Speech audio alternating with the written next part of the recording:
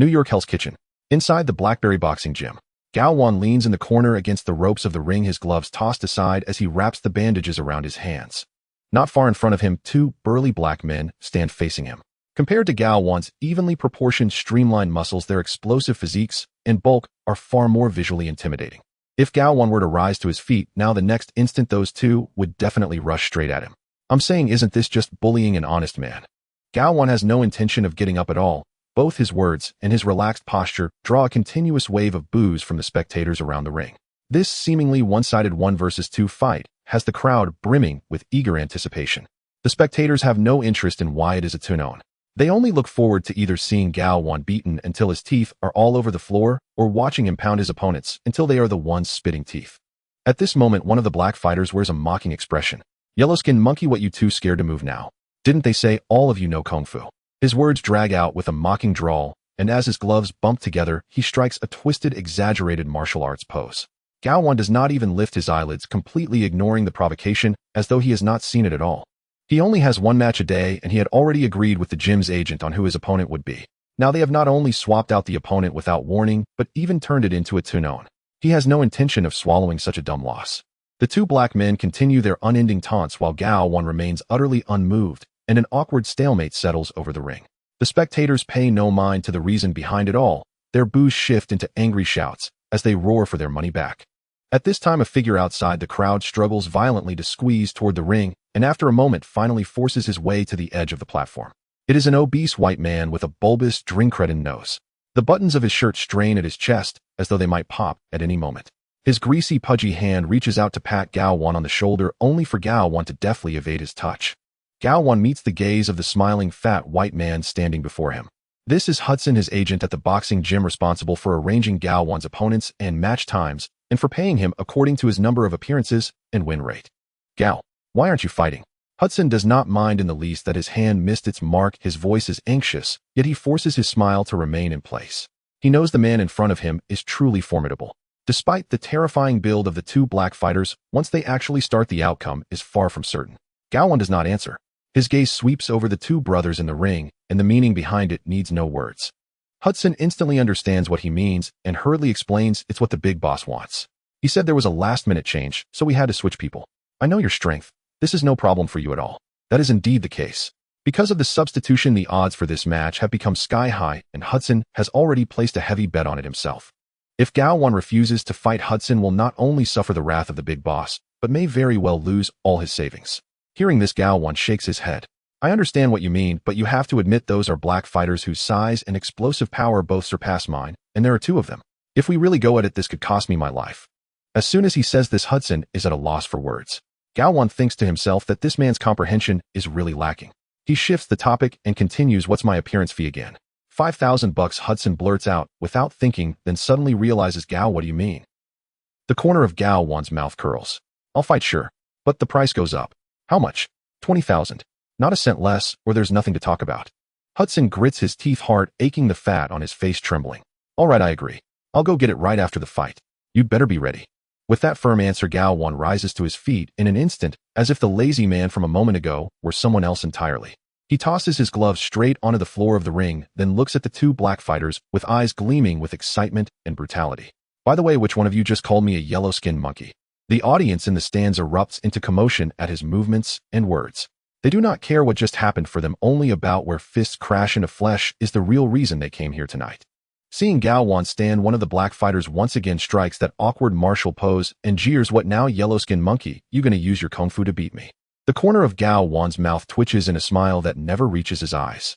Talking big is easy, especially when all your teeth are still in your mouth. The moment the words leave his mouth, his body explodes into motion.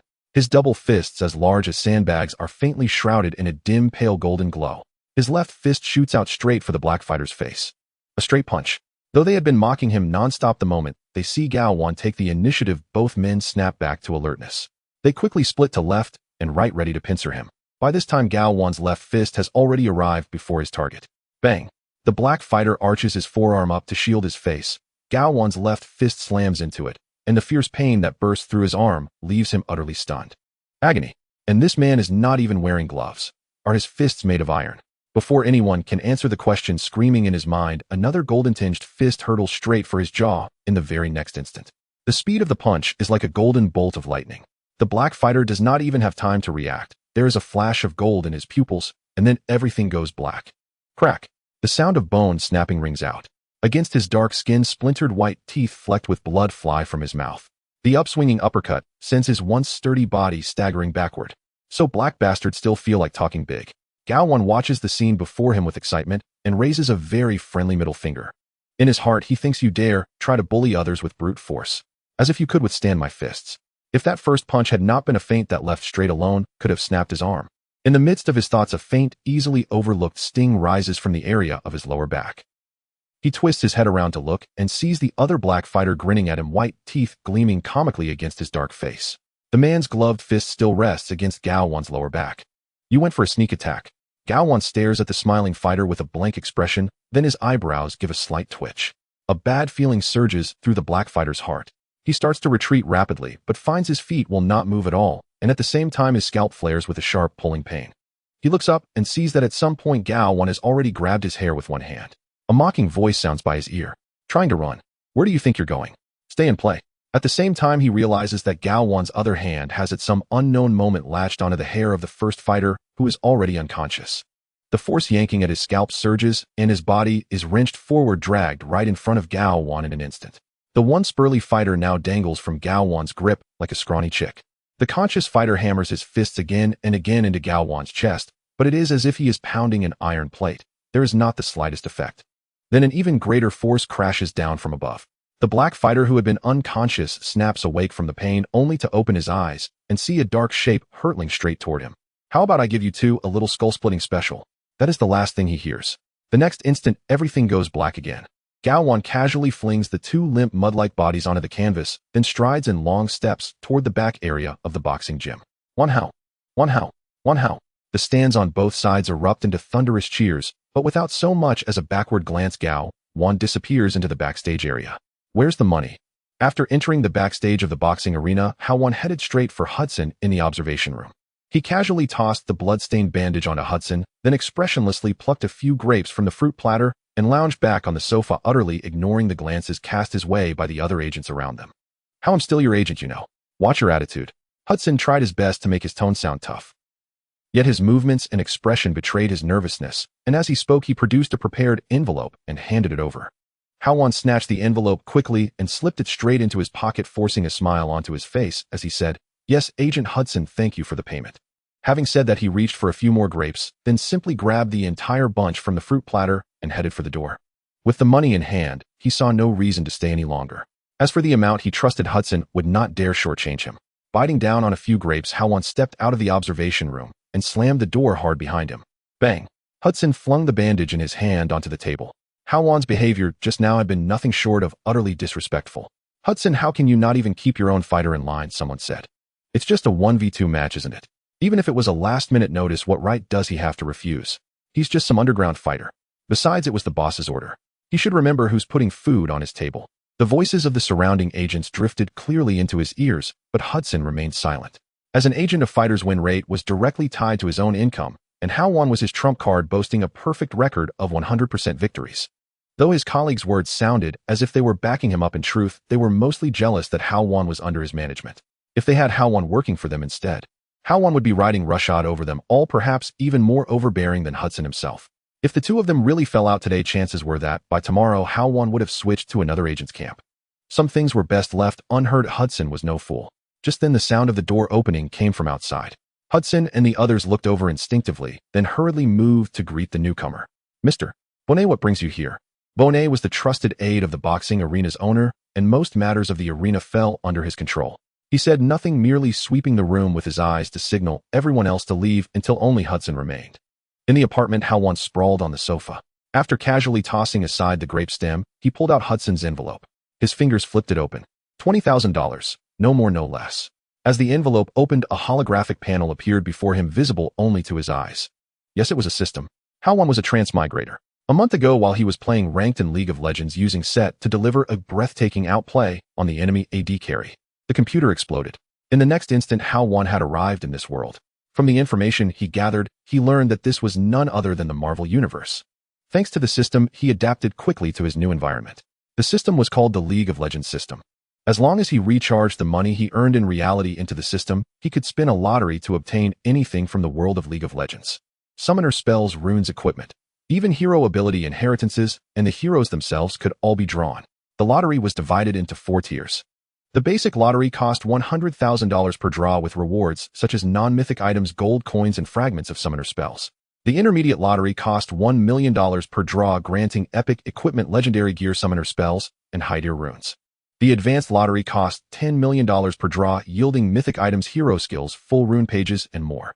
The ultimate lottery cost $100 million per draw, with rewards being hero inheritances and hero companions. A hero companion meant obtaining a max-level hero partner who served only you. In plain terms, a loyal bodyguard who worked for free. Of course, if it happened to be a female hero, then when there was trouble, the bodyguard would handle it, and when there wasn't, well. As for hero inheritances, as the name implied, they granted the full set of a hero's abilities, allowing him to wield that hero's powers. As everyone knew, heroes differed vastly in physique and power. There was Aurelian Sol, a creator who commanded entire star systems, and there were also ordinary heroes who merely carried modified firearms and shouted incoherently. If Hao Wan obtained Aurelian Sol's hero inheritance, he could stride unchallenged through the Marvel Universe. Moreover, there was an intriguing note attached to hero inheritances: they could be passed on to someone other than the host. What did that mean? It meant a hero inheritance could be directly bestowed upon someone else. If he obtained Victor's hero inheritance and sold it to Stark Industries, what kind of sight would that be? Tony Stark joining the cause of glorious evolution. A Hextech Iron Man. And what if Mundo's hero inheritance were given to the Hulk? The Hulk says you're a big sissy. A Veterinarian Hulk. Just picturing it was amusing. But for now, Hao Wan could only imagine it. He certainly did not have $100 million to throw at the lottery. Even adding the $20,000 he had just earned, he barely had enough to attempt a single basic $100,000 draw. Fortunately, his newbie gift pack had granted him the hero inheritance of Sett the Boss. It was this inheritance that allowed Hao Wan to survive in Hell's Kitchen and the boxing arena. With a thought, he brought up his personal status screen. Host Hao Wan. Current inheritance, Sett the Boss. Alliance coins 0. Sett level LV3 400480. Passive ability Pit Grit. Special abilities none. Hero skills Knuckle Down LV1, Haymaker LV1, Facebreaker LV1, the Showstopper Unlearned. Current equipment Doran's Shield. Current consumables Health Potion 2. Runes none. Doran's Shield, like the inheritance, had been part of the newbie gift pack. As far as he currently knew, Alliance coins could be used to forge equipment, and selling items would likewise earn coins. Staring at the panel before him, Hao Wan could not help but sigh. He was far too weak. Strictly speaking, his strength was not bad at all. Among ordinary people, Hao Wan was almost invincible. Even against top-tier S.H.I.E.L.D. agents like Hawkeye and Black Widow, masters of all manner of black tech weaponry, he might lack in refined combat technique, but by relying on his skills, he could still suppress them with ease. Yet, even that level of power was utterly insignificant on the scale of the Marvel Universe. In a few years' time, the destruction of an entire city block would be considered a minor incident, with invasions of New York and cosmic wars breaking out at the drop of a hat. There would even be a certain purple titan wielding 6 infinity stones trying to snap his fingers. Was he supposed to chase Thanos down with Knuckle Down and try to give him a showstopper? Never mind whose body was tougher, getting close to him at all was another question entirely. In the end, it all comes down to me being too poor, he muttered. If he had Tony Stark's fortune, he would already have drawn Aurelian Sol's inheritance. Then he could simply track down Thanos' ship somewhere in the cosmos and hurl an entire star system at him, erasing him completely before he could even think about snapping. Shaking off the daydream, Hao Wan began preparing to recharge $100,000 for a basic draw. He could not afford to think too far ahead right now. First, he needed to invest $100,000 into the lottery and see what he could pull. Strengthening himself was the most crucial thing. Based on his past experience, that first pull usually yielded something good. Just as Hao Wan recharged the $100,000 and was about to start the draw, the doorbell rang. At that moment, loud pounding also rattled the door from outside. Hao Wan swiftly dismissed the panel and strode toward the entrance. Pushing open the door, Hao Wan looked at the visitor, a woman with a well-proportioned and competent figure, sweat dripping down her face, appearing somewhat disheveled, yet familiar. He observed the woman, who was also scrutinizing him in return. An Asian, perhaps in her mid-20s, with handsome features, her physique and posture indicating signs of physical training. While observing, the woman covered the wound on her abdomen with her hands, swiftly entering the room while pulling out an identification. Faber, your room has been requisitioned. As she spoke, Hill surveyed the surroundings of the room. It was a simple, old residential apartment, exceptionally clean, without even a hint of unpleasant odor. The only disorder was the grape stems and seeds on the table. However, Hill remained entirely vigilant. This was Hell's Kitchen. Anyone living here was no ordinary person. Given Hao Wan's Asian identity, the only possible reason for him to survive here was that the owner of this house possessed enough strength to fend off disturbances from others and their forces. Have you finished? There should be compensation for requisitioning rooms, right? Hao Wan retreated and casually collapsed onto the sofa. Just moments ago he was uncertain, but when the woman presented her FBI identification, Hao Wan was now certain of the woman's identity: Maria Hill, an agent of S.H.I.E.L.D. and a trusted subordinate of Director Nick Fury. Seeing the gunshot wound on the woman's abdomen, a thought of making money sprang to Hao Wan's mind. The current situation was clear. Hill was undoubtedly on a mission and being pursued. If he could assist Hill and receive some form of compensation from S.H.I.E.L.D., it was entirely reasonable. With that thought, Hao Wan prepared to rise. In the next moment, however, Hill pulled out her handgun, her gaze warily fixed on Hao Wan. I'm sorry, although I don't know your intentions. I'm quite on guard given the current situation. Hao Wan shrugged, raising his hands to signal he posed no threat. I have no ulterior motives. I just wanted to ask if you needed help. Hill ignored Hao Wan, peering through the door crack to observe the outside. Not seeing any pursuers, she let out a sigh of relief and began to apply a makeshift bandage to her abdominal wound. You're seriously injured. I have a bottle of potion here. Do you want to give it a try? A blood-red potion appeared in Hao Wan's hand as if by magic. A life potion, one of the items included in the beginner's gift pack, of which he currently had only 2 bottles. Hill shook her head in refusal. Given the current circumstances, she was reluctant to accept medicine from a stranger, and everything about this person felt off, prompting her to instinctively raise her gun.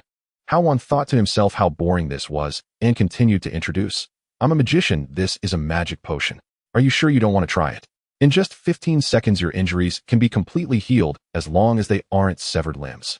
Magic potion. Upon hearing this, Hill did not respond, even wanting to laugh. While magic certainly existed, she truly did not believe that this tomato juice-like drink was a magical product. Seeing her skepticism, Hao Wan was about to explain again when he suddenly heard footsteps outside that only he could detect. His senses, enhanced after the hero's inheritance, allowed him to hear the footsteps approaching from about 50 meters away. As the footsteps drew closer, Hill's expression changed, and she finally heard the sound of approaching enemies. Grabbing her gun, she peered through the door crack, and after checking her magazine, spoke. Is there a back door? Yes. I'm sorry to involve you in this. They are looking for me. You go first, and I'll hold them off. What about you? Hao Wan was somewhat surprised by Hill's actions. He truly did not expect her to be concerned about this stranger at such a moment. Given S.H.I.E.L.D.'s style, it was entirely possible for them to abandon someone for the sake of a mission. Why aren't you leaving yet? Hill looked at Hao Wan, who was leaning against the sofa, without moving, urging him. If she allowed a stranger to die because of her, it was not in line with her conduct as an agent. What am I afraid of? I'm the kind of person who's least afraid of fighting. I have over 30 consecutive wins in the Blackberry boxing arena. I can easily handle these people outside. Hill looked at Hao Wan with a strange expression after hearing this. To be honest, she didn't believe it. However, his serious demeanor compelled her to ask, are you sure you can handle it? There are more than a dozen armed men outside. Hao Wan smiled confidently, stretching his body while rising. I'm very sure it's just a dozen people. However, I'm not a good Samaritan. You can choose to hire me. As he spoke, Hao Wan's fists clenched, a faint golden light swirling around his fists. As a S.H.I.E.L.D. agent, Hill had seen various oddities. Hill, who had initially been skeptical, was now convinced halfway upon seeing the golden light. How much do you want? Considering your earlier offer for me to leave first, they'll give you a discount, $5,000 per person. Hao Wan replied. Upon hearing this price, Hill's mouth twitched. $5,000 per person. A bit expensive, but at the moment life was more important than money. If worse comes to worst, she could apply for funds from the director. Hill readily agreed. Hao Wan, seeing her consent, stood up and walked toward the door, stopping just as he reached it. By the way, let me ask you a question. Is he having second thoughts? While Hill pondered this, she asked, what question? Hao Wan revealed a white-toothed grin. I just want to ask, can I kill them? Hill did not expect Hao Wan to ask this, and she stiffly nodded. Hearing her affirmative response, excitement instantly shone in Hao Wan's eyes. With a swift motion, he slammed the door shut and strode out. Is he really just walking out like this? Didn't he say he was a magician? Isn't that asking for death? Inside the room, only the sound of his breathing remained as Hill pressed her ear against the door, listening to the noises outside. However, it was eerily quiet out there. Hill instinctively wanted to peek through the door crack. Bang! The old door was struck by something heavy, a figure crashing through, causing Hill to instinctively step back. The door shattered into fragments, smoke and dust clouding her vision. As the dust settled, Hill finally saw the scene outside. Is anyone feeling itchy today? Hao Wan stood in the middle of the street, surrounded by several armed individuals. The leader, aiming his gun at Hao Wan, asked, where is that woman hiding? Hao Wan did not respond. The golden light around his hands became increasingly brilliant as he stepped forward toward the leader. Open fire. As the leader spoke, flames erupted from the gun's muzzle, a barrage of bullets raining down on Hao Wan. Hill, hiding inside, instinctively closed her eyes. When the gunfire ceased, Hill opened her eyes. The anticipated scene did not unfold. On the contrary, Hao Wan was unscathed, glowing with golden light, having already reached the leader, lifting him with one hand. Is this all you can do? The leader, terrified, dropped his gun, and in the next moment, Hao Wan's fist sent the man's head spinning around. Casually tossing the man aside, the golden glowing Hao Wan turned to the other bewildered individuals. Wasn't it fun just now? Now it's all yours. The remaining group realized the situation was dire, and without hesitation turned to flee. Trying to run. It'll smash your heads. Hao Wan's white teeth flashed again, and a surge of golden light erupted, coalescing into wolf-shaped shockwaves in his hands, instantly engulfing the fleeing crowd. Intentional pounding. Is it really over? Hao Wan kicked the fallen body on the ground. He had initially anticipated a fierce battle, yet he resolved the conflict in less than half a minute. In total, there were 16 members in the pursuit team, of which 14 perished under the counterattack of the intentional shockwave. The purpose of the intentional shockwave was akin to releasing all absorbed damage in the form of energy. As long as the attack did not reach the energy threshold, Hao Wan would suffer no injuries. Casually kicking aside the fallen body, Hao Wan looked through the broken door panel at the dazed Hill and spoke. With so many dead, you can handle this, right? Although Hell's Kitchen was chaotic, such a large-scale loss of life would inevitably attract attention. In the past, while gang members had troubled Hao Wan, it rarely exceeded 2 at a time. In Hell's Kitchen, the disappearance of 1 or 2 people was not unusual. As a voice rang in his ears, Hill snapped out of his daze. Everything had happened too quickly. At the moment of closing his eyes, he had expected the bullets from the pursuit team to turn Hao Wan into a pincushion. But in the blink of an eye, the situation had reversed. Hao Wan first punched and broke the neck of the pursuit team's leader, and then the golden wave of light that erupted directly caused the other team members to perish. If it weren't for the spent bullet casings scattered on the ground, Hill would hardly believe what had just transpired. Was it magic? Could he truly be a magician? Suddenly remembering what Hao Wan had just said to him, Hill looked at Hao Wan as he slowly approached, and in a moment of panic, he uttered 3 words, "Thank you. Thank you." Hao Wan frowned and replied, "I think you are mistaken. This is merely a simple employment relationship. There's no need for thanks, just business as usual. $5,000 per person, totaling $80,000. Will you pay by card or cash?" What a joke. He needed to remind Hill that this was a transaction. He had no intention of fostering friendship with high-level agents from Shell, or incurring any favors. 3 words for him to spend $80,000 on a woman. No way. You really are straightforward. Hill, caught off guard by Hao Wan's response, stiffly replied, "I will handle these people. Give me an account for the payment, and I will transfer the money there." As she spoke, Hill observed Hao Wan's movements. At that moment, Hao Wan was revealing his account number while returning to the sofa in the room, clearly having no objections to the payment method. As a Shell personnel, Hill's career had shown her that Hao Wan's abilities were not the epitome of strength, but they were certainly noteworthy. Hao Wan's abilities reminded Hill of the green giant known as Hulk in the files. Their combat styles were vastly different, but Hao Wan's method involved not just strength, but other wondrous elements. Hill suddenly recalled the red potion that had seemingly appeared from thin air in Hao Wan's hand and promptly asked, "I remember you mentioned having a magical potion for sale, right? Did you not say you didn't want it?" With the financial agreement settled, Hao Wan's expression brightened as he sat up straight, eager to engage in business. "Better safe than sorry. Your strength makes me believe in the efficacy of the magical potion you described," Hill explained. $100,000. Hao Wan responded, his tone firm and unquestionable. A potion that could restore the body instantly was worth this price in the hands of a Shell agent. He was even more convinced that Hill's purchase of the potion was not for personal use, but rather for research purposes. If they could analyze the composition and principles of the life potion, it would obviously hold value far exceeding $100,000 for Shell. Of course, whether they could analyze it was not Hao Wan's concern. Since he had finally encountered a big client, he would certainly take advantage of the opportunity. "No problem, just add that $80,000 to the transfer when the time comes," Hill agreed without hesitation. Upon hearing this, Hao Wan instinctively wanted to cover his head. This was too small-minded. He hadn't expected Hill to agree so readily, which made him think that $100,000 might actually be too low. Though he thought this, Hao Wan waved his hand, and the life potion appeared in his grasp, which he then handed over. In business, trust is paramount, and there was no reason to haggle. As Hill accepted the life potion, the blood-red liquid continuously struck the walls of the conical glass bottle with the tremors of his wrist. What had just appeared to Hill as mere tomato juice now made her extremely anxious. "By the way, let me remind you. The ones pursuing me are from Kingpin's organization. While I admit your strength is commendable, I suggest you change locations. His subordinates also have some freaks. Thank you for your concern.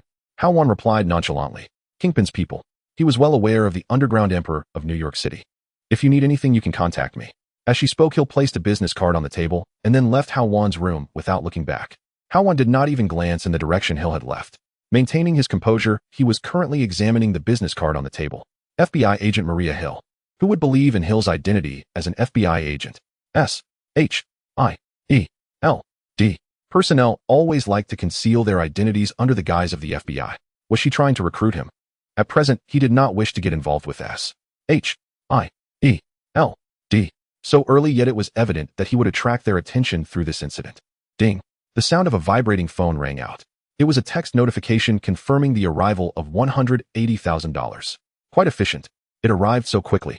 Hao Wan looked at the balance on his bank card and casually tossed the business card into the trash. With a thought, he activated his personal information. Host Hao Wan. Current inheritance Master of Wealth Alliance Coins 0 Wealth Level LV3560480 Upgradable Passive. Choose to upgrade. Current level LV480580 Gained 1 skill point. Please select skill allocation. With the increase in level, Hao Wan felt a noticeable enhancement in his strength and physical fitness. Experience points are obtained by defeating enemies. At level 1, an ordinary gang member yields about 5 experience points. The stronger he became, the higher the experience points gained. Simultaneously, at higher levels, the experience gained from defeating the same characters decreases. What once provided 5 experience points now only gives 1. However, regular fights do not yield experience points, only causing deaths can do so. This was also why he inquired with Hill. This pursuit team strength was quite impressive, directly granting Hao Wan 160 experience points, averaging 10 points per person. As for skill points, Hao Wan unhesitatingly allocated them to the intentional shockwave. At his current stage, the intentional shockwave was evidently more effective and suppressive. He just didn't know when he would reach level 6. He believed the strength boost he would gain then would be astonishing. After upgrading, Hao Wan gazed at his system panel, lost in thought. Helping Hill resolve this crisis had surely left a positive impression on S-H-I-E-L-D. Although he did not wish to work with S-H-I-E-L-D, having a good impression was certainly necessary. In the days to come, Hao Wan would undoubtedly find himself intersecting with S-H-I-E-L-D. With $180,000 in hand, plus his previous savings, he now had a total of $280,000, allowing for 2 initial lottery draws. The lottery that had just been interrupted by Hill needed to be prioritized. Without further ado, with that thought, Hao Wan stood up and headed to the bank. As for why he needed to go to the bank, there was no choice. Although the system was more than adequate, it only accepted cash for top-ups. Would you like to recharge $3,000 US? Yes. Recharge successful. Would you like to exchange for 3 beginner lottery draws? Yes. In order to draw once more, Hao Wan borrowed another $2,000 US from his agent Hudson. With the original amount, Hao Wan's cash totaled $3,000 US. At this moment, he held his breath and focused intently on the screen before him. The screen changed, transforming into 3 bronze treasure chests emanating a green light. I hope what I draw will be useful. Hao Wan silently prayed as he reached out and quickly clicked on 2 of the bronze chests. The chests opened and 2 blue lights along with 4 white lights leaped out. It's over. Blue skies and white clouds. Hao Wan thought to himself, not even needing to look at the contents. Just by the colors he could tell there was nothing good. The light gradually dissipated, transforming into 6 images with different insignias. Alliance Gold Coins 200 Superior. Effect can be used for synthesis and purchasing equipment. Fairy Amulet Superior. Category Equipment. Effect increases mana recovery by 50. Note: a highly cost-effective gear for mage endurance. Mana Potion 2 Common. Category Consumable. Effect can recover a small amount of mana within 30 seconds. A stamina item. Blue Crystal Common. Category Equipment. Effect can increase hero mana, allowing for more skill casts. Life Potion Common. Effect slightly less. Looking at the rewards from the first 2 chests, Hao Wan nearly pointed at the system and cursed. Are you targeting me, damn it? The 6 items opened from this chest were absurd. Among the 2 relatively high-quality blue items, one was gold coins, and the other was actually the Fairy Amulet. Fairy Amulet. Isn't that equipment only needed by effeminate mages? A rugged Hao Wan has no need for that. The remaining white items, apart from the life potion, directly gave him 3 mage-type items. Like the Fairy Amulet, completely useless. For a hero without any mana, what use do the blue crystal and blue potions along with that Fairy Amulet have? Fortunately, there remains one more chance to draw. Calming his emotions, Hao Wan began his final lottery. Without praying, he directly clicked on the bronze chest. A green light burst forth from the chest. There is something. There is something. Hao Wan's gaze fixed intently on the light. There was only one item, and it was obvious that the quality of the green light was better than the blue. I just hope the system doesn't give me something useless again. As the light faded, an image of a blue light emblem appeared. Hao Wan looked at the item, feeling much better. This item is useful. Storm Gathering Exceptional. Category Rune. Effect over time, it grants increasing attack power and spell strength. 1 day 4 points of spell strength or 2 points of attack power. 2 days 8 points of spell strength or 4 points of attack power. 3 days 12 points of spell strength or 6 points of attack power. 10 days 40 points of spell strength or 20 points of attack power. Note, if you live long enough, there may not be anyone in the world who can take a punch from you. A good thing, a completely good thing. This rune may have a small enhancement effect on Hao Wan in the short term, but what about over time? 1 year?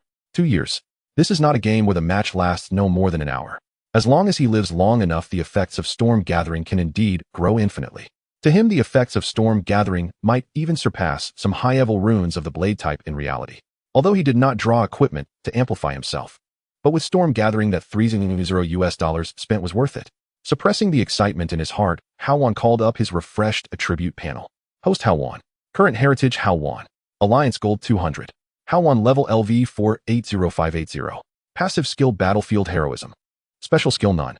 Hero skills diminishing opponents might LV1, intentional smash LV2, powerful skull split LV1, awe-inspiring not learned. Current equipment Duran's, shield fairy amulet unequipped, blue crystal unequipped. Consumables life potion 2, mana potion 2. Rune Storm Gathering current enhancement 0 attack power.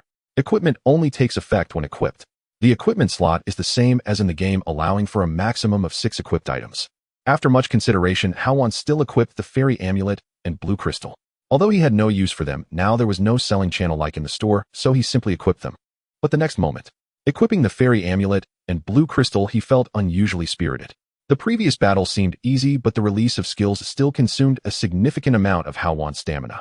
It seems that mage-type equipment is still useful to me, although it does not consume mana during battle. It does require stamina. If I'm not mistaken, the fairy amulet and blue crystal have a certain recovery function. S-H-I-E-L-D. Headquarters. Is the situation confirmed? Nick Fury, wearing an eye patch, asked, his expression unchanged as he stared at Hill. Confirmed. Hill explained with a serious demeanor, we have confirmed the flow of weapons from Stark Industries, which is related to the gang organization of Kingpin. But from what I understand, the Kingpin's gang doesn't need so many weapons at all. Fury stroked his chin, digesting Hill's information, finding it hard to comprehend. Perhaps the Kingpin doesn't need so many weapons, the weapons are merely passing through his hands, Hill speculated. Do you mean? Fury's eyes lit up and then paused, his tone, let this matter go for now. I heard you were chased by a dozen of Kingpin's men, but still managed to escape. Theoretically, I shouldn't have found out, but it seems Kingpin's men were aware in advance that I was going. Hill explained. I suspect there's a problem within S-H-I-E-L-D. Shoo. Fury raised his finger to signal Hill to be quiet. He had always known there was a problem within S-H-I-E-L-D, and this incident's failure clearly confirmed his suspicions. But now is not the time to discuss that. He continued, I will investigate this matter when I return. Now tell me how you managed to escape. If you encountered Kingpin's pursuit squad, it wouldn't be easy to come out unscathed. Noticing the issue in his words, Fury added, his gaze containing more scrutiny. Of course, I'm not doubting your ability. You should understand what I mean. Hill faced furious scrutiny, Hedon pulling out the conical vial of the life potion from his pocket. Unlike the conical vial, when Hao Wan handed it to Hill, this vial was clearly opened and a portion of the life potion had been used. Then Hill explained. I escaped to Hell's Kitchen and someone helped me. Is it that lawyer? Fury asked. No, it's a magician and he's Asian. He solved a dozen of the pursuers in the blink of an eye. A magician? Yes, he gave me this vial of potion. I didn't believe him before, but the potion is indeed effective. Hill nodded, beginning to describe the scene when he first met Hao Wan. I understand you should go get a checkup. Fury fell into deep thought. Hill silently exited the room. After a long while recalling Hill's words, Fury finally moved and took out his phone. The call connected and a female voice rang out. Hi Fury, I'm on vacation, did you know? Sorry Natasha, but I might have to trouble you this time. In New York, in a certain skyscraper. In the training ground, Jean Bing stood bare-chested, his muscular body even displaying pronounced muscles on his bald head. Surrounding him were more than 10 combat experts, including black, white, and Asian individuals. These masters hailed from all over the world, some proficient in Muay Thai from Southeast Asia, and others skilled in karate from Japan. They were hired by Jean Bing to engage in combat training with him. At this moment, the dozen or so combat experts began their assault, launching a flurry of heavy punches and whip-like kicks towards Jean Bing's body. Yet Jean Bing remained unmoved, standing like a rock as he allowed the onslaught. To him, the barrage of attacks seemed like mere children's play. As if fed up with the incessant bites of mosquitoes, Jean Bing finally made a move. His muscular form unexpectedly displayed an unusual agility in his footwork. Bang! Jean Bing struck out with a heavy punch, landing a precise blow on a black boxer. The impact of glove against fist echoed. A wail immediately spread across the training ground as the forearm behind the glove shattered in an instant, revealing bloodstained bones beneath the dark skin. Jean Bing remained expressionless, and as he twisted his body, he executed a whip kick that accurately struck the Muay Thai expert preparing to kick from behind. The Muay Thai expert's leg did not snap as expected. Jean Bing seemed surprised and followed up with another whip kick, which broke the expert's calf with a resounding crack. Moments later, several beautiful women were wiping sweat from Jean Bing's forehead. In less than a minute, the combat experts lay scattered on the training ground, wailing in agony, some dead and some injured. The money has reached these people's accounts as promised. What so-called combat experts, they are all worthless. Jean Bing glanced at the wailing crowd beneath him, donning his clothes under the service of the women. He casually took the prepared cane from his subordinate and pushed open the door. Outside was a lavish office. Inside the office, several suited thugs were beating a bloodied individual. Judging by the dried bloodstains on the clothing, this person had been beaten for quite some time. Upon seeing Jean Bing enter the office, the thugs immediately ceased their assault. They lifted the nearly broken individual off the floor and dragged him before Jean Bing, leaving bloody drag marks on the ground. Jean Bing raised his cane, pressing the sharp end against the person's chin, lifting the bloodied face to meet his gaze, and asked, "Have you asked him everything? Don't tell me you couldn't extract anything even after beating him like this." The person struggled to make a sound, but only a muffled, indistinct noise escaped. The surrounding thugs hurriedly spoke up, "We've got all the information. This man is a spy for S.H.I.E.L.D., and we've received word from Stark Industries that business may come to a halt for a while." "S.H.I.E.L.D. agents, huh?" Jean Bing's expression finally changed slightly, and he turned his gaze to the figure on the ground. "Do you have any idea how much money you've cost me?" Just as he finished speaking, the man began to tremble, trying to shout, but only blood-filled bubbles escaped his mouth. Jean Bing's cane had already sunk into the man's throat. His expression remained unchanged. As he pulled out the cane, he searched for a place on the man's body to wipe it. However, with blood covering the man, he couldn't find a clean spot, so Jean Bing simply wiped the cane on the thug's suit. Then he looked at one of the men and asked, "What about the pursuit team? They should have returned by now. Did you catch that female agent, or rather that S.H.I.E.L.D. female agent?" The thugs fell silent at first, but seeing the gloom on Jean Bing's face, they steeled themselves and said, "The pursuit team members are all dead." All dead? It shouldn't have been that female agent's doing. Jean Bing was somewhat surprised and unusually did not fly into a rage. Was it that blind guy? Not him. The subordinates replied, urgently handing over the prepared information. It wasn't Daredevil. He was somewhat surprised, took the information, and began to read through it. Hawkeye, an Asian, just moved to Hell's Kitchen a month ago. Still fighting underground fights at Blackberry Boxing. I remember Blackberry Boxing is Little Henry's turf, right? A dozen members of the pursuit team, and they can withstand bullets. Hell's Kitchen is indeed interesting. Jean Bing closed the information with a glint of barely detectable killing intent flashing in his eyes. He did not care about the lives lost. In his eyes, as long as a person died, they became worthless. He wouldn't care for those without value. However, he did care about his prestige as the Underground Emperor. Regardless of whether Hawkeye knew if those people were his, Hawkeye's actions were already a provocation against him. In the underground world, having a Daredevil and a Spider-Man diminished his prestige, and he disliked similar occurrences happening again. Send this man's information to Hawkeye. I heard this person can withstand bullets. He'll offer $3 million. I want to hear about this person's death within 24 hours. Yes. The subordinate accepted the order and exited the room. At this moment, Jean Bing turned and walked toward the floor-to-ceiling window. His subordinates knelt on the ground behind him. Outside, twilight descended, darkness enveloping the city of New York. He stroked his cane, gazing down at the city, his expression grim and silent, resembling a king of the dark world. Inside a theme park in New York, the crowd was dense, and under the night the theme park appeared even more lively with the lights illuminating it. In the dining area, a blonde figure was devouring a hamburger. Suddenly his phone vibrated. The blonde figure appeared somewhat impatient, as if the call interrupted his meal, frowning as he answered. "I'm on a mission, isn't it still not time? Why the rush?" After a brief pause on the other end, the voice continued, "Mr. Hawkeye, new mission, $3 million within 24 hours. Hawkeye's interest was piqued by this as he hastily shoved the hamburger into his mouth and took a big gulp of soda before responding.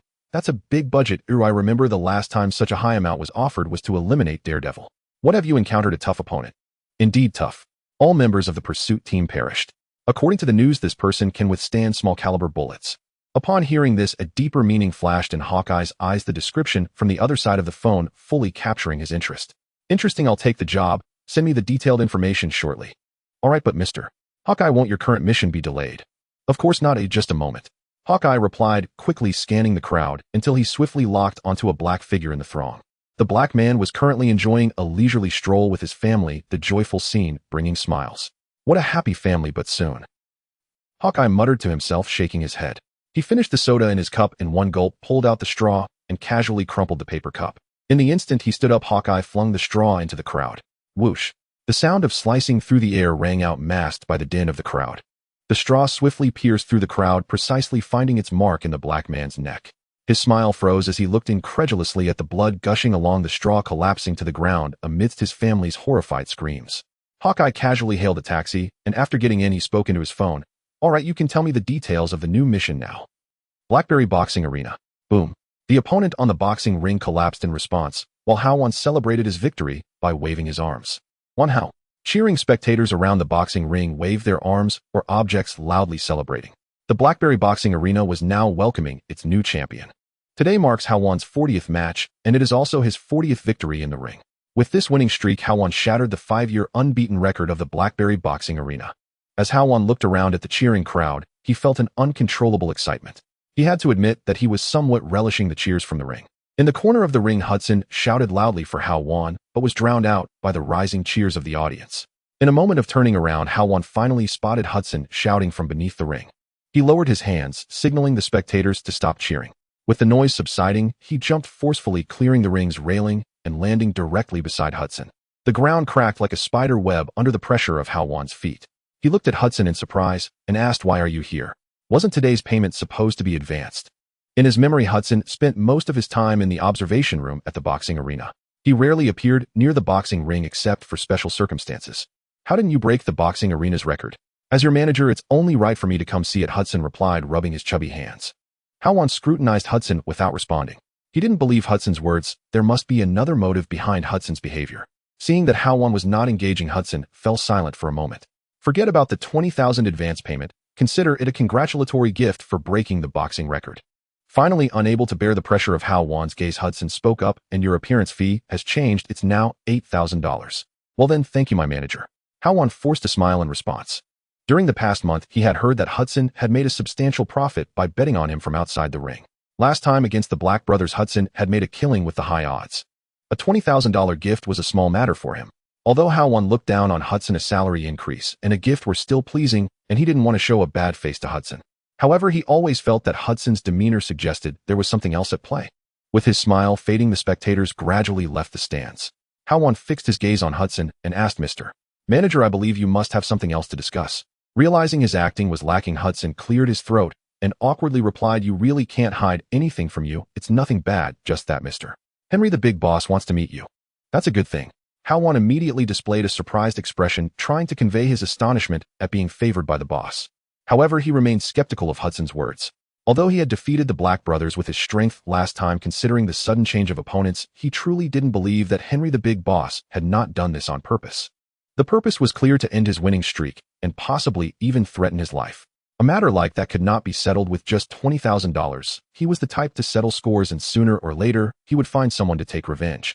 At this moment, Hudson had already gained confidence in Hao Wan's acting skills, and feeling at ease, he said, "Of course, it's a good thing. Let's not delay any further and go meet Mr. Henry." As he spoke, Hudson eagerly took the lead, with Hao Wan closely following. Along the way, Hudson chatted casually with Hao Wan. Their conversation was filled with flattery towards the boxing arena's boss, Henry. Hao Wan engaged in a few exchanges, gaining some understanding of Henry. Henry also came from a boxing background, later being promoted to the boss of the Blackberry Boxing Arena due to his outstanding performance. This aligned closely with Hao Wan's assumptions. The record Hao Wan had just broken, 13 consecutive victories, was originally set by Henry 5 years ago. Listening to Hudson's words, Hao Wan's suspicions grew stronger. So was the opponent in the last match arranged by the boss on purpose. The goal was to prevent him from breaking his winning record. What could the reason be? In the midst of his thoughts, Hudson stopped in front of a door. The door was ajar, and Hudson signaled for Hao Wan to be quiet before carefully pushing it open and stealthily entering, closing the door behind him. His actions and posture resembled a clown from a comedy. The door had excellent soundproofing. Even with Hao Wan's hearing, he couldn't make out the sounds inside the room. Hao Wan didn't care for all that. He chose to forcefully pull open the door and barged in. At that moment, Hudson was flattering someone seated in a chair. From the smile on his face, it was evident that he was very pleased with the discussion. When he saw Hao Wan burst in, his expression instantly turned pale. "You've got character, oh, I like that." The person in the chair gestured for Hudson to leave as he spoke. Hao Wan did not respond, keeping his gaze fixed on the Mr. Henry that Hudson had mentioned. A Caucasian male in his 30s, bald with a fitted suit that revealed broad shoulders. His every movement exuded signs of regular exercise. He matched Hudson's description perfectly. "Why do you want to see me?" Hao Wan asked directly, as there was no need for pretense with just the two of them in the room. Henry then stood up and slowly walked towards Hao Wan. "A rising star has emerged in the boxing arena. I was a bit curious, so I wanted to meet you." "Just meeting." Hao Wan looked at Henry as he approached, raising an eyebrow. "If I'm not mistaken, you deliberately arranged the Black brothers for my last match, didn't you?" "Indeed," Henry confirmed without hesitation. Henry stopped 2 meters in front of Hao Wan, stretching his limbs while speaking, and remained in place. Hao Wan grew irritated by Henry's theatricality and spoke again. "What was the reason?" "The rules of this boxing arena dictate that the position of the boss is not fixed. Whenever a new record is set, the holder of the old record must welcome the challenge. Whoever wins becomes the new boss of the boxing arena." "So you mean I threaten your position?" Hao Wan replied, internally confirming his suspicions. With Hudson's behavior all along and the Black brothers incident, Hao Wan felt that only a fool would remain oblivious. Yet his emotions remained unchanged. Clearly Henry was looking for trouble, and he and Hudson had come to find trouble with Henry. "I admit I can't beat you right now," Henry candidly said, slightly surprised by Hao Wan's calm demeanor. "You seem to understand what I want to do. Aren't you worried?" Hao Wan had no intention of continuing to waste words with Henry. Golden light condensed in his hands as he prepared to strike. In the next moment, Henry calmly pulled out a silver handgun from his pocket, the ominous barrel pointed at Hao Wan. "I thought you were clever, but it seems you're just a brute." As he spoke, Henry disengaged the safety Mark 19 model. 50 caliber 7 rounds in the magazine. "Friend, times have changed, or at this close range, how many can you take? Why don't you try and find out? But I'm a bit curious, how many punches can you take from me?" In response, Hao Wan revealed a smile with shining white teeth alongside a pair of fists glowing with golden light. Bang! The deafening roar of a large caliber firearm enveloped the entire room. Henry fired. Even outside the well-soundproofed door, Hudson could faintly hear the sound of the firing pin striking the back of the bullet. Hao Wan was already prepared, dodging as the bullet whizzed past his shoulder. Despite his quick reaction, the fabric of his clothing was singed by the tremendous energy generated by the bullet's passage. Empowered by the effect of intimidating others, Hao Wan had already arrived in front of Henry. Fast, too fast. Henry's expression froze. He hadn't even seen Hao Wan's movements before Hao Wan appeared before him. He instinctively pulled the trigger. The expected gunshot did not occur. The trigger he pulled seemed to be stuck, as if something was binding his wrist. Henry looked down in bewilderment. His wrist was gripped by Hao Wan, who had now wedged his thumb into the trigger. No matter how much strength he exerted, the trigger remained unyielding. Henry instinctively looked up to see Hao Wan smiling at him, while a faint pain radiated from where Hao Wan gripped his wrist. "Has the era changed?" Hao Wan asked, tightening his grip on Henry's wrist as he raised his fist and shook it in front of Henry. "Now it's my turn to ask you, how many punches can you endure from a fist the size of a sandbag?" As he spoke, his hand continued to push upward, and in a moment Henry's wrist would be brutally broken. Henry was not one to sit idly by. As he lifted his right leg, a whip kick aimed straight for Hao Wan's knee. Although he hadn't fought in a long time, his basic skills were still intact. Hao Wan kept his movements unchanged, having anticipated this, and with a shake of his leg he prepared to deflect the whip kick with his superior physical condition. Then in the next moment, Henry's whip kick surprisingly came to a halt in midair. It turned out to be a feint. At that moment, Henry's other hand was coming back to aid the wrist that was being held. He aimed to pull the back of the gun to trigger the firing pin without using the trigger.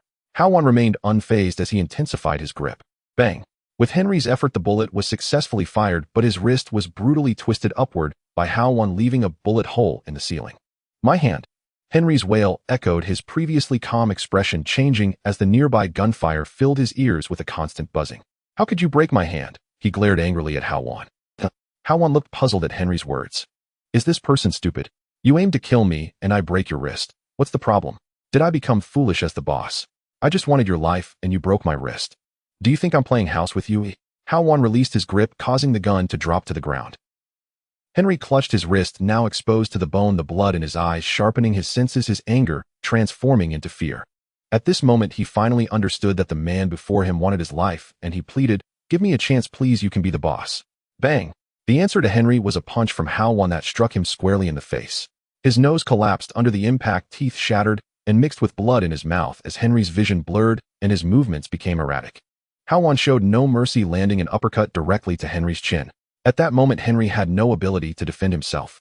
The fist precisely struck his jaw, and Henry's body was forced backward by the tremendous force of the punch, crashing to the ground lifeless. What a joke. When you were about to shoot me, did you ever think of the consequences? How dare you plead for mercy? According to Henry's reasoning, even if he did not spare Henry, he would still be the new boss of the Blackberry boxing gym. Just 2 punches, 13 consecutive victories. What a pathetic loser. Hao Wan spat at Henry and walked towards the door, pushing it open. What greeted him was Hudson, whose face was filled with ingratiating expressions. Seeing the face behind the open door, Hudson's expression changed dramatically. Why are you here? Didn't expect that, did you? Hao Wan shrugged helplessly, jokingly looking at Hudson, suddenly grabbing Hudson's hair and delivering a kick to his overindulged belly. Ugh. Hudson gagged, his stomach churning as he prepared to plead for mercy. However, Hao Wan gave him no chance to speak, delivering a heavy punch that sent Hudson's head reeling. Casually throwing Hudson's body into the room behind him, Hao Wan was preparing to leave. Clap, clap, clap. A round of applause came from a distance. He turned to see a figure dressed in a tight black and blue leather suit having appeared in the corridor at some point. From his movements, it was clear he had been here for a while, and importantly, Hao Wan had not sensed his presence at all. The man wore a black mask revealing only his facial features, with a black and white Target logo on his forehead. Under the marked clothing, he immediately recognized the identity of this person. Target I, a top assassin under Jean Bing, possessed superior physical abilities and speed, and could hit any object in hand with incredible precision. Impressive, even if I took that punch, I wouldn't be able to handle it, Target I said. Hao Wan had no intention of making small talk, moving toward Target I while teasingly saying, "What do you want to try it?" Whoosh! A sound of slicing air came. Hao Wan focused as a playing card was thrown from Target I's hand, flying straight toward his throat. As the playing card approached, Hao Wan activated his intimidating presence, swinging his fist to deflect the card. The card, now devoid of momentum, fell like a kite with a severed string. Target I's eyes lit up at this sight. Looks like the intel was correct. You can indeed block small caliber firearms. He was well aware of his own abilities. The cards, enhanced by his powers, flew at high speed, their power comparable to that of small caliber firearms. Then his hand flipped, revealing several playing cards in Target I's hand. Unlike before, the 3 cards in his hand now gleamed with a unique metallic luster. I wonder if you can block these. As soon as he finished speaking, the playing cards were instantly thrown from Target I's hand. Hao Wan calmly observed Target I. It was his first encounter with a superpowered individual, making him somewhat cautious. The metallic playing cards gradually approached, and based on his judgment, their power was clearly greater than that of small caliber bullets, and could easily take a life. But now he was different from before. His punch-boosting ability had leveled up to level 2 due to the experience gained from pursuing the squad, and with the level increase, the upper limit of damage he could take had also risen. Although he couldn't completely resist large-caliber bullets, he could ensure that the damage from them wouldn't be fatal. Target I's ability was to lock onto the target. There was no way to evade it. Hao Wan extended his arm to block as the metallic playing card pierced his flesh, bathing him in a faint golden glow. The hit from the playing card did not hinder Hao Wan's advance. Target I finally became serious, discarding the remaining 2 playing cards and producing 5 more metallic cards. Hao Wan watched the incoming playing cards without any intention of stopping moving forward. He acknowledged that Target I's abilities were impressive. If he allowed the metallic cards to strike him, he would inevitably be worn down by Target I. But Target I had made a mistake. Why would a long-range killer expose himself to his own line of sight? Did the card master want to engage in close combat with Hao Wan? In the midst of his thoughts, 2 metallic playing cards struck Hao Wan's arm, embedding themselves in his flesh, just like before. At this moment, Hao Wan was only a step away from Target I. Is this all you can do? Withstanding the waves of pain from the wound on his arm, Hao Wan spoke as his palm opened. The golden light surrounding him brightened further due to the attack from the target. The target quickly retreated, evading Hao Wan's grasp like a slick black loach, feeling quite astonished. This person's defensive power is outrageously high. The metallic playing cards are crafted from a specially processed alloy custom-made for him, enhanced further by his abilities. Its power can even rival that of a .50 caliber bullet, and with the card's design, its lethality surpasses that of a bullet. Had anyone else taken a metallic playing card, hit their arm would have been severed. Yet Hao Wan merely allowed the card to embed itself in his flesh, showing no signs of slowing down. Such defensive power gave him the feeling of facing his employer Jean. In the midst of his thoughts, the target suddenly threw out 5 playing cards, attempting to create distance from Hao Wan using their numerical advantage. Hao Wan missed his grasp, watching as the target was about to pull away, a smile tugging at the corner of his mouth. This was the first superpower user he had encountered, a notable figure in the Marvel world. Due to the legacy of the martial arts he inherited, he often achieved overwhelming victories through skill, which left him lacking in combat experience. In the past month, his opponents had mostly been gangsters and boxers. Even a dozen members of a chasing team armed with firearms had failed to draw blood from Hao Wan. The target was the first to injure him, and he had to admit that the target's superpower was indeed formidable. However, this superpower user seemed somewhat careless. He was no ordinary person. As 5 playing cards approached him, Hao Wan swiftly pulled out one card embedded in his flesh and gripped it tightly. Due to the dense muscle groups in his arm, the wound began to close up even as blood dripped. In the instant he gripped the playing card, Hao Wan swung his arm in a crescent motion, accurately hitting the incoming cards. Clang, clang, clang, clang, clang. A series of metallic clashes rang out akin to a grand symphony of piano notes. The playing card in his hand was already bent with various degrees of indentation on the cut surface.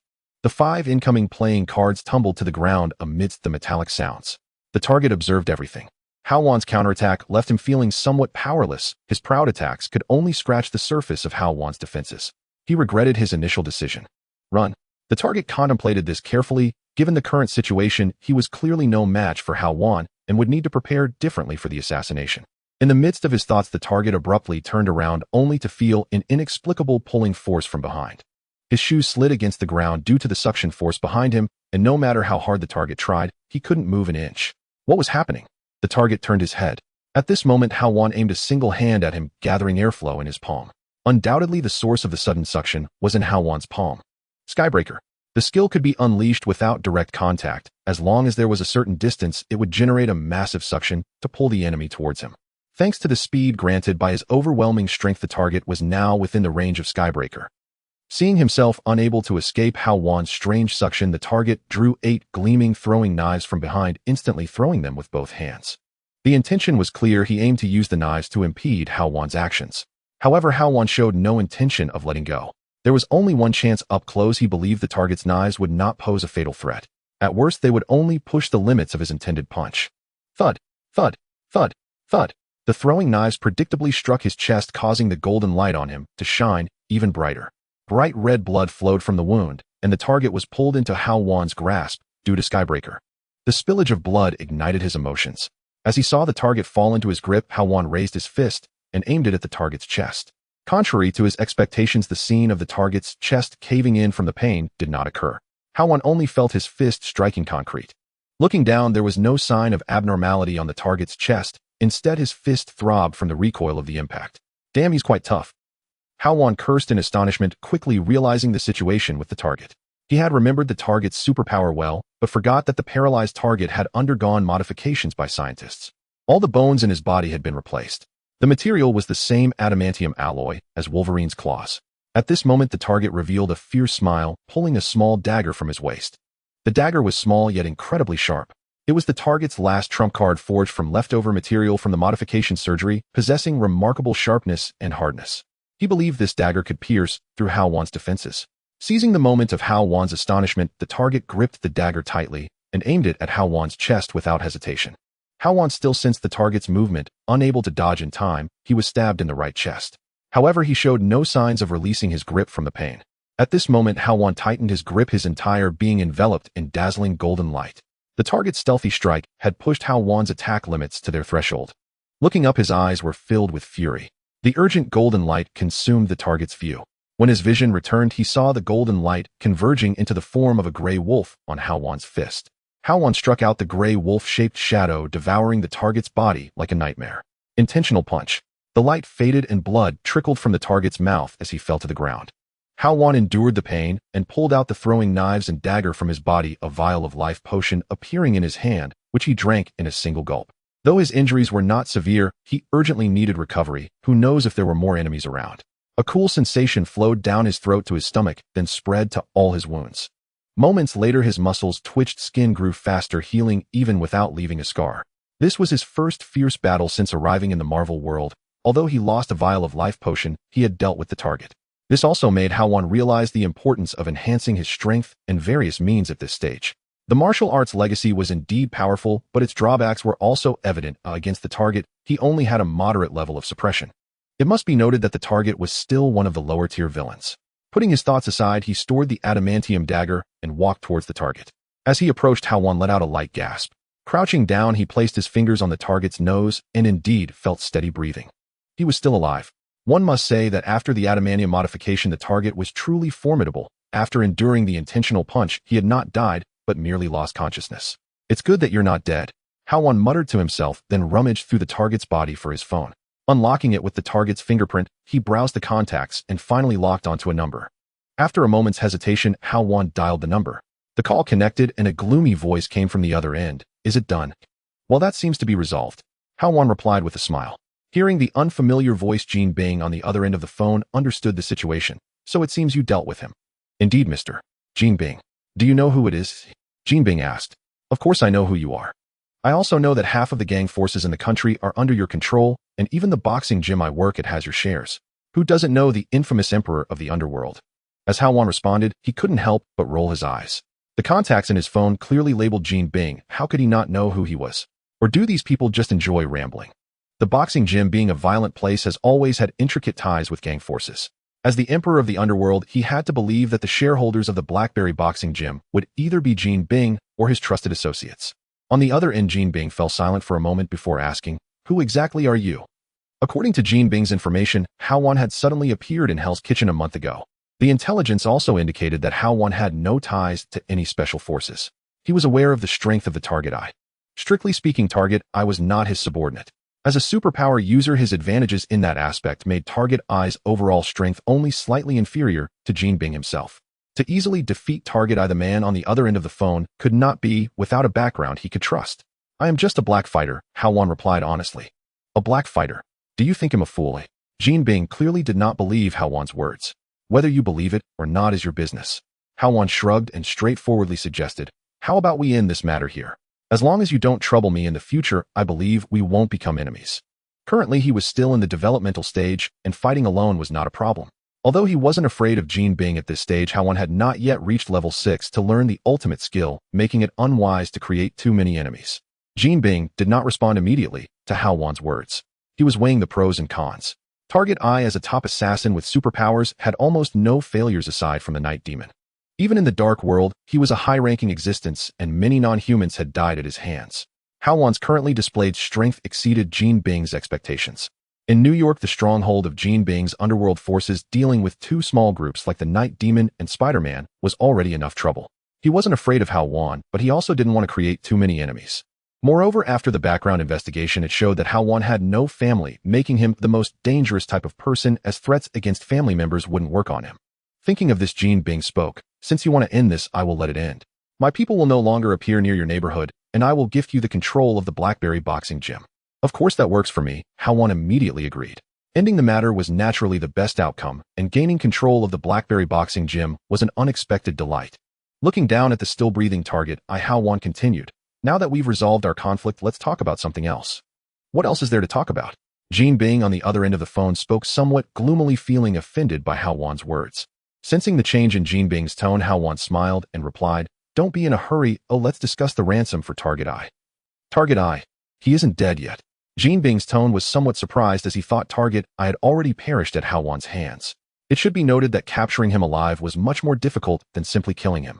Now he raised Hao Wan's strength a few notches and felt somewhat fortunate about the way he had just handled the situation. An unencumbered, powerful person like him as an enemy was clearly not advantageous for someone like Jin Bing, who had assets. Of course not, he is still alive. If you get him soon, he should have a chance to survive. Hao Wan glanced at the Target Eye on the ground as he spoke. Upon hearing this, Jin Bing pondered for a moment and ultimately decided to save Target Eye. A killer like Target Eye, although he had failed in Hao Wan's hands, did not mean he would fail in other missions. His guiding principle had always been whether a person had value, and clearly leaving Target Eye alive held more value. "How much do you want? May I conveniently ask how much my life is worth?" Hao Wan felt somewhat strange asking this. $3 million. I like this price very much. Hao Wan did not expect himself to be worth so much.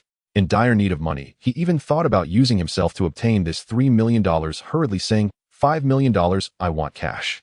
If my life is worth $3 million, isn't $5 million justifiable? The reason for choosing cash is that the system only accepts cash deposits, and although most of Jin Bing's money is dirty money, the system does not care whether the money is clean. All right, Jin Bing on the other end of the phone agreed, and then hung up. $5 million was small change for Jin Bing. He had already made a profit during the call. Moments later, Jin Bing's men arrived with 2 bags containing $5 million along with a document granting ownership of the Blackberry Boxing Gym. They also casually carried the Target Eye, who was lying on the ground, away on a stretcher. Watching Jean Bing and his group leave, Hao Wan stood in place, opening his personal panel, preparing to recharge directly. However, he discovered that his personal information had changed. Host Hao Wan. Current inheritance, 1 Hao Alliance Coins 0, 1 Hao Level LV 4, 590580 upgradable passive. His experience value had unexpectedly surpassed the level 4 limit without him realizing it. However, he had just killed Henry and Hudson. Based on his past experiences, the experience value they could provide would not exceed 20. The only difference from before was his battle against the superpower user Target Eye. Could it be because of Target Eye? He had an inkling that battling against superpower users, even without a life-and-death struggle, would provide him with substantial experience value. It seemed that the recent battle with Target Eye had brought him nearly 500 experience points. Choose to level up. Current level LV 510680, gained 1 skill point. Please choose a skill to invest in. He was one step closer to learning the ultimate skill at level 6. After directly leveling up to level 5, Hao Wan upgraded his intimidating presence to LV2.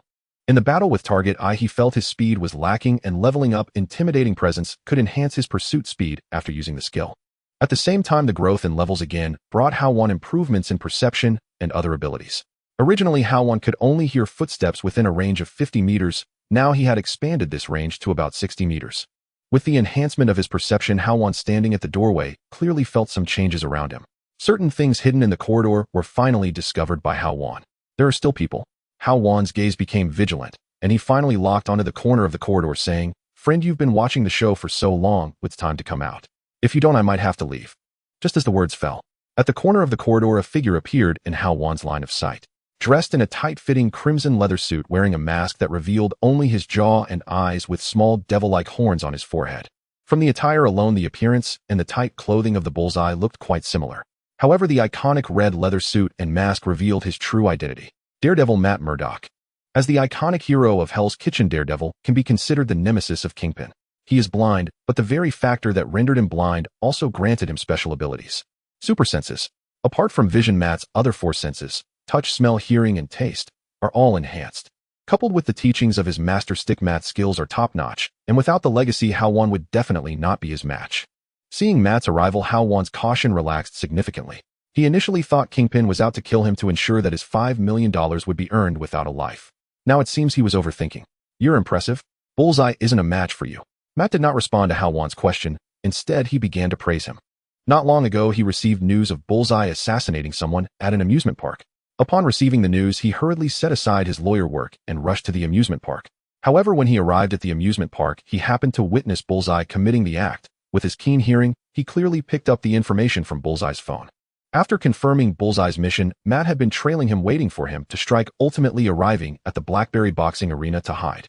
From the moment Hao Wan finished off Henry to the phone call between Hao Wan and Kingpin, Matt had been present.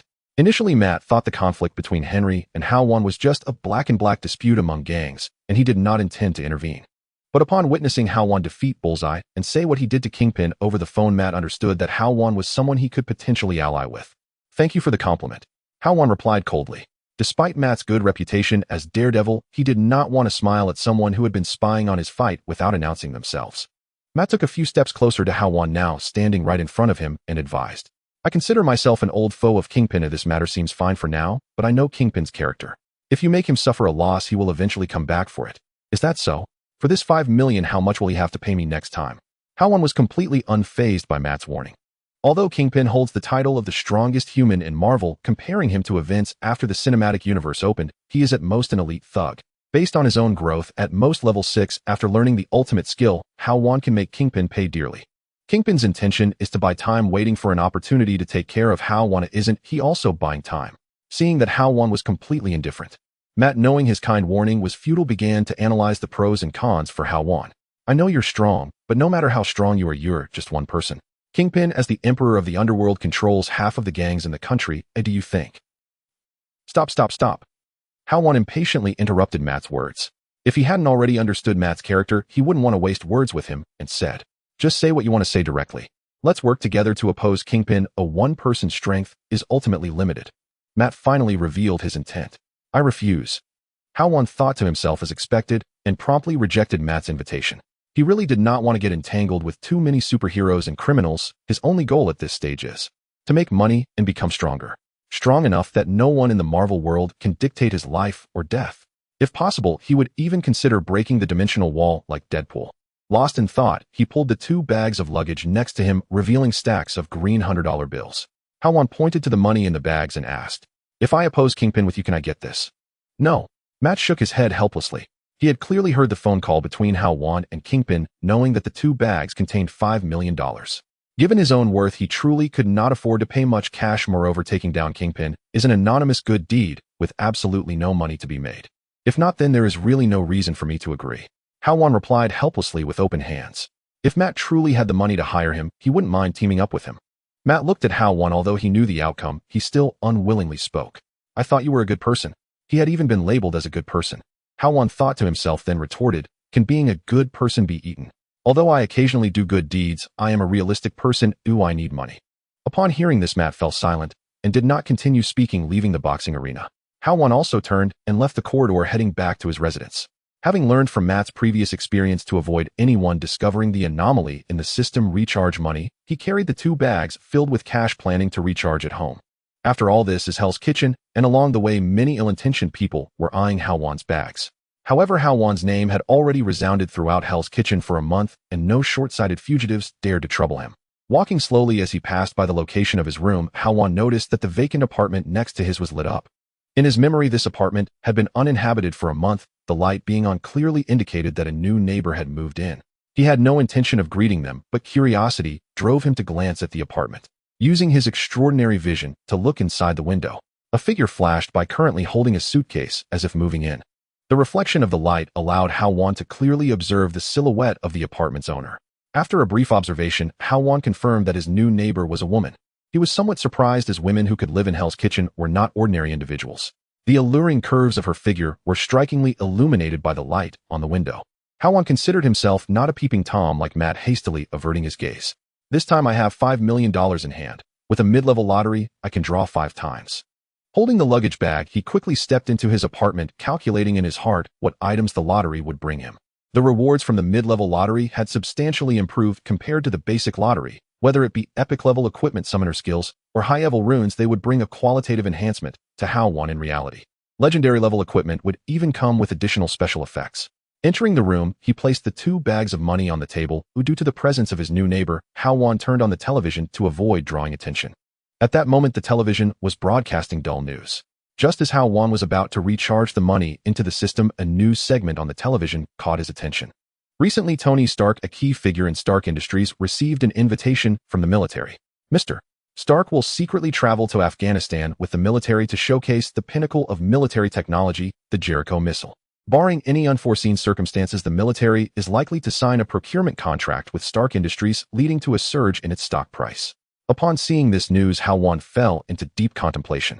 Tony Stark is headed to Afghanistan, and according to the plot, he will undoubtedly face a kidnapping, during which the Iron Man suit will also be born with the help of Dr. Ethan. This event marks the official unveiling of the Marvel Cinematic Universe's story, featuring Stark Industries' core figure, the renowned billionaire of the Marvel world. If I were to save Stark, it wouldn't be difficult for this wealthy man to give me a few $100 million in rescue funds. After a moment of reflection, Hao Wan ultimately decided not to get involved. First of all, to rescue Tony, he has to go to Afghanistan. The film's plot does not disclose the location of Stark's kidnapping, and even if he could reach Afghanistan, finding Stark's position in the vast desert would be exceedingly challenging. Secondly, if he participates in this matter, it would inevitably put him in the crosshairs of S.H.I.E.L.D. Just a few days ago, his rescue of Hill had already drawn the attention of S.H.I.E.L.D. agents. If he were to get directly involved with Stark's kidnapping, he would undoubtedly attract significant scrutiny from S.H.I.E.L.D. Since I can't rescue Stark, how can I make money? After pondering for a moment, Hao Wan had a flash of inspiration. He was extremely grateful that he had not hastily deposited $5 million into the system. Although he couldn't save Tony for a profit, he could certainly make money from this situation. As the soul of Stark Industries, Tony Stark's kidnapping would undoubtedly impact Stark Industries, causing its stock price to plummet. While he wasn't very familiar with the stock market, he understood the 2 conventional methods of shorting and going long. At that point, using $5 million to short Stark Industries would lead to enormous returns, potentially yielding several $5 million. However, $5 million as principal was too little. If only he had a bit more, he could earn significantly. Hao Wan was currently calculating in his mind. Why not go for something bigger? Making money with information, he puts in the effort while others provide the funds. As long as he finds wealthy clients, there are profits to be made. But whom to choose? Daredevil. No, he's broke. Hill. Even less likely, not to mention whether Hill has the money. The kidnapping of Stark would definitely attract S.H.I.E.L.D.'s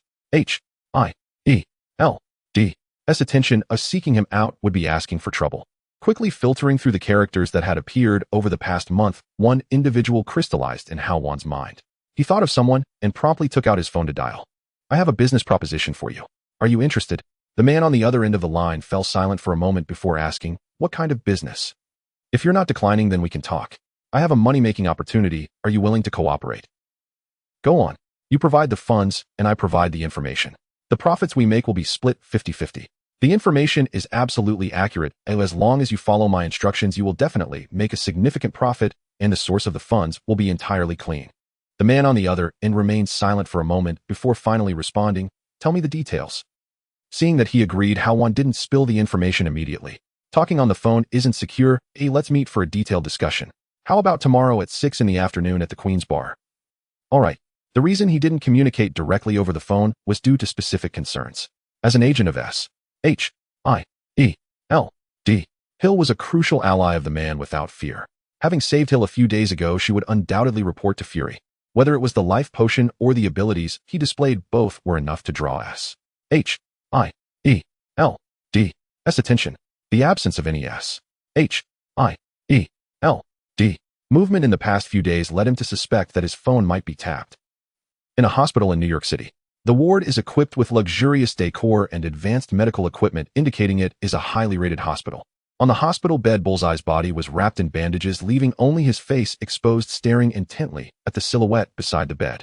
Although he appeared unscathed when being carried away, the intentional power punch had still caused damage to his organs, rendering him unable to rise. Beside the bed, a burly man in a suit stood. The angle of the light cast a shadow across his face. His muscle-bound physique was evident despite the suit's attempt to conceal it. The glistening bald head reflected the light, revealing the muscles and veins on his scalp. This figure was none other than Wilson Fisk. At that moment, Fisk's face was grim as he hung up the phone and inquired of Bullseye. Tell me about that Hao Wan situation. The person he had just spoken with was indeed Hao Wan. Fisk had never anticipated that Hao Wan would take the initiative to contact him, nor that he would want to discuss business. Fisk had initially planned to hang up, but considering Hao Wan's swift resolution of Bullseye, he patiently listened, trying to analyze the forces behind Hao Wan's words. Originally, he wasn't very interested in the business Hao Wan mentioned. However, Hao Wan's mention of clean sources of money piqued his interest. As the emperor of the underworld in New York and the Eagle Country, most of his money comes from illicit sources. Dirty money necessitates laundering. If he could genuinely acquire money with a clear source, he would certainly be interested. Most importantly, he genuinely wanted to see what kind of person would demand a ransom of $5 million from him. Bullseye lay on the hospital bed, stiffly turning his neck. The pain rendered him nearly unbearable, and Bullseye felt as if every bone in his body had collapsed from the impact of the power punch. Hao Wan's reckless fighting style instilled fear in him. Given Bullseye's vengeful disposition, he had no thoughts of revenge. As he pondered, he spoke. That person's strength is formidable, and according to my assessment, he also possesses magic. In his words, Bullseye was still reminiscing about the scene when Hao Wan unleashed the intentional power punch. Whether it was the way he appeared out of nowhere, pulling Bullseye closer, or the golden luminescence surrounding him, both left a deep impression. Magic. Are you sure he isn't a mutant? Upon hearing this, Fisk's interest was immediately piqued. However, as the emperor of the underworld, he had genuinely encountered magic due to his years of expansion and experience. In particular, the bald woman he encountered in a church in New York had left a lasting impression. Absolutely. Bullseye nodded in affirmation. The $5 million ransom will be deducted from your commission. Take care of your injuries. With that, Fisk turned without looking back and left the hospital room. As for the meeting with Hao Wan tomorrow, Fisk became increasingly eager. The next afternoon at 6 o'clock, Queen's Bar. As the only bar in Hell's Kitchen, Queen's Bar is situated in the best location of Hell's Kitchen. Bars are inherently chaotic, and to open one in the sinful heart of Hell's Kitchen, one can easily imagine that the owner has a powerful backing. Today is different from usual. The fierce natives of Hell's Kitchen are preparing to enter Queen's Bar for drinks and relief, but they are stopped at the door by the doorman. To everyone's surprise, Queen's Bar is closed to guests during the prime time of 6 o'clock, as the doormen say they are expecting important guests. Due to the influence of Queen's Bar, the natives, though annoyed, do not dare to provoke, and instead gather at the entrance to watch the scene. They all want to see who the so-called important guest is. At this moment, Hao Wan appears on the street and walks straight into the entrance of Queen's Bar. To the onlookers' surprise, the doormen do not stop him, allowing Hao Wan to enter. Even though some people know about Hao Wan's strength, his Asian features elicit continuous gasps of amazement from the crowd. Inside the bar, as Hao Wan enters the scene within, Queen's bar comes into view. In Hao Wan's impression, the once bustling and brightly lit bar is now completely empty. The entire bar is only illuminated by faint white light, and with the closing of the bar's door, visibility is pitifully low. Bang! The sound of the spotlight on the stage resonates. The light moves around the room as if searching for a target, eventually landing on the stage. On the stage sits a luxurious leather sofa. A muscular man lounges with his legs crossed, one hand stroking the cane in his grasp, while the other holds a cigar as he quietly observes Hao Wan. This person's identity is not hard to guess. He is Jin Bing, the one Hao Wan has agreed to meet. At this moment, Hao Wan is also observing Jin Bing. Thanks to the lighting, Jin Bing's figure and appearance are clearly visible. His body is densely packed with muscles, and his solid arms cannot be concealed even by a suit. The exposed skin shows clear muscles and veins. Setting aside technology and mutation factors, Jin Bing, known as the strongest human in Marvel, at least looks the part. You must be Hao Wan, right? Jin Bing exhales a puff of smoke and speaks first through simple observation. He finds it hard to understand how this seemingly frail Asian could resolve the target. Hao Wan does not wish to engage in lengthy conversation and gets straight to the point. Let's talk business. Good. I like straightforward people. You know about Tony Stark's trip to the Middle East, right? Hao Wan inquires. Jin Bing nods, signaling for Hao Wan to continue. As a well-known weapons manufacturer in America, he is certainly aware of Tony Stark's movements. Stark's convoy will be attacked, and Stark will go missing. Hao Wan continues. You should know what this means for Stark Industries shares. Upon hearing this, Jin Bing's first reaction is to think Hao Wan is joking. As the soul of Stark Industries and a weapons designer, he knows Stark's travels are always accompanied by elite military escorts and a secretive route. How could he possibly go missing? He does not believe that the unremarkable terrorists in the Middle East could breach the military's defenses. Jin Bing exhales another puff of smoke and says, You say missing like it's easy, but Stark's trips are escorted by the military. I can't believe anyone would want to trouble him. I knew you wouldn't believe it, Hao Wan thinks to himself, and then reveals a piece of information. What if it was Obadiah who did it? Upon hearing this, Jin Bing pauses for a moment, extinguishing the cigar he was holding by pressing it against the sofa. Being sharp-minded, he immediately understands the implications. While others may not believe it, he is certain that it is entirely possible. Stark Industries' weapons, aside from supplying the military, have been sold externally without Stark's knowledge, and his gang is the largest secret distributor. The person with whom he finalized cooperation with Stark Industries is none other than Obadiah, as mentioned by Hao Wan. Within their collaboration, this second-in-command of Stark Industries has shown some dissatisfaction with Stark's established weapon sales methods. With this thought, Jin Bing is basically convinced that Hao Wan's information is credible and speaks up. I believe what you say. Let's discuss the revenue sharing. 50-50 split. Hao Wan boldly claims, clearly wanting to secure more benefits for himself. A 50-50 split is akin to pulling teeth for Jin Bing, as he is the one investing the money. Naturally, he will not cooperate with Hao Wan under equal terms and responds, 80-20, I take 80. I won't accept that.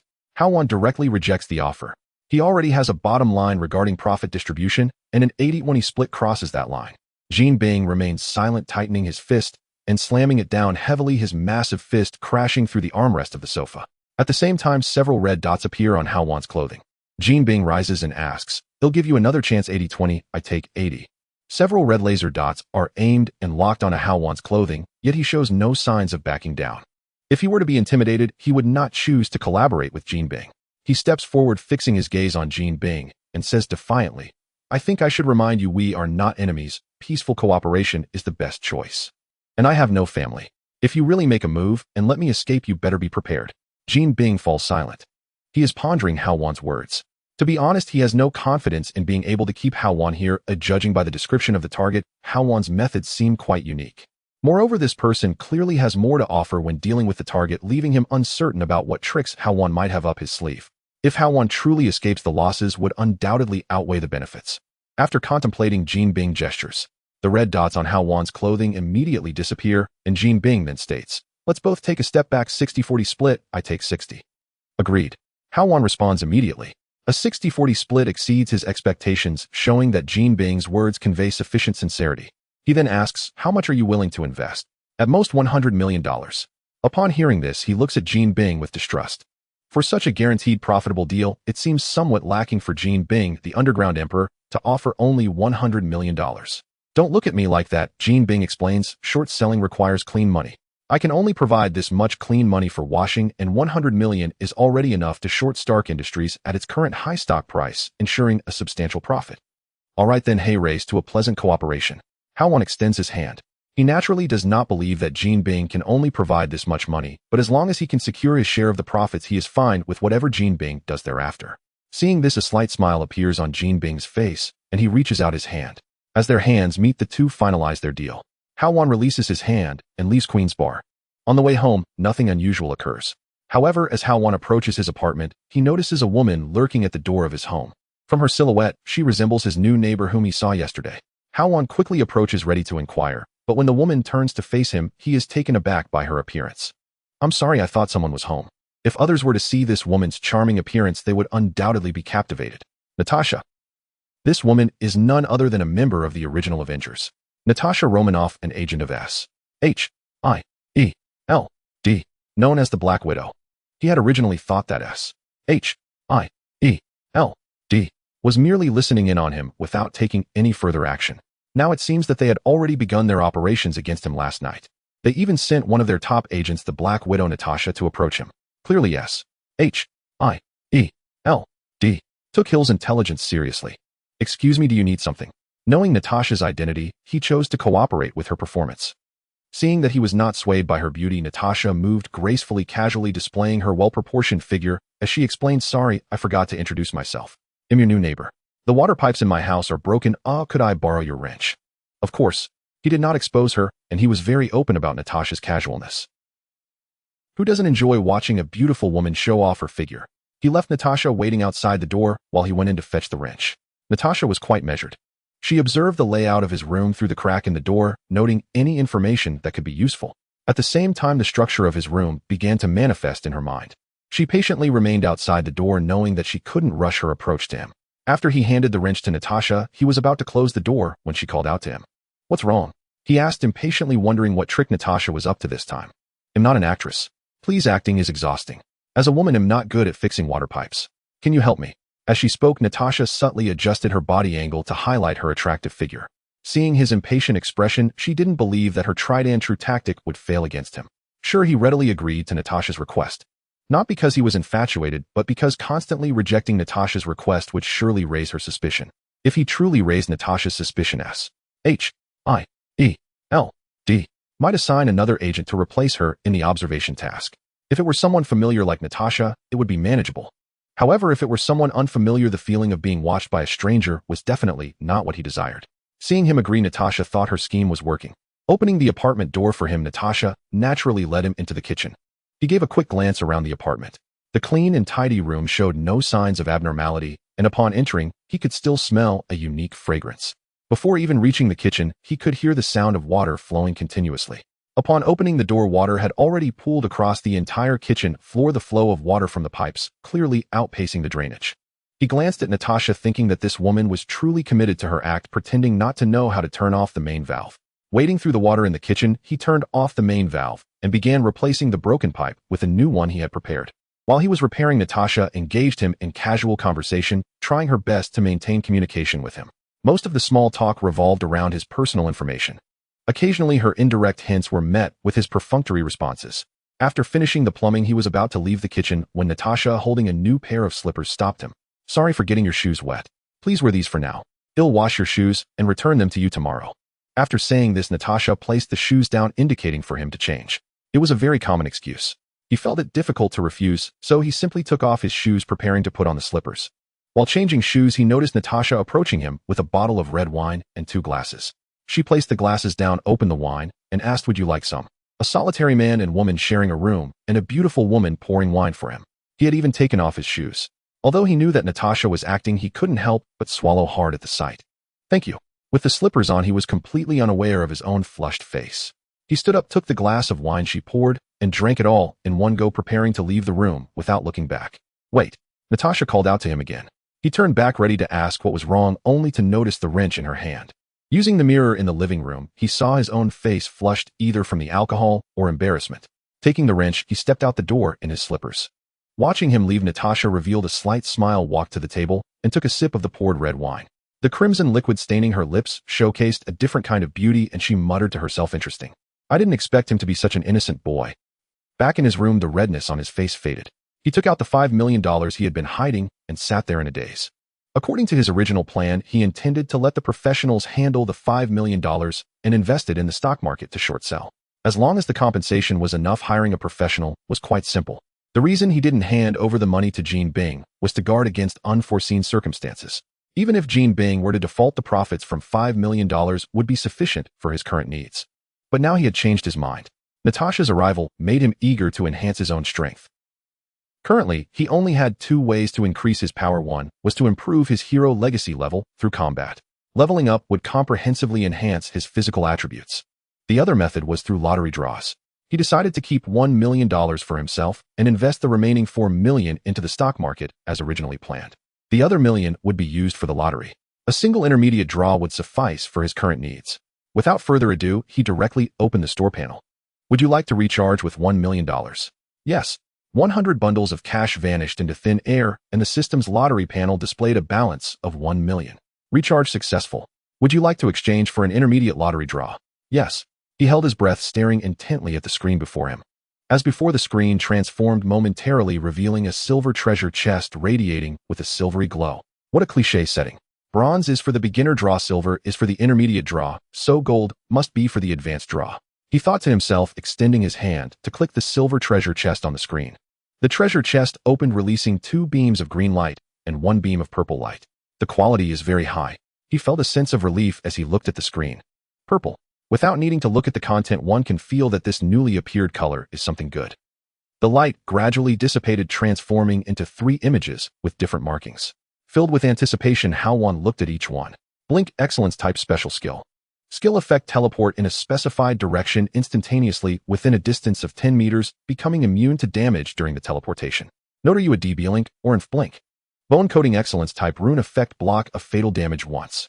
After triggering the block effect, your defense will temporarily increase, lasting for 5 seconds, cooldown 1 day. Note, this rune will not affect the triggering of other skills of the host. After examining the 2 items of excellence grade, he turned to the last item. The main event was about to begin. Corfid's Warhammer Epic Type Equipment Effect 1. When attacking with this equipment, the attack carries armor-piercing effects. 2. Increases attack power by 1/10 and reduces cooldown time for skill release. Note 1. The effect takes effect as long as the equipment is equipped, no need to hold it. Note 2. Equipment of epic quality and below does not require holding or wearing to trigger special effects. Note, the legendary blacksmith Corfid custom-made this one-handed weapon for himself, incorporating a special magical metal from the Valoran continent, granting his Warhammer special effects. In total, 3 items, each of which is quite useful for Hao Wan at this stage. However, in Hao Wan's view, the excellence quality blink is even more useful than the epic quality items. At this stage, Hao Wan discovered that speed had always been a weakness in combat. Although the second-level skill, the threatening presence, provided a certain degree of speed boost. However, with the skill blink that allows for instant movement, it could be said to cover Hao Wan's current shortcoming. Originally, Hao Wan was not afraid of close combat. But when facing long-range attackers like targets, the ability of blink to close the distance and strike suddenly becomes extremely important. The appearance of blink is like a timely assistance. As for the rune bone coating, it goes without saying. It seems that the effect of bone coating conflicts somewhat with his charged punch. However, the seemingly invincible charged punch has a noticeable drawback.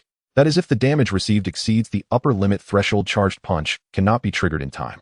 For example, with a large caliber sniper rifle, if a shot hits the head, he might directly say goodbye to this beautiful world. The effect of blocking fatal damage in bone coating is simply a means of survival for Hao Wan. It can even be considered a trump card. The 2 items of excellence quality significantly enhance Hao Wan's strength.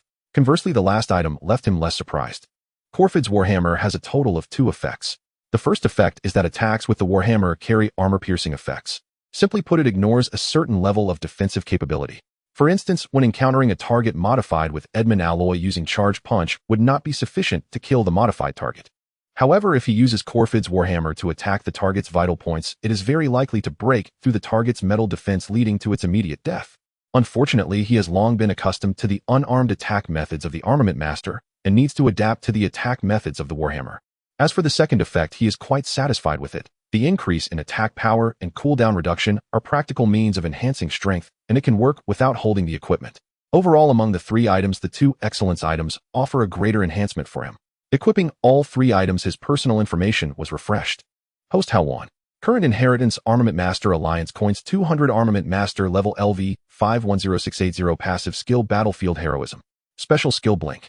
Hero Skills Threatening Presence LV2, Charged Punch LV2, Strongman Skull Splitter LV1, Awe-Inspiring Not Learned. Current Equipment Durans, Shield Corfids Warhammer Fairy Amulet Blue Crystal. Consumables Life Potion 2, Mana Potion 2. Runestorm Gathering Current Bonus 4 Attack Powerbone Coating. The brand new personal information boosted his confidence. Now if he encounters a target, pulling out the Warhammer would ensure that the target has no chance to escape, completely avoiding the struggles of the previous battle. Pleased he closed the system, and noticing that it was getting late, Hao Wan fell asleep. 3 days later at the Blackberry Boxing Arena. On the boxing stage, two individuals were constantly testing each other. Attacking and retreating, they were engaged in an intense back and forth. In the observation room, Hao Wan sat on the sofa watching the fight scene on the boxing stage through the floor-to-ceiling windows. Suddenly, two lines of dialogue popped into his mind. I used to bleed and sweat in the arena to make money for others, but now it's reversed, and I prefer it this way. Being the boss feels much better than not being one. I must say the classic lines often spoken by the Armament Master resonate deeply with him now. Boss, here are the accounts for the boxing arena, please have a look. A well-dressed man beside Hao Wan was reporting the situation, handing over a ledger. This person is Bonnet, a close confidant of the former owner Henry. Before Henry's death, he was responsible for most matters of the boxing arena. After Henry's death, Hao Wan, who took over the new boss position, decided to keep this person after consideration. As for the remaining boxers and agents, there were no changes. Apart from changing the owner, the boxing arena had nearly no changes. There's nothing to be done, and he knows nothing about the operation and management of the boxing arena, so being a hands-off boss and just collecting money is more suitable. The most taboo thing in business is for outsiders to guide insiders. Now he only needs to come to the boxing arena to check on things daily and occasionally oversee the boxing matches, completely free from other troublesome matters. As for the salary, he simply takes 30 of the boxing arena's profits. Don't be fooled by just 30. After a month that amounts to hundreds of thousands of dollars. Without any worries and still receiving money, Hao Wan has been quite happy in the boxing arena these days. Casually taking a few grapes and popping them into his mouth, the outcome of the fight on the stage has already been decided. Glancing around casually, his mind was completely focused on the television screen that had been on in the observation room. 2 days ago, he had handed over his $4 million to professionals to invest in the stock market. However, it has been 2 days since Tony Stark went to the Middle East, and there has been no news of his disappearance. Instead, due to the confirmation of weapon orders, Stark Industries' stock price has been soaring. Could it be that the intelligence is wrong? Casually picking up the ledger, the dense numbers and text inside made him lose patience, flipping through a few pages haphazardly before tossing the ledger onto the table. Sensing Hao Wan's emotions, Bonnet understandingly exited the room. As if responding to Hao Wan's thoughts, the next moment, a news bulletin began on the television. Tony Stark's convoy was attacked by terrorists yesterday, and Tony Stark is currently missing. Mr. Hao Wan, all the profits from your transaction have been confirmed, and a technical service fee of 5 and a market transaction service fee of 1 will be charged. All right. Shall I transfer all your earnings to your bank card? Yes. As Hao Wan nodded in confirmation, he hung up the phone and soon received a text notification about the bank deposit. Your bank card received $97223 on July 10th, with a current balance of $9723234. Looking at the nearly 8-digit balance on the bank card, Hao Wan revealed an incredibly sincere smile. With the news of Tony Stark's disappearance spreading, Stark's stock price plummeted consecutively, hitting the limit on the opening market within 2 months, dropping from nearly $100 to 2 digits. If it weren't for military contracts supporting it, it would likely have fallen to single digits. Today is July 10th, and it has been over 2 months since Tony Stark went missing. In his memory, Tony Stark was kidnapped and disappeared on April 26th, only to escape from the desert with a self-made arc reactor on July 16th. Stark's stock price had already hit rock bottom during these 2 months. To be cautious, he had called the professional he appointed early in the morning, instructing them to take action. The profit margin from short selling is not like going long, and at most will not exceed 100. Based on his original earnings of $4 million, he could at most make over $3 million in profit. Following the advice of the appointed professional, Hao Wan chose to use leverage. However, due to Hao Wan's identity, he ultimately received a loan of only $4 million. This amount was approved only after he saw the contract information of the owner of his boxing gym. With a total principal of $8 million, he earned nearly $7 million in profit through short selling over the course of 2 months after deducting service fees, market transaction fees, and various loan interests. In the end, he realized nearly $6 million in true profit, adding to his principal totaling $9.72 million. He was just under $300 away from being able to participate in a high of a lottery. At this moment, looking at the figures on his bank card, Hao Wan felt as if mythical equipment and a complete set of runes were beckoning him. However, he had no intention of charging the money into the system. First, the share of gold from the deal had not yet been received.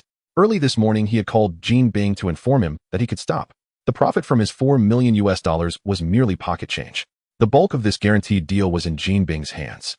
It should be noted that Jean Bing had a principal of $100 million, and with his identity and status, the amount of loans he could secure would absolutely exceed his own. Hao Wan estimated that Jean Bing's total investment, including loans, was at least $300 million. Even with a 6,040 split, his earnings would definitely surpass $100 million. Furthermore, there was still an opportunity to make money. This opportunity was one that Hao Wan intended to keep for himself. As soon as Jean Bing's earnings came in, his principal would be more than sufficient for him to reap substantial profits. Once Tony Stark returned after his disappearance, he would hold a press conference at the first opportunity. Announcing the abandonment of weapon manufacturing would undoubtedly cause Stark Industries' recently rebounding stock price to plummet again.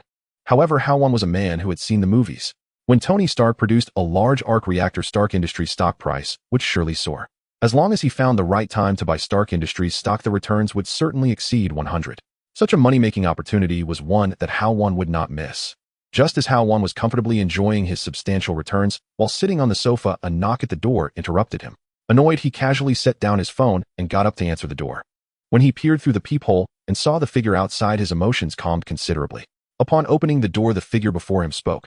"I'm sorry to disturb you again." "It's fine," Hao Wan replied politely. The figure before him was none other than his new neighbor, Natasha.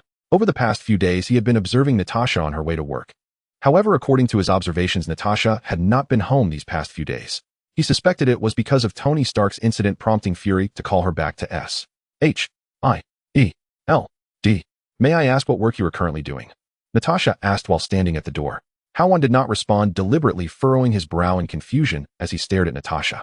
In Hell's Kitchen, casually inquiring about someone else's profession is considered very impolite. Seeing that Hao Wan did not answer, Natasha, undeterred by his demeanor, began to explain. "I'm unemployed and wanted to see if you had any job opportunities to introduce to me." Hearing this, Hao Wan's expression relaxed, and playing along, he invited Natasha into his apartment. It seemed that his task was about to officially begin. As Natasha entered the apartment, she casually surveyed her surroundings and glanced at the phone on the table before sitting down casually. While inviting Natasha to sit down, Hao Wan put away his phone and spoke. "I work at the boxing gym, am currently the owner of the Blackberry Boxing Gym, but unfortunately, as a woman, the gym might not be suitable for you." In his words, Hao Wan deliberately implied that he could offer Natasha a job opportunity. Given his position at the Blackberry Boxing Gym, it would be entirely feasible to place someone there without charge. Moreover, Natasha's abilities were quite impressive. In his view, offering Natasha a chance to get close to him now was far better than letting S-H-I-E-L-D arrange something else later. At least the boxing gym was still under his control. Upon hearing Hao Wan's words, Natasha's eyes lit up. Realizing the opportunity, she quickly seized it and said, "No problem, I'm very capable at work. Let me know what type of work the boxing gym needs." As she spoke, Natasha took out a simple small handheld mirror from her pocket, quickly tidied her appearance, and casually placed the mirror on the table. "What professional skills do you have?" Hao Wan glanced at the compact mirror and asked in return. Although he was questioning, his attention was focused on the mirror. Without much thought, it was clear that this small mirror was definitely some piece of advanced technology from S-H-I-E-L-D. Noticing Hao Wan's actions, Natasha thought she had revealed some flaw, and with a smile she responded, "I'm a certified public accountant, and I have some knowledge in auditing, accounting, consulting, and taxation." Hao Wan's eyes lit up upon hearing this. Although he was the owner of the Blackberry Boxing Gym, as a hands-off manager, he was entirely clueless about the gym's operating profits. Even though he could take 30 of the monthly profits, that figure was calculated by Bonet. If Bonet engaged in any self-dealing, he would have no idea. Considering this, if Natasha could go to the gym, it wouldn't be entirely a bad thing. "Then you can work as an accountant at my gym starting tomorrow," Hao Wan said. "Okay." Natasha didn't expect things to go so smoothly and was momentarily taken aback before quickly agreeing. The arrangement was confirmed. At this point, Hao Wan issued an eviction notice. Natasha also got up to put away her mirror and leave the room. However, in the next moment, Hao Wan accidentally knocked the mirror to the ground. The sound of the shattered mirror came. Looking at the mirror lying on the ground, the two exchanged a glance, and the atmosphere suddenly froze. "Excuse me."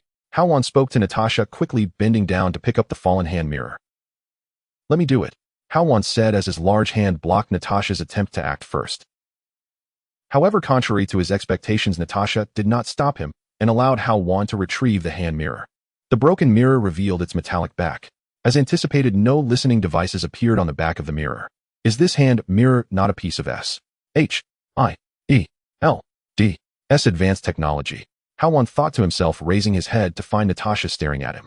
As their eyes met, Natasha's expression quickly changed, but Hao Wan still caught the contemplative look on her face. Closing the broken hand mirror, Hao Wan prepared to study it later and found a reason to say this thing is broken, so there's no need to keep it. He'll buy you a new one later. As he spoke, he tossed the hand mirror onto the sofa. That's fine then, he'll thank Mr. Hao. Natasha replied without hesitation. She paid no attention to the hand mirror on the sofa. Natasha then took her leave and exited Hao Wan's apartment. Did I really overthink it? Hao Wan contemplated the information and then picked up the hand mirror from the sofa. In no time, he disassembled it into several individual parts. But no matter how he examined them, these parts showed nothing unusual. Perhaps she came over without ulterior motives, just to get closer to him at work. He tossed the hand mirror's parts into the trash bin, deciding not to think about Natasha's true intentions. Looking at the pile of parts that used to be the hand mirror in the trash, Hao Wan thought, it seems I really need to compensate her with a new hand mirror. Meanwhile, Natasha was already back in her apartment. As she unzipped her coat, she fumbled for a moment and pulled out a small black box from the lining. Sitting in front of her computer, she connected the small black box and data began popping up on the screen. I didn't expect him to be so cautious. Reflecting on Hao Wan's actions, she muttered to herself while quickly browsing the information on the computer. Fortunately, she was well prepared. The hand mirror was merely a ruse, while the real device had been hidden on her person all along. After marking a few key pieces of information, Natasha took out her phone and dialed a number. What's the situation? A serious voice came from the other end of the line. Why the rush, Director Fury? Natasha slumped back in her chair. Her lazy posture and tone of voice would definitely catch anyone's eye if they were to witness it. You know what the situation is here, you report first. All right. Natasha thought it was boring and then began to report her situation. He agreed to let me work at the Blackberry boxing arena. Good news, what else? I managed to steal his phone data while visiting just now. From his web browsing records, he seems to be looking into stocks. The text records show that he just received a transfer of $9.72 million coming from a stock trading commission company, likely a profit from the stock market. We can investigate. The call records indicate frequent contact with two individuals, one of whom is an employee of the stock trading commission company. As for the other, I think you will be very interested. Natasha left a suspense. Who? Jean Bing. Got it. Is there anything else? Fury on the other side seemed uninterested. Nothing more. Natasha replied truthfully, then suddenly thought of Hao Wan's actions and added, he is somewhat cautious, at least he has some doubts about me, so I will take a little longer to relay messages in the near future. No problem. Fury hung up the phone. With nothing to do, Natasha turned her attention to the web browsing records on her computer. While analyzing the intelligence, there were some web pages she hadn't opened. Now, driven by curiosity, she clicked on some of the web pages. The web video on the computer screen began to play. Watching the content of the video, Natasha instinctively covered her mouth. At that moment, a faint voice came from the speakers. Oh yes. At the S.H.I.E.L.D. headquarters. As he hung up the phone, Fury called Hill over and said, Natasha just sent news about Hao Wan. He has been involved in stock trading lately. Go check which stock it is. And he has been in frequent contact with Jean Bing. See if anything has happened during this time. Understood. Hill left the room to gather data. A moment later, she returned to Fury with a puzzled expression. It seems there is a discovery. Seeing Hill's expression, Fury inquired, is there something going on? Hill handed over the documents in her hands and explained the details of the stock trading have been found. Hao Wan entrusted the trading of Stark Industries stock, and it was a short sale. Short sale? Fury frowned, and then asked, are you saying he knew in advance that Stark Industries stock would drop? As for the disappearance of Tony Stark, he already had a suspect and did not think it was related to Hao Wan. That possibility cannot be ruled out. Given the circumstances, Hill, who had received help from Hao Wan, could not defend him either. Fury then asked, what about Jean Bing? The two of them had interactions because of my rescue. Jean Bing commissioned Bullseye to assassinate Hao Wan, but Hao Wan defeated Bullseye and made Jean Bing hand over Bullseye's ransom. Based on my analysis, the capital Hao Wan used to buy stocks is likely this ransom. Hill explained. Then why did the two of them continue to contact frequently afterward? Fury pressed. The call recordings of the two cannot be extracted, but I checked Jean Bing's stock market status and found that he also shorted Stark Industries stock with an amount reaching $400 million. The call records show that both had conversations during the start and end of the trading period. Fury fell into deep thought upon hearing this. So both knew about the impending drop in Stark's stock. The question is who informed whom. In his speculation, the event of Tony Stark's kidnapping seems to have the most suspicion on Obadiah. Obadiah has collaborated with Jean Bing, and Jean Bing likely received some subtle information. Could it be that Jean Bing informed Hao Wan? But given their relationship, it seems entirely impossible. Thinking of this, Fury spoke to Hill. Give me Jean Bing's phone number. What do you mean? Hill asked after giving the number. Just call him directly. Since he couldn't figure out who informed whom, he might as well ask the person involved directly. As the director of S.H.I.E.L.D., Fury had the authority to make Jean Bing tell the truth. Jean Bing, right? Who are you? Jean Bing asked in confusion from the other end of the line. This is Nick Fury, director of the Strategic Homeland Intervention Enforcement and Logistics Division. Oh, it's Director Fury. What can I do for you? Jean Bing seemed surprised. Is the news about Stark Industries' stock price drop from you, or Hao Wan? You can remain silent, but you should know what I can do. It's from Hao Wan. He provided the information and I provided the funds. After confirming the news, Fury hung up the phone. He didn't expect it to really be from Hao Wan. Fury exchanged glances with Hill. Then Fury spoke to Hill. Tomorrow you go to Hao Wan's residence and ask him what the situation is. Understood. The next day, in Hao Wan's home, Natasha, dressed in professional office attire, sat on the living room sofa, her fitted outfit accentuating her charm. To help Natasha better adapt to the accounting work at the Blackberry Boxing Arena, Hao Wan decided last night to accompany her there today. This was also the reason why Natasha was waiting for him in the living room. At that moment, Hao Wan was freshening up in the bathroom. If it weren't for Natasha's true identity, he would have even considered asking her to help calculate the profits from the collaboration with Jean Bing. Unfortunately, he truly had no one he could trust right now. A whole day had passed since Hao Wan informed Jean Bing. Jean Bing had yet to reply, which made Hao Wan somewhat suspicious of his intentions. After all, given Jean Bing's personality, he could very well swallow the entire profit from the transaction. Emerging from the bathroom, Hao Wan absent-mindedly wiped his bare upper body, completely forgetting that Natasha was sitting on the sofa in the living room. Natasha glanced at Hao Wan's well-defined upper body, adjusted her glasses, and coughed lightly. Ahem. Upon hearing the cough, Hao Wan suddenly remembered Natasha was still in the house and hurriedly put on a tank top before stepping out again. He'll make a call first. Hao Wan walked over to Natasha's side, using words to cover the earlier awkward moment while pulling out his phone to make the call. Mr. Jean Bing, it has been a day since I notified you. May I ask how the situation is progressing? Don't worry, I am a man of my word. Jean Bing responded on the other end of the line, quickly explaining. I've leveraged the principal to $300 million. The fees and interest for such a large transaction are quite cumbersome, and the sheer volume also requires approval, so it will take some time. He had forgotten the scale of Jean Bing's transaction. With a principal of $300 million and the profits gained, the total amount of this deal had already exceeded $500 million, and Jean Bing's explanation was very reasonable. It seemed that inquiring about the situation had made him appear petty. But would it be profitable? He felt a chill. It should take a few days. Hao Wan asked.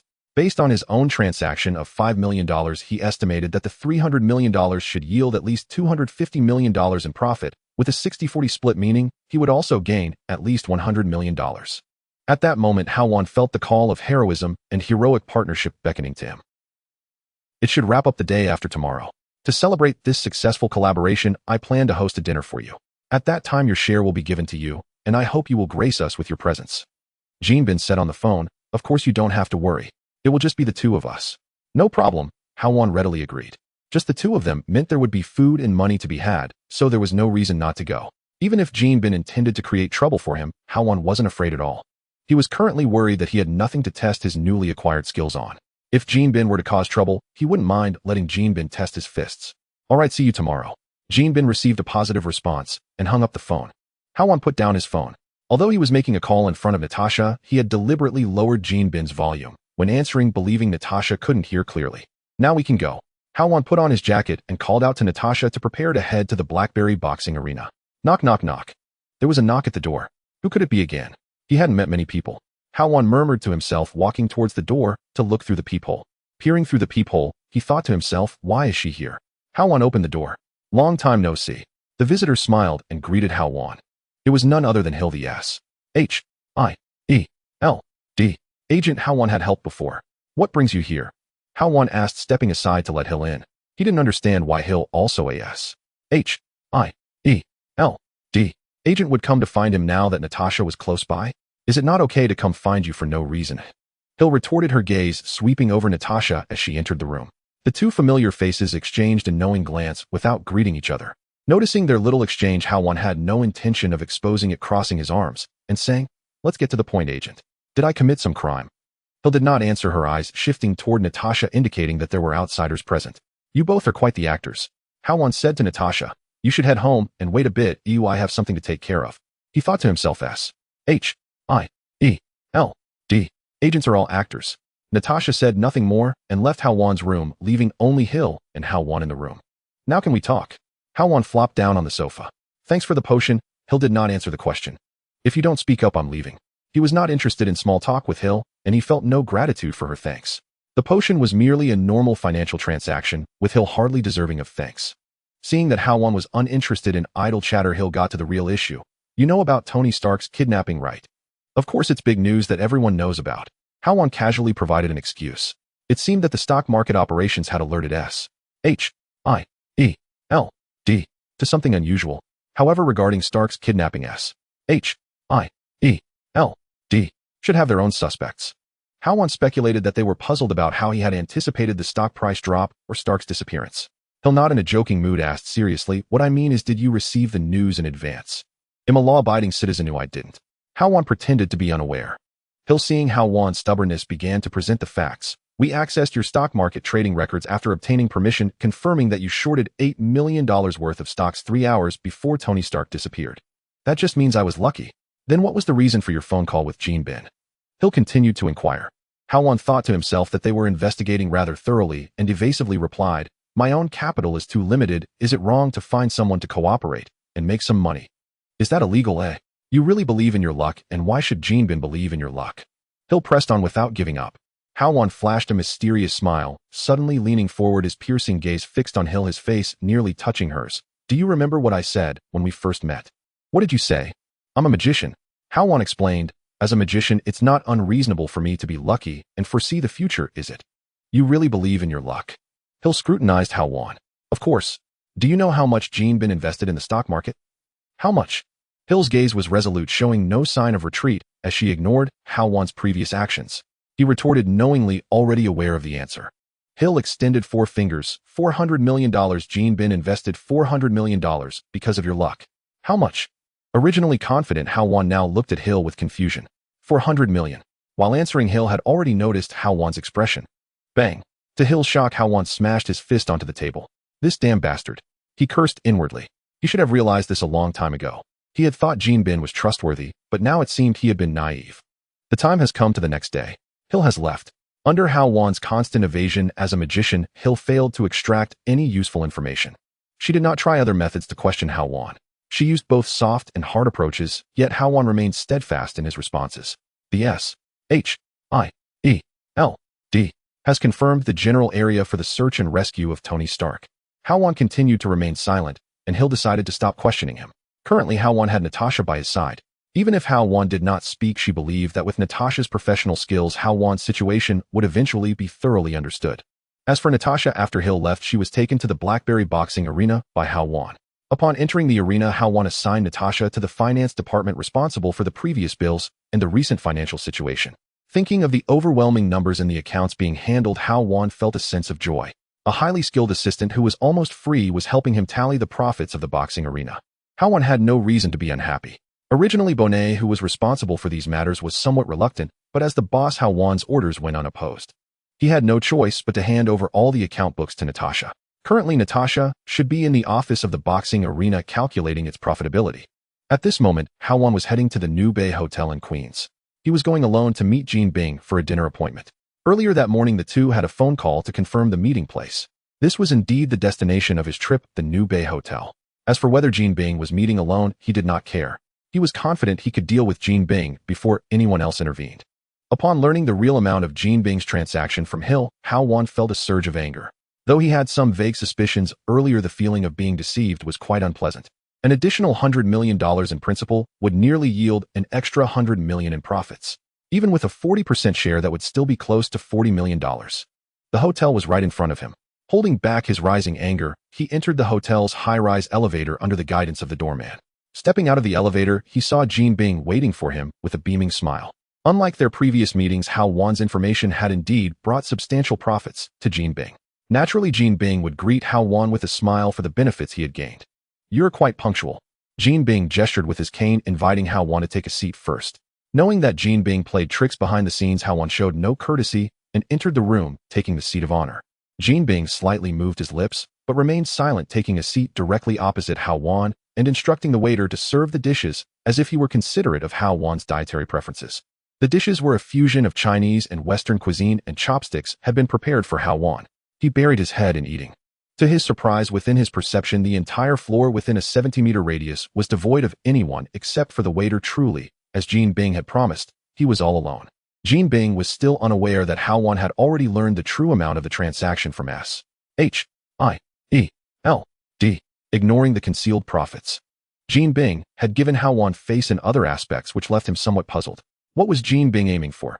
Playing with his cane, Jean Bing took a sip of red wine and began speaking. The stock price of Stark Industries has been hitting the limit down for the past couple of days.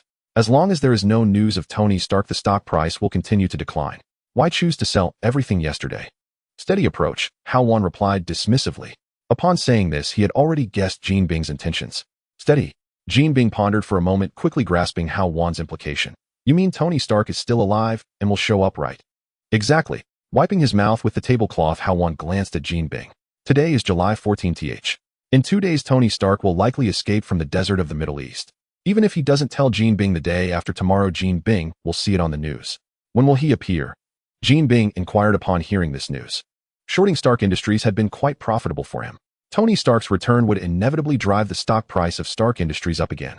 If he could obtain the specific time of Tony Stark's appearance, then buying a large amount of Stark Industries stock beforehand would yield far greater profits than those from shorting. Why should I tell you? Hao Wan raised an eyebrow and asked. In this transaction with Jean Bing, he had already played tricks and had no intention of continuing to cooperate. As long as the profits from shorting Stark Industries were credited, he could operate independently. If Jean Bing was honest and shared the profits he was entitled to, he might consider revealing the information to him. As for now, it was out of the question. He pulled out a bank card from his jacket pocket and placed it on the table, yet Jean Bing surprisingly did not get angry at Hao Wan's words and expression.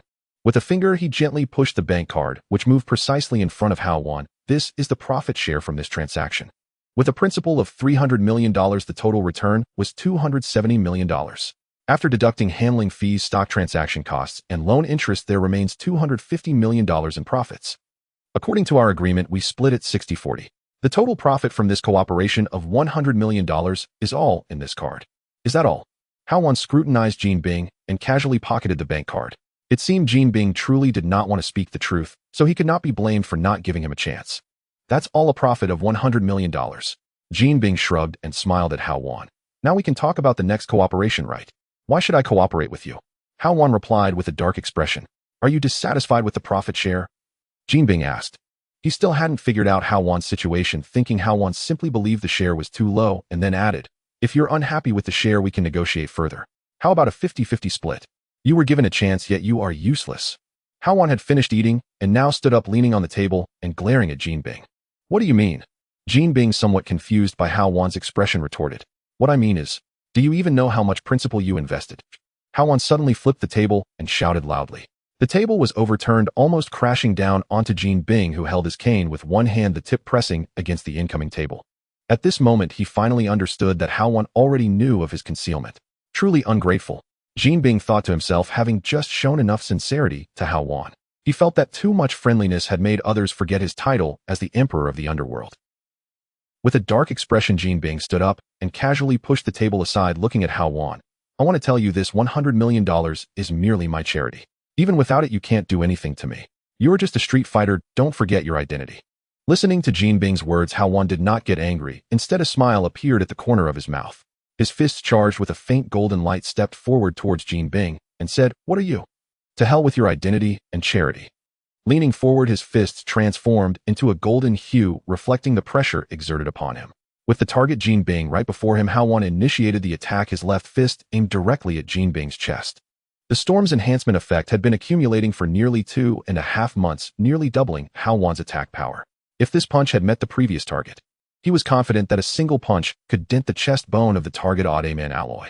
Conversely, Jean Bing believed that Hao Wan's strength was not superior to his own, yet lying on the hospital bed and still recovering made him treat the situation with caution. With one hand raised, a muscular palm surged toward Hao Wan's incoming fist. The two fists collided, creating massive waves of air that radiated outward from the point of contact.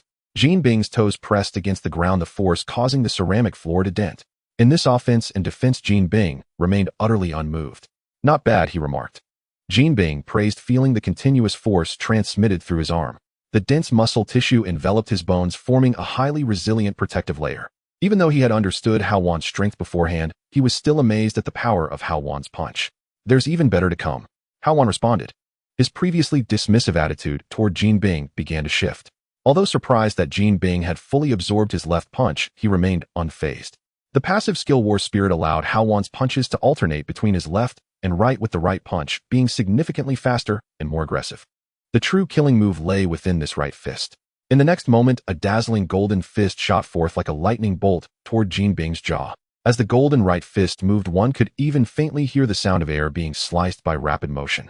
If this punch landed, Jin Bing would at least suffer a serious injury.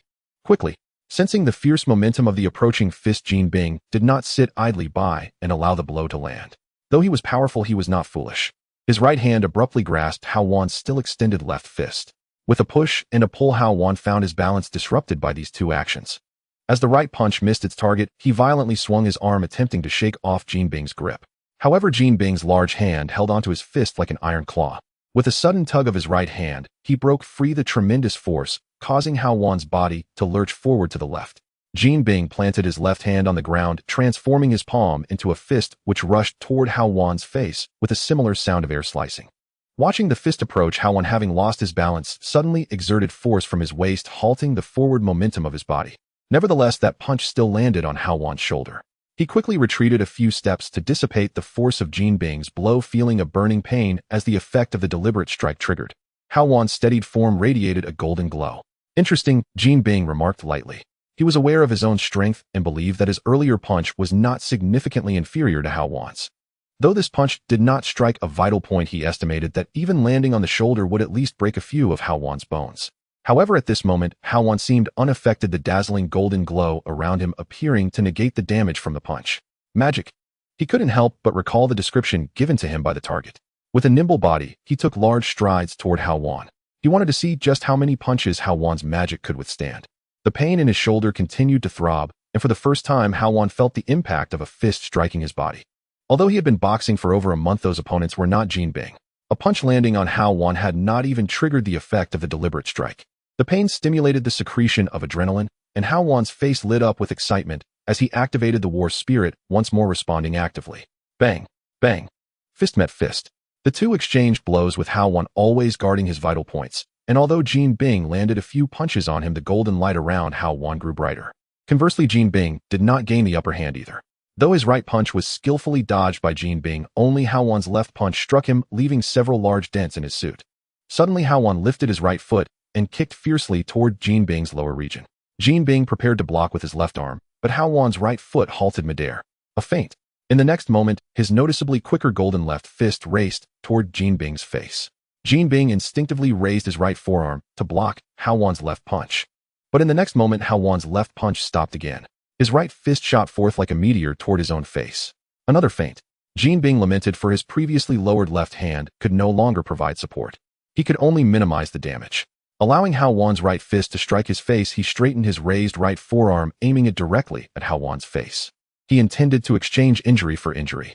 The heavy golden punch landed on Jin Bing's head, leaving him barely able to stand, and he stumbled backward, regaining his balance after several wobbles. Dazed from the heavy punch, he shook his head to clear his vision. Conversely, Hao Wan was not in a much better state. Jin Bing's strategy of exchanging injury for injury had proven effective. At the moment he struck Jin Bing's heavy punch also landed on Hao Wan's face. Blood trickled from the corner of his mouth. Huh. Hao Wan swirled his tongue in his mouth, spitting out several broken teeth. Visually, Hao Wan appeared worse off, but Jin Bing clearly suffered greater damage. Refreshing, bring it on. Hao Wan looked at Jin Bing, who had just regained his footing, ready to press the attack. However, with sharp perception, he noticed a group of people ascending in the elevator. Without hesitation, they must be Jin Bing's reinforcements. It seemed he needed to finish this quickly. Hao Wan stepped forward, heading straight for Jin Bing. All right, bring it on. Jin Bing responded loudly, moving toward his staff with an almost imperceptible motion. The two clashed once more, but this time was different. At this moment, Hao Wan showed no intention of defense, continuously employing the strategy of exchanging injury for injury. A punch struck Jin Bing, and as Jin Bing blocked, nearly two heavy punches landed on Hao Wan. The goal was to quickly reach the threshold for the deliberate strike attack. Each punch landed solidly. Hao Wan endured the torrential barrage of Jin Bing's punches, the offensive momentum unabated, and the golden light surrounding him grew more radiant. Witnessing Hao Wan's reckless assault, Jin Bing recalled the details shared by the target and began to feel a sense of retreat. Skillfully dodging an attack, he withdrew, aiming to escape the battlefield. Although the number of punches he landed was far greater than Hao Wan's, Jin Bing felt powerless seeing Hao Wan unaffected. Where do you think you're running? Hao Wan observed Jin Bing's movements, transforming his fist into an open palm aimed at Jin Bing. A force appeared from Hao Wan's palm, pulling the escaping Jin Bing toward him. Crack the skull of the strong. At that moment, 2 trenches were left in the ground beneath Jin Bing's feet, and no matter how hard he tried, he could not escape the effect of cracking the skull. He had to find a way. Grabbing the staff embedded in the ground, Jin Bing aimed the tip of the staff at Hao Wan. The sharp point of the staff gradually approached Hao Wan, intending to use the weapon to deter him. However, Hao Wan disregarded the sharp point in Jin Bing's hand, pulling him closer. The spike pierced into Hao Wan's chest. At this moment, the golden light on Hao Wan became dazzling, and the threshold for the deliberate strike attack finally reached its limit. The golden light crystallized into brilliance, and a wolf-like phantom appeared above Hao Wan's fist. Puff! The anticipated deliberate strike did not manifest. Instead, a ghostly blue ray was emitted from the tip of the staff, shooting straight toward Hao Wan. Destroyer Staff's short pulse laser. In the midst of Jin Bing's triumphant smile, a bluish pulse laser was emitted from the staff, shooting straight towards Hao Wan's abdomen. However, in the next moment, as expected, the scene of Hao Wan being pierced by the laser did not occur. Just as the pulse laser was about to hit, 3 enormous green phantoms suddenly appeared around Hao Wan. The shapes of the phantoms resembled withered bones, swirling and enveloping Hao Wan's entire body. The bluish pulse laser was blocked by the green skeletal phantoms, halting in midair without penetrating Hao Wan's body. Although the immense energy could not break through the defense of the withered bones, the force contained within continued to push Hao Wan's figure, shoving him closer to the window. As the pulse laser gradually diminished the skeletal phantoms around, Hao Wan vanished along with the laser pulse. Skeleton coating. Effect: block 1 fatal damage. After the blocking effect is triggered, your defense will temporarily increase, lasting for 5 seconds. The rune that Hao Wan obtained from the intermediate lottery 2 months ago finally revealed its trump card effect. It perfectly blocked the damage from the fatal laser. The effect of the charged punch was interrupted and paused, causing the golden light surrounding Hao Wan to dissipate. Although the skeleton coating had protected him from the lethal laser, a searing, burning sensation was still felt in his chest. The elevator doors opened. A group of well-equipped individuals armed with weapons stepped out, aiming at Hao Wan behind Jin Bing. Fire! As the crowd exited the elevator, Jin Bing moved forward and loudly spoke. Watching as the trump card, the pulse laser, was perfectly blocked by Hao Wan. At this moment, Jin Bing realized that he absolutely could not deal with this multi-skilled Hao Wan. Without a hint of hesitation, he turned to rush back into the elevator, seeking to escape alone. As for his subordinates, they could delay as long as possible. Da-da-da. The tongues of fire spewed from the gun barrels, and the dense bullets continuously shot at Hao Wan. The increased defense from the skeleton coating allowed Hao Wan to withstand most of the gunfire's damage. Even so, he felt a continuous wave of intense pain accompanied by heat as the charged punch was on cooldown. Struggling to see Jin Bing's actions as he fled into the elevator, Hao Wan laughed with anger. You still want to run? The sound of bullets pouring forth could not mask the mirth in Hao Wan's voice. Jin Bing instinctively turned his head, but he found that the Hao Wan who had been concentrated on had vanished, leaving behind a trail of dissipating golden starlight. Where is he? Jin Bing thought it was bad and quickly turned back. At this moment, the previously vanished Hao Wan had appeared right in front of him. Unlike before, Hao Wan was now holding a massive, ancient-looking iron warhammer. Blink. The ability that allowed Hao Wan to instantaneously disappear was the first summoner skill he drew from the intermediate lottery blink. As for the iron warhammer, it was the most precious item he had obtained from the lottery. An epic level Koffel's warhammer. The figure holding the warhammer blocked Jin Bing's path to the elevator. Gripping the warhammer tightly with one hand, Hao Wan smiled as he stared at the increasingly panicked Jin Bing. Did you think you were the only one with a weapon? With that, Hao Wan swung the warhammer directly towards Jin Bing's head. He hadn't been idle for over 2 months. Though he was unaccustomed to the warhammer's attacking style, being unaccustomed did not mean he couldn't secretly practice a combo. The warhammer danced, resembling an ancient torture device, as it smashed towards Jin Bing. Jin Bing moved to evade the warhammer's attack, picking up his staff. However, the distance between them was too close, and the length of the warhammer, combined with Hao Wan's reach, exceeded the distance Jin Bing could evade. Jin Bing did not believe he could take a hit. To minimize his losses, he had no choice but to expose his legs to the warhammer's path. The moment the warhammer broke his staff, the hammerhead collided intimately with Jin Bing's muscular leg. Suddenly, blood and flesh splattered. The armor-piercing effect of Koffel's warhammer easily broke through Jin Bing's proud, dense muscular defense. The immense destructive power of the warhammer was now glaringly evident. Jin Bing's leg left a massive dent from the warhammer's strike, with spiderweb-like cracks appearing on the hard bone beneath the flesh. Hao Wan raised the warhammer once more.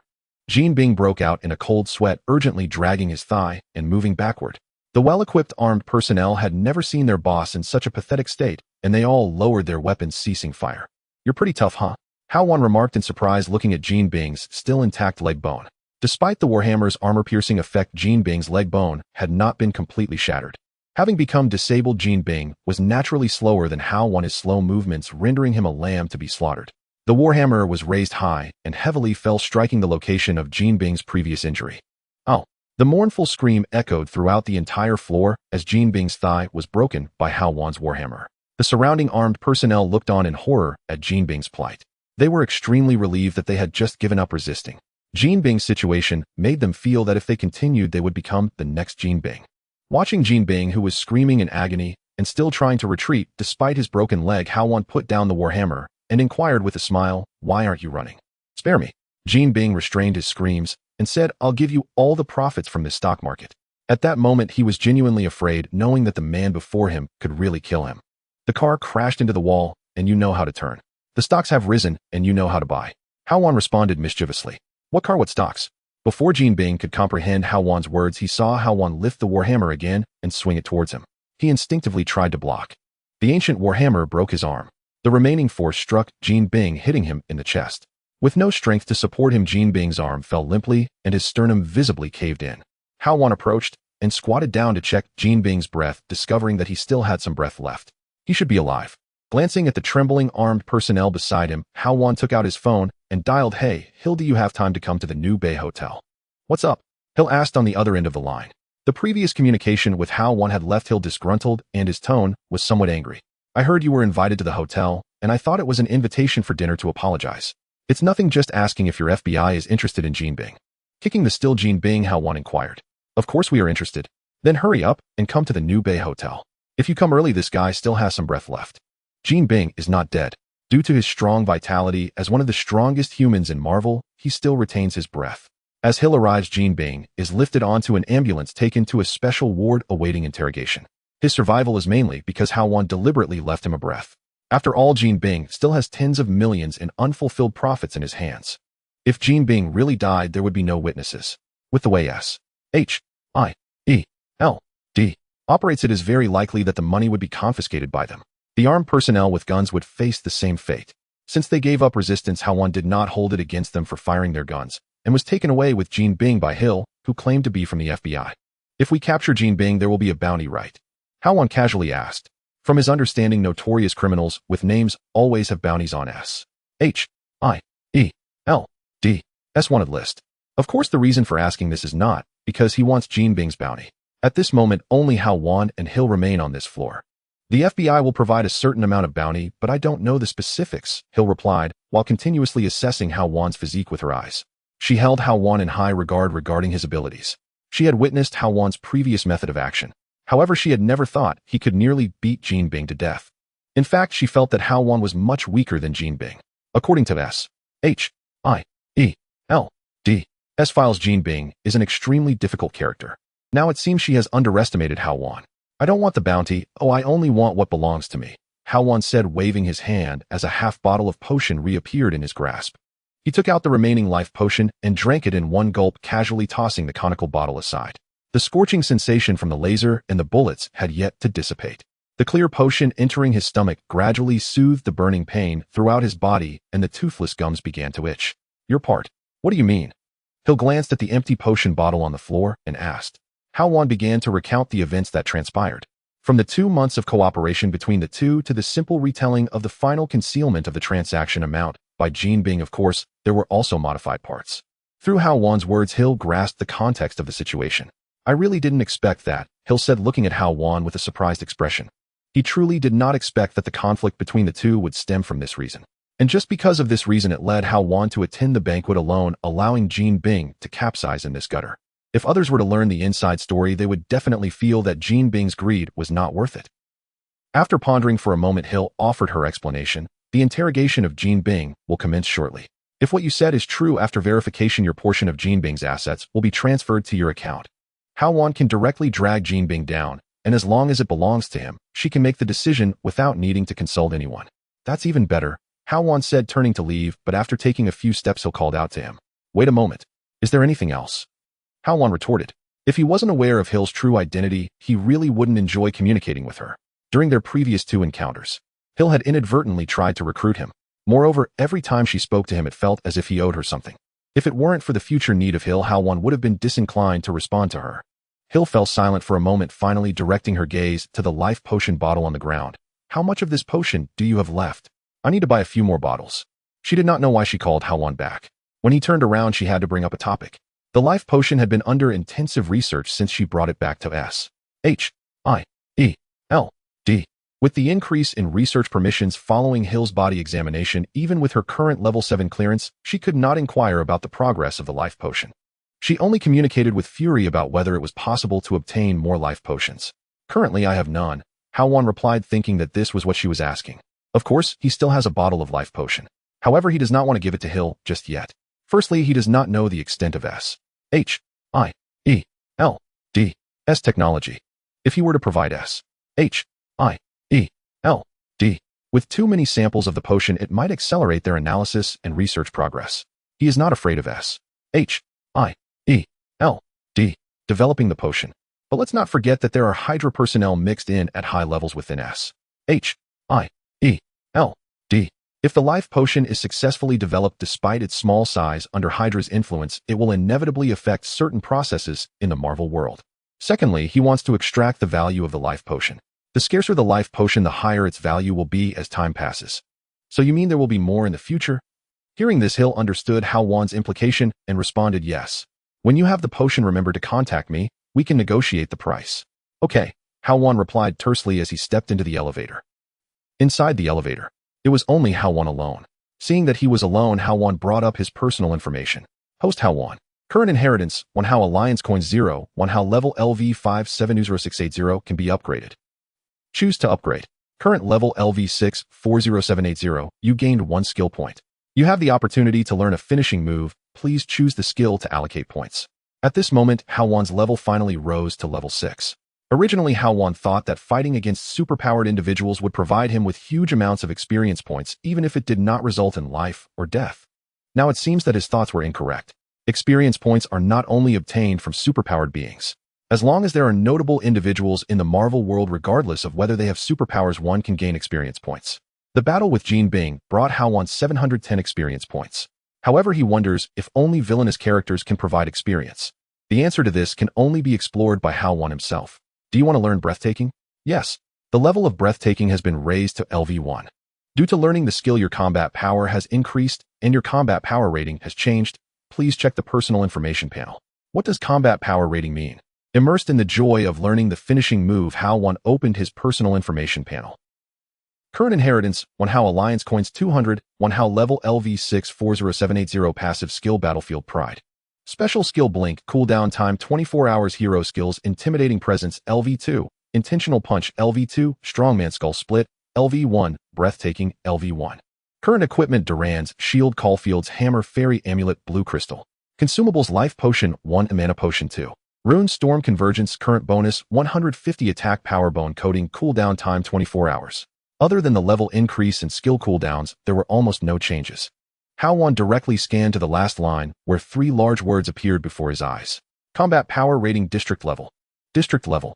This is the power rating that just appeared in the system prompt. But why was it not present before?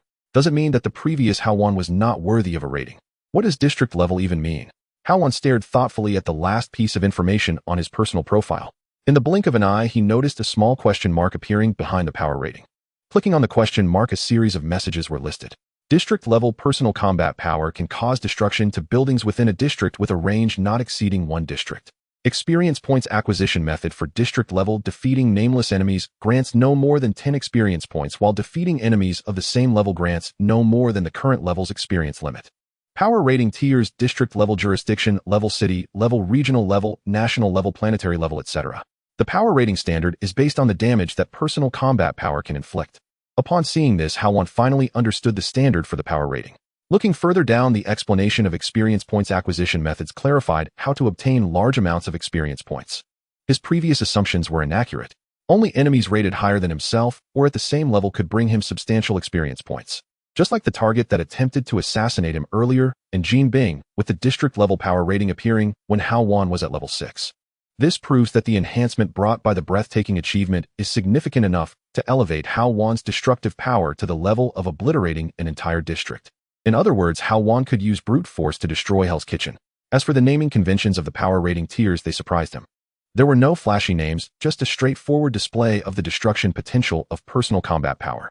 This blunt rating method greatly appealed to Hao Wan. Ding! The elevator arrived at the first floor at this moment. Hao Wan closed the panel and left the New Bay Hotel. 2 days later. Your bank card received 4000 on July 16th, with a current balance of 497223334. Looking at the text message displayed on his phone screen, Hao Wan, who had just gotten out of bed, revealed a satisfied smile. It seems that after verifying the situation, H-I-E-L-D transferred his share of the assets from Jean Bing to his account. The verification process was quite swift. As for the account number, it must have been provided by Hill. The amount deposited this time along with another bank card that contained $100 million. Now he possessed nearly $150 million in assets. This was a wealth Hao Wan had never dared to dream of in his past life. However, this amount was only sufficient for one ultimate draw. The money in his hands was already enough for a single ultimate draw. Yet Hao Wan was in no rush to draw. Soon Stark Industries' stock market would fluctuate again due to Tony Stark's decisions. With $150 million in hand, he could easily reap several times that amount in profits from this stock market fluctuation. At that time, he could easily perform several ultimate draws. He wasn't worried about what he might draw. If he drew a legacy, that would be the best outcome. The legacies he could use would be absorbed and converted into his real combat power. As for the legacies he couldn't use, he wouldn't waste them. Hao Wan could directly choose to sell them to wealthy individuals. For example, Iron Man, Black Panther, or even S.H.I.E.L.D. and other forces. These forces would definitely be very interested. He believed that such useful legacies once sold would not be valued at less than $100 million. If he drew a hero companion, that would be even better. A max-level hero would serve as a free top-tier bodyguard for Hao Wan, perfectly fitting his current developmental stage. As long as the hero companion wasn't particularly unique, he believed that with S.H.I.E.L.D.'s knowledge, they would completely accept it. It's quite reasonable for a wizard to unleash energy waves with a punch. So summoning a pet or something would also be quite reasonable. Knock, knock, knock. A knocking sound came from outside the door, and Hao Wan closed his phone, turned on the TV, and went to open the door. He had anticipated the visitor's arrival. Opening the door, Natasha, dressed in professional office wear, was already waiting outside and entered the apartment at Hao Wan's invitation. Regarding the boxing arena, Natasha's professional skills were outstanding. Within 2 days, she had sorted through all the various bills at the Blackberry boxing arena. Revenue, losses, profits. She covered all types comprehensively. Even Bonnet, who initially opposed Natasha's involvement in the boxing arena, praised her exceptional business abilities. After Natasha verified the accounts, Hao Wan was a bit surprised. He initially thought Bonnet might be pocketing money. However, through Natasha's auditing, it was discovered. Bonnet indeed had instances of embezzlement. But those incidents occurred before Hao Wan took over the boxing arena. After Hao Wan took over, Bonnet had stopped and had not done anything since. If it weren't for the 2 audits, even Natasha wouldn't have believed Bonnet's actions.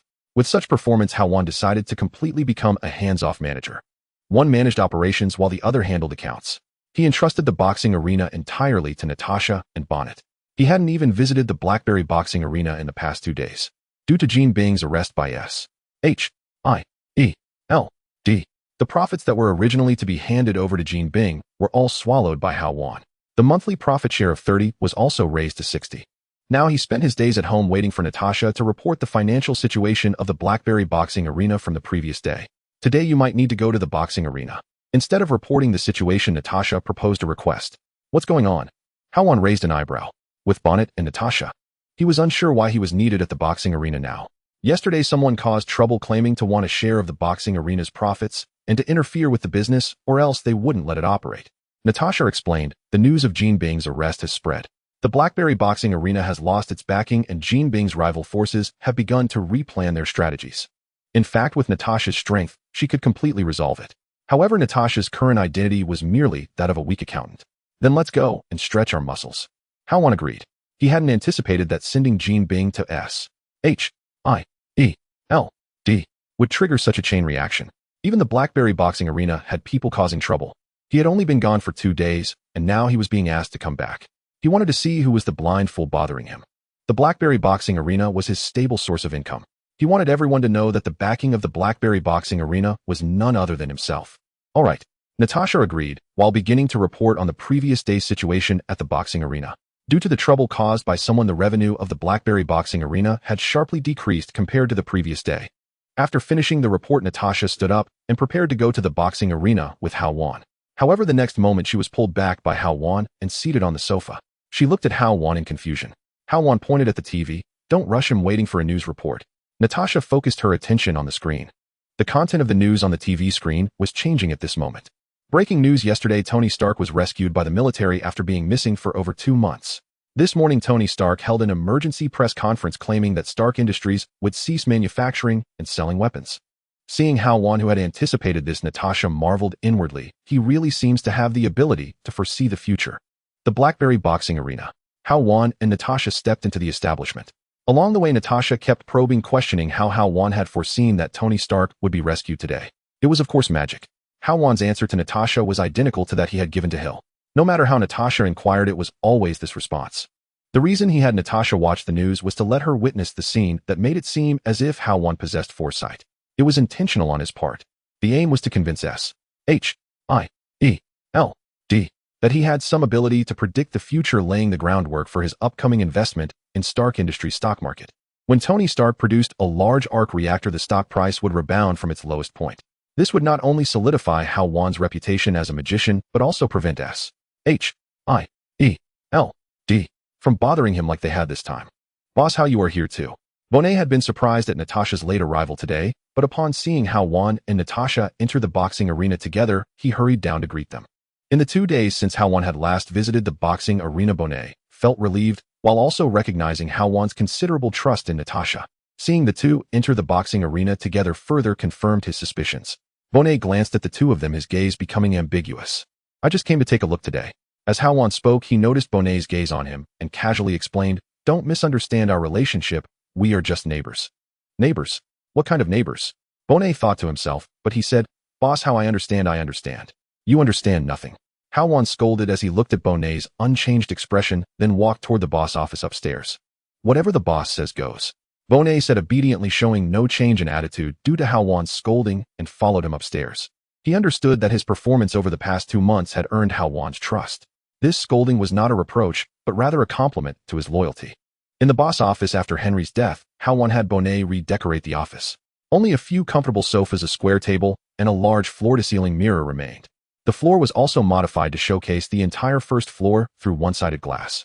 Entering the office, Hao Wan reclined on the sofa listening to Bonet's report on the boxing arena's operations. Although it was called the Blackberry Boxing Arena, its operations were not limited to boxing.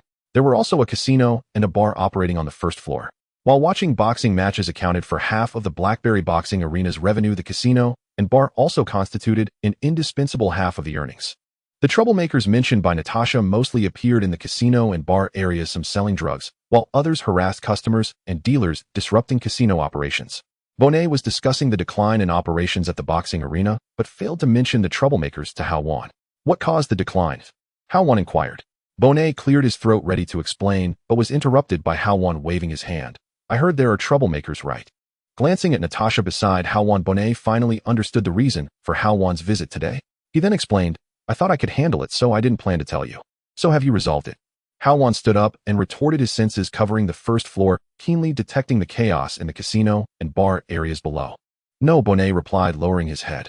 In that moment, he noticed the troublemakers' small actions in the casino and bar areas through the glass. Looking up at Hao Wan, who was observing the first floor, he hurriedly stood up. "I will go resolve it right away." As soon as he stood up, he was pressed back down onto the sofa by Hao Wan. Under Bonet's puzzled expression, Hao Wan walked toward the door and said, "I can handle it, you two, just keep an eye on things here." After saying that, Hao Wan slammed the door and headed downstairs toward the casino and bar areas. He believed that Bonet had been in the Hell's Kitchen long enough.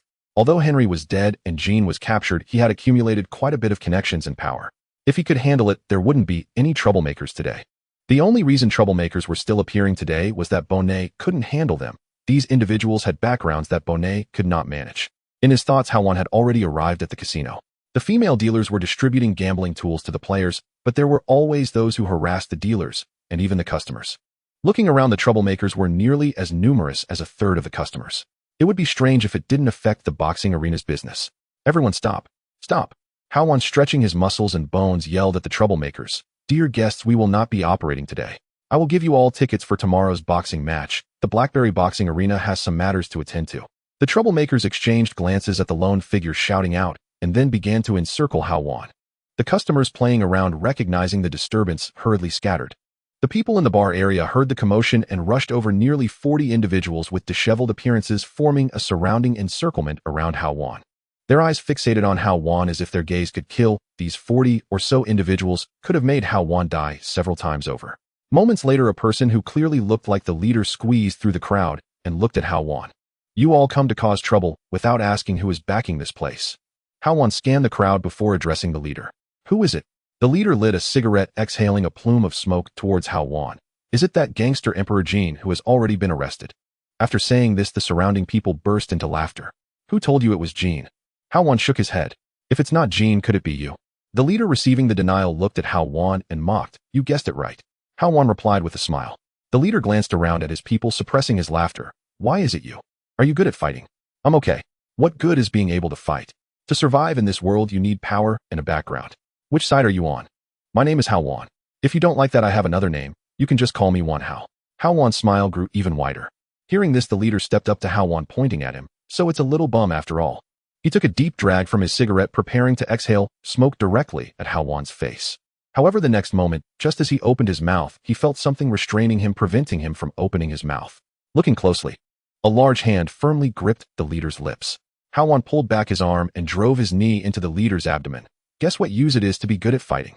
The heavy blow to his abdomen made his stomach churn violently. The bitterness combined with the foul air in his belly made him want to vomit, but he couldn't due to his closed mouth. At this moment, the smoke in his mouth was also inhaled into his lungs, pushed by the foul air from his abdomen straight to his nasal cavity. His hands fell open. The leader only felt a heavy dizziness in his head. Shaking his head to regain clarity, he fixed his gaze on the man in front of him. "Hao Wan, are you looking for death?" "Everyone attack." As he spoke, the leader quickly retreated, blending into the crowd. The intense pain in his lips made his voice mumble. The people around exchanged glances, signaling each other to go first. They had all witnessed Hao Wan's method of dealing with the leader, fearing that such techniques would fall upon themselves. For a moment, no one dared to step forward out of fear of Hao Wan's methods. Hao Wan took a step forward, startling the crowd into retreat. Glancing at everyone, he disdainfully smiled at the leader in the crowd. "Now you know how to fight, but what good is that? Get the hell up." The leader, shrinking in the back of the crowd, kicked his subordinate in front of him. The subordinate, still retreating, lost his balance and leaned toward Hao Wan.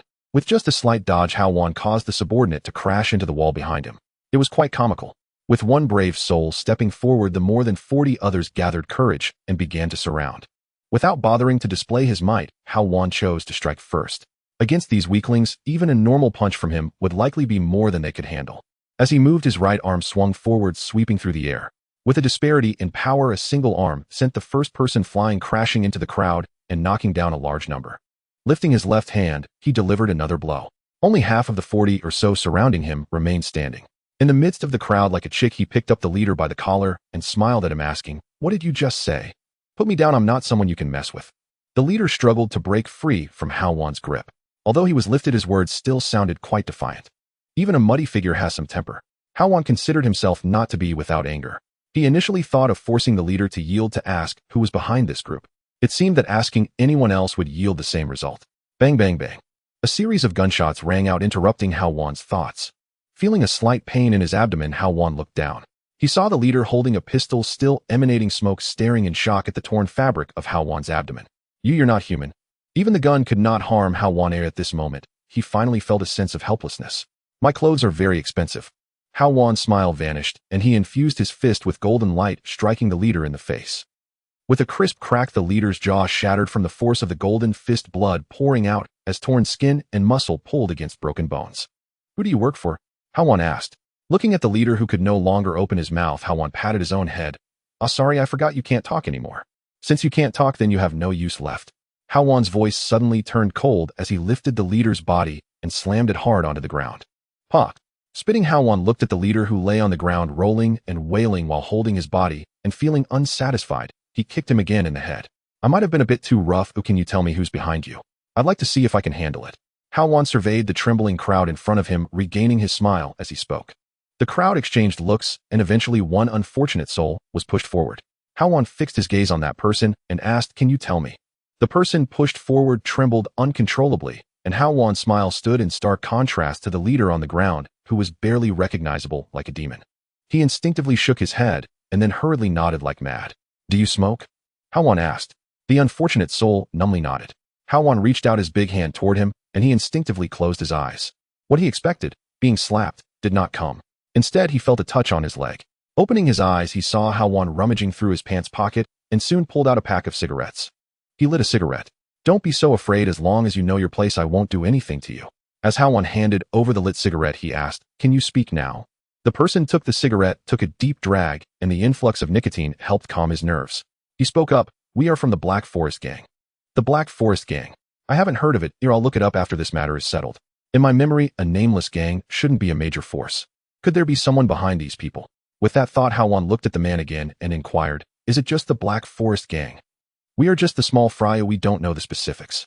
The leader sent us to take over the territory, so we had to follow. The man explained. Upon hearing this, Hao Wan knew there was no need to ask further. These small fries certainly did not know the details. To him, it was clear that a little inquiry would reveal his strength. These small fries were obviously kept in the dark. A faint groan came from behind. Hao Wan turned in shock to look at the ground. He saw the leader, whose head had twisted and deformed surprisingly, making sounds again, his body slightly trembling and his shattered jaw twitching. Soft groans continued to escape his mouth. He's still not dead. Hao Wan squatted down to observe the leader's condition. The rapid breathing through his nose confirmed Hao Wan's thoughts. He was actually alive. Hao Wan knew very well the power of his fist, enhanced by the submission effect. Even someone made of gold would not withstand it, let alone this seemingly ordinary person. So are you going to tell me who's behind you? Looking at the leader, whose jaw twitched and emitted groans, Hao Wan asked. The leader stared hard at Hao Wan, uttering a single syllable, this. The damage to his jaw made it impossible for him to form complete words. This what? Hao Wan suddenly regretted breaking his jaw. With such a strong will to live, he couldn't believe that this person was merely a simple thug. The leader stuttered and could not articulate complete words. At this moment, Hao Wan felt like a melon eater caught halfway through a juicy story, feeling very uncomfortable. Looking at the leader's twitching jaw, Hao Wan punched through his heart, talking halfway, and then stopping. It's really annoying. After a moment of convulsions, the leader, with a shattered heart, finally lost his breath, dead beyond revival. Hao Wan glanced at the crowd, too afraid to step forward. What are you still looking at? It's none of your business now. Just don't cause trouble in the future, or I'll make sure your end is just like his. As he spoke, Hao Wan wiped the blood from his fist using the leader's clothing. The scene sent chills down the spines of those present. However, the crowd showed no intention of leaving after hearing Hao Wan's words. Why aren't you leaving yet? Hao Wan frowned and asked upon witnessing the scene. Seeing Hao Wan's slightly angry expression, the person who had just been pushed forward acted as a spokesperson and quickly explained, Can we take his body with us? We need to report back. He pointed to the unconscious leader behind Hao Wan. No problem, Hao Wan agreed eagerly. He was just worried about how to clean up the boxing venue. The corpse wouldn't speak, and keeping it wouldn't yield any information. If these people wanted to take it away, they could. After all, he was a businessman, and blood on the business floor was not good. After receiving Hao Wan's approval, the crowd began to collect the leader's body, cleaning up the area before leaving the boxing venue. As the group departed, Bonet and Natasha, who had been observing from upstairs, also came down. What's the situation with the Black Forest Gang? Hao Wan asked, looking at Bonet, a local resident of Hell's Kitchen. Bonet, somewhat unable to meet Hao Wan's gaze, lowered his head and explained, The Black Forest Gang is a medium-sized gang, previously one of Jean Bing's subordinate gangs in New York. After Jean Bing's downfall, they quickly absorbed personnel and have only been developing for 2 days, yet they are already among the top in New York City. The brutal scene kept replaying in his mind, and Bonet felt immense relief that he hadn't profited personally from the boxing venue. Is that all? Hao Wan found Bonet's explanation somewhat unreasonable. Given Bonet's connections today, there shouldn't have been anyone else coming to cause trouble. From the leader's arrogant attitude and vitality, it was clear that a subordinate gang of Jean Bing, like the Black Forest Gang, wouldn't have such capabilities. I used my connections to investigate the Black Forest Gang and found that they have established a cooperative relationship with an organization, Bonet said. Who? Bonet cautiously leaned closer, lowering his voice to speak in Hao Wan's ear. The Hand. Hearing this, Hao Wan finally understood why Bonet was unable to resolve the issue. The Hand. A notorious ninja assassination group in the Marvel Universe. The 5 power holders of the Hand have lived for an uncountable number of years. Based on his understanding, Jean Bing became the emperor of the underworld by leveraging significant support from the Hand. Just in terms of the assassin group, the Hand's assistance was enough for Jean Bing to ascend as the emperor of the underworld. However, what the Hand held that concerned Hao Wan was not just the assassins. They possessed an item that Hao Wan highly valued, the Dragon Bone. The Dragon Bone's effects were immensely powerful. The energy it contained could grant immortality and even revive the dead. Given this context, after Hao Wan sent Jean Bing to S.H.I.E.L.D. The Hand's plans were interrupted by Jean Bing's capture, and they were preparing to foster a new emperor of the underworld. With the Hand's support, the Black Forest gang was destined to become the new underground king, which explained the leader's arrogant demeanor. Hao Wan understood Bonnet's cautious way of conveying information. Anyone aware of the Hand's existence naturally recognized the terrifying nature of the organization. Don't worry, the Hand isn't something to fear. I believe that after today they won't come looking for trouble again, Hao Wan reassured Bonnet, understanding his concerns. With the matter at the Blackberry Boxing Arena resolved, Hao Wan also did not intend to stay any longer. He had other matters to attend to. The Hand. In the dim hall, 5 seats were arranged in a semicircle on the steps. A single beam of light illuminated the entire hall. The central seat was empty, while at the 2 adjacent seats sat a person each. In the faint light, it was difficult to see the exact appearance of the people seated. Mrs. Gao, do you think it's necessary to make contact with that person in advance? A voice with a neon-like tone echoed from the left seat. Clearly the person asking the question was of neon descent. Murakami, didn't we agree on this? Besides, you've seen the potion. Oh, we really need this stuff, Mrs. Gao explained. Murakami stopped questioning, his gaze fixated on the conical bottle that Mrs. Gao was fiddling with. The atmosphere grew somewhat silent. After a moment, footsteps echoed from deep within the room. Tick-tock. The heavy footsteps were accompanied by the sound of liquid dripping. As the figure gradually approached, Murakami rose and walked down the steps, seemingly to welcome the source of the footsteps. Exion, my good apprentice, you've returned. Yes, master. Exion replied, still shrouded in shadows, his hands cradling the body, pierced through the chest, the dripping sound coming from the blood flowing from the wound. Did you see that person? Upon hearing his apprentice's affirmative response, Murakami eagerly inquired. I did, but there were S.H.I.E.L.D. agents by his side, so I couldn't act directly. Exion replied, placing the body he was holding onto the ground. Murakami crouched down to examine the corpse lying on the floor, remaining silent. Since there are S.H.I.E.L.D. agents nearby, it must be him. We can start looking for an opportunity to strike. At this moment, Mrs. Gao stood up from her seat, elegantly descending the steps, her gaze fixed on the corpse with a pierced heart on the ground. Did he do this too? Indeed, it was he who did it, as you mentioned, Mrs. Gao. Exion acknowledged, raising his hand to signal, while praising, your potion is as effective as ever. This man was driven into a rage by the effects of the drug. As long as it's effective, Mrs. Gao said, revealing a small bone in her hand. Crouching down, accompanied by an ancient-sounding chant, she placed the bone into the gap of the corpse. In the next moment, a golden light erupted from the bone, radiating instantly throughout the corpse. Following that, the heart began to repair and pulsate, muscle fibers intertwined, the scabbed skin regenerated, and the once pierced body was completely restored within half a minute. Rise. Mrs. Gao gently tapped the top of the corpse's head. Accompanied by hurried breathing, the previously closed eyes of the corpse suddenly opened wide. The sensation of being reborn made him want to get up quickly, but he was held down. Do you want revenge? Mrs. Gao's voice flowed from her lips with an alluring tone. At that moment, the revived person found his mind flooded with images from before his death, and hatred consumed his emotions. He opened his mouth and uttered a single word, yes. Then relax your emotions and endure the pain to gain the power for revenge, Mrs. Gao spoke softly. The man nodded. As his emotions settled, the sensation of pain began to seep through his limbs. Hatred allowed him to endure the onslaught of pain.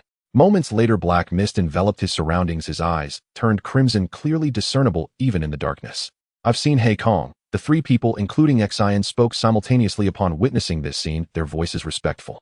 The entity referred to as Hei Kong nodded and walked in a specific direction. As Exion stepped aside, he was exposed to the light source. His appearance became visible. If Hao Wan were present, he would certainly recognize this face. It was indeed the person who had been pushed out by the members of the Black Forest gang. It may be the intimidation from Hao Wan that played a role, as nothing happened in the following month. Neither the Black Forest gang nor any other gang came to trouble the Blackberry Boxing Arena. Rumors began to circulate in Hell's Kitchen that the owner of the Blackberry Boxing Arena held the title of Wan Hao. To avoid any unexpected incidents, Hao Wan took residence at the boxing arena for half a month. With no trouble arising, the situation returned to how it was before. He entrusted the management of the boxing arena entirely to Bonnet and Natasha. As for him, he had other matters to attend to. The television was broadcasting the latest economic news regarding the stock market.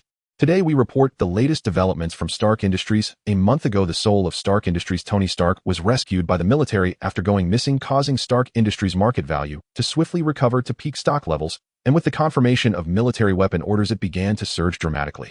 As of closing, Stark Industries' market value reached an all-time high of $400 billion.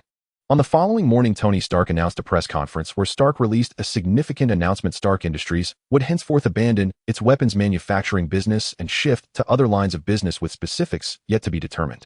After the market opened that day, Stark Industries stock hit the limit down, with its market value falling to $360 billion. By the next day, Stark Industries' market value faced a continuous limit down for a month. By yesterday's closing, Stark Industries' market value stood at $18.8 billion, and many people were not optimistic about Stark Industries. Watching the news report, Hao Wan fell into deep thought. The announcement made by Tony Stark at the press conference certainly justified Stark Industries' current market value. Thinking about it, directly shutting down the core industry of a listed company made the continuous limit down over the course of a month quite reasonable. Even if the helm of Stark Industries was Tony Stark, a genius in weapon manufacturing, the stock market clearly did not believe that this weapons company, having detached itself from its core industry, could have any potential for resurgence in other aspects. Such a drop was still due to the stock market's limit on declines. Otherwise, Hao Wan truly had no idea how many days it would take for Stark Industries' market value to reach its current state. A month ago, Hao Wan had placed most of his account balance into the stock exchange. Calculating the time, it was nearly time for Tony Stark to manufacture the large arc reactor. The opportunity to buy into Stark Industries was also approaching. Taking out his phone, he dialed a number. "Mr. Hao, hello? We've been waiting for your call. Are you ready to take action?" A capable female voice came from the other end of the line. Given Hao Wan's financial situation, the stock exchange had specially assigned a personal secretary to him when he deposited money. "Yes, I would like to ask how much I could be approved for if I apply for a loan this time," Hao Wan inquired. The person on the other end seemed to have anticipated this, responding, "Mr. Hao, for how long do you plan to take out the loan?" "1 month, Hao Wan replied. A month was sufficient. He was not surprised by the secretary's tone, which indicated she had been expecting this.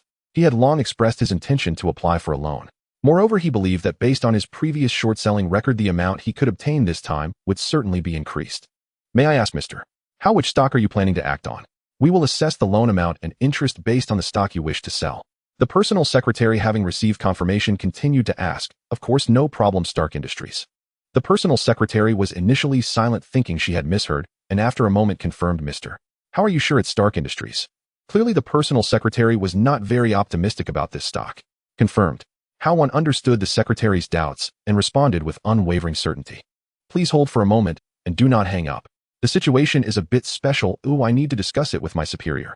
Hao Wan's choice was evidently not part of the personal secretary's plan. He nodded in agreement and patiently waited. After a moment, the voice of the personal secretary came through the line. "Mr. Hao, I've discussed this with my superior and would like to explain the situation to you." "Go ahead." Originally, our stock exchange was not prepared to provide loans for Stark Industries. However, considering your previous experience with short-selling Stark Industries, we have chosen to trust you and plan to provide you with a loan of $260 million, which is double your principal. Though the interest might be a bit higher, the personal secretary explained patiently. "Understood. How much is the interest?" "1 per day." "No problem. I will add an additional $10 million to round it up to $400 million. Hao Wan agreed immediately. The market value of Stark Industries would not drop much further. After all, besides weapons manufacturing, Stark Industries had some scale in other industries. As long as there were no major issues with the $188 billion market value, there would be no possibility of a limit down again. He had deposited a total of $130 million in the stock exchange. A loan of double the principal would amount to $260 million, combined with the principal totaling $390 million, along with the additional $10 million he was putting in, totaling $400 million. According to Hao Wan's calculations, the time until Tony Stark manufactured the large arc reactor would not exceed 15 days, at most needing $260 million with 15 interest. Once the arc reactor was produced, due to energy issues, it would bring a large number of orders to Stark Industries. Afterwards, Stark Industries could grow to a market value scale of trillions of dollars. Just a mere 15 interest compared to the profits from the rising stock was practically negligible. "All right, then you can come in the afternoon to sign the contract, and we will finalize our cooperation. The funds will be fully transferred by tomorrow," the personal secretary said. "No problem." After agreeing, Hao Wan hung up the phone. In the evening, after returning from the stock exchange, Hao Wan had been watching the stock market closely. As he had suspected, Stark Industries' stock price finally stopped its downward trend today. Although it still fell significantly by the close, the decline was only 5. Stark Industries' market value ultimately settled at $18 billion. Hao Wan had invested a total of $140 million in the stock exchange and $260 million in loans, totaling $400 million. He was just waiting for the market to open tomorrow, at which point the $400 million would be injected into the market. This also left Hao Wan, who originally had nearly $15 million in deposits, with only $10 million. This $10 million was what Hao Wan had saved for emergencies. He still remembered the matter of the Hand Association. Although they had not appeared, Hao Wan felt that the people from the Hand Association would definitely show up. He planned to keep this 10 million for high-level lottery draws, hoping to obtain a life-saving item. Knock, knock, knock. A heavy knocking sound interrupted Hao Wan's thoughts, and he looked towards the door. So late, who could it be? Natasha. Hao Wan wondered while peering through the peephole, but the person at the door made him pause in surprise. It is not Natasha. As the door swung open, the iconic deep crimson leather outfit and the small devilish horns on the forehead came into view. This figure was none other than someone whom Hao Wan had encountered briefly before. The Night Devil Matt Murdock. However, the Matt before him was not the suave figure that Hao Wan had seen earlier. His arm, which had knocked on the door, hung limply in the air, appearing utterly weak. One of his arms was pressed against his abdomen, dark red blood continuously oozing from the wound, making it difficult for Hao Wan to discern whether the deep crimson color was from the clothing itself. As the arm moved, Hao Wan could even glimpse parts of internal organs through the wound. Clearly, he was gravely injured. But how could he be hurt so severely? In Hao Wan's memory, there was no one in Hell's Kitchen capable of inflicting such harm on Matt. There had been someone in the past, but that person had already been sent to shield by Hao Wan. Can you do me a favor? Matt weakly spoke, the flow of blood from his abdomen beginning to slow, yet the pallor of his face could not conceal his dire condition. First, answer my question.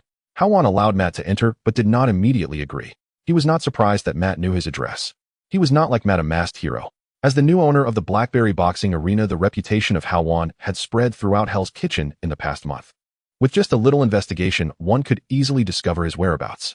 Setting aside his thoughts, Hao Wan asked, "What situation are you in? Who is chasing you?" "The Hand." Matt responded weakly. The Hand.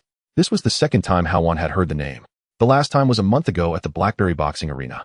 According to the storyline, he was familiar with there indeed had been a conflict between Matt and the Hand. However, the conflict primarily stemmed from Matt's girlfriend Erica, who was connected to the Hand. From what Hao Wan understood, Matt's girlfriend was not Erica. At least in the past month, there hadn't been such a level of conflict between Matt and the Hand. With questions swirling in his mind, Hao Wan continued, "Why are they chasing you?" "I've been investigating the Black Forest gang recently." Matt began his narrative. Hao Wan understood the gist of Matt's predicament after listening.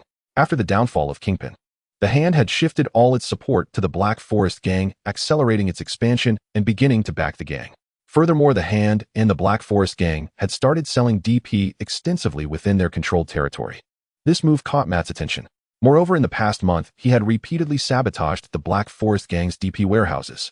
Matt's actions ultimately drew the attention of the higher-ups in the Black Forest gang.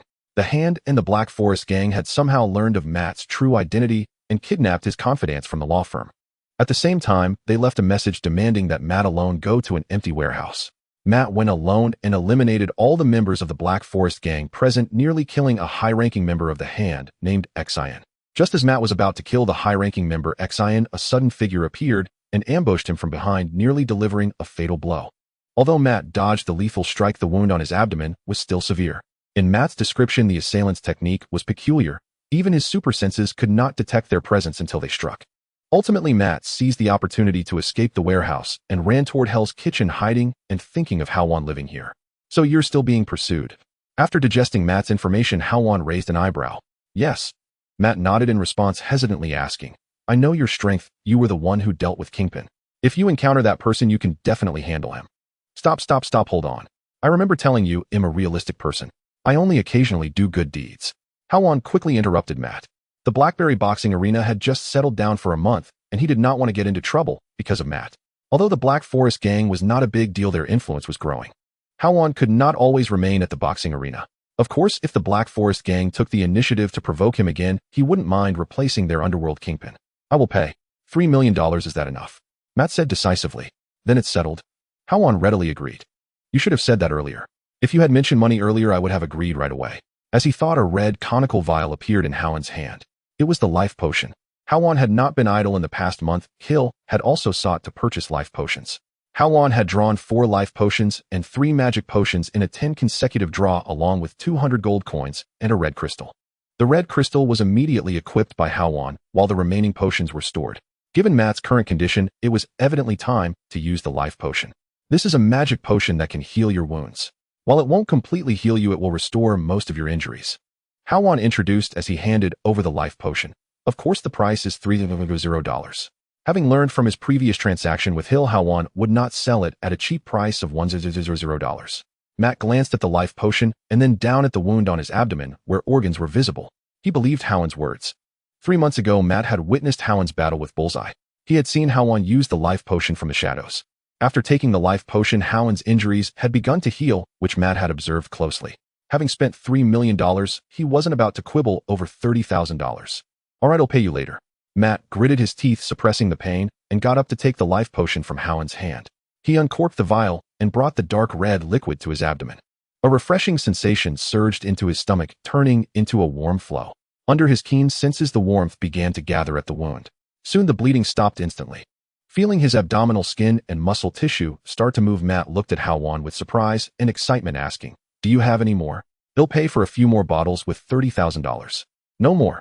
Hao Wan shook his head, not surprised by Matt's delighted attitude. He understood the principle of scarcity. The life potion should only be taken out occasionally. Seeing Hao Wan shake his head, Matt's mood did not change at all. He understood that such a precious item was naturally rare. Feeling his wound healing, Matt looked at Hao Wan with gratitude. "Thank you." Hao Wan's gaze was directed out the window. "It's just a transaction." "I meant regarding Kingpin," Matt added. Hao Wan did not respond, his eyes still fixed on the previous direction. Matt extended his hand, preparing to place it on Hao Wan's shoulder to continue asking questions, but suddenly froze. Both he and Hao Wan looked toward a certain spot. "Someone is coming." To think that someone discovered it, even before me. As I sensed the footsteps approaching, Matt could not help but be alarmed. Not to mention anything else, he had absolute confidence in his hearing and radar perception. Having possessed super senses, his abilities were further refined to the extreme through training with his master, the Stick Old Man. Even so, if he had just now heard the footsteps of the incoming person, how did that individual hear them ahead of time?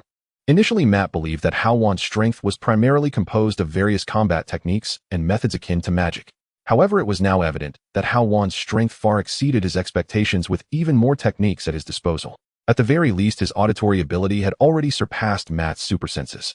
Under his perception, the shadow of that person drew closer, and their target was clearly the room where Hao Wan and Matt were located. After defeating Jin Bing, Hao Wan had gained an immense amount of experience, rising from level 5 to level 6. His overall capabilities and perception were once again enhanced. Previously, his 5 senses could only cover a distance of about 70 meters, but now after the upgrade it had reached nearly 100 meters. Furthermore, with the increase in perception range, he could now easily distinguish the outlines of individuals sensed. This was what it meant to be at level 6. He truly wondered how far his perception range would extend after reaching level 18. Under the coverage of his senses, as that person approached, he felt a vague sense of familiarity with their general appearance. Where had he seen them before? Yet he couldn't recall. "Aren't you going to find a way out?" Matt inquired. The footsteps of the newcomer grew increasingly heavy, although the wound on Matt's abdomen had begun to scab and heal. However, the depletion of strength could not be completely replenished by a single life potion. The figure who had inflicted mysterious wounds on him left a deep impression. He had no doubts about Hao Wan's strength. The person who could single-handedly take down Jin Bing was someone he considered himself considerably weaker than. However, the methods employed by the person who attacked him were so strange that it left him feeling unsettled. Matt prepared to devise a countermeasure before making any further plans. Hao Wan glanced at Matt, clenching his fist as golden light erupted. "This is the plan." If the enemy's strength was indeed as strange and formidable as Matt described, he did not mind finding someone to test his finishing move on. Matt hesitated at last, ultimately refraining from speaking. Resignedly, he entrusted his life and fortune into Hao Wan's hands. The footsteps outside gradually approached. The distinct sound of footsteps belonged to just one person. Night Demon Knight. "Oh no, I should say, dear Mr. Matt, would you prefer to come out yourself, or shall I invite you out?" The person outside stopped in their tracks, their voice carrying a hint of amusement as it filtered through the crack of the door. Inside, Matt and Hao Wan exchanged glances. "Is this the person you mentioned with the strange methods, eh?" Hao Wan asked. As the voice reached his ears, he felt that the person's voice and physique seemed somewhat familiar. "This person is a high-ranking member of the Hand Association, and according to my investigation, he is a disciple of one of the 5 highest-ranking members, the one I mentioned to you, Xian." Matt shook his head, recalling.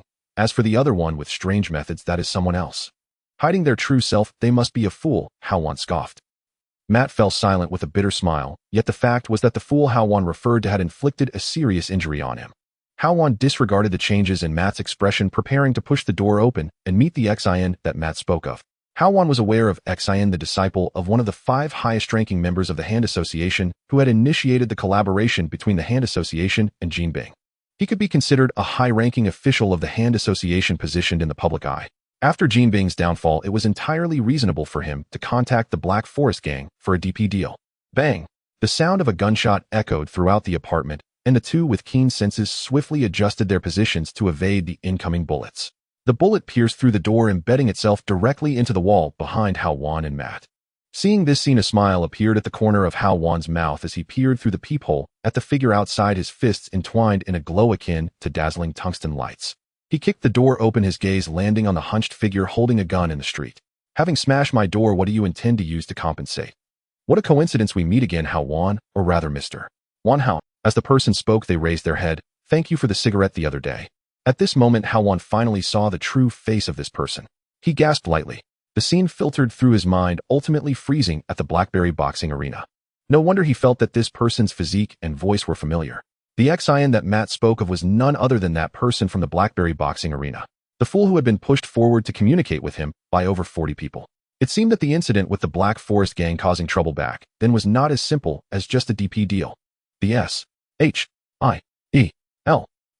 hidden identity was meant to monitor and evaluate him, and this person hiding their identity to approach him at the Blackberry boxing arena clearly had other intentions. But what could he possess that would compel Xian to hide their identity and approach him? So it turns out we are acquaintances. Hao Wan's smile grew increasingly pronounced as he fixed his gaze on Xian and continued, since we are acquaintances, I'll give you a discount. You can accompany my door with your life. Then thank you, Mr. Wan Hao. Boom. The ground beneath his feet erupted with shattered stones, and as dust flew up, Hao Wan, with golden light in both hands, had already surged forward several meters. He couldn't be bothered to deal with such a dramatic actor. Despite the many questions swirling in his mind, Hao Wan decided to subdue him first. At that point, he couldn't believe that this person would not answer his questions. Of course, this time, he would be a bit more experienced. He wouldn't shatter the man's jaw with a single punch. With the effect of imposing his might, Hao Wan arrived before Xian in the blink of an eye. Although he had anticipated this, upon witnessing Hao Wan's approach, Xian instinctively retreated while widening his eyes. Pain shot through his abdomen. As he suffered a heavy blow, blood spewed from Zin's mouth. They say one learns from their mistakes, but in my view, you haven't become any smarter. Skillfully dodging the splattered blood in the brief moment of conversation, Hao Wan delivered a right punch heavier than his left to Zin's left arm. Crack. The chilling sound of bone fracturing echoed as Zin's left arm was effortlessly broken by Hao Wan's right punch, enhanced by the effect of imposing his might. Even so, Xian clutched his left arm without uttering a single cry, beads of cold sweat pooling on his forehead and cheeks. Under the pain, his body trembled uncontrollably, sweat dripping onto the floor. So tough. Zin's display irked Hao Wan greatly, and as he spoke, he delivered a whip kick straight for Zin's lower body. If you can endure having one of your arms broken, how about I break one of your legs? Xian had no room to evade. Under the vast disparity in speed and strength, his leg bone snapped without a hint of suspense. To Hao Wan's surprise, Xian remained as he had just moments ago, showing no signs of begging for mercy or crying out, his gaze fixed intently on Hao Wan. Hao Wan stepped forward, swiftly preparing to deliver another kick to Zin's remaining leg. However, in the next moment, a sudden pain shot through his abdomen. A massive green skeletal phantom emerged, swiftly swirling around Hao Wan. The skeletal layer. The recently executed technique managed to trigger the defensive effect of the skeletal layer. Hao Wan looked down. A brown crystal dagger had already embedded itself in his left chest, its hilt firmly grasped by Xian, who had already lost a hand and a foot. That strike just now clearly came from this person. The defensive boost from the triggered skeletal layer was apparent. At this moment, the dagger was merely embedded in his skin, ensnared by the muscle tissue at his chest, unable to advance further.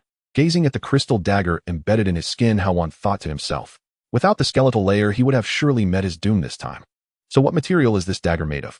Observing the crystal-shaped dagger still lodged in his chest, he felt a sense of being offended by a weaker opponent and, filled with anger, kicked Xian in the face. With a muffled grunt, Zin's face caved in as he was sent flying. Hao Wan pulled the dagger from his chest and began to examine it in his hand. The hilt was almost bound to the blade with rough twine. The blade bore fine twisted patterns that reflected a faint purple hue under the moonlight. Although referred to as a dagger, it resembled a primitive tool from the Stone Age. Could it be dragon bone? Among the metallic weapons that had appeared so far, only the adamantium used by the target had inflicted harm on him. As his level grew, the harm from adamantium had significantly decreased. Based on Hao Wan's speculation, only vibranium could currently inflict damage on him. The dagger's crystal-like material was evidently not vibranium. Considering Zin's position within the hand association, Hao Wan could only assume that the dagger was made of dragon bone. Don't make a move yet. A low growl rang out from Xian, who had been sent flying not far away. Hao Wan quickly snapped back to reality, sensing something continuously stirring in the surrounding dark night. Invisible and intangible, yet undeniably present. Whoosh! A sudden rustle came from behind, accompanied by a slight gust. Hao Wan was already prepared. The strange figure Matt had mentioned had yet to appear, so he could not afford to let his guard down. His waist twisted like a grinding wheel, and he swung his fist using the momentum from his waist. Bang! His golden fist landed solidly, yet it felt as if he had struck mud. As he turned, a shadow appeared in Hao Wan's field of vision. His fist had landed right in the palm of the figure. The figure was shrouded in thick black smoke, making its features indistinguishable. The black mist swirled, as if it could blend back into the night at any moment. Aside from the enveloping black mist, two blood-red glimmers flickered in the face area resembling eyes. The trails of the glimmers were like meteors against the night sky. Upon seeing Hao Wan, the crimson brilliance in the eyes intensified. This punch not only seemed ineffective, but also appeared to infuriate the enigmatic humanoid entity. Quickly filtering through the information about the hand association in his mind, a piece of information rapidly surfaced coinciding with the shadow. Black Void. The Hand Association as a ninja assassin organization worships the beast, one of the primordial demons. Black Void is the chosen embodiment of the primordial demon in the human realm. Matt's future girlfriend Erica was once a reserve member of Black Void. After Erica's death, her body was resurrected by the Hand Association and officially became Black Void. As the embodiment of the primordial demon beast in the human world, Black Void's strength can be considered the greatest combat power of the Hand Association. The thick mist surged with Black Void, transforming into smoke and vanishing into the darkness. Hao Wan furrowed his brows, scanning his surroundings as best as he could, waiting for Black Void's next attack. Clearly, Black Void only manifested when attacking him. If he seized the opportunity, he could completely handle this troublesome foe. Rustle. The sound of an incoming attack re-emerged. Hao Wan intentionally slowed down for a moment. At this moment, a gust of air once again appeared behind him. Just as Black Void was about to strike, Hao Wan swiftly turned, grabbing Black Void's arm. Got you. Feeling the solid arm beneath his palm, he smiled, yanking Black Void's arm in an attempt to drag the merging body out of the night. In the next moment, the sensation in his hand abruptly vanished. The black mist swirled, and the Black Void he had grasped transformed back into mist, disappearing from view. Truly troublesome. As Hao Wan thought this, another countermeasure formed in his mind. Utilizing the power of the might of the oppressed, golden light enveloped his fist as Hao Wan adjusted his stance, feeling the change in speed in every direction of his body. The might of the oppressed when moving towards a local hero's speed is additionally amplified, and the next two attacks will have increased attack power. He decided to use the speed enhancement from the might of the oppressed ability to locate Black Void's direction within the darkness. Facing directly north, Hao Wan felt a noticeable increase in his speed. Indeed useful. Even though he couldn't see or touch, Hao Wan was certain that Black Void merged into the night in this direction. In the next moment, Hao Wan's body turned, his palm extended towards that direction, and a forceful suction emerged from the center of his palm. Cranial split. Confirming Black Void's direction, Hao Wan aimed to use the suction generated by cranial split to drag Black Void out of the night once more. Since Black Void can mist and merge into the night, Hao Wan deduced that the mist of Black Void would likely be drawn out by the effect of cranial split. Feeling the resistance on his arm becoming more pronounced, the black mist gradually became visible in the night. Effective. As the black mist appeared, Black Void's solidified form appeared before Hao Wan. The red glimmers in its eyes shook seemingly in disbelief. Grabbing Black Void by the neck, Hao Wan's fist from the might of the oppressed slammed down onto Black Void's head. Aren't you good at hiding? Why aren't you hiding now? As he spoke, Hao Wan delivered another punch to the opposite side of Black Void's head. The black mist surged as Black Void attempted to meld into the darkness, but this time it remained stationary, its neck firmly grasped by Hao Wan. This means one cannot infinitely enter the night. Seeing this scene, Hao Wan was secretly delighted, delivering a kick to Black Void's groin. However, Black Void showed no signs of defense, allowing Hao Wan's punches and kicks to land without retaliating. His physical attack ineffective. Watching the black mist continuously swirl and the red glimmers dancing on its face, Hao Wan suddenly seized Black Void's arm. The finishing move is here. His body twisted as he lifted Black Void, leaping high into the air. In midair, Hao Wan pressed down on Black Void's back, crashing it forcefully into the ground. Dust filled the air, obscuring vision. The ground cracked, extending spiderweb-like fractures nearly covering the entire street. Breathtaking. As the dust settled, two figures emerged from the astonishingly deep pit. In the center of the pit, Hei Kong lay flat on the ground, while Hao Wan stood firmly with his foot pressing against Hei Kong's chest. The black mist swirled continuously, as if just gathering, with flickering red light resembling eyes. Although struck by the astonishing force, Hei Kong's condition seemed unaffected by the anticipated impact. At the moment when the astonishing force lifted Hei Kong into the air to slam him down, Hei Kong's form instantly transformed into black mist. Despite being unable to escape Hao Wan's grasp, the misty body absorbed much of the damage from the astonishing blow. If this strike from the astonishing force had met the previous Jin Bing, it could have directly killed him. However, against this almost completely immune entity to physical damage, the outcome was different. Hao Wan's various physical techniques felt like punches landing on cotton, losing all effectiveness. Meanwhile, he sensed the movements at his feet growing stronger as the struggle intensified. Executing a finishing move placed a certain burden on his stamina, making it difficult for him to maintain his peak power. Feeling a surge of power below, Hao Wan took a step back, allowing Hei Kong to rise from the depths of the pit. The reedied shadow fixated on Hao Wan, and fragmented words escaped Hei Kong's lips. "What good is your fighting, Mr. Wan Hao?" The voice was grating to the ears. After a moment of discernment, Hao Wan looked at the figure before him in surprise. "It's you." In that moment, he finally understood the true identity of the figure before him. It was the leader of the Hei Lin gang who had repeatedly provoked him in the Heimei boxing arena and was ultimately pierced through the heart by his punch. It appeared that this leader, like Erica, was also a reserve of Hei Kong. Recently, his experiences mirrored those of Erica. The hand association revived him simultaneously, granting him the identity and abilities of Hei Kong. This explained his formidable vitality at that time. As a reserve, certain special abilities were an added advantage for Hei Kong. Have you remembered? Hei Kong seemed to be reveling in his newfound confidence, his misty form quivering with anticipation. As he spoke, a massive hand of black mist lunged toward Hao Wan's chest. At that moment, the remnants of the leader's will within Hei Kong seemed to relive the scene of Hao Wan piercing his heart. Hao Wan swung his arm, attempting to block the attack with his fist. However, the anticipated scene of brute force colliding did not unfold. At the moment Hei Kong's hand was about to make contact with the fist, it transformed into black mist, instantly penetrating Hao Wan's blocking arm. In an instant, the mist reformed into a hand that darted toward Hao Wan's chest. As the hand neared its target, taking advantage of the moment after Hei Kong's attack had materialized, Hao Wan planned to trade injury for injury. His left fist passed through the misty abdomen of Hei Kong, while his right fist shot toward Hei Kong's head with greater speed. Bang! A muffled sound echoed. Hao Wan's fist once again passed through the misty head of Hei Kong. In contrast, Hei Kong's enormous hand accurately struck Hao Wan's chest. The immense force seemed to surge through his body, causing Hao Wan to stagger backwards, surrounded by a faint golden glow. That blow stirred chaos within his abdomen. Just from a single strike, considering Hao Wan's current defensive capabilities, Hei Kong, as the embodiment of primal evil, was undeniably effective. Thoughts swirled in Hao Wan's mind, but Hei Kong showed no signs of halting his assault. Seeing the effectiveness of his attack, Hei Kong moved to strike again. Given the current situation, Hao Wan could only passively endure the onslaught, with no opportunity to retaliate. However, the golden glow on his body began to brighten further. Suddenly, Hei Kong once again dissolved into mist, merging with the night. Finally, the weary Hao Wan found a moment to breathe. But in the next moment, Hei Kong, wielding a sharp blade, materialized from the darkness, heading straight for Hao Wan's back. Drip, drip. Blood dripped continuously down Hao Wan's back, a massive gash running from his shoulder to his tailbone. Beneath the gash lay a wound deep enough to see bone. Blood was now spilling out from the wound. The golden glow surrounding Hao Wan was nearing its peak. Just a bit more, and the power of his impending strike would reach its threshold. Suppressing the intense pain, Hao Wan gritted his teeth and turned, swinging his arm. Hei Kong quickly retreated, creating distance to evade the attack. At that moment, his palm grasped a refracted crystal dagger. Unlike the simplistic design of the Faith dagger, this weapon was more intricate.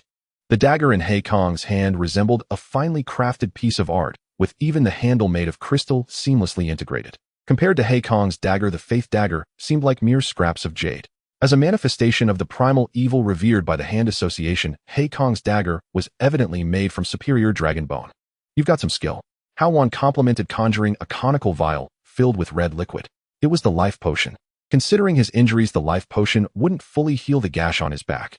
However, it would stop the bleeding and provide rudimentary repair to the wound.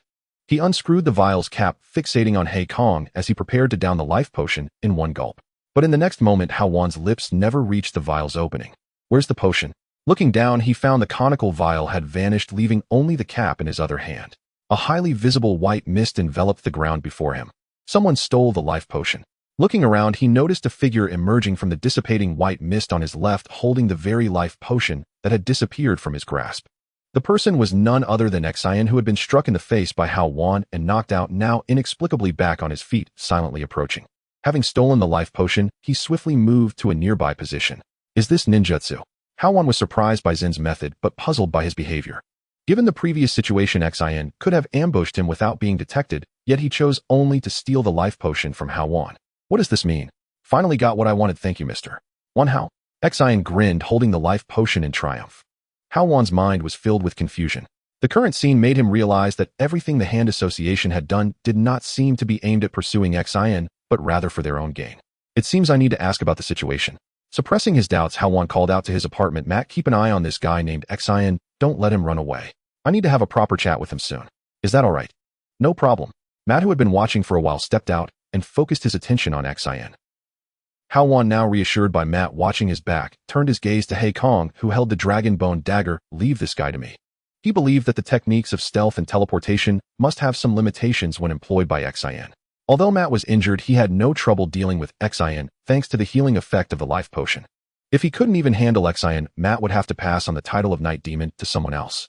In just a few steps, Matt had already positioned himself directly in front of Xian. As Matt engaged Xian in battle, Hao Wan, radiating golden brilliance, charged toward He Kong. In Hao Wan's crimson eyes, his golden figure gradually magnified. Realizing that all of Hao Wan's attacks were ineffective against him, He Kong chose not to merge with the knight anymore. His solidified hand transformed the thick fog, slowly, gradually becoming tangible. He Kong decided to take the initiative. The initial plan of the hand union was to severely injure Hao Wan. When injured, Hao Wan would certainly resort to the life potion for healing. After attracting Hao Wan's attention, Xian would then seize the opportunity to steal the potion. Hao Wan had no idea that the potion he had just consumed held great significance for the hand union. Now that their goal had been achieved, Xian had obtained the potion. As long as he severely injured or killed Hao Wan and brought the potion back to the hand union, the mission would be deemed a complete success. As for Matt, he was merely a bait to lure Hao Wan out. Even the direction of Matt's escape had been meticulously designed by them. At this point, everything seemed to be proceeding according to the hand union's plan. Of course, this was contingent upon first dealing with the man before them, who was glowing golden all over. In a flash of thought, Hao Wan had already dashed to He Kong's front. He allowed Hao Wan's golden fist to strike him. He Kong brandished the dragon bone dagger in his hand, the blade slicing toward Hao Wan's abdomen like silver lightning under the moonlight. Bang! The golden fist accurately struck He Kong's chest. As he felt the pain radiating from his chest and sensed his vitality beginning to wane, He Kong let out a soft gasp. The punch, which was meant to assert dominance, finally displayed its percentage damage effect the first time it genuinely struck He Kong. However, it only dealt a small amount of damage. The blade swept past, tearing apart Hao Wan's clothing in front of his chest. Despite his quick dodge, blood droplets began to ooze from the wound on Hao Wan's chest.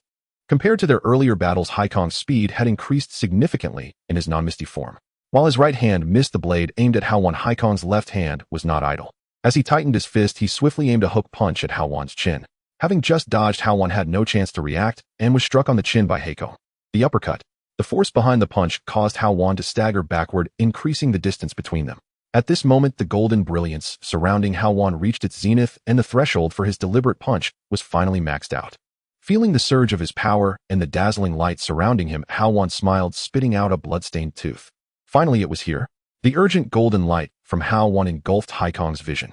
As his sight returned, He Kong opened his eyes only to see the golden light enveloping Hao Wan vanish entirely. Above his fist, a golden phantom resembling a wolf appeared out of thin air. Previous techniques had all been thwarted by He Kong. He completely underestimated this move from Hao Wan. He thought to himself, if it were effective, Hao Wan would have used it much earlier. As he watched the wolf-shaped phantom coalesce around Hao Wan's fist, He Kong quickly stepped forward, taking the initiative again, this time intending to ensure that Hao Wan would suffer more than just losing a few teeth. In the next moment, Hao Wan's smile became increasingly pronounced as he aimed his fist at the approaching He Kong, the brilliance emanating fiercely. The dazzling wolf gradually enlarged in his vision. Originally, He Kong had paid no mind to Hao Wan's attack. However, at this moment, a sense of crisis surged within him, causing him to instinctively realize something was amiss. His intuition told He Kong that if this strike hit him, it would not be as easily blocked as before. He halted and hurriedly vaporized, moving diagonally to evade. As he locked his gaze on Hao Wan still standing in place, He Kong thought to himself that it seemed this technique couldn't move. As long as he avoided its attack range, he would be fine. But in the next moment, He Kong saw Hao Wan vanish from his previous location, leaving behind only a scattering of golden starlight that quickly dissipated. What is this? He Kong panicked, scanning his surroundings in search of the missing Hao Wan. Just as he turned, he finally spotted Hao Wan's figure. Right in front of him. It was over. A jolt ran through He Kong's heart. In the blink of an eye, the wolf-shaped wave crashed into He Kong, who hurriedly vaporized his body. Attempting to block the damage using his previous methods, the light wave instantly engulfed He Kong's body. Deliberate punch. The wolf phantom relentlessly battered He Kong's form as Hao Wan gasped heavily, his gaze locked onto He Kong amidst the wave. As the light dissipated, the He Kong that remained revealed his appearance. His pale body stood there, all the dense mist dissipating, revealing the visage of He Kong that Hao Wan had seen before. A large hole from the piercing wound remained on his chest, but the wound itself had vanished without a trace. Surprised by the powerful resurrection effect of the dragon bone, Hao Wan stepped forward and gently tapped Haikong's head. Bang! A muffled sound echoed as Haikong's body fell to the ground in response to Hao Wan's movement. Under the peak effect of the deliberate punch, it was evident that Haikong was already dead. Having seen the breathtaking scene yield no effect on Haikong, Hao Wan had been waiting for an opportunity. While letting Haikong lower his guard, he had sustained injuries to accumulate the threshold for his deliberate punch. Physical attacks were ineffective against Haikong, but the deliberate punch was different. The deliberate punch inflicted real damage, disregarding the enemy's status and defenses. Every action leading up to this had been to create the illusion for Haikong that he could not harm him. It was evident that he had succeeded. If I can make you die once, I can make you die a second time. Hao Wan spat out a mouthful of blood at Haikong's corpse, kicked it aside, and turned to look at the battlefield where Matt and Xian were engaged. Xian had been observing the battle situation on Hao Wan's side. Seeing Haikong's demise, Hao Wan approached him step by step. He raised both hands and spoke, Stop. I surrender, or I will answer any questions you have. You're quite perceptive, aren't you?" As a high-ranking member of the Hand Union, he was well aware of Haikong's power. With Haikong dead, he knew his chances of survival were slim. His only opportunity lay in revealing what he knew. Hao Wan looked at Zin's performance with a smile, exchanged a glance with Matt, and said, "Then it depends on your performance. So you are collaborating with the mysterious person." Listening to the letter in front of him, Hao Wan meticulously recounted everything he knew. He fell into deep thought. As he suspected, the provocation by the Hand Association at the Blackberry boxing ring a month ago was either unintentional or a test to make contact with him. However, because of the presence of S.H.I.E.L.D. agent Natasha beside him, the letter's sender did not act directly. Through the letter's narration, he finally understood. The life potion, which was nearly guaranteed to exist in the lottery, was far more important than he had initially thought. It even triggered such actions from both the Hand Association and the mysterious forces behind it. About 2 months ago, the 5 elders of the Hand Association were approached by a mysterious individual. The mysterious person handed a quarter bottle of life potion to the elders, immediately capturing their attention. The reason for their concern was due to the effects brought by the life potion. The 5 elders of the Hand Association had long maintained their lifespans through the special power of Dragon Bone. As of today, the lifespans of the 5 elders have nearly reached 300 years. According to the letter, the eldest elder, Alexandra, has lived for nearly 500 years. However, Dragon Bone also has a flaw. Although its special power can sustain life, long-term use of the same Dragon Bone cannot keep their internal organs in a vibrant state.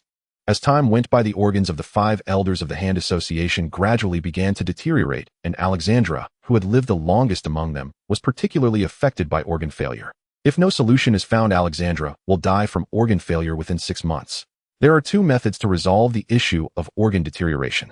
One method is to find a new Dragon Bone. The special power contained within a new Dragon Bone can rejuvenate the internal organs. The second method is to find a drug that can regenerate internal organs. Although the Hand Association has already identified a target for the first method, the extraction of Dragon Bone faces various obstacles, and 6 months is simply not enough time. The life potion brought by the mysterious person is precisely the second method that the 5 elders of the Hand Association urgently need. After consumption, they found that the life potion could not only heal wounds, but also regenerate internal organs, breathing new life into them. If combined with Dragon Bone, the 5 elders of the Hand Association could truly achieve immortality. Just as the elders were inquiring about the price for obtaining the potion, the mysterious individual informed them that they only had this amount of potion in their possession. However, if they could obtain another bottle of life potion, the mysterious person's backing could perfectly replicate it. At the same time, the mysterious individual hoped to reach a collaboration with the Hand Association. The Hand Association would take action to seize more life potions. In return, the mysterious individual would prioritize delivering the successfully developed potion to them. The 2 parties quickly came to an agreement, and the mysterious individual left nearly detailed information about Hao Wan, including how the potion appeared, the recent people he had come into contact with, and even S.H.I.E.L.D. agent Natasha, who was lurking beside Hao Wan. Furthermore, he advised the Hand Association not to act while Natasha was present. Such a capable, mysterious person, combined with the desire to avoid alerting the S.H.I.E.L.D. agents. Hao Wan knew without much thought that the mysterious individual was behind Hydra, which had been lurking at high levels within S.H.I.E.L.D. They, unable to act directly, assigned the task to the Hand Association to seize more life potions from Hao Wan while also developing the potion. The potion that could heal wounds and regenerate internal organs was even more crucial to Hydra than to the Hand Association. As for the source of their potion, there was no need for further speculation. In his possession, only one bottle of life potion had flowed out through Hill's hands. The life potion from the mysterious individual was of course this bottle from Hill. As a high-ranking member of S.H.I.E.L.D., Hydra had various ways to obtain a portion of the potion. However, what they did not realize was that the potion they desperately sought could be bought for just $300,000. Looking at it this way, he must be more cautious about the outflow and pricing of system items in the future. Even the life potion, which was quite common to him, was a priceless treasure to certain factions. Not to mention the other items. Mr. Wan, how can I leave now? Xian, unable to contain himself, asked Hao Wan, who had been lost in thought. Of course I have no objections. Hao Wan snapped back to reality and confirmed Zin's inquiry, gesturing toward Matt beside him. I have no objections, just don't know if he has any. He had indeed not prepared to kill him. However, according to Matt's description, his colleagues from the law firm did not escape from the empty warehouse. Whether Matt would spare him was still uncertain. Hearing this, Xian was initially delighted, but then upon hearing Hao Wan's complete statement, his expression immediately collapsed, and he looked anxiously at Matt, explaining, I was just following orders, your friend is not dead, and I can take you to see him right now. Originally prepared to end Zin's life, Matt paused his actions upon hearing this, hesitating about whether to believe what he said. At this moment, Hao Wan stopped thinking and whispered in Matt's ear. After hearing, Matt nodded in agreement, with Hao Wan's words indicating for Xian to lead the way. The two disappeared into the night, leaving only Hao Wan alone on the street. He had just told Matt to let Xian lead the way to find Matt's colleagues. He would spare Zin's life regardless of whether they found them, as he had other uses for him. As one of the disciples of the 5 elders of the Hand Association, Xian surely knew where the secret location of the Hand Association was. The Hand Association had already caused him trouble twice in a row. It was entirely not his character to not seek revenge. The battle with Black Void made him realize that his methods were still lacking. Clearly, he needed to use the lottery to increase his trump cards. The 5 elders, as ancient beings who had lived for centuries, meant that Hao Wan had to be fully prepared to cause trouble for the Hand Association. Tap, tap, tap. He sensed the sound of high-heeled footsteps nearby. Clearly, it was Natasha arriving as her shift ended. Are you okay? How did you get hurt so badly? Natasha quickly approached, somewhat surprised as she looked at the massive wounds on Hao Wan's chest and back. Thanks to the life potion, the wounds had already begun to heal.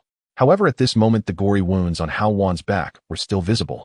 The incident with Kingpin had elevated Hao Wan's strength in her eyes, and she clearly could not imagine who could injure him like this. I'm fine. After glancing at Natasha, Hao Wan walked toward the room. Natasha, weary from the day's labor, surveyed the surroundings. The web-like depressions in the floor and the shattered apartment door came into view. Watching Hao Wan enter the apartment, Natasha realized she seemed to have just missed a dramatic scene. Frere, I believe that Hao Wan's rating should be raised a bit. We previously underestimated his strength. Natasha sat in front of the sofa dialing the phone while the computer on the coffee table was playing a video. It was the footage of the recent battle between Hao Wan and Heiko. To observe Hao Wan's actions, Natasha had discreetly installed surveillance cameras in various directions of her apartment.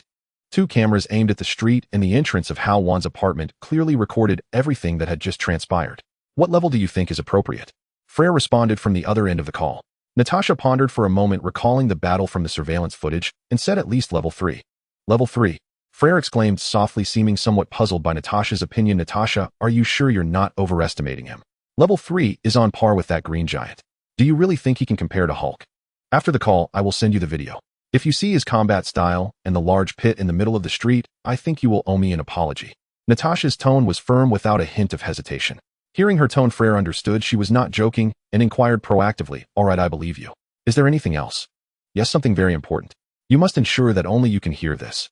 No one go ahead. Hao Wan has been approached by someone from the Hand Union. There was a conflict a month ago, and I initially thought it was unintentional, but it seems he has been targeted since then. The Hand Union. What issue do they have with Hao Wan? Frere asked in confusion. To him, the Hand Union and Hao Wan had no conflict of interest. In fact, due to the developmental needs of the Black Forest gang, the Hand Union would likely avoid Hao Wan. The elders of the Hand Union were all old geezers who had lived for hundreds of years, and they were very cautious in their dealings. Ultimately, they were very timid and afraid of death. They would absolutely not provoke someone who could independently take down Jean and bring him down. It's quite strange, isn't it? Natasha was not surprised by Frere's confusion. Had he not heard the description of the letter, he wouldn't have believed that the Hand Union would target Hao Wan. What is their purpose? Frere pressed further.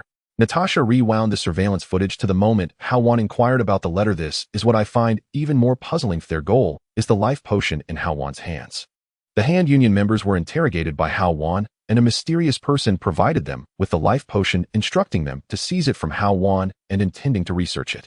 Not only did they provide a quarter bottle of the life potion to the Hand Union, but they also disclosed all of Hao Wan's information, including the intel I had been gathering. So you've been exposed? That's not important. What matters is that you should understand what the loss of the life potion and the information means. Upon watching the surveillance footage, Natasha immediately realized she had been compromised. The look in Hao Wan's eyes when he returned to the apartment confirmed everything. However, there was something more important than this exposure. The life potion is classified as level 8. Aside from Hill, who has level 7 clearance, there are no more than 30 people who know this information. Frere's voice was solemn. He had already sensed the seriousness of the situation.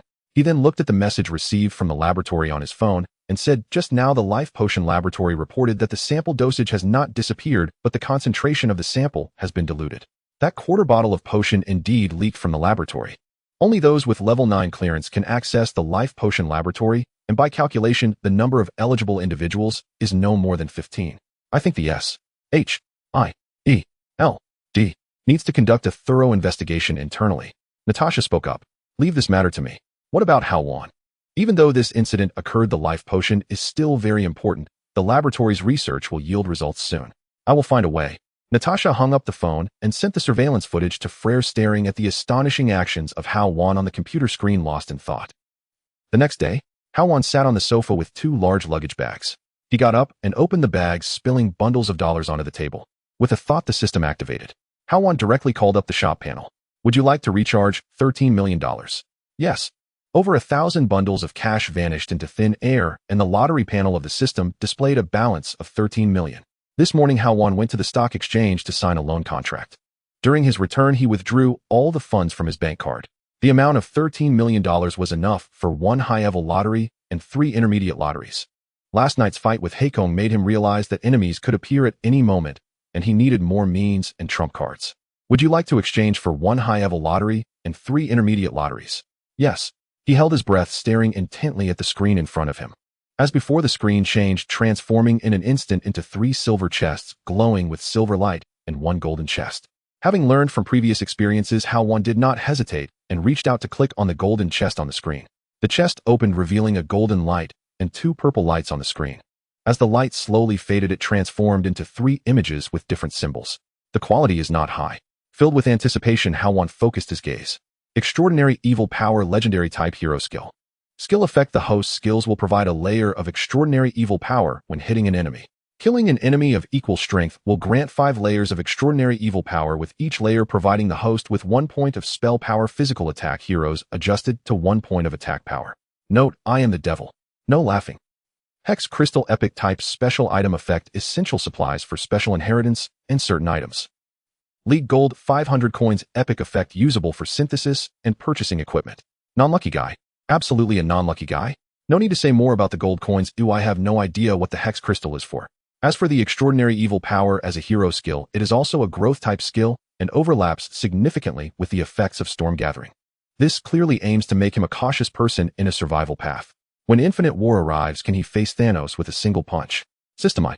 Suppressing his emotions, Hao Wan glanced at the other 3 silver chests. The chests opened. A golden light appeared on the screen. The quality is very high. As the light gradually faded, it transformed into an image. The previously annoyed Hao Wan saw this image, and his mood instantly changed. Good stuff. Guardian Angel Legendary. Category: Equipment. Effect: 1. Equipping this item increases attack power by 40 points and armor by 40 points. 2. Salvation Blessing. After receiving fatal damage, you will be resurrected after a 4-second freeze at the original location, during which you cannot be attacked. Upon resurrection, 50 of your health and mana will be restored. Cooldown time is 90 days. This equipment's effect has the lowest priority and will trigger the bone coating first under fatal damage. Note: trust in the God of Spring for eternal life. Resurrection Armor. It can definitely be considered a divine artifact in the hero equipment list. Although its quality only reached the legendary level, in Hao Wan's eyes its effect was better than most mythic level equipment. With the Guardian Angel, equipping it is like gaining an extra life. This equipment can be deemed more important than the bone coating as a trump card. If he really goes to the lair of the Hand Association, having the Guardian Angel gives him more confidence. He feels that with this equipment, he can finally shed the identity of a luckless player. Extracting the equipment. An exaggerated vest appeared in Hao Wan's hands with the design of a large sword on the front and a pattern of angel wings made of 4 white feathers on the back. The vest-shaped design is very convenient. He directly put on the Guardian Angel. Hao Wan continued to click, preparing to open the remaining 2 silver treasure chests. The treasure chest opened. 4 green lights and 2 purple lights flashed. Pickaxe superior. Category equipment. Effect increases attack power by 25 points. Note an ordinary farming tool. Scout Guard X2 superior. Category consumable. Effect. 1. When placing a scout guard on a unit, it cannot be detected by anyone other than the host, and will provide vision within 5 meters of the guard. Note the unit can be an individual lasting 24 hours. 2. Can become a target unit for teleportation. Composite Potion superior. Category consumable. Effect restores 50 of physical condition within 12 seconds. Note can be used twice. The pickaxe is clearly something to be tossed into the warehouse. The scout guard is a first-time encounter. However, its effect resembles a small-scale surveillance that lasts for 24 hours. It's not very important for his current situation. If necessary, he can consider placing the scout guard on Natasha to test its effects. Of course, there are no other intentions. He just wants to see how Natasha reports to S-H-I-E-L-D every day. As for the composite potion, it seems more like an enhanced version of the life potion. With a 12-second activation time, its effect is faster, and its capacity is double that of the life potion. Overall, it has some utility, but it's not very significant. It doesn't provide much substantial help in Hao Wan's battle situation. After reviewing the rewards of superior quality, Hao Wan turned his attention to the 2 epic items. Vision Modification Epic. Category consumable. Effect when placed on a unit, it cannot be detected by anyone other than the host, and will provide vision within 20 meters of the guard. Note lasts for 48 hours, and cannot be used as a teleportation target. Teleportation Epic. Category special skill. Effect. 1. Teleport. Choose a designated unit for guidance, and after 3 seconds of guidance teleport near the designated unit. Unit distance limit is 20 kilometers. Cooldown time is 30 days. 2. Golden Teleport. Once you reach level 14, teleportation automatically upgrades to Golden Teleport. Cooldown time is reduced to 20 days with no distance limit. No, can we avoid teleporting onto my bear? Very useful. Vision Modification is more like an enhanced version of the Scout Guard with a longer duration and broader observation range. As for the appearance of teleportation, it gave Hao Wan a pleasant surprise. If the Scout Guard and teleportation are used together, it could lead to a surprise ambush against enemies, making it a great item. Having learned the teleportation skill, Hao Wan opened his personal panel. He clicked on his refreshed personal information. Current inheritance, 1 Hao. Alliance coins 900. 1 Hao level LV720880. Passive skill Battlefield Passion Extraordinary Evil Power. Special skills Blink Cooldown time 12 hours Teleport. Hero skills Intimidating Power LV2, Intentional Hammer Fist LV2, Strongman Skull Splitter LV2, Awe-Inspiring LV1. Current equipment Duran's Shield Caulfield's Hammer Fairy Charm, Blue Crystal Red Crystal Guardian Angel Pickaxe unequipped. Consumables Life Potion X, 3A Mana Potion X, 6O Composite Potion Vision Modification Scout, Guard X2. Rune Storm Gathering Current Bonus 2, 20 Attack Power Bone Coating. Combat Rating Neighborhood Level. The battle in the dark sky last night provided Hao Wan with 760 experience points. His level was upgraded to 7 and the extra skill points were allocated to the Strongman Skull Splitter skill. The 6 equipment slots in the inventory were now fully occupied due to the arrival of the Guardian Angel. There was also an unused pickaxe that was to be tossed into the warehouse. He thought about turning the pickaxe into gold directly, but there was no selling option in the system. Suddenly, in his perception, someone was approaching Hao Wan's apartment from 100 meters away. Already anticipating the identity of the visitor, Hao Wan turned on the television and closed the system. Before long, a figure in a red leather jacket and an Asian entered the door. It was Matt and Xin who had left the previous night. From their condition, it was clear that Matt had found his colleague. Did you find him? Hao Wan inquired of Matt. Matt nodded in response, and then casually sat down on the sofa opposite Hao Wan, glancing at Xin, signaling him to handle the situation. Regarding Zin's follow-up, he had already made arrangements and casually said, "Since we have found the person, let's keep our promise and let him go." Zin's original expression was not optimistic. When Matt brought him back to the apartment, he knew he would not have a good outcome. At this moment, hearing Hao Wan's words, his expression showed some astonishment, staring at Hao Wan with disbelief. Meanwhile, Matt had a similar expression, staring at Hao Wan, wanting to speak, but hesitating. He did not understand why Hao Wan chose to let Xin go. "Don't you believe it?" Hao Wan stood up with a smile, walked in front of Xin, and patted his shoulder, reassuring him. "I am a person who values credit the most. You performed excellently, cooperating so much voluntarily. Why shouldn't I let you go? Then I'm really leaving."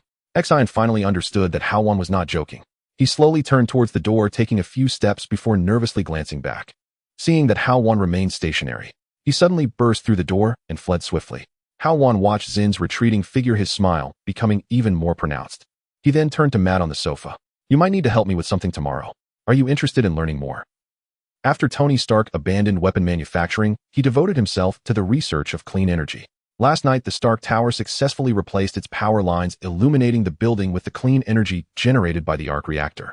Early this morning, the military, various departments, and major corporations signed several large energy orders with Stark Industries regarding the arc reactor. Today, the stock market for Stark Industries opened with a soaring rise, and as of now, its market value has skyrocketed to $90 billion.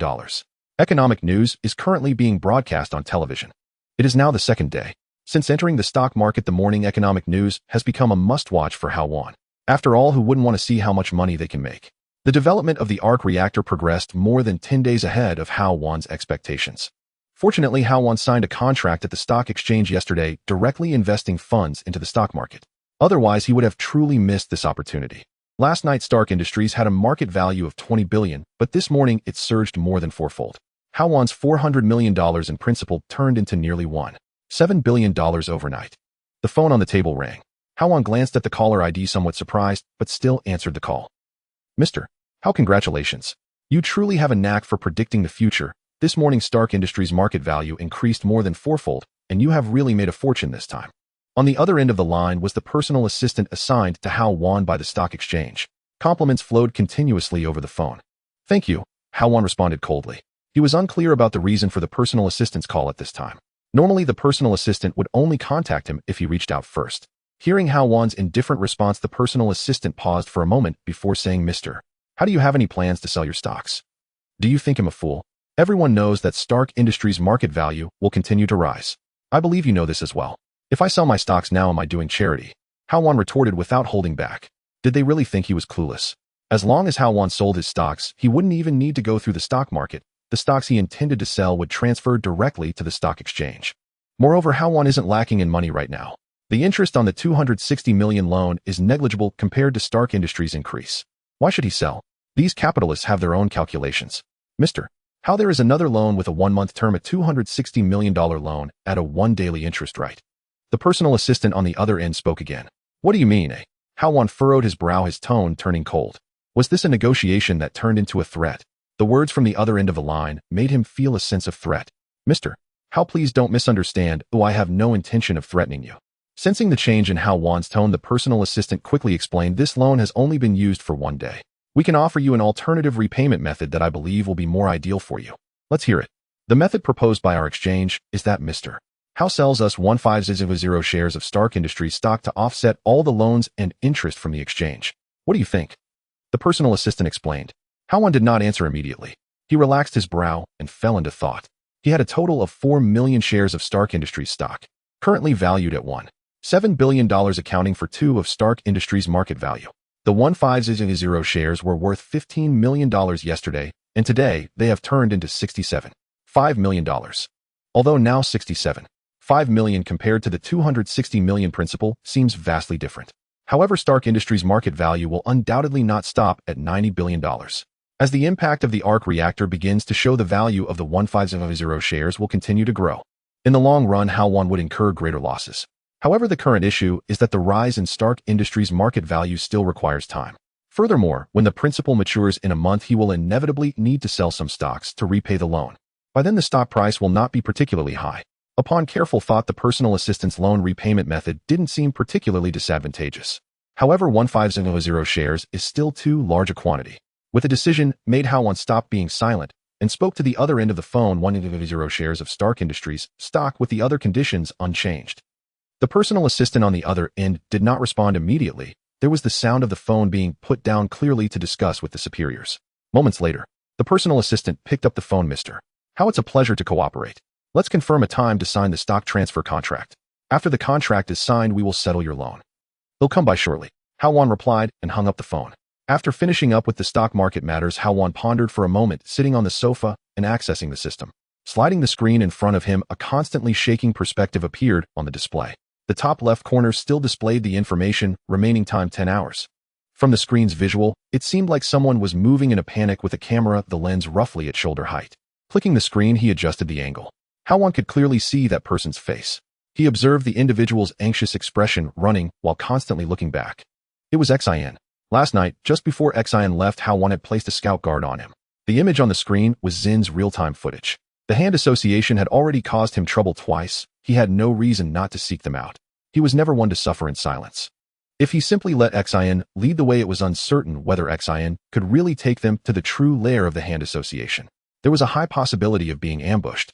With the scout guard in place, even if he let Xin go, Xin would still lead him to the actual lair. Closing the display, Hao Wan pulled up a number on his phone and dialed. "Matt, are you ready? We act tonight." On the other end of the line was Matt. "No problem," Matt replied. "Wait for my message tonight." "Okay." After hanging up the phone again, Hao Wan walked towards the door, preparing to leave the apartment and head to the exchange to sign the contract. As he opened the door, he collided with someone unexpectedly. Looking ahead, he saw a woman who had paused in the act of knocking. Hao Wan was somewhat surprised that he hadn't noticed her arrival and smiled as he spoke. "First, Natasha, what brings you here? Why aren't you at work today?" Natasha fixed her gaze on Hao Wan upon hearing this without a hint of humor and replied, "Mister, how have you already discovered my true identity?" Hearing this, Hao Wan decided to drop the pretense. "How did you know that I already knew your identity? I think you should answer my question first." Natasha pressed on. "I discovered it long ago. Your acting skills are impressive, Natasha, but you lack some common sense. A weak girl from Hell's Kitchen. How could I not be suspicious?" Hao Wan responded with a smile, turning to go inside, while signaling Natasha to follow.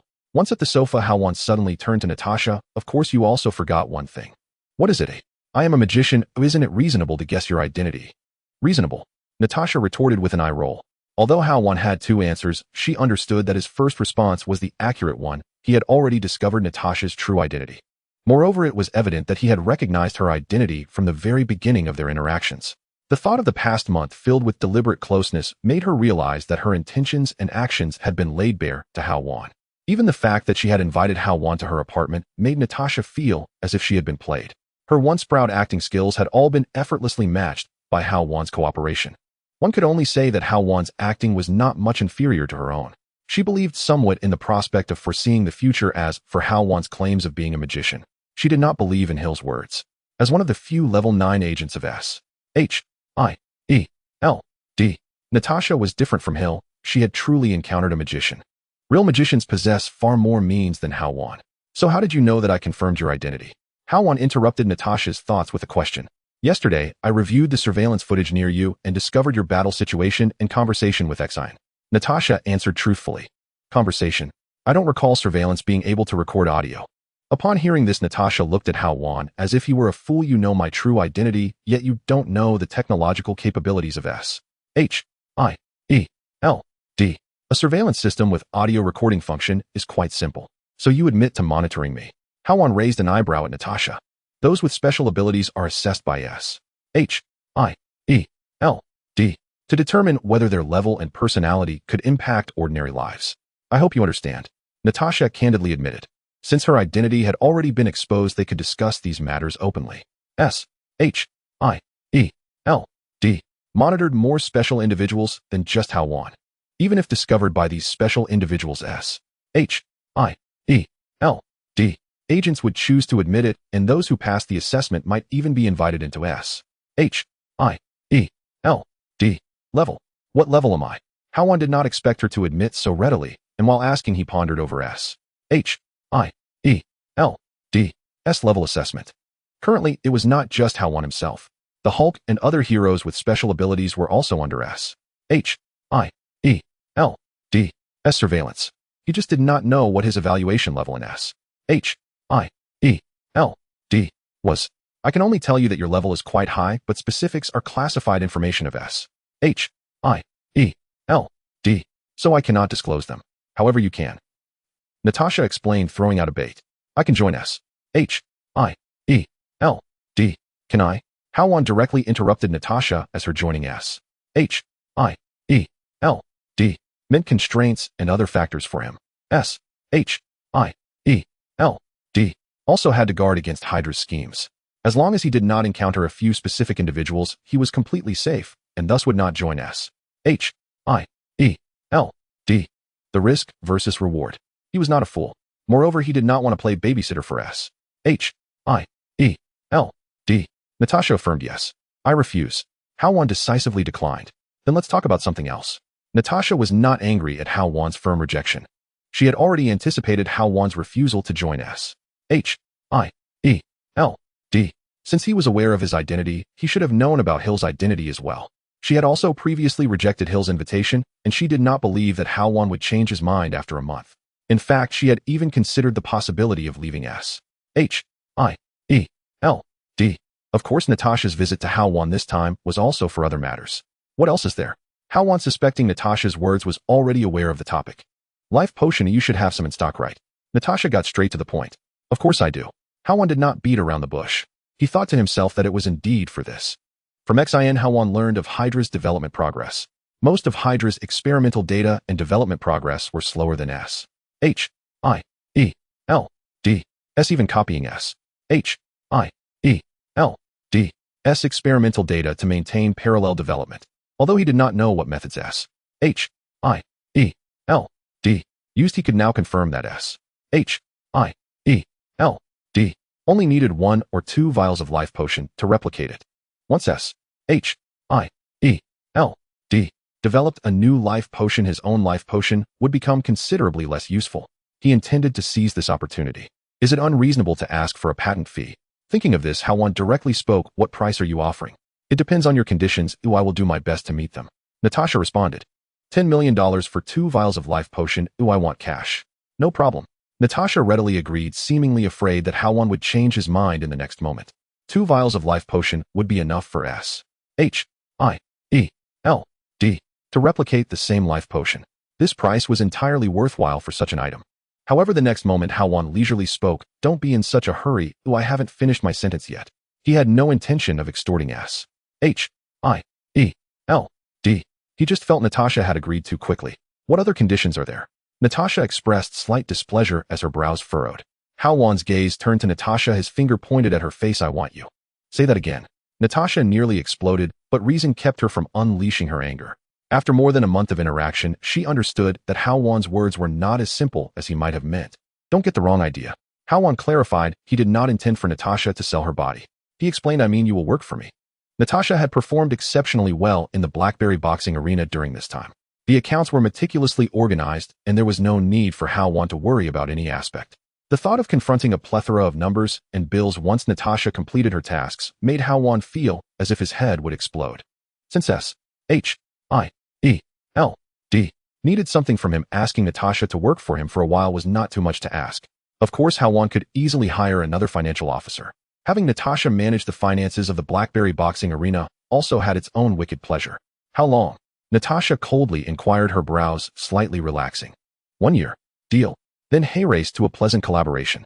Hao Wan readily agreed, and 2 vials of life potion appeared out of thin air, which he handed over. "They'll bring the money tomorrow." Natasha took the potion and left the apartment without looking back, while Hao Wan observed her departing figure with appreciation. He opened the monitoring system's surveillance footage. At that moment, XIN had arrived at a certain address, communicating with several distinguished elders in the video. After hastily glancing at it, Hao Wan closed the system and picked up his phone to dial Matt's number. "Is everything settled?" "It's settled." Hay raced the address. "You can proceed." After hanging up, a blue pillar of light erupted around Hao Wan. Inside the Hand Union, the grand hall with its ancient design and solemn style contrasts sharply with the previous darkness. At this moment, the hall is brightly lit.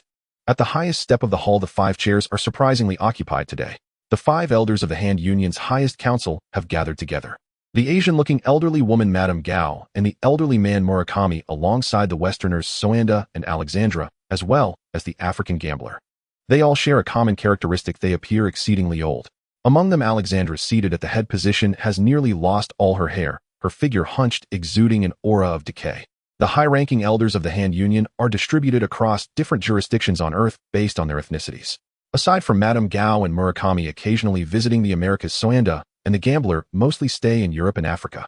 Alexandra, due to her physical condition, has remained at the location of the dragon bone, utilizing its unique potent energy to slow the deterioration of her organs, rarely making an appearance. If it weren't for the quarter portion of the life elixir sent by a mysterious individual, Alexandra would hardly be able to rise. Today, the 5 elders have surprisingly gathered together, each with an expectant expression fixated on the entrance, as if waiting for something. "What does it feel like, Elder Alexandra?" Murakami, unable to contain his anticipation, looked towards Alexandra at the head position. Upon seeing her visibly transformed body from the life elixir, his eyes were filled with hope. The news of the life elixir arriving is even more exhilarating than discovering new dragon bones. Even if the newly discovered dragon bones are used, there will inevitably come a day when one's organs will fail.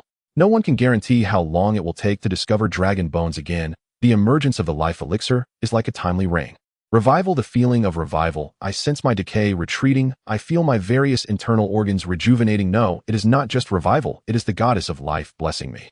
Alexandra closed her eyes, recalling the taste of the life elixir, as if lost in a wonderful dream. Suddenly, she opened her almost lifeless eyes and looked at Murakami. It is you, Murakami, still so true to the nature of you neon people, eager and greedy. How could he possibly change? What is ingrained cannot be altered. Madame Gao, dressed in a cheapao, echoed Alexandra's thoughts, her face full of wrinkles from the movement of her lips. Soanda also agreed with Madame Gao's statement. Only the gambler kept his gaze fixed on Alexandra, sensing her transformation. What's important is when can we obtain a large supply of the life elixir? One vial is simply insufficient. Are you anxious, my friends? A figure entered the hall, having just overheard the gambler's words, stepping closer to the stairs nearest to the elders. Mr. Gatterer, you're here. Alexandra, seated at the head position, showed no surprise at the intruder's arrival and spoke. Alexandra, the appointed time has come. I have provided so much information. When will I receive the life elixir? Gatterer wasted no words accompanying his statement as he stepped up the stairs. The other four elders frowned slightly. Gatterer's assent felt somewhat intrusive. Just as he stepped onto the last stair, Murakami spoke. First, rest assured, we are more anxious than you. As long as your information is accurate enough, my disciple will bring back the elixir today. Then the question arises, why should we believe you will deliver the successfully developed elixir to us? The piercing gazes of the several elders simultaneously fell on Gatterer. A reasonable suspicion. Gatterer ascended the steps, surveying the five elders seated around, suddenly stopping as he placed his hand on his clothing. This action alerted the four elders. Don't be nervous, Gatterer said, revealing his clothing, causing the elders to squint their eyes at the sight beneath. Under his clothing was not intact skin. From his shoulder to his hip, there was a shell made of a metallic substance. Have you heard of the Death Warrior Project? Gatterer spoke, simultaneously removing the metallic shell from his chest, exposing various internal organs beneath. A simple glance reveals that those organs have shrunk somewhat. After reattaching the shell, Gatterer continued, I faced the same issue with organ failure, just like you, so I also need the life elixir. Alexandra, who had remained silent, snapped back to reality as she stared at Gatterer's metallic shell. This alone can only imply our goals align. I will set up the laboratory at the Hand Union. You provide us with the venue, and we will share the first batch of the life elixir equally. Gatterer added. Upon hearing this, the five elders nodded in tacit agreement, accepting Gatterer's proposal. The atmosphere turned silent. Everyone waited in unison for the return of the messenger. After a moment, a flustered figure burst into the hall, glancing around nervously. It was the messenger. The sight of him elicited satisfied smiles from everyone. He has returned, Murakami said, exchanging glances with the others. Since the messenger has returned, it stands to reason that the life elixir they have been eagerly anticipating must have arrived as well. All eyes were fixed on the messenger, and the next moment the five elders finally realized something was amiss. Where's Kong? The five elders felt a jolt in their hearts. As the messenger's master, Murakami asked, where is His Excellency Kong? His Excellency Kong is dead. The messenger, upon hearing this, took a moment to glance at the elders and spoke each word slowly. Dead. Impossible. Absolutely impossible. The elders exchanged glances filled with disbelief. They knew the means and strength of Kong, the embodiment of primal evil. His vaporous techniques are difficult to harm with conventional methods, and merging with the night allows him to ambush others. How could he possibly die? Yet the solitary figure of the messenger before them confirmed what he said. Kong was indeed dead. How did he die? Alexandra asked, her calm demeanor cracking as she struggled to accept such a result. The messenger was about to respond when a disturbance came from behind. A deep blue light surged behind him. The light condensed and instantly transformed into a blue pillar of light reaching the sky. Who is it? Alexandra gazed at the pillar of light. A figure began to materialize within the light, a voice filled with mirth emanating from it. That would be me. The sounds and figures became increasingly distinct and clear, accompanied by the disappearance of the blue light column behind Xian. A figure finally manifested behind Xian. With striking red hair and clenched fists radiating dazzling golden light, the figure appeared, casting a smile as they surveyed the 7 people present. This figure was none other than Hao Wan, who had just been teleported here. Utilizing the surveillance guards implanted in Xian, Hao Wan directly used the summoner skill to arrive. If he had chosen to let Xian lead directly, it was highly likely that problems would arise, as Xian could prepare the Hand Union and the mysterious person. Although Hao Wan was powerful, he understood that 2 fists could not resist 4 feet. While he was more accustomed to a straightforward combat style, it did not mean he was reckless. If he chose to let Xian escape after confirming that no one was behind, Xian would definitely flee to his old lair, and following him would pose no issue. After all, who would have thought that they had a surveillance system installed on them that was invisible, yet capable of teleportation? Originally, Hao Wan planned to follow Zin's route to find the Hand Union's lair. Seeing in the surveillance guard's perspective that the 5 elders of the Hand Union and the mysterious figure Gatler were present, he decided to teleport directly. All parties involved in this incident were present. He could not miss such a great opportunity for revenge. As for Matt, the address had been given to him, and it was a matter of whether he could arrive. Hao Wan knew about Gatler. Gatler's public identity was that of a Hydra operative infiltrating S.H.I.E.L.D., with authority on par with Natasha, both being level 9 operatives. This made him part of the highest class of agents aside from Director Fury. Of course, he also had a classified identity within S.H.I.E.L.D., the first generation of the Winter Soldier. Severely injured, he chose to become the Winter Soldier to leave behind a name undergoing semi-mechanical modifications. While this preserved his life and enhanced his strength, the semi-mechanical state struggled to maintain his failing organs. Like the members of the Hand Union, he too faced the issue of organ failure leading to imminent death. In the original timeline, Gatler only began to take action after Loki's invasion of New York. During that time, Coulson died, but Fury used a special serum to repair Coulson's heart, bringing him back to life. The effects of the special serum and the life elixir overlapped in part, both serving to repair the organs that the Hand Union and Gatler needed. This finally prompted Gatler to take action. The ultimate mission failed, exposing his true identity as a Hydra operative within S.H.I.E.L.D. Gatler's premature actions were the first butterfly effect caused by Hao Wan's arrival in this world. The appearance of the life elixir gave Gatler a glimmer of hope for survival, which is why he chose to collaborate with the Hand Union, providing information while the Hand Union seized the life elixir from Hao Wan. With a swift punch powered by the strength drawn from others, Hao Wan struck cleanly at Zin's back. A wary Xian attempted to extend his arm to block. However, Hao Wan shattered the blocking arm and cleanly penetrated Zin's chest with a single blow. "I said I would spare you, but I never said I wouldn't pursue you further." Hao Wan supported Zin's already weakened body and spoke as if performing a trivial task, pulling his arm back and disdainfully wiping the blood from his knuckles on Zin's clean clothes. Xian looked down at his chest, now translucent under the light, his face turning pale from blood loss as he closed his eyes in a daze. Kicking aside Zin's corpse, Hao Wan surveyed the remaining 6 on the stairs, finally fixing his gaze on Alexandra's face. "That old man who's lost all his hair, it was you who asked who I was just now, wasn't it?" Alexandra did not respond to Hao Wan's question, turning her head to the other 4, and Gatler, saying, "Hold him off for 5 minutes, after that hand him over to me." As the nominal leader among the elders of the Hand Union, Alexandra was not just the one who had lived the longest, she possessed a secret technique. This technique allowed her to temporarily borrow a portion of the primal demon beast's power from the demon world. Unlike Haekong, who was merely an incarnation of the primal demon beast, Alexandra directly utilized the original power of the primal beast. Upon hearing this, the others nodded in affirmation of Alexandra's strategy. With Hao Wan already at their door, the group could only think of resolving Hao Wan directly. If they could succeed, not only could they eliminate the current predicament, but they might also gain additional life elixirs. The life elixir alone was enough to make the 4 elders and Gatler risk their lives. Swish, swish, swish, several shurikens and kunai were launched from Murakami's hands, heading straight for Hao Wan. Years of training had made Murakami's kunai and shuriken both powerful and precise, aimed directly at Hao Wan's vital points. With a flick of his arm, Hao Wan sent all the kunai and shuriken flying away before Murakami could react.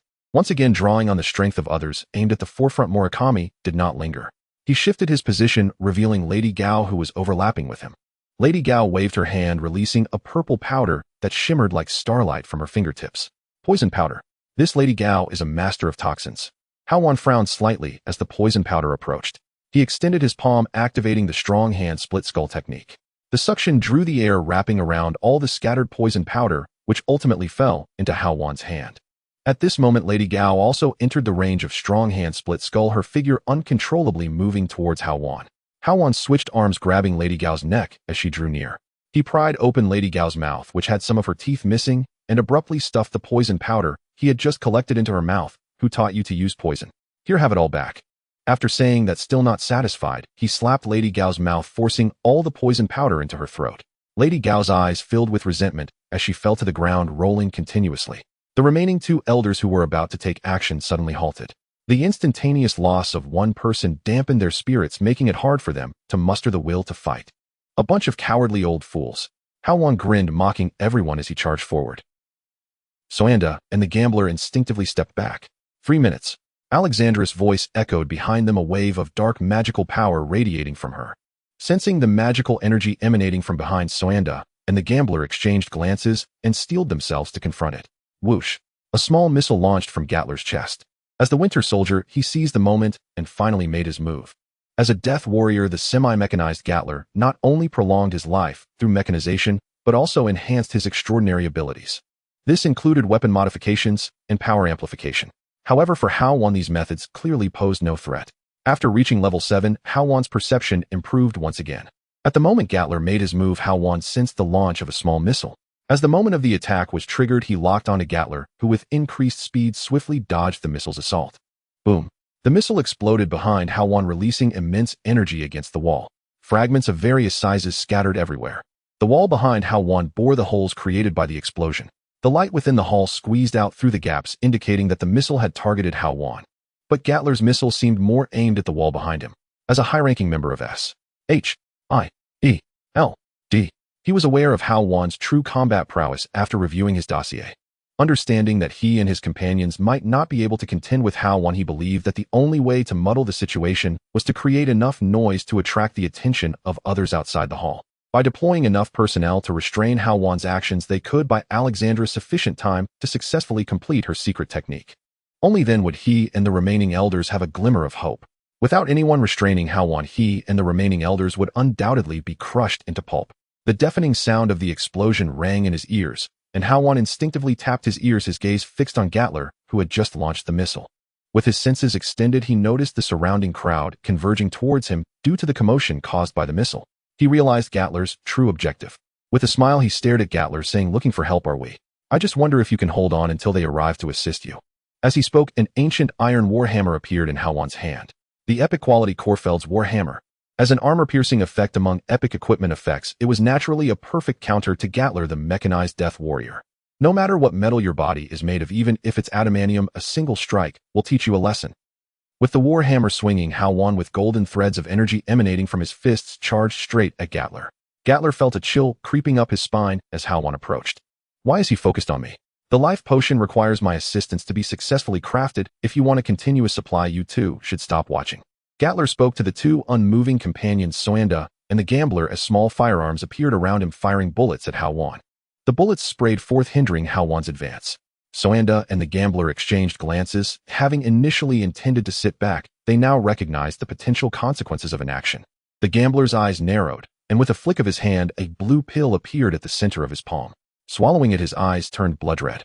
His robe burst apart as his muscles began to swell. The veins on his neck twisted and bulged like tree roots. His bloodshot eyes fixated on Hao Wan, and he exhaled thick, white steam through his nostrils. As one of the 5 elders of S.H.I.E.L.D., each elder had their own methods. Madame Gao relied on poison Murakami on sword techniques, while the gambler activated his Bodhi's potential through drugs to enhance his strength. As for Soanda, at that moment the red blood was surging through his capillaries beneath his pale skin, forming a web-like pattern of crimson veins beneath the surface. Moments later, the red blood spread beneath Soanda's skin, turning his entire body crimson, with faint pink steam rising from his back. Vampire and Olaf. Hao Wan joked, shifting his gaze past Soanda and Gatler to land on the gambler. Do you know what happened to the last muscle-bound man I encountered? Before the gambler could react to the mention of Olaf, he saw Hao Wan charging at him with the iron warhammer. Gatler's bullets rained down on Hao Wan's position, but they barely hindered his movement. A faint golden glow enveloped Hao Wan as he charged towards the gambler, the bullets marking a clear path. As the blood-red hand closed and Soanda did not remain idle, his palm, suffused with blood-colored steam, made contact with Hao Wan's arm, causing a sizzling sound. Feeling a tingling pain on his arm, Hao Wan shook off Soanda's grip and glanced at the contact point. There were signs of slight decay on his skin, indicating that Soanda's attack possessed a level of corrosiveness.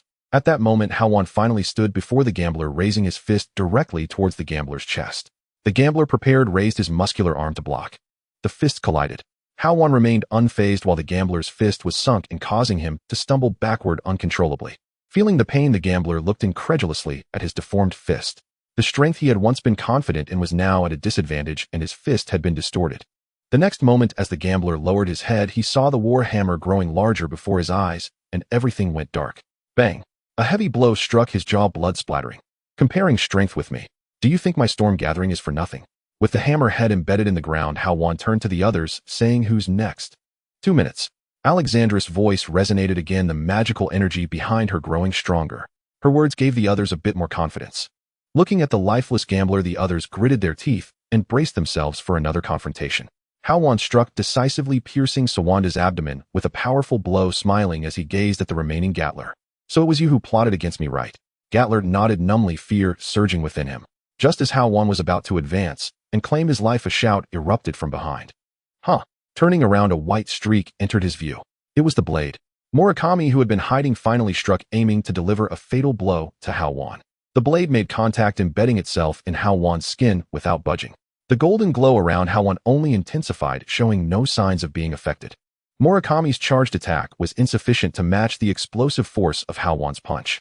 Swiftly, Hao Wan twisted his waist and swung the warhammer towards Gatler behind him. He obliterated Gatler's head. Aside from one person, everyone in S. H. I. E. L. D. S. Hall had perished. Looking up at Alexandra seated at the head, he said, "Now it's just the two of us left." At that moment, the sound of chaotic footsteps approached from behind as members of S. H. I. E. L. D. clad in black stealth gear finally arrived. What a bother.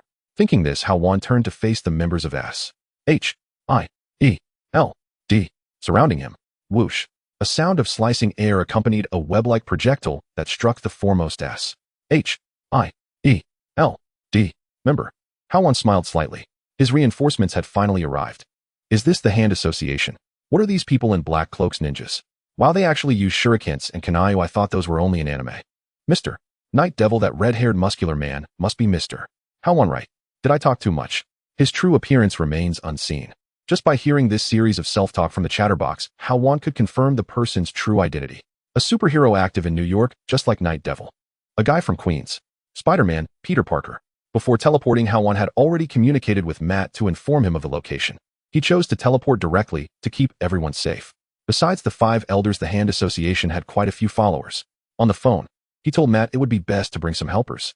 He thought he would be dealing with heroes like White Tiger active in Hell's Kitchen, but unexpectedly, he brought Spider-Man. In his thoughts, several webs shot towards the members of the Hand Association. The sticky webs bound the members and their weapons together, rendering their shurikens and kunai useless. One web struck a man's chest, sending him flying with tremendous force, crashing into others behind him and embedding him into the wall. In the next moment, 2 men in red suits flew through the air, appearing in Hao Wan's line of sight. Not late at all. Hao Wan spoke, his gaze sweeping to the mask of Spider-Man beside Matt. "Hello, Spider-Man." Upon hearing Hao Wan's address, Spider-Man rubbed his hands and stepped forward. "Mr. Hao Wan, should I refer to you by your nickname or title, Mr. Wan Hao? You did an incredible job with Kingpin. How did you manage to send that muscular giant to jail? I'm really sorry, I forgot you also have muscles. You must tell me all about it. Call me whatever you want." As Hao Wan spoke, his gaze lingered on Alexandra seated behind him, signaling that now was not the time for chatting. No matter who Spider-Man was under the mask, it was clear that this Peter Parker could not change his chatterbox nature. At this moment, something was changing with Alexandra seated above. The hair on her head began to regrow, the wrinkled skin started to tighten, and even her hunched back became more upright. Her divine eyes scanned the entire environment below. Behind her, darkness loomed in a massive shadow, as if it was gestating something ready to break free at any moment. Just the outline gave a sense of the ferocity lurking within. Even though the hall was well lit, the darkness behind Alexandra was impenetrable. "Return." A somber voice emanated from Alexandra, and several crystalline objects shot out from behind her. It was the dragon bones Hao Wan had seen earlier. The dragon bones lingered over the wounds of the 7 deceased, merging into the bodies of the already dead. Except for the gambler, whose head was smashed in, the muscle tissue and bones of the other 6 quickly reformed, and their skin began to regenerate. Black smoke emanated from around the 6, lifting them into an upright position. The 6 suddenly opened their eyes, with the whites of their eyes occupying most of the eye sockets, mist emanating from their eyes obscuring everyone's vision. Red light ignited in their eyes, replacing their pupils. The red shadows swayed. In an instant, the 5 before them seemed to have returned to life. "Wow, is this black magic?" Spider-Man exclaimed, quickly silencing himself. Finally realizing that this was not the time for idle chatter, he turned to Night Devil behind him. "Mr. Wan, how that big guy at the top is up to you. As for these members of the Hand Association and the 5 who just revived, leave them to us." Spider-Man and Night Devil had both encountered Kingpin before. They knew that Kingpin was not an easy opponent. Being able to send Kingpin to the police, they naturally believed Hao Wan was stronger than themselves. The big trouble seated above was naturally handed over to Hao Wan. "Just smash their heads," Hao Wan reminded as he stepped towards the stairs of the hall. Among the 7, only the gambler whose head he smashed did not revive. Clearly, as long as they smashed their heads, they could incapacitate them. 1 minute. Alexandra had already risen from her seat, addressing the 6 at the bottom of the stairs. The black mist enveloped them, and the 6 with eyes like red shadows seemed to receive an order to converge towards Hao Wan, blocking his advance.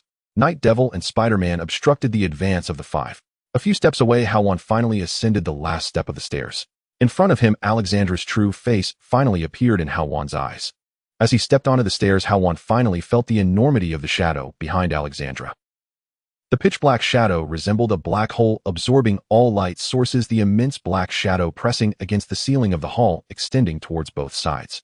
Body parts resembling sharp bone spurs began to slowly spread out from the shadow. In a moment, they were about to reveal their formation. Damn, that's quite intimidating. Hao Wan spat contemptuously at Alexandra, who stood still waiting for the secret technique to complete. Golden threads wrapped around his fists, and under the effect of imposing power, his left fist struck heavily against Alexandra's face. Blood oozed from the corner of her mouth. The expected scene of teeth splattering did not occur. Alexandra was far sturdier than Hao Wan had imagined. Hao Wan raised his eyebrows, and with a stronger effect and power, his right fist swung directly at her face. Her head was knocked to the side by Hao Wan's punch, and the bones in her neck cracked from the impact, broken bones piercing through the skin. For an ordinary person, the damage from these two punches would be enough to cause death. However, Alexandra's eyes, devoid of any daze, clearly showed that she was not dead. Hao Wan swung the warhammer, preparing to continue his assault. Alexandra's head began to rhythmically return to her previous position, the bone spurs embedding into flesh, her skin healing, and the bruises at the corners of her mouth starting to fade. The shadow behind her became increasingly clear, revealing nearly half of the creature's body lurking within the shadow. Hao Wan lowered his body, lifting Alexandra before him, jumping high into the air. Inspiring. In the air, Hao Wan twisted his body to slam her down heavily onto the ground. The floor of the hall cracked into a spiderweb pattern due to the immense force, the cracks extending nearly across the entire main hall of the Hand Association. Dust filled the air, and the position on the stairs was shrouded in black dust. The tremendous noise caught the attention of Night Devil and Spider-Man, who turned to observe the battle on the stairs. Moments later, as the dust settled, the scene of the two in the deep pit created by the awe-inspiring slam finally emerged. At the center of the deep pit, Alexandra's eyes had lost their luster. The spine on her back had shattered from Hao Wan's heavy blow. A torrent of blood flowed along the web-like veins on the ground. Clearly, even the rejuvenated Alexandra could not withstand the breathtaking immense power and had died instantly. Hao Wan rose to his feet, looking down the staircase. The members of the Hand Union abandoned their attack due to the scene created by the two. As a killer organization, the members were primarily mercenaries. After Alexandra's death, all five elders had experienced death once, and naturally, they chose not to fight to the death. The samurai swords and weapons in the hands of the Hand Union members clattered to the ground. However, Hao Wan noticed something amiss at the foot of the staircase. The 6 individuals revived by Alexandra surprisingly had not lost consciousness. At this moment, Night Demon and Spider-Man were still engaged in a continuous struggle with the 6. What is happening? Hao Wan did not understand, lowering his head to check Alexandra at the center of the pit, crouching down to feel for her breath. There was none.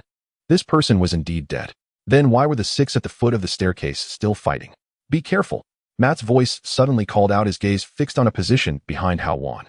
Hao Wan instinctively turned around. A fierce wind rushed at the back of his heart. A colossal skeletal phantom appeared out of thin air, swirling around him. The deep green skeletal phantom resembled a guardian, encasing the attacking bone spikes and claws, preventing them from advancing by an inch. He turned to look. The shadow he had just seen behind him had vanished. In its place was a massive creature with wings and claws.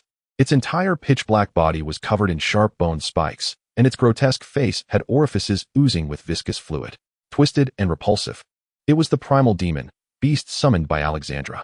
The members of the Hand Union at the foot of the staircase fell to their knees, trembling and too afraid to look up. Alexandra was already dead. Time had not yet come. How was this primal beast still summoned? While pondering, the skeletal layer that had enveloped him disappeared. The primal demon adjusted its position, and the bone spikes on its claws thrust forward once more. With the movements of the primal demon, Hao Wan finally identified the problem. Below its body, nothing had manifested. It turned out that Alexandra's secret technique had indeed been interrupted by Hao Wan. However, due to the primal beast's immense power, even with only half of its body materialized, it still squeezed out from the shadows. Although the summoning technique was interrupted, the bone spikes on its arm directly triggered the effect of the skeletal layer. Just that one strike was enough to be fatal to Hao Wan now. In the next moment, as the skeletal layer disappeared, the bone spikes of the primal demon advanced a few more inches. The sharp spikes seemed to penetrate Hao Wan's skin without hindrance. The ambition of a powerful punch was triggered, and a golden light began to appear around Hao Wan. However, it did not reach the threshold. The bone spikes finally stopped after penetrating about an inch. After the activation of the skeletal layer, the enhancement of defense finally restrained the advance of the bone spikes. I have felt your aura. The one who caused my avatar's death is you, right? The grotesque mouth opened, viscous fluid dripping onto the ground as the primal demon, looking down at Hao Wan, emitted a human-like voice. Hao Wan took a step back, pulled out the bone spike, and looked up at the primal beast, saying, "It is I. Do you think I can make your avatar disappear, and can I make you disappear too?" In the next moment, Hao Wan swung the hammer in his hand, striking at the primal demon's arm. The disparity in their massive sizes made it seem as if he could shake the very trees. Bang! The sound of metal colliding resounded. The armor-piercing effect of the Kofold's hammer proved unexpectedly effective against the primal demon. The bone spikes that had been struck by the hammer shattered and fell to the ground. Seeing the effect, Hao Wan pressed on, breaking all the bone spikes on the palm before him. The once spiked and grotesque hand now appeared pockmarked. Although the primal demon's attacks were formidable, its speed was quite slow. It seemed to be due to the interruption of the secret technique. As Hao Wan broke the bone spikes on its arm, its form still moved slowly, unable to retreat in time. "It hurts." A mournful sound emerged from the orifice, revealing a humanized expression of pain on the primal demon's grotesque face. "You ugly thing, you know pain." Hao Wan spoke with a smile, stepping forward and placing a foot on the massive palm of the primal demon before him. The depressions left by the broken bone spikes became a natural ladder. One step at a time, stepping on its arm, Hao Wan raised the hammer high, beginning to clear the bone spikes on the other arm of the primal demon. The primal demon's body shook as much as it could. However, the slow movement made its actions appear like slow-motion scenes from a movie. The gigantic primal demon could only cause minor tremors, having no impact on Hao Wan. Within a few breaths, all the bone spikes on both arms of the primal demon were cleared by the hammer. With just a few more steps forward, after jumping onto its shoulder, Hao Wan was certain that he could shove the hammer into the primal demon's mouth. As he looked up, Hao Wan noticed the corners of the primal demon's mouth twitching in a humanized manner. Not good. His senses heightened to their peak. An innate feeling of dread washed over him. A swift wind sound came from behind him. As he turned around, a sharp bone spike materialized from the shadow behind him, shooting directly towards Hao Wan's lower back. This is bad. As the embodiment of the primal demon, the Black Void possessed the means to blend into the night. How could the primal demon itself lack such ability? He had been deceived by the primal demon's clumsy movements. He had been careless and did not dodge. There was no escaping now. In the midst of his thoughts, the bone spike pierced through Hao Wan's body. The primal beast's face revealed a satisfied, humanized smile. "You are still lacking in fighting against me." Hao Wan's body lost its support and fell limply. Watching Hao Wan's body slump, the primal beast looked towards Matt and the others at the foot of the staircase, viscous fluid uncontrollably oozing. "Now it's your turn." "Mr. Wan, how is he dead?" Spider-Man asked tentatively, his gaze fixed on Hao Wan, who was still on the primal demon's arm, several strands of web shooting from his hands. Matt, who had witnessed everything, nodded heavily, and though he did not want to accept it, he had to say, "It seems so. He was too careless." "No." Spider-Man's voice suddenly sounded, his gaze locked onto Hao Wan atop the primal demon's arm. "Something seems off." Matt looked over upon hearing the sound. The once slumped body of Hao Wan had now turned into a phantasmal state. At this moment, the primal demon was drawn to Hao Wan's state. Around Hao Wan, who was in a phantasmal form, white fluffy particles began to appear. Seeing this situation, the primal demon instinctively felt that something was amiss. The stealthy bone spikes it had just used in the ambush had greatly drained its energy. Alexandra's incomplete summoning forced her to descend in a severely weakened condition. The rapid ambush techniques had consumed nearly 3/4 of her energy. As it slowly moved its claws, the primal demon's claws unexpectedly passed through the phantasmal body of Hao Wan upon contact. A frown appeared on its human-like face. In the next moment, the phantasmal state abruptly halted after the claws passed through. In an instant, it solidified its defense. Hao Wan resurrected, spiritedly reappearing in the same spot. "Guardian Angel." Salvation grant. After receiving a fatal injury, you will be resurrected after stagnating for 4 seconds at the original spot, during which you cannot be attacked, and upon resurrection, you will recover 50 of your health and mana. This recent display was precisely the effect of the resurrection armor. So this is what it feels like to lose. I really don't like it. As Hao Wan resurrected, he grabbed the war hammer resting on the primal demon's arm and looked up at the primal demon's head. He never expected to use the resurrection armor he drew yesterday so soon. The moment the resurrection armor triggered was not particularly painful. It was even less so than the dragon bone dagger used by Hei Kong that had sliced through his chest. Aside from a slight piercing pain when struck by the bone spikes, after that pain, he entered a completely sensationless stagnation state. In his stagnation state, he felt as if his soul had left his body. Although he couldn't move, everything around him was visible, albeit at a slow pace. Not only did he not feel uncomfortable, but he even found some enjoyment in the recent stagnation state. What kind of technique is that? Mr. Wan, how actually resurrected? It seems that big guy is in trouble now. The little Spider-Man spoke like a chatterbox from the stairs, his actions never pausing, oblivious to whether Night Devil heard him. Indeed, it's quite dire. It seems my friend has many tricks up his sleeve. Night Devil surprisingly chose to respond to Little Spider. In the midst of speaking, he sensed a punch coming from behind, and with a nimble turn kicked that person's head off. The originally resurrected 6 had now dwindled to 5. Little Spider was not to be outdone, shooting webs to glue one of them against the wall. He casually picked up a weapon from the ground belonging to a member of the Hand Association and swiftly decapitated that person. After completing a series of actions, he didn't forget to apologize to the headless corpse stuck to the wall. The resurrected 6 instantly became 4. Little Spider, do me a favor. Hao Wan had already stepped down from the primal demon's arm. He raised his hand, pointing to the direction above the primal demon's head. Got it, Mr. Wan Hao. Spider-Man understood. As he agreed, webs shot from his wrist, accurately hitting the overhead ceiling. As for the remaining 4, he believed Matt could handle them for a short while. Just as he was about to reach the top of the stairs, whoosh. Little Spider's wrist spat out webbing again, sweeping towards Hao Wan's direction, heading straight for the primal demon's head. Grabbed the web. Hao Wan leaped up sharply, grasping the web in midair. The quickly moving web pulled Hao Wan's body forward in the air, surprising him with its strength and resilience as he swung the warhammer. His figure had already moved to the top of the primal demon's head. The primal demon struggled to adjust its body and looked up. Hao Wan then released the webbing from his hand, and the warhammer came crashing down, proclaiming loudly, "I have 2 lives, how about you?" The primal demon had no intention of answering at that moment. The second attack nearly drained the remaining energy in its body. Its massive body tried to move as much as possible, but was very slow, leaving no room for evasion. Hao Wan knew the power of the warhammer in his hands. The fact that he had just dismantled the bone spikes from his own arms proved that the warhammer in Hao Wan's hands could definitely break through its defenses. The bone spikes had shattered, let alone the skull. If it struck his head, the warhammer would surely shatter it completely. His will had just manifested in this world, and he did not wish to vanish so soon. The unwilling primal demon opened its mouth, trying to swallow Hao Wan whole as a final resistance. It gazed at the slimy shark-like teeth and the pitch-black abyss of its mouth. Hao Wan frowned inwardly, finding it disgusting. He adjusted his form in the air and landed steadily on the primal demon's forehead. The warhammer struck heavily against the primal demon's skull. Splash! Pale viscous fluid mixed with dark blood splattered everywhere. After smashing the head with the warhammer, it did not stop there. With the downward force, the hammer cleaved downward along the primal demon's spine. With a loud bang, the warhammer struck the ground, leaving a deep indentation. The massive primal demon was split in 2 at the spine. Disgusted, Hao Wan shook the blood and debris off the warhammer and stored it away as he descended. Below the stairs, the 4 who were entangled with Matt and Night Devil suddenly lost their crimson glow. Immediately afterward, they collapsed to the ground, their bodies reverting to their previous appearances. They had clearly died completely. Upon seeing this scene, the members of the Hand Association, aware of their hopeless situation, began to flee. After the 5 elders had perished, the appearance of the primal demon had still instilled a glimmer of hope in the hearts of the Hand Association members. Hao Wan's death further shook them, as if they saw a glimpse of victory. But in the next moment, Hao Wan's inexplicable resurrection turned the tide again, and he directly cleaved the primal demon in half. Everyone was thoroughly terrified of this man.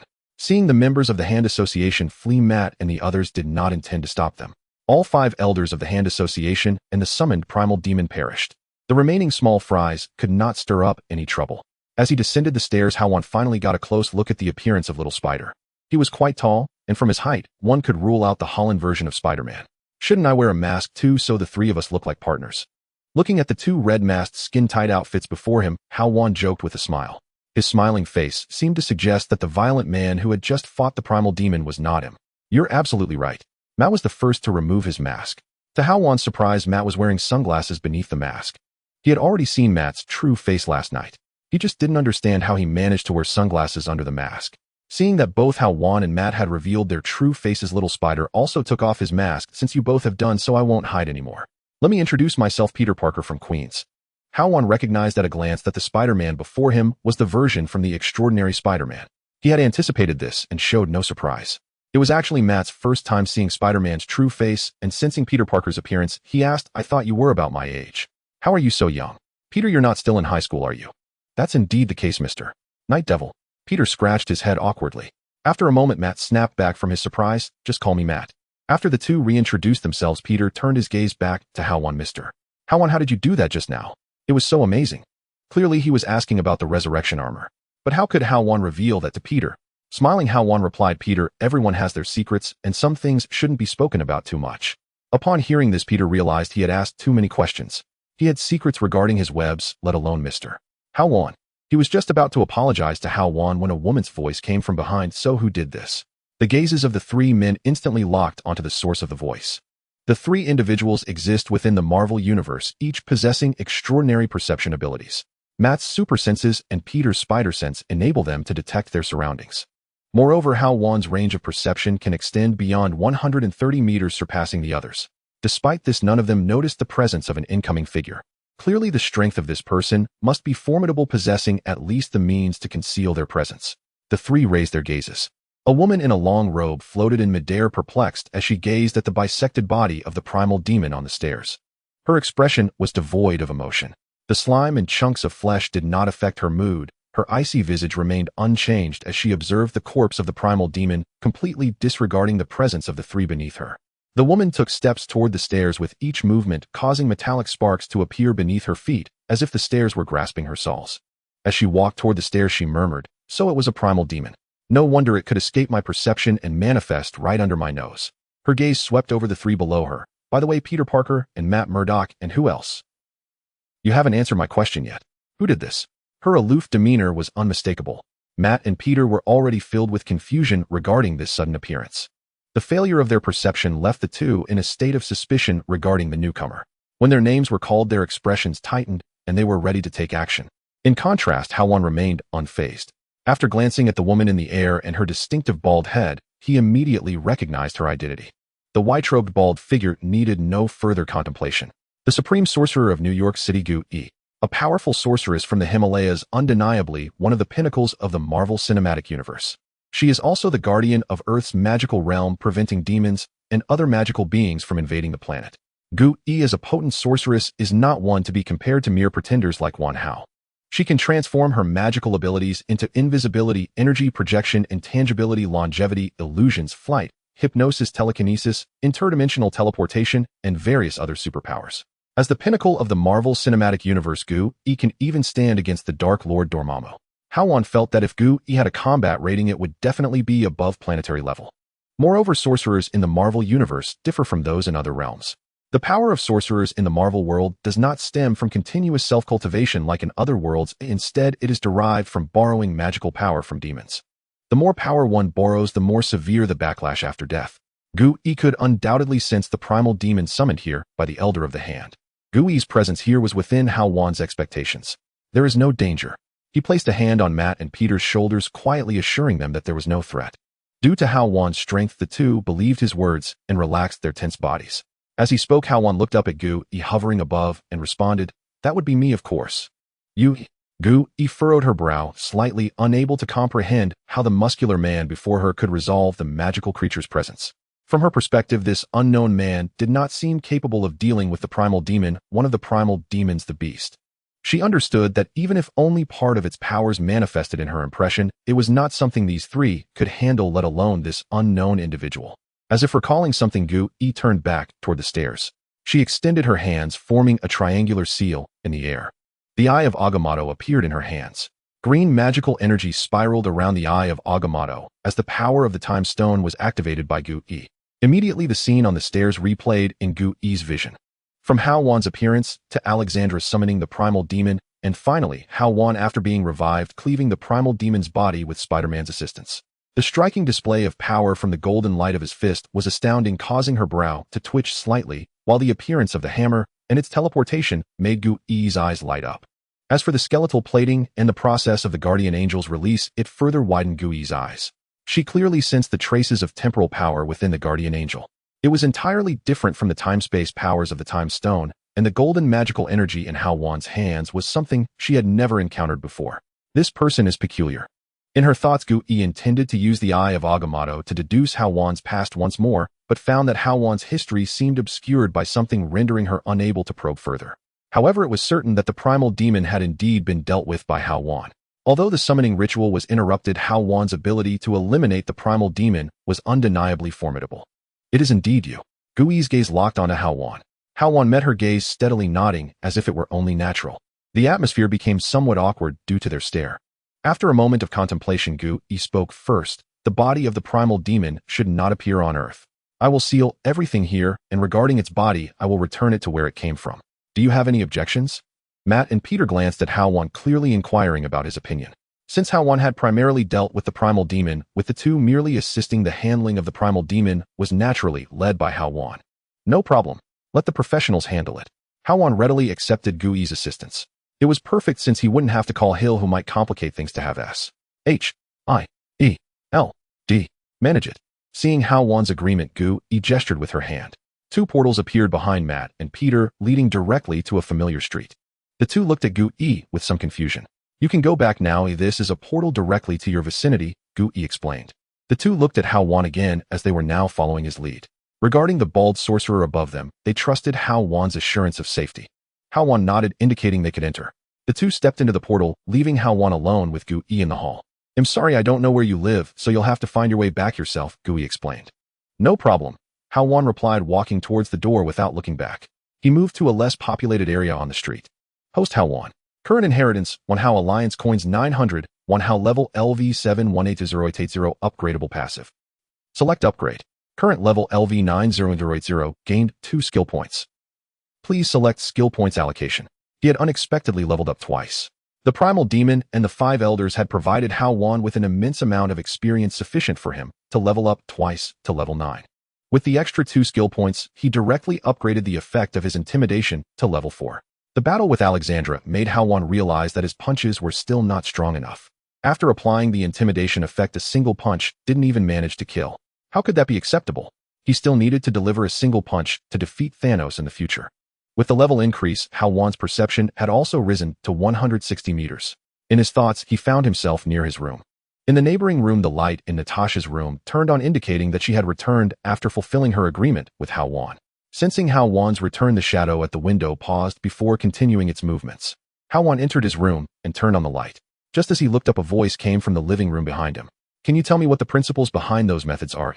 Turning around to look, he saw the figure of the bald-robed sorcerer standing in the living room with the portal behind her having just dissipated. It was Gui. Why is she following me? Hao Wan thought to himself that he seemed to have caught the attention of a troublesome individual. He looked at Gui and said, "Can I choose not to answer? As you mentioned before, everyone has secrets, and there are some questions you can choose not to answer. However, I need to ask you a few simple questions." Gui spoke, her gaze scrutinizing Hao Wan as if she were weighing him while asking.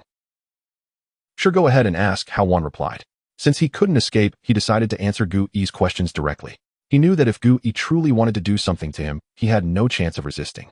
"Are you from Earth?" "Yes." "Is the means of resurrection related to the power of time?" "Yes." "Is the golden thread on your fist also magic?" "Not sure. Can you use magic?" "I should be able to." "Is the ability to conjure objects out of thin air magic?" "It should be." As the questions did not touch upon the system, Hao Wan chose to answer truthfully, just as he had responded. Strictly speaking, Hao Wan is indeed from Earth, just not from this universe. The resurrection armor was synthesized from the Storm Greatsword and the Time Stopwatch. Thus it is accurate to say that the means of resurrection are related to the power of time. As for the last question, he wasn't very sure if it was related to magic. The Carefield's Warhammer was equipped in his equipment slot. Whenever Hao Wan wished to use it, with a simple thought, the Warhammer would appear in his hand. However, he could not use the pickaxe because it was not equipped. Since Gui asked about this, she likely had not discovered the existence of the system. As for the penultimate question, all of Hao Wan's inherited abilities came from 1 Hao. As a hybrid descendant of the Vastaya and humans, it is quite normal for 1 Hao to possess magic. Is it reasonable for me, a Vastaya, to have magic and be able to fight? Absolutely reasonable. The next moment, the Warhammer appeared in his hand out of nowhere. This is something that can be done without learning. I don't even know if it counts as magic. Hao Wan countered. Conjuring objects from a distance is strictly speaking considered magic. Gui explained, her eyes carefully observing the details of how Hao Wan summoned the Warhammer. It was a conventional act of conjuring objects from a distance. Nothing unusual was observed, completely ruling out the possibility of Hao Wan using black magic. Then Gui returned to her icy demeanor, looking at Hao Wan. "Regarding the previous questions, you did not lie. I apologize for using a lie detector on you. I need to ensure certain unstable factors regarding Earth. I hope you understand, Mr. Hao Wan." The unstable factor Gui mentioned was clearly herself.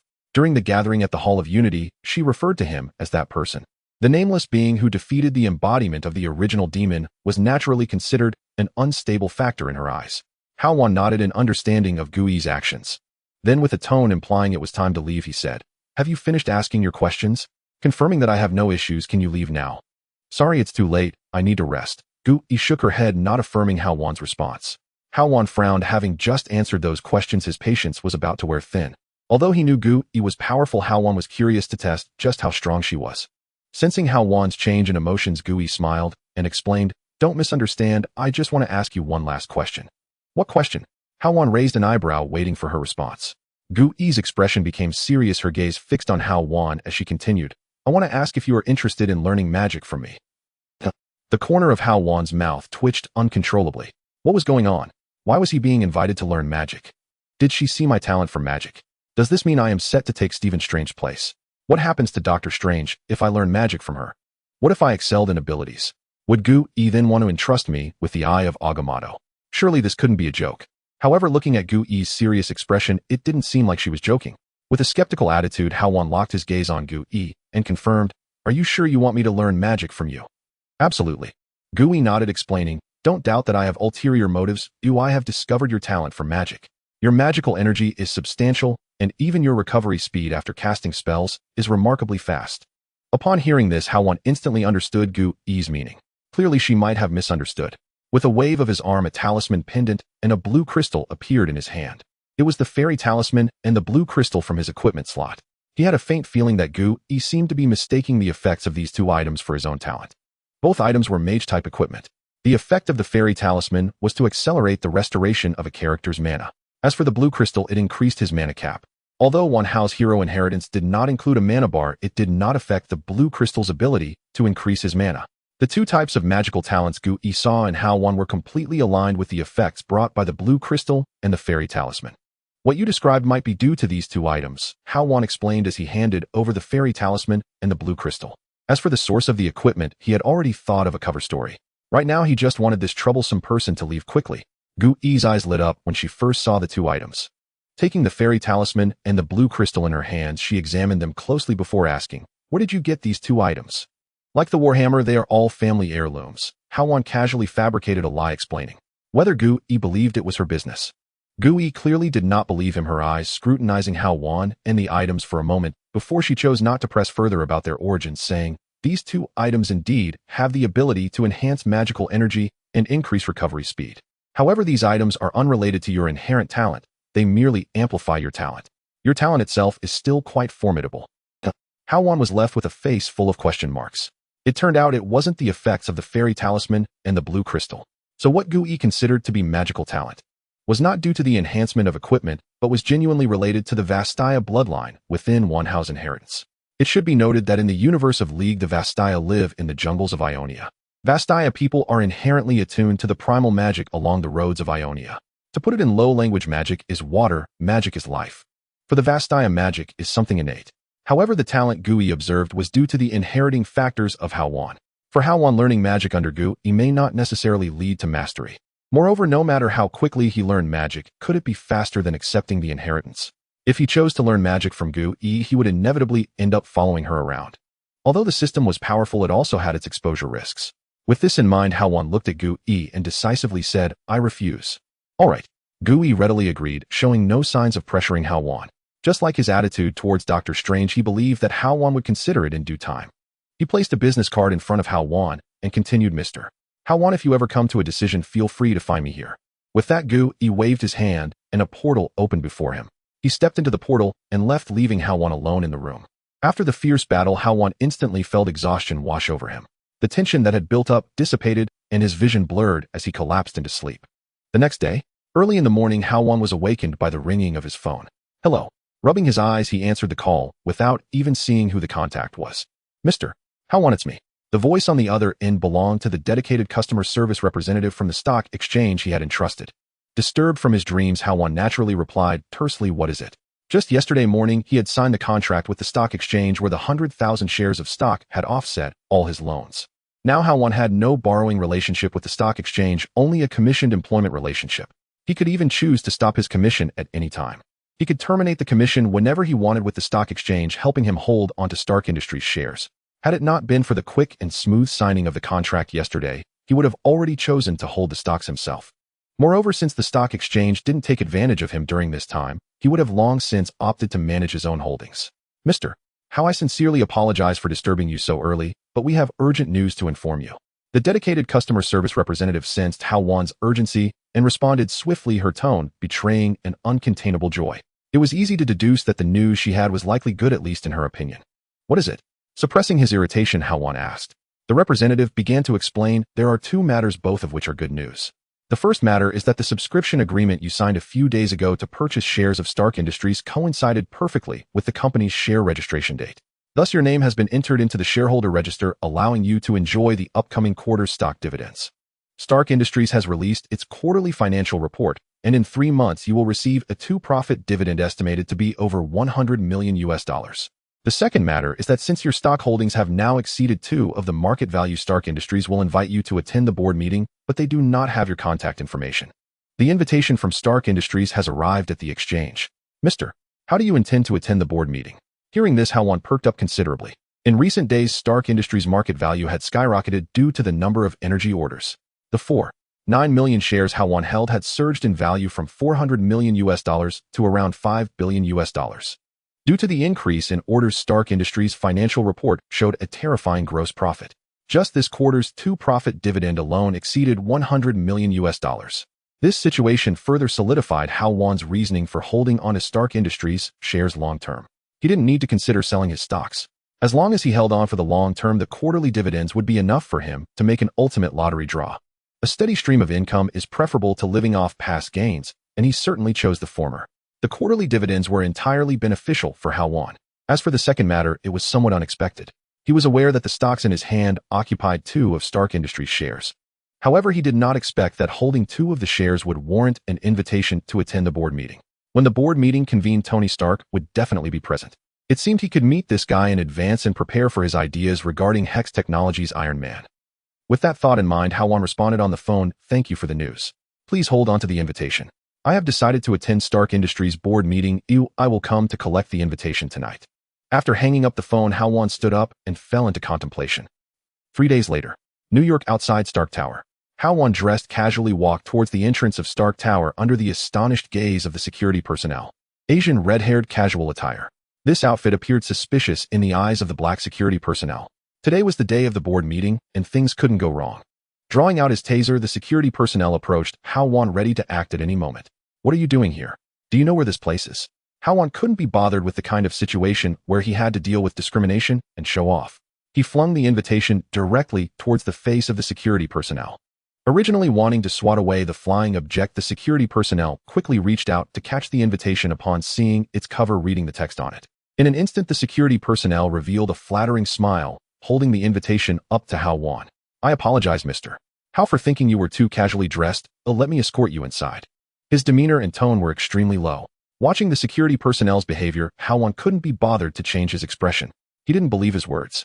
If a blonde-haired, blue-eyed person had walked in wearing the same casual outfit, the black security personnel would likely not have stopped him. Seeing that Hao Wan remained silent, the black security personnel lowered his head even further. "Let me contact someone to escort you to the board meeting room." If Hao Wan wished to dismiss him, he might be gone in the next second. Hao Wan simply nodded and chose not to pursue the matter further.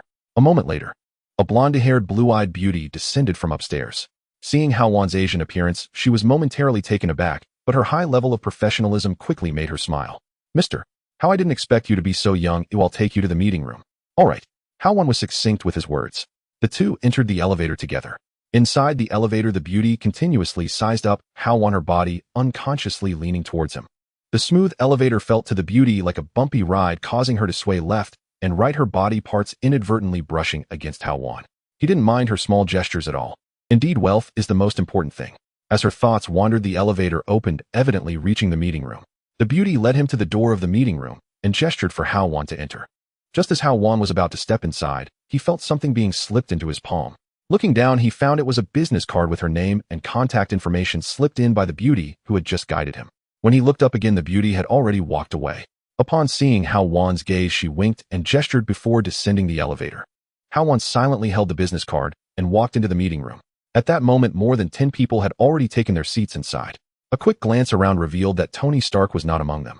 Hao Wan casually found a seat and sat down. The more than 10 people in the conference room were evidently curious about the Asian-looking Hao Wan who had just entered. Each board meeting featured familiar faces, but this time there was not only a stranger, but also an Asian, prompting them to steal a few extra glances. In Stark Industries, 65 of the shares are held by Tony Stark and Obadiah Stane.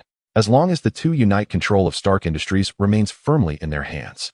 Tony Stark holds 40 of the shares while another 25 is controlled by Obadiah Stane. The remaining 35 is either in the stock market or held by other investment institutions and individuals. Among them, Gulf Capital occupies 15 of the shares, and one of the attendees in the conference room represents Gulf Capital. Most of the others, like Hao Wan, hold no more than 5 as individual shareholders. Some have held shares in the stock market for a long time, while others are company veterans, just like Obadiah Stane. Among the more than 10 people, most are Caucasian, with only 2 black individual shareholders. As for individual Asian shareholders, like Hao Wan, he is currently the only one. It's no wonder that the dozen or so people are glancing curiously at him. All present are highly cultured individuals, so they naturally do not linger their gazes on Hao Wan, merely glancing at him before redirecting their focus. Today's protagonist is not Hao Wan. Everyone is waiting for the true leaders of Stark Industries, Tony Stark and Obadiah Stane, to arrive. Although to the other individual shareholders on the board, Obadiah Stane and Tony Stark appear to have a close collaborative relationship. However, Hao Wan knows of Obadiah Stane's manipulative and hostile attitude towards Tony Stark. The attack on Tony Stark was orchestrated by Obadiah Stane as he sought absolute control over the company and the ability to imprison Tony Stark to make weapons for him. When Tony Stark was rescued and decided to abandon weapon production in favor of clean energy, Obadiah Stane colluded with individual shareholders and Gulf Capital to vote with a shareholding power greater than Tony's, resulting in Tony's suspension. This allowed for the continued sale of certain weapons. It can be said that Obadiah Stane and Tony Stark are definitely enemies. However, Tony has yet to realize this. Amidst his thoughts, the chairs around him began to stir as everyone stood up to greet the incoming guests. Clearly, it was the 2 largest shareholders on the board, today's protagonists, Tony Stark and Obadiah Stane. Following them is Pepper Potts, holding a folder, slightly trailing behind. Hao Wan sits quietly at the square table, observing Tony Stark as he enters the room. The hippie hairstyle and beard give him a high degree of recognition. On the surface, one cannot discern any extraordinary abilities of this future Iron Man. Upon entering the conference room, Tony immediately noticed Hao Wan, who, unlike others, did not stand up to greet him, appearing quite unconventional. The Asian appearance further piqued his curiosity. Only those holding more than one of shares with voting rights could enter the conference room. As the largest shareholder of Stark Industries, he was unaware of the emergence of such a young Asian shareholder. Noticing Hao Wan observing him, Tony raised an eyebrow. He then quietly leaned towards Pepper, asking about the situation. "Who is that young man? I've never seen him before." Pepper, already prepared, had known about the arrival of a new Asian shareholder before the meeting started. Without opening her document, she explained, "That is Mr. Hao Wan, who became a shareholder by purchasing stocks in the market. During a recent low, he bought over 2 of Stark Industries shares and is now one of our shareholders. Due to his voting rights, the group invited him to this board meeting." This made Tony even more interested in Hao Wan. Entering the stock market at the lowest point and not cashing out after the surge, he continued to hold on to his shares. This young Asian not only believed in clean energy from the start, but also made a decisive choice to hold his shares, further indicating his confidence in the clean energy business. He has a fondness for those who are unconventional. He even considers himself a genius. If it weren't necessary, he wouldn't want to attend this board meeting at all. Tony believes this young man, who managed to become a shareholder of Stark Industries at minimal cost through the stock market, is also a genius. In his thoughts, Tony nodded and gestured to Hao Wan, actively greeting him. Hao Wan did not expect Tony to greet him, and while nodding in return, stopped observing and awaited the start of the meeting. Obadiah Stane, upon entering the room, immediately noticed the seated Asian figure, who did not stand up. He had been busy lately dealing with the issues surrounding the discarded armor left by Tony in the desert. He only knew that the stock market was surging and was completely unaware of the new shareholder, Hao Wan. He was aware of the incident involving Jin Bing being captured, as he is the largest channel for weapon sales. The collapse of the gang had affected his secret weapon sales. He heard that it was an Asian who brought Jin Bing down. Thus, he is particularly attentive to Asians. Fortunately, the new underground force in New York, the Black Forest Gang, is now in contact with him, alleviating his sales issues. Thinking of this, he leaned towards Pepper to inquire about Hao Wan. Pepper reiterated her earlier explanation. Upon hearing this, Obadiah furrowed his brow, and after sitting down with Tony, his gaze occasionally scrutinized Hao Wan, pondering his intentions. The meeting officially commenced. Pepper first informed everyone about the recent stock market situation and quarterly dividend status. Then the main event of this board meeting began. Share dilution. All processes of the arc reactor were solely crafted by Tony, with all the technology in his hands. Ultimately, the rise of Stark Industries is attributable to the arc reactor. Thus, Obadiah decided that excluding Tony, the remaining shareholders would evenly distribute 5 of the shares, all transferring to Tony's name. This is as compensation for Tony's technological contributions to the arc reactor. However, the dividend rights for everyone in the first year remain unchanged. No one voiced any objections. Everyone is a clever person. If possible, with the help of the arc reactor, Tony could easily establish a separate company. At that point, Stark Industries might become a shell company, rendering everyone's shares worthless. Obadiah's proposal was passed unanimously. The board meeting concluded successfully. Everyone began to exit, leaving their seats. Hao Wan fumbled for his business card, reflecting on the recent events, hesitating on whether to make a call, when he suddenly heard a voice from behind. "Mr. Hao Wan, please wait a moment." Hao Wan turned around to see it was Pepper. "Is there something you need?" Hao Wan asked with some confusion, looking at the approaching Pepper. Aside from glancing at Tony a few more times at the beginning of the meeting, he had not acted unusually. "Mr. Hao, please don't misunderstand. Just now, Mr. Tony informed me that he would like to meet you." Pepper explained, feeling a bit awkward about her boldness. "Tony wants to see me." Hao Wan pointed at himself, looking puzzled at Pepper. "I haven't even approached him yet, and he's coming to me. What could be the reason? Just because he looked at me a bit more in the crowd. He indeed wants to see you? Mr. How do you have some time?" Pepper's affirmative answer confirmed the reality of the situation. "Then let's meet." Hao Wan agreed. "Since he wants to see me, I might as well meet him in advance. We will meet sooner or later." Currently, Tony has already developed the Mark II armor, and the formation of the Avengers is imminent. "There are some things I need to prepare for before the New York crisis." Moments later, under Pepper's guidance, Hao Wan entered the meeting room from earlier. To his surprise, Tony was not the only one inside. Also present was Obadiah, the second largest shareholder of Stark Industries. "Hello, Mr. Hao. Do you mind if I call you over for a chat?" "Of course not. May I ask what Mr. Tony wants?" Hao Wan responded confidently. Due to Obadiah's presence, he was hesitant to engage in too much conversation with Tony. Before Tony could ask, Obadiah spoke first. "How did you predict in advance that Stark Industries stock would soar?" The development of the arc reactor was known only to him and Tony at the beginning. Hao Wan's move into the stock market seemed as if he had prior knowledge of the arc reactor.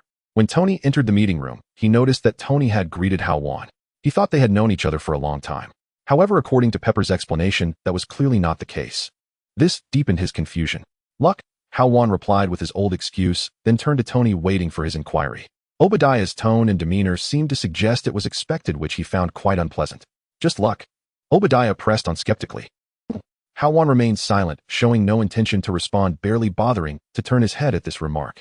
Obadiah, irritated by Hao Wan's actions, was about to get angry when Tony intervened. "Obadiah, Pepper, you two step out for a moment. I need to speak with Mr. Hao privately." "That's not acceptable." Pepper, concerned for Tony's safety, spoke up first. Tony's words surprised both Pepper and Obadiah. Being alone together could mean danger. Moreover, Hao Wan's attire and muscular physique made them view him as a potential threat. Could it be that Tony really knows this Hao Wan? Obadiah's doubts deepened. Tony shook his head and waved his hand, signaling that everything was fine. Knowing Tony's personality, the two of them exchanged glances at Hao Wan, realizing that no amount of persuasion would work, and then left the meeting room. At that moment, only Hao Wan and Tony remained inside. "Is it really just luck?" Tony spoke first to break the silence, clearly not believing Hao Wan's words. "It's a secret, but if you want to know, I can tell you." Hao Wan replied with a smile, his gaze directed at Tony's chest. "You have secrets too, don't you?" Tony instinctively felt as if he was being seen through. Although he wasn't sure if Hao Wan's gaze was coincidental, that look and those words made him realize that Hao Wan seemed to know something. Recalling the details in Hao Wan's words, Tony asked, "So what is Mr. Hao's secret?" "Magic," Hao Wan explained. Tony instinctively wanted to laugh. He thought he was a genius, but it turned out he was just a magician. But the next moment his smile faded. In front of him, Hao Wan waved his hand, and items like fairy talismans, blue crystals, and life potions appeared and then vanished in his hand. "It really is magic." Tony could differentiate between magic and illusion. It was as if a new world had opened up. He eagerly looked at Hao Wan. "I apologize for my earlier rudeness." "How did you do that? What do you need?" "It's innate," Hao Wan explained, then shifted the topic. "I've shared my secret with you. Can you share yours with me?" Tony was not coy about it. Hao Wan's display demonstrated his sincerity. He lifted his t-shirt, revealing the arc reactor in his chest. Hao Wan glanced at the arc reactor, already knowing about it, and showed no concern. A mini-reactor, nuclear energy. Indeed, he already knew. Tony quietly thought to himself upon hearing this. Aside from Obadiah and Pepper, Hao Wan was the third person to be informed of his situation, and his nonchalant demeanor confirmed Tony's suspicions. "As expected, you already know. Nuclear energy. How are you dealing with the radiation issues?" Hao Wan directly posed the question that Tony encountered in Iron Man 2. In Iron Man 2, Tony solved his problems by creating a new element based on clues left by his father. From the time Tony returned until now, a little over a month, he had already felt the impact of radiation. "There's no way how I can only mitigate it with chlorophyll," Tony sighed, shaking the cup of water in his hand. Hao Wan had anticipated Tony's response. With a wave of his hand, an item appeared in his hand as he stated his intention. What about trying a new energy source? The item was the Hextech crystal Hao Wan had won in a draw. The diamond-shaped deep blue crystal floated up and down in Hao Wan's hand. Light radiated from the crystal, emitting a captivating blue glow. What is this? Tony asked, feeling the immense energy contained within the crystal. He could sense that the blue crystal in Hao Wan's hand had even greater energy than the arc reactor in his chest. Moreover, this crystal did not emit any radiation. If he could obtain the crystal from Hao Wan and find a way to harness its energy, his radiation issues could be resolved. The endurance time of the armor would also increase. Hextech crystal, Hao Wan said with a smile as he handed the crystal over. Tony's eyes fixed on it as he carefully took the Hextech crystal. Seeing the eager glint in Tony's eyes, Hao Wan knew he had hooked the fish. Since acquiring the Hextech crystal, Hao Wan has always intended to sell it to Tony. It seems that although he met Tony earlier, the timing has finally come. Given the energy contained within the Hextech crystal, it can fully replace the core reactor of the Iron Man suit as the power source for the armor. The Hextech crystal as an energy source can only be obtained from Hao Wan. If in the future Tony replaces the energy source of the Iron Man suit with the Hextech crystal, then the energy within a single crystal will eventually be depleted. At that point, Hao Wan will become the sole supplier of the tech crystal. It is well known that monopolies are the most profitable. For the first purchase, he might consider giving Tony a slightly lower price. If Tony wants to purchase Hextech crystals later, Hao Wan's price will definitely increase. That will be the time when Hao Wan makes a guaranteed profit. Tony is currently suffering from nuclear radiation damage, and his physical condition is deteriorating. He doesn't believe that Tony would just wait idly while looking for solutions. Where did you get this thing? What is its yield? Tony carefully examined the diamond-shaped crystal in his hand. He understood that if he could obtain this crystal in bulk, not only could he improve the endurance of his armor, but he could also resolve the radiation issues from the reactor in his chest. Compared to the arc reactor, this crystal in his hand is true clean energy. This thing can only be obtained from me for now, Hao Wan began to explain, adding, however, I can let you in on a secret. The yield is quite good, even plentiful, and the source of the crystals is a certain senator. Of course, this senator does not want to reveal that he possesses such crystals, so please keep this information confidential, and as long as you do, your supply of crystals will be guaranteed. Just as he said, the Hextech crystal is indeed related to a certain senator. However, this senator is not from the Eagle Nations Congress, but from the city of Piltover. Senator. Tony immediately associated it with a congressional senator.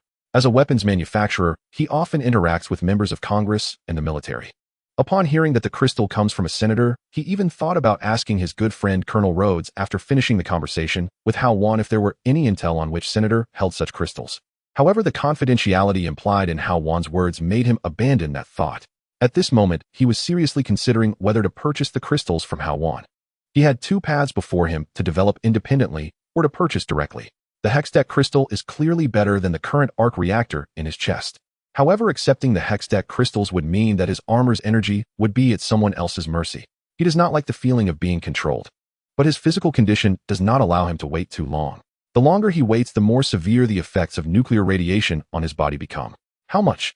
Tony resolutely inquired. He had already made up his mind. He would first purchase the Hextech crystals from Hao Wan. He was also preparing for other aspects and would not neglect the development side. Given the current situation, as long as he does not conflict with Hao Wan, the supply of crystals should not be an issue. Even if issues arise later, he might have already come up with other solutions. For the first transaction, I'll give you a discount price. Hao Wan replied with satisfaction, thinking that although Tony had considered for a long time, he ultimately took the bait. Given Tony's current situation, he has no reason to refuse the Hextech crystals, and he added, but let me remind you, this thing is a bit unstable, and if mishandled, it can explode. During the Battle of the Two Cities, Jinx's mishandling of the Hextech crystal caused a terrifying explosion. He certainly does not want to be the future stable supplier of Hextech crystals who has to deal with such explosive risks. One careless mistake could result in the crystal exploding. How much? Tony first asked. Then upon hearing Hao Wan's addition, he trembled, and the bluish diamond crystal in his hand suddenly lit up due to his movement. He truly did not expect that what Hao Wan handed over was a bomb that could explode at any moment. Don't be nervous, as long as you don't make any particularly big movements, this thing isn't that easy to explode. Hao Wan reminded Tony, who was tense. For the first transaction, I'll give you a discounted price of $50 million. If you continue purchasing later, we can negotiate the price. The tech crystal is not like a healing potion that anyone can replicate. Even if Tony Stark is a genius, there is no need to worry. As for whether it can replace the arc reactor and how to stabilize the Hextech crystals, he believes Tony will be able to solve it. Moreover, that is not something he should worry about. All right. Tony Stark agreed instantly while exchanging information and card numbers with Hao Wan. A notification on the next-generation phone signaled the receipt of $50 million. Carefully placing the crystal in a glass container, Tony stored it in the safe, adding several locks to it out of concern. Well, let's wrap it up for today.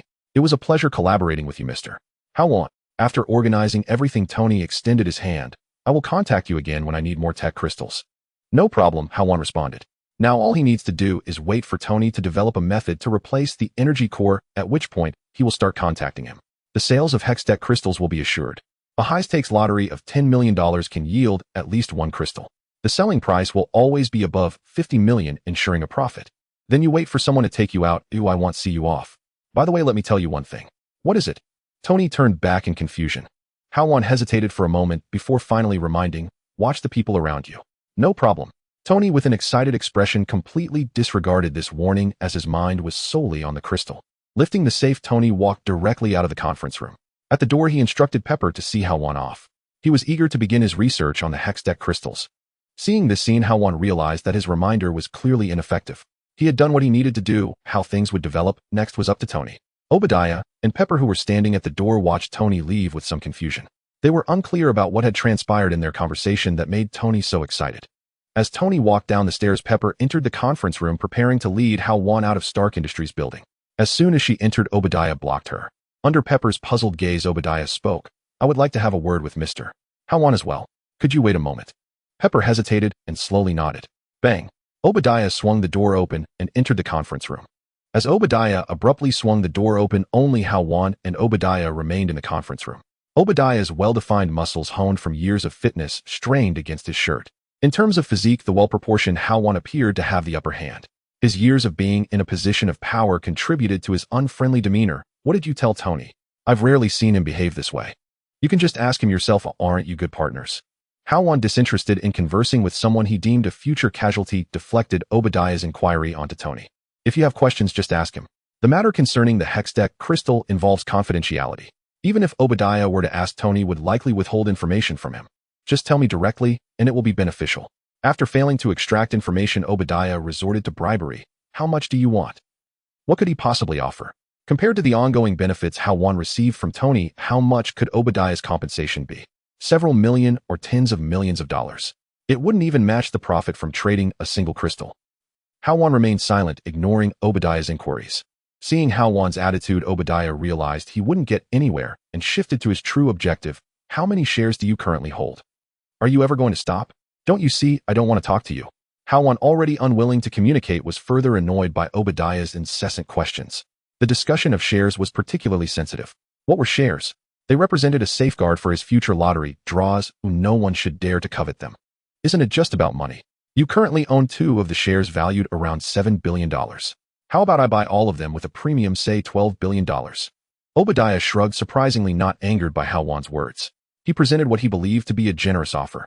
A price of $12 billion, nearly double the current value, could be considered substantial. He thought Hao Wan would likely accept.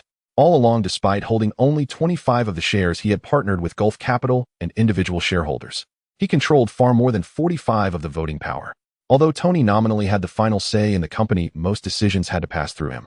After the completion of the arc reactor to stabilize Tony, he had taken the initiative to allocate an additional 5 of shares to Tony. On the surface, it was merely an increase in shares, but it was primarily to tie the groundbreaking arc reactor to Stark Industries. Currently, Tony Stark held 45 of the company's shares. Some individual shareholders who had previously been aligned with him sold off a large number of shares following Tony's recent disappearance. This reduced the voting rights he could control. Even with Gulf Capital, he only had 40, and when combined with individual shareholders and stock acquisitions, he had only 45 of the shares. This was equal to the shares held by Tony. The stock market currently had a positive outlook on Stark Industries, making it difficult to acquire at a premium, although holding no more than one of most investors wished to hold long-term. Thus, Hao Wan's stake appeared incredibly valuable. At a price of $12 billion, he believed Hao Wan would not refuse. Acquiring the shares held by Hao Wan was ultimately his sole purpose for discussing privately with him. Do you even deserve it? Hao Wan arrogantly retorted. Giving you face, and you still want more. Not to mention how the stock value will multiply in the future. Whether or not I would suffer a loss. He wouldn't stop talking. If I wanted to sell, I would have done so long ago. Why would I need your input? If Obadiah dared to speak again, he would be thoroughly beaten, left to wonder why flowers bloom so beautifully. Seeing that persuasion had failed, Obadiah's tone turned cold. Be careful, you might earn money, but lose your life. Before he could finish, Hao Wan's fist had already struck Obadiah's face. The force of the punch sent Obadiah reeling backward, his jaw dislocated as he crashed into the table behind him. Bang! The table split in two. In an instant, Obadiah collapsed on the floor, unable to speak due to his dislocated jaw. He pointed at Hao Wan, but fearing another punch, he hastily lowered his hand. In that moment, he bore no resemblance to his earlier bravado. This was also because Hao Wan had held back. Had it not been for the many people in Stark Tower, one punch would have sent him to the afterlife. Although he had a decent relationship with S.H.I.E.L.D., killing someone in broad daylight would create unnecessary trouble. He shot a fierce glare at the fallen Obadiah. "If you dare threaten me again, I will take your life." "What's wrong?" Pepper's voice came from outside the door. She had been monitoring the situation in the conference room. Hearing the commotion, she used her access card to push the door open and entered. Contrary to expectations, the scene of Hao Wan being at a disadvantage did not materialize. She saw blood seeping from Obadiah's face, his jaw dislocated. Even with her doubts about Obadiah, she had to step forward to check on his condition. After all, Obadiah was in any case the second largest shareholder of Stark Industries. "He won't die, Ms. Potts. Please take me downstairs." Hao Wan spoke as if he were not the one who injured Obadiah. Pepper silently glanced at Obadiah beside her and called for medical assistance. After the hospital took Obadiah away, she escorted Hao Wan into the elevator. The elevator contained only Hao Wan and her. "Do you know Jean Bing?" Hao Wan broke the silence with a question. Originally, he did not wish to reveal too much information. However, Obadiah's recent actions prompted him to disclose some information he had initially intended to ignore. Tony didn't care, but the meticulous Pepper would certainly understand Hao Wan's implications. "I know the Emperor of the Underworld, but I heard he got arrested," Pepper replied. The image of Obadiah's appearance in the conference room still lingered in her mind. She was aware of Jean Bing's arrest, but she couldn't understand why Hao Wan brought it up. "It relates to me. Can you guess what his most serious charge is?" "What is it?" Pepper inquired, her curiosity piqued by the connection to Hao Wan. "Large-scale arms smuggling. The flow of the smuggled weapons is directed towards the Middle East, and as for the source, it's Stark Industries. You should understand what I mean. The personnel involved in such a large-scale arms smuggling are self-evident." With that, Hao Wan chose to remain silent. His hints had already been plentiful. Continuing would be tantamount to directly telling her. At that moment, all that remained in the elevator was the sound of its operation. Hao Wan's words confirmed part of her suspicions. The implied personnel were glaringly obvious. Pepper lowered her head to look at her folder, lost in thought. 1 month later, New Mexico. Female scientist Jane and her colleagues are observing the aurora in the plains. They are analyzing data regarding the time and conditions for the aurora's occurrence. However, in the next moment, Jane noticed an unusual aurora phenomenon. The aurora appeared like a carved formation within the dark clouds, its brightness fluctuating. The peculiar change in the aurora alerted them to something amiss. Just as they realized the unusual situation of the aurora, a storm had quietly begun to gather. Jane made a quick decision to leave rapidly by car. However, the storm's speed far exceeded that of the vehicle, and the 3 people inside were engulfed by the storm along with the car. Just when everyone thought it was all over, a figure suddenly appeared out of nowhere in the storm, crashing into the car that Jane was in. Suddenly, the storm dissipated. Jane and her companions hurriedly got out of the car to check the situation. The car's windshield was shattered by the figure's impact, but they found a golden-haired man lying on the ground, seemingly unharmed, though his consciousness appeared somewhat hazy. Seeing this, Jane and her team from the Aurora Observation Group took the golden-haired man to the hospital. Meanwhile, 10 kilometers away near an unknown small town, a silver, ancient-looking hammer fell from the sky, dragging a glowing tail like a meteor, crashing into the ground and creating a large pit. The hammer at the center remained completely intact. Early the next morning, residents who heard the noise rushed to try to lift the hammer, only to find they couldn't, realizing something was wrong, and ultimately decided to call the police. After a simple analysis, S.H.I.E.L.D. arrived after hearing the news. Everyone who had come into contact with the hammer was gathered for isolation and observation. A perimeter was established around the hammer by S.H.I.E.L.D. They began testing the hammer and the surrounding environment. Outside, the observation pod personnel were on duty, maintaining vigilance around the area. Inside the observation room, Coulson squinted, his eyes fixed on the hammer below. Individuals clad in white protective suits were constantly moving back and forth, conducting tests on the hammer at the center of the meteorite pit. Detecting slight radiation around the hammer based on past data comparisons, it is preliminarily judged to be extraterrestrial in origin. Next to him, a person in a white lab coat was reporting to Coulson, flipping through electronic data in their hands, and continued, "The design of this object closely resembles that of Thor's hammer from Norse mythology." Thor, the hammer of the thunder god. Coulson fell into thought, and as if realizing something, instructed, Check for any unusual occurrences within a 20-kilometer radius, particularly focusing on hospitals and research projects. Understood. The person responded while beginning to retrieve various information from their electronic device. After a brief moment having organized and analyzed the information that person began to report, I reviewed recent special events within 10 kilometers, and after filtering and examining them, I found 2 incidents that seem highly suspicious. Speak, Coulson said without looking away from the hammer. The first incident is that satellite data indicates a special aurora phenomenon appeared 10 kilometers southeast of here last night, accompanied by unusual thunderstorm activity near the aurora. The satellite observations show that there were no factors in the vicinity that could induce such thunderstorm weather, making this thunderstorm quite strange. The data shows that a university's aurora observation team was in that area at the time observing the aurora phenomenon. Continue. The second incident is also related to this aurora observation team. In the nearby town where the special aurora and thunderstorm occurred last night, there was a medical dispute incident. It is said that the person involved was very agitated, babbling that he was a god, not a mortal, and the hospital ultimately discharged him directly. The person who handled the medical procedures and discharged him was a member of the aurora observation team. According to the description from the aurora observation team, the individual was struck by a car during the thunderstorm. However, strangely, the hospital's examination data showed that the individual had no issues at all, and they even reported that he was quite strong. He was only slightly comatose, attributed to prolonged exposure to flight. Additionally, the X-ray scan revealed some abnormal areas in his body. Hearing the detailed report from his subordinate, Coulson increasingly felt that the individual sent to the hospital was related to the hammer beneath his feet. Could it be that he truly was one of those individuals noted in S.H.I.E.L.D.S. files? The hammer's examination indicated that it did not belong to Earth. If that person was connected to the hammer, he must be one of those individuals in the files. Although historical records show that those individuals had once helped humanity, it remains uncertain what they are like after so long. Since the hammer is related to him, would he come to seize the hammer? The more Coulson thought about it, the more he felt his speculation was entirely plausible. He instructed his subordinate to go down. Coulson remained in the observation room and dialed a phone number. Director Fury, we've confirmed it to be an extraterrestrial artifact likely related to the Norse mythology in classified files. For now, none of us can take the hammer. It is very peculiar. Then just have someone else guard it. You returned at S.H.I.E.L.D. and deal with other matters. Fury responded. Coulson did not simply agree to this. Instead, he expressed his own conjecture. A special individual has appeared within 10 kilometers, and it is highly probable that it is related to the hammer. I believe I should stay here. The special individual will eventually come to reclaim the hammer. I request combat agents to assist me.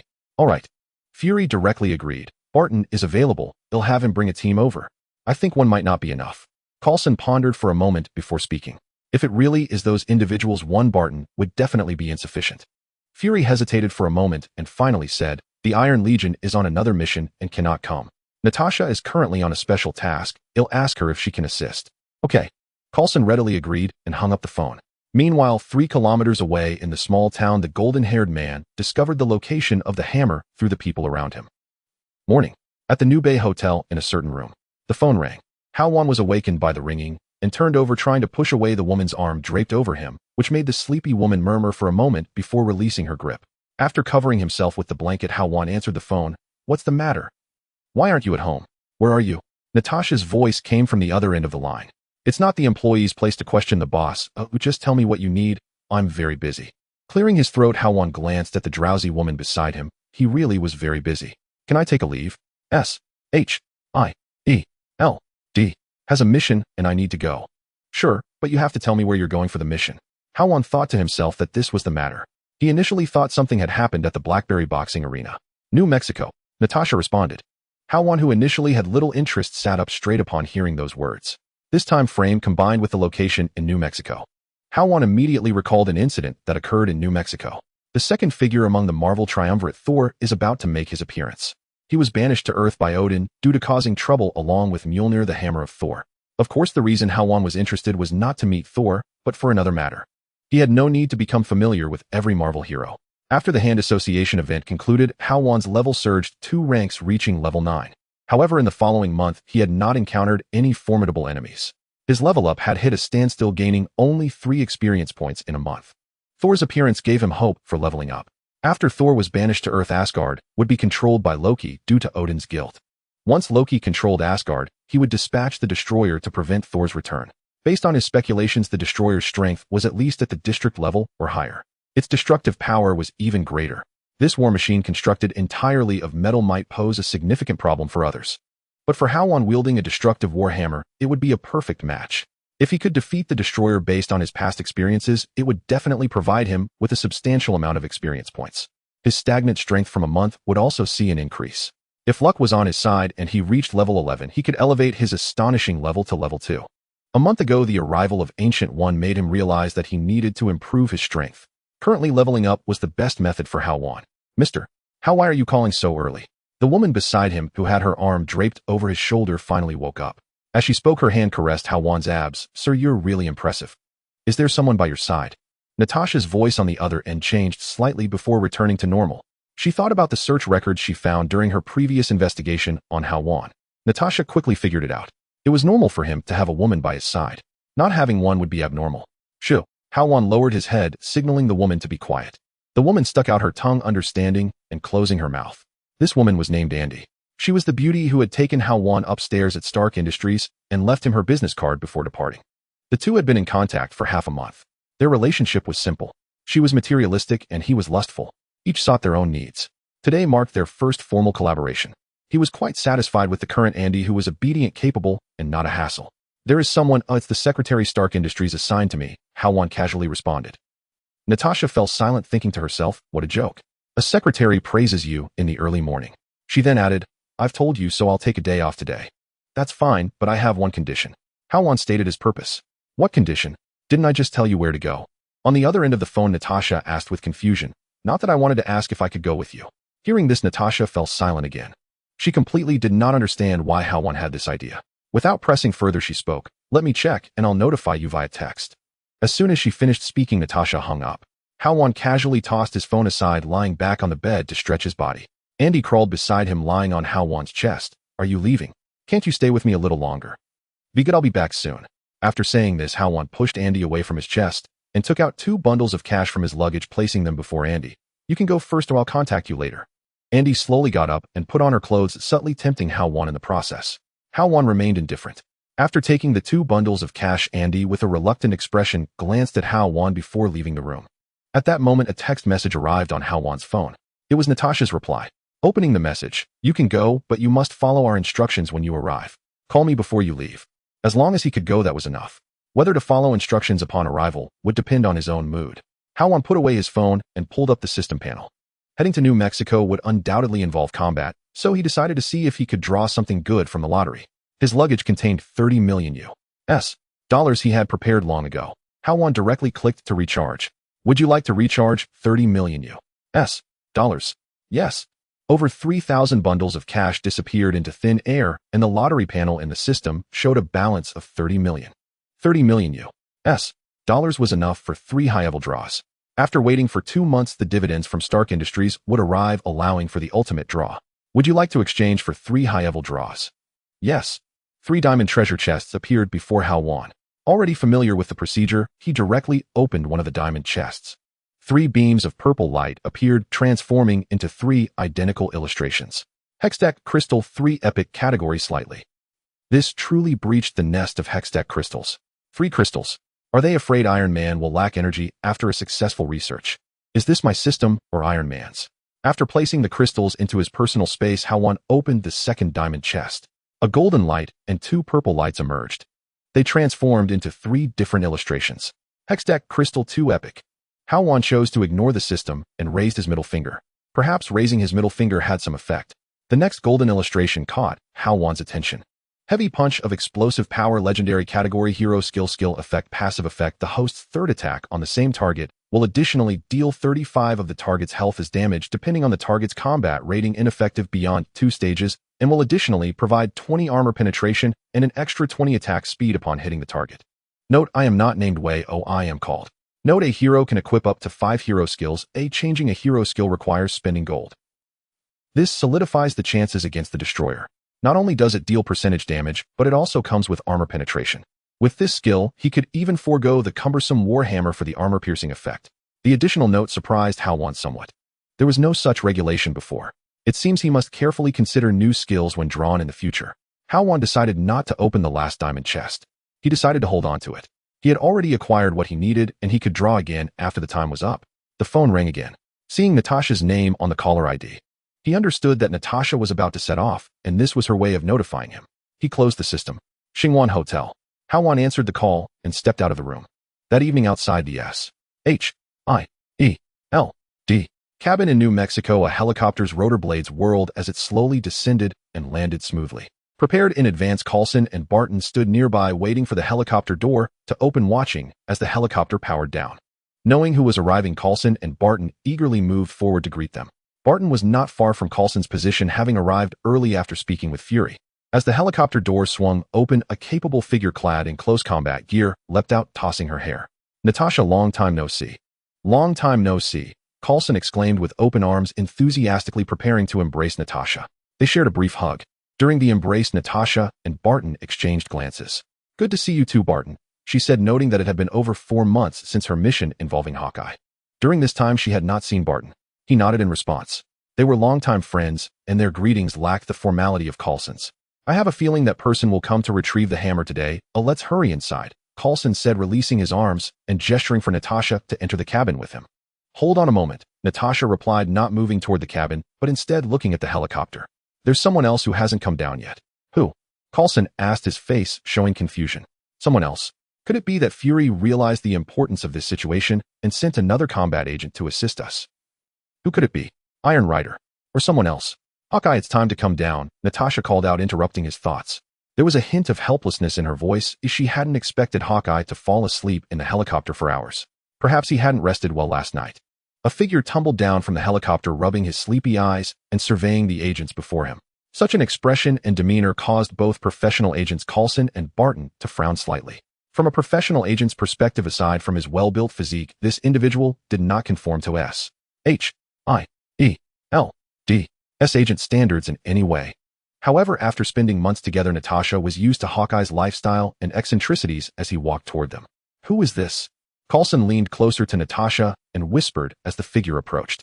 He was familiar with most combat agents, yet he had no recollection of the person before him. However, judging from Natasha's expression and actions, they seemed to know each other well. Could this person be related to the Hammer? "Do you remember the surveillance mission Fury assigned me 4 months ago? It's that magician Hill encountered in Hell's Kitchen, said to be an Asian who reached the 2nd level." Coulson recalled for a moment and asked, "Yes, that's the one." "Correct," Natasha replied, then added, "But your information is outdated. I recently missed her. Hawkeye's combat rating at S.H.I.E.L.D. reached level 3. Level 3, extremely dangerous and with astonishing destructive capability. On par with the Hulk." Before Coulson could speak, Barton interjected. At this moment, he was filled with confusion. He could not fathom why this seemingly carefree individual possessed the same destructive power as the Hulk. Like Natasha, he had also been busy with other tasks lately. So what is he here for? Coulson marveled at Hawkeye's strength. Although Hawkeye had reached level 3, he did not understand why they were bringing him along. The director agreed. "Ew, I don't know what he's thinking either," Natasha explained. Coulson, upon hearing this, did not pursue the matter further. The director's decisions always had their reasons. He then looked at Natasha and asked, "The director mentioned you would bring news about the Hammer. Do you have any updates?" As he spoke, he moved toward the cabin, clearly wanting to chat while walking. Following suit, Natasha walked behind Coulson and said the director accessed S.H.I.E.L.D.'s internal files and discovered this matter is related to Asgard. The files confirm that Asgard truly exists. Asgard could be understood as a more advanced extraterrestrial civilization that had helped Earth in the past. At least most of them were friendly towards humanity, which is why Norse mythology has been passed down. Based on the images and information you sent back to headquarters, the potential owner of this hammer is very likely to be Odin's son Thor. However, it is puzzling that the observation records over the past few centuries show no sign of Asgardians descending to Earth. Although they are Asgardians, they prefer to be called something else. What do you mean by that? Coulson pressed further. The divine race, as our ancestors once referred to them, Natasha explained. To ordinary people, they can indeed be called gods. Nonsense, aren't they just special humans with some racial gifts? Why should they be called gods? Hawkeye, who had been silent until now, interjected. If he had just arrived in the Marvel world and met Thor calling him a god, wouldn't have been excessive. But with his current abilities, facing Thor, who had lost his divine powers, was another matter. The title of god seemed more fitting for himself. Barton glanced sideways. He had been observing Hawkeye, but had not spoken. Knowing Hawkeye's strength, Barton understood that others couldn't say such things, but Hawkeye had the right to. He had witnessed the destructive power of someone rated at level 3. While observing Hawkeye, Barton too was being observed. As the only archer among the original Avengers, he may not possess the powerful abilities of Thor and Iron Man, nor the superhuman physique of Captain America and Hulk, but the idea that the Avengers could not succeed in battle without Barton was almost mystical. With Barton and Natasha plus the Sunto appear, Thor, 3 of the 6 original Avengers were about to gather in this cabin. He felt a hint of anticipation. As he pondered, light rain began to fall from the sky. The group arrived in the observation room inside the cabin, where Thor's hammer lay flat in the center of the meteorite crater, awaiting its owner's arrival. Should we go down and give it a try? Natasha joked, having seen Hawkeye's combat skills. Knowing that no one could lift Thor's hammer, she wanted to tease him. No thanks, Hawkeye shook his head, indicating he was unwilling to try. Lifting Thor's hammer required one to uphold a sense of justice. Hawkeye considered himself a good person. He was unsure if he met the criteria for justice. Moreover, the hammer was still under the enchantment placed by Odin.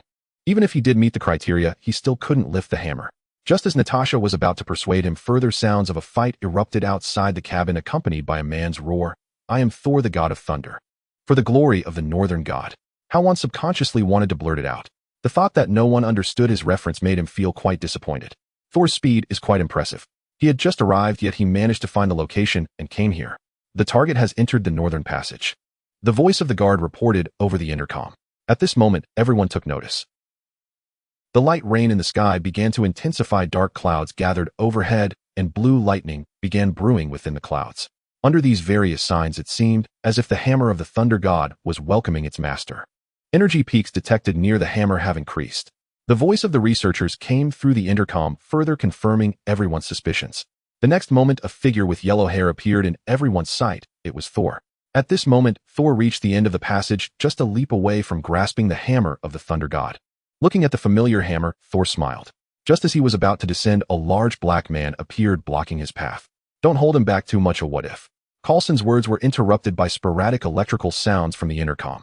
The energy peak of the hammer of the thunder god was too great, affecting the electrical communications, rendering Coulson's intercom ineffective. Coulson turned to Barton and instructed, Barton, go up to find a good position. If this man shows any aggressive behavior, follow my signals. As Barton accepted the order, he took up his weapon and climbed to a higher location. Meanwhile, Thor below had already engaged in a struggle with the black man. The two exchanged blows. Thor, having lost his divine power, was still a warrior and maintained the upper hand. Eventually, he delivered a flying kick, knocking the black man down onto the muddy ground after the ring. Staggering and covered in mud, Thor smiled, his eyes filled with excitement, wiping the corner of his mouth with his muddy hand, as if envisioning himself holding the hammer and regaining his divine power. Step by step, he walked toward the position of the hammer of the thunder god. Everyone in the observation room stopped their actions, all observing Thor beside the hammer. At the high position, Barton tightened the bowstring, ready to fire at any moment upon Coulson's signal. Do you think he can pick up the hammer? Natasha spoke, her gaze directed at Hao Wan. Based on past experiences, Hao Wan's predictions had always been correct. He must know something to have come here. Coulson also watched Hao Wan. Of course not. Hao Wan crossed his arms and replied with certainty. The current hammer of the thunder god was still under Odin's spell, making it impossible for Thor to lift it. There were certain conditions to lifting the hammer of the thunder god. Below in the observation room at this moment, Thor had already placed one hand on the hammer, his expression excited yet relaxed. It was as if it was a familiar action. He exerted force with his hand. He exerted force. He exerted force. Why can't he lift it? Does he need both hands? Thinking this, Thor gripped the hammer's handle with both hands, his arms exerting tremendous force. He exerted force. He exerted force. Still not working. His expression shifted from confidence to confusion. After several attempts, he ultimately slumped down to the ground in disappointment. Thor could not understand why he couldn't lift the hammer of the thunder god. Inside the observation room, Coulson and Natasha watched Thor's changing expressions and actions. From excitement to bewilderment, his emotional display was almost comical. At this moment, with the scene unfolding and Hao Wan's confident words, Coulson focused his gaze on Hao Wan, who was standing with his arms crossed. He suddenly began to understand furious meaning. This person had some value. There was a reason for bringing him here. As for Natasha, she was already accustomed to it. Counting this instance, Hao Wan had made at least 3 similar predictions, and Natasha was unfazed. Was that another accurate guess? Natasha asked with a smile. Hao Wan shrugged and replied, of course I'm a magician. Below in the observation room, everything that just happened with Thor seemed like a farce. The thunderstorm in the sky dissipated, and the intercom returned to normal, transmitting voices over the channel. Should armed forces be deployed? Please respond. Coulson cleared his throat and spoke to the armed personnel on the other end of the intercom. The show is over. Let's prepare to wrap things up. Fully armed personnel, entered near the hammer, weapons in hand, standing guard. They had thought that Thor, who had just taken down several agents, would resist. But with Thor not lifting the hammer, he appeared listless, as if he had become a different person, showing no intention of resistance. He allowed the armed personnel to escort him away. The situation was too relaxed, making Coulson somewhat uncomfortable. He put away the intercom and looked at Natasha. Although I don't feel like we can ask anything, I still want to check it. Do you want to come with me? They'll give you a suggestion. Before Natasha could respond, Hao Wan spoke first. Coulson and Natasha turned their gazes to Hao Wan, somewhat puzzled as to why he, who had been watching the show, suddenly offered an opinion. What suggestion? Coulson countered. Let him go. As the words left his mouth, Natasha and Coulson looked at Hao Wan in confusion. Could it be that Hao Wan was in cahoots with this person? First predicting he wouldn't be able to lift the hammer, and now wanting to release him. Don't get me wrong. Seeing their expressions, Hao Wan explained, following him may bring you more rewards. Aren't you from S.H.I.E.L.D., known for tracking and surveillance? Hao Wan clearly remembered that when Coulson was interrogating Thor, Loki, who was already acting as the interim king of Asgard, would arrive. As one of the most powerful sorcerers of the 9 realms, Loki was undoubtedly one of the true villains. Although he had intentions of redemption later on, it could not change the deeds Loki had committed earlier. Such a person was not someone he could deal with at his current level. He was not like Ancient One. I will consider your opinion, Coulson replied, seemingly misunderstanding his intent. Coulson, hearing this, considered Hao Wan's suggestion in his heart. The man's current behavior in the crater could not lead to a conviction. At most, it was just a brawl, a mere detention. Even if detained, as long as enough bail was paid, he would have to release him within 24 hours. Just as Hao Wan suggested, perhaps tracking and monitoring him would yield more rewards. As for Natasha, her expression slightly changed upon hearing Hao Wan's words, clearly feeling that Hao Wan was talking about her. Coulson did not notice Natasha's expression. He led Natasha to the interrogation room of the police station. Thor, looking lost, was nearly silent, much like Coulson's speculations. After a simple inquiry about Thor's situation, and under Thor's puzzled expression, Coulson released him. This action left the doctor, who had been asked to bail Thor out, even more confused. Without asking further, the doctor took Thor away from the police station, driving away. Following their car, Coulson's black sedan trailed closely behind, carrying Hao Wan and Natasha. A small town not far from the cabin. After Thor was taken away by the doctor last night, the car stopped at Jane's house. Inside the house, the other 2 members of the Aurora observation team were waiting. Last night, they learned of Thor's capture, and it was Jane who asked the doctor to bail him out. In the nearby 2-story building, Hao Wan and the others were gathered around a table in the room. The satellite detected energy waves around the cabin similar to last night. What should I do? Barton, who stayed at the cabin, reported to Coulson on the other end of the phone. Take some people to check it out. Just let me know if you find anything, Coulson replied before hanging up. Hao Wan listened to the conversation between the two. He thought to himself, it should be the commotion caused by the Rainbow Bridge's teleportation. This situation should involve Thor's friend Sif and the trio, who came through the Rainbow Bridge with Heimdall's tacit approval. After Odin fell into a coma, as Odin's son Loki is now acting as the regent of Asgard. However, Loki's alliance with the Frost Giants forced Heimdall, who disagreed with his methods, to feign loyalty while secretly hoping for Thor's return to Asgard. This is also the reason why he allowed Thor's friends to come through the Rainbow Bridge. Because of this matter, Heimdall was further imprisoned by Loki in the Rainbow Bridge with the Frost Giants' treasure box. Since Thor's friends have arrived, the arrival of the Destroyer is not far off. You didn't get the hammer, did you? The listening device on the table was playing the conversation between Thor and Jane in the restaurant. The device was small, but the sound was very clear. Through the glass of the 2-story building, the 3 observed Thor in the room. I didn't get it. I couldn't get his approval, and I'm sorry I couldn't bring back your things. The sound of Thor echoed from the listening device. From the time they woke up until now, Hao Wan and the others had been listening for over 3 hours in the room. At that moment, the listening device suddenly emitted intermittent electrical noises. Something interfered with the sound transmission. Hao Wan instinctively looked towards the downstairs. 4 oddly dressed individuals in ancient armor suddenly appeared on the street, looking around as if searching for something. Coulson was adjusting the listening device, thinking there was a malfunction. Could it be that Thor discovered it? The listening device was left over from his interrogation of Thor last night. Downstairs, the strange-looking Thor caught Natasha's attention. Is there some kind of spy activity in this small town? Why are there people dressed so retro? Natasha remarked, completely unaware of any oddity in the appearance of the 4. The oddly dressed quartet not only attracted Natasha's attention, but also drew the gaze of other residents on the street, who pointed and whispered about their appearance. Is this retro artistic spy fashion? Their outfits. Sif, Jackie Chan, Robin Hood, I must say this look is really great. Coulson responded to Natasha's remarks, clearly as oblivious as she was to the abnormality. Hao Wan stared blankly at the 2. So is this common in Eagle Country? Watching the 2 chat without awareness of the issue, he silently mocked. Or is it that the agents of S.H.I.E.L.D. are only of this level? No wonder S.H.I.E.L.D. could infiltrate your upper echelons. Meanwhile, the quartet discovered Thor in Jane's house. Finally found you, Thor. Excited words came through the listening device in Coulson's hand. My friends, Thor responded. Coulson and Natasha finally sensed something was off, their eyes looking through the glass at the street below. The two realized that the people communicating with Thor were those they believed to be spies. As you can see, Sif and the three warriors are all my friends. Thor introduced them to Jane and the others, then continued. I'm so glad to see you, but you shouldn't have come. Last night Loki told me my father died because of me and I should be exiled. Thor, your father is still alive. He is just in a coma. Oh, Loki lied to you, Sif explained. Hearing the conversation among the four through the listening device, Coulson's expression turned perplexed. Last night, aside from being at the police station, Thor was almost under constant surveillance. When did Loki tell him this? Just as they prepared to continue eavesdropping on the conversation between the quartet and Thor, Coulson's communicator rang again. He answered the call. We've reached the location. On the ground here we found burn marks similar to a magic circle, as well as footprints of about 4 people. Having arrived at the destination, Barton reported to Coulson. For people's footprints. Coulson seized on the key point of the conversation. Staring at the gathering of the 4 below, and Thor, he said, find a language expert and see if we can decipher it. No problem.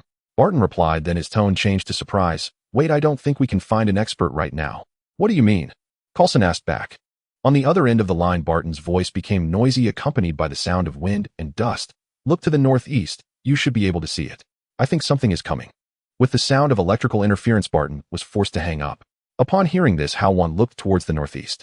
In the clear sky, a hurricane along with a massive cloud layer suddenly appeared on the ground, resembling a tornado rising from the flat. So what is that thing? Natasha looked at the strange sight in the northeast, her eyes filled with confusion, and asked. Coulson was equally uncertain. The two exchanged glances with Hao Wan, who was also looking northeast. Coulson and Natasha both felt he would know the answer. I think what you can do now is evacuate the crowd. Hao Wan's gaze was fixed on the northeast. Coulson and Natasha exchanged a glance. From the listening device came Thor's voice. Jane, you all need to leave here quickly. Why? Aren't they your friends? Jane asked. I think Loki must have discovered that we left through the Rainbow Bridge. The quartet replied. The phone rang again. Coulson answered the call. I think you should evacuate the crowd, Coulson.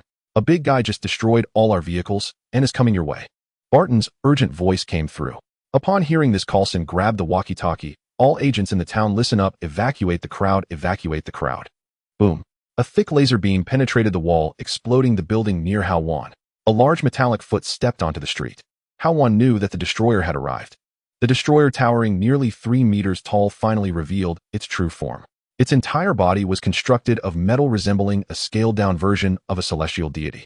Sharp protruding rivets adorned the joints of its arms, legs, and shoulders. The metallic sections of its face and the rest of its body appeared like breathing metallic scales. As it was observed, the scale-like metal on its face retracted downward, exposing a hollow head. Fiery energy began to manifest from its legs, extending upward through the seams of the metallic scales, ultimately gathering at its face. A powerful laser beam shot out from the hollow face, targeting a gas station to the left of the destroyer. Bang! The explosion and the cries of the crowd intertwined as a massive fireball erupted from the burning flammable liquids. The destroyer merged into the inferno, resembling a deity of destruction. Hawkeye and his companions had already descended from the 2nd floor. Natasha organized the S.H.I.E.L.D. agents to evacuate the crowd. Only Hawkeye and Coulson remained, observing the actions of the destroyer from the road. The Asgardian quartet, styled like cosplay characters, approached actively. Thor and Jane helped evacuate the crowd. Draw its attention, Sif said, simultaneously searching for a suitable location. The 3 brothers had long been in sync. The Robin Hood-like figure with a big beard took the lead, while the other 2 formed a human pyramid to boost Robin's action. For Asgard, the leaping Robin Hood resembled a berserker swinging his battle axe towards the destroyer. The destroyer, engulfed in flames, did not look back. With a simple swing of its arm, it sent Robin flying. The tremendous force caused Robin to crash onto a vehicle, leaving a dent upon impact. The 3 brothers for a moment dared not to move. The destroyer approached, slowly lowering its head. Power like a furnace continuously gathered beneath its scale-like metallic shell, aiming at Robin. Manipulated from behind, Loki was determined to turn this ungrateful wretch to ashes. In the next moment, Sif seized the opportunity, leaping high with her spear in hand. Thud!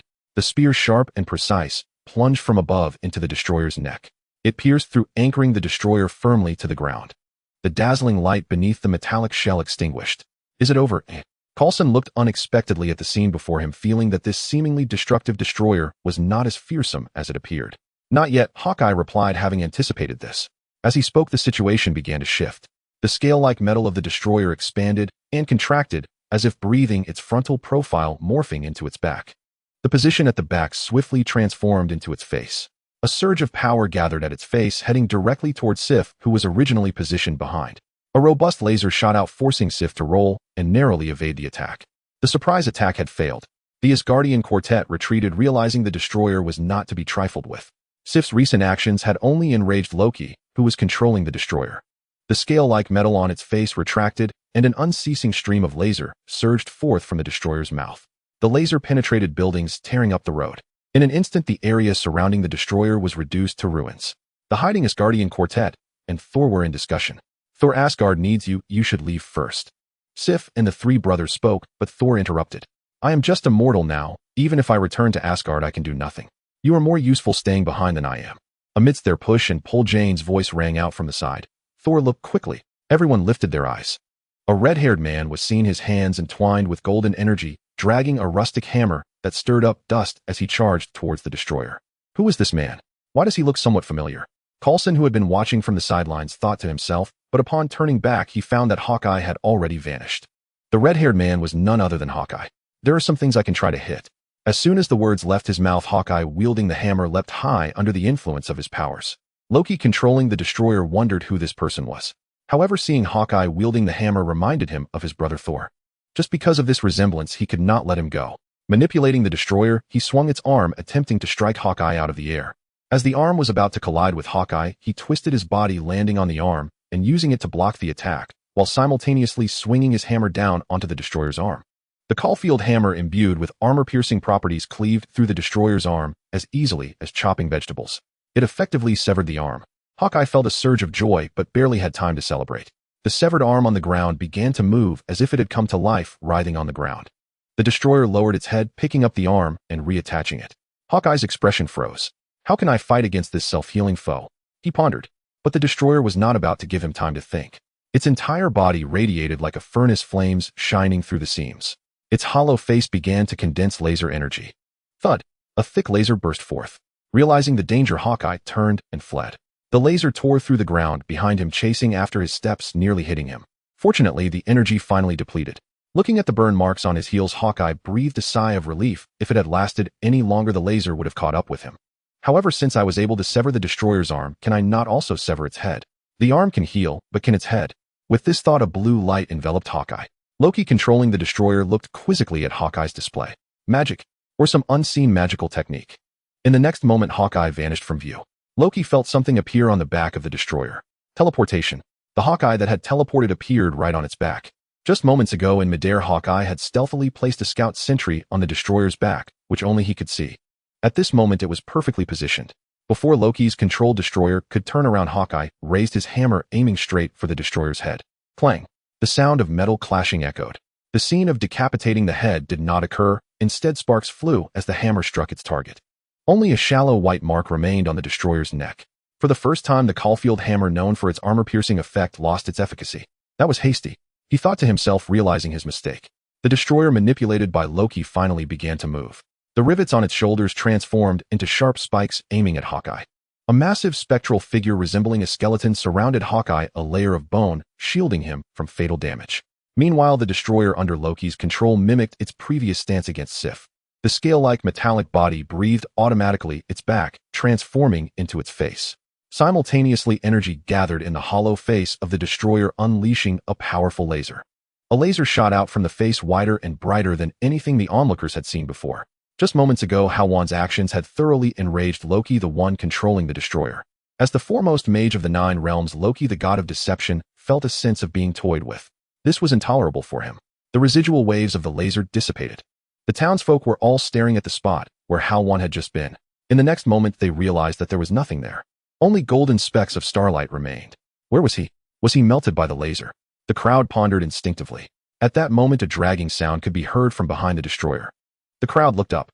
They saw Hao Wan dragging his war hammer, his other arm revealing pale bone, hanging limply. At the moment the laser fired, Hao Wan used a blink spell.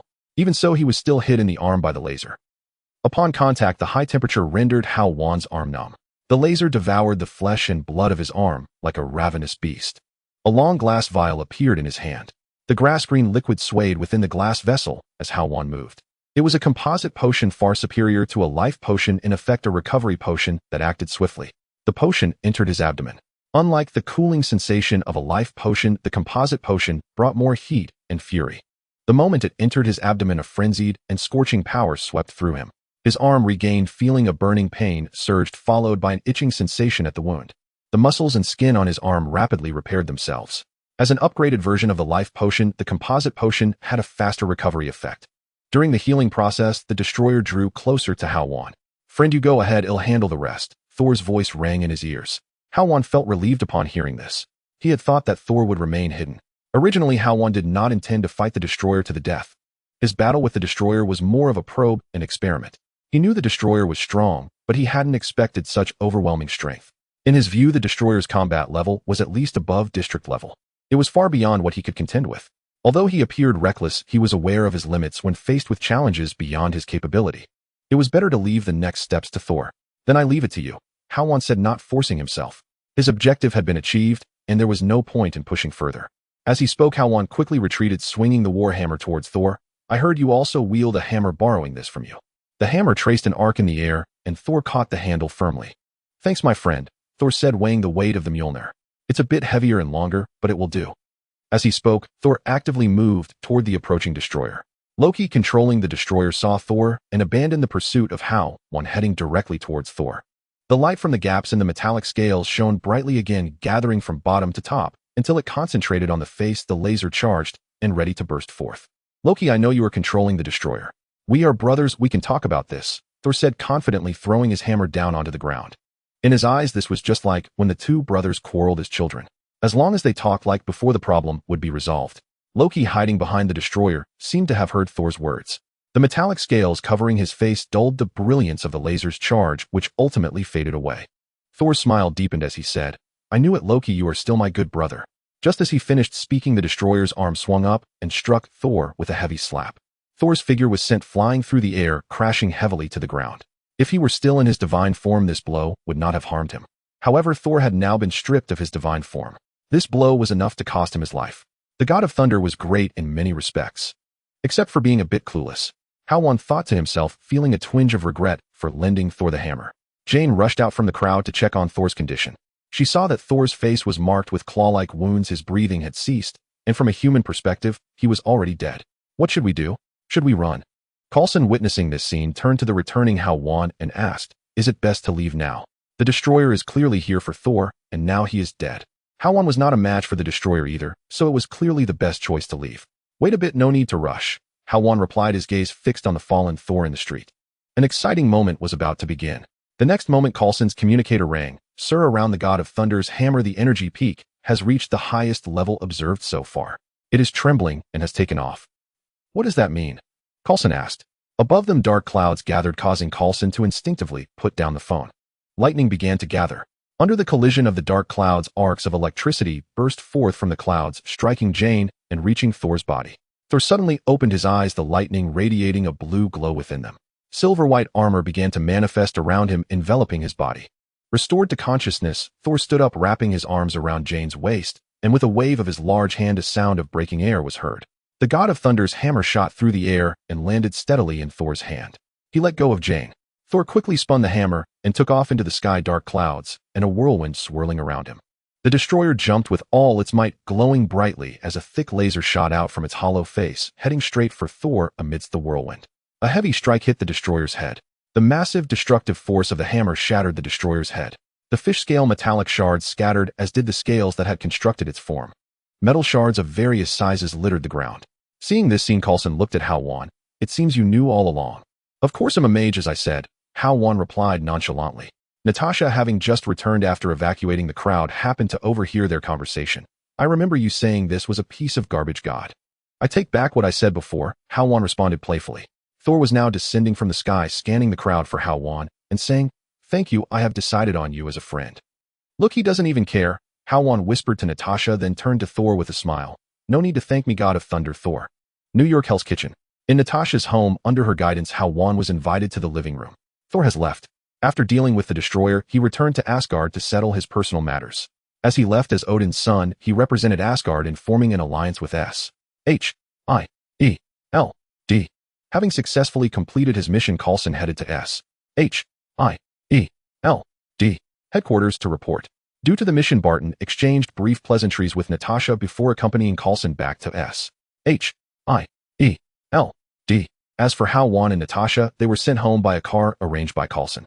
Originally, Hao Wan wanted to go home directly to verify his suspicions. However, he was stopped by Natasha, who invited him to her home, so he decided to enter Natasha's house. Hao Wan already knew about Natasha's affiliation with S-H-I-E-L-D. At this moment, Natasha did not hide anything. In the living room, various technological products were placed on the table. I want to ask you, is the future you foresee a situation happening in a few days, or is it a special event that is about to occur? Natasha's gaze was deep, her eyes fixed intently on Hao Wan as if trying to see through him. She was adjusting the equipment on the table and checking the firearms. Ignoring Natasha's penetrating gaze, Hao Wan lounged on the sofa, his keen sense of smell catching the unique scent of the perfume on the sofa. You could say it's the latter, but only approximately. Upon hearing Hao Wan's response, Natasha's eyes lit up. She originally thought he would not answer. After blinking and pondering, she spoke, "Then can I ask if the upcoming events are related to me?" "Of course you can ask, but I might not answer." Hao Wan sat up straight and continued, "Unless." "Unless what?" Natasha asked, eagerly driven by curiosity. "Unless you are no longer a member of S-H-I-E-L-D. Hao Wan provided his answer. It was merely a way to evade the question. Even if Natasha truly left S-H-I-E-L-D, he would not tell her. "Then I won't ask anymore." Natasha retracted her hopeful gaze, understanding that the principles of S-H-I-E-L-D aligned with her own, making it impossible for her to leave S-H-I-E-L-D.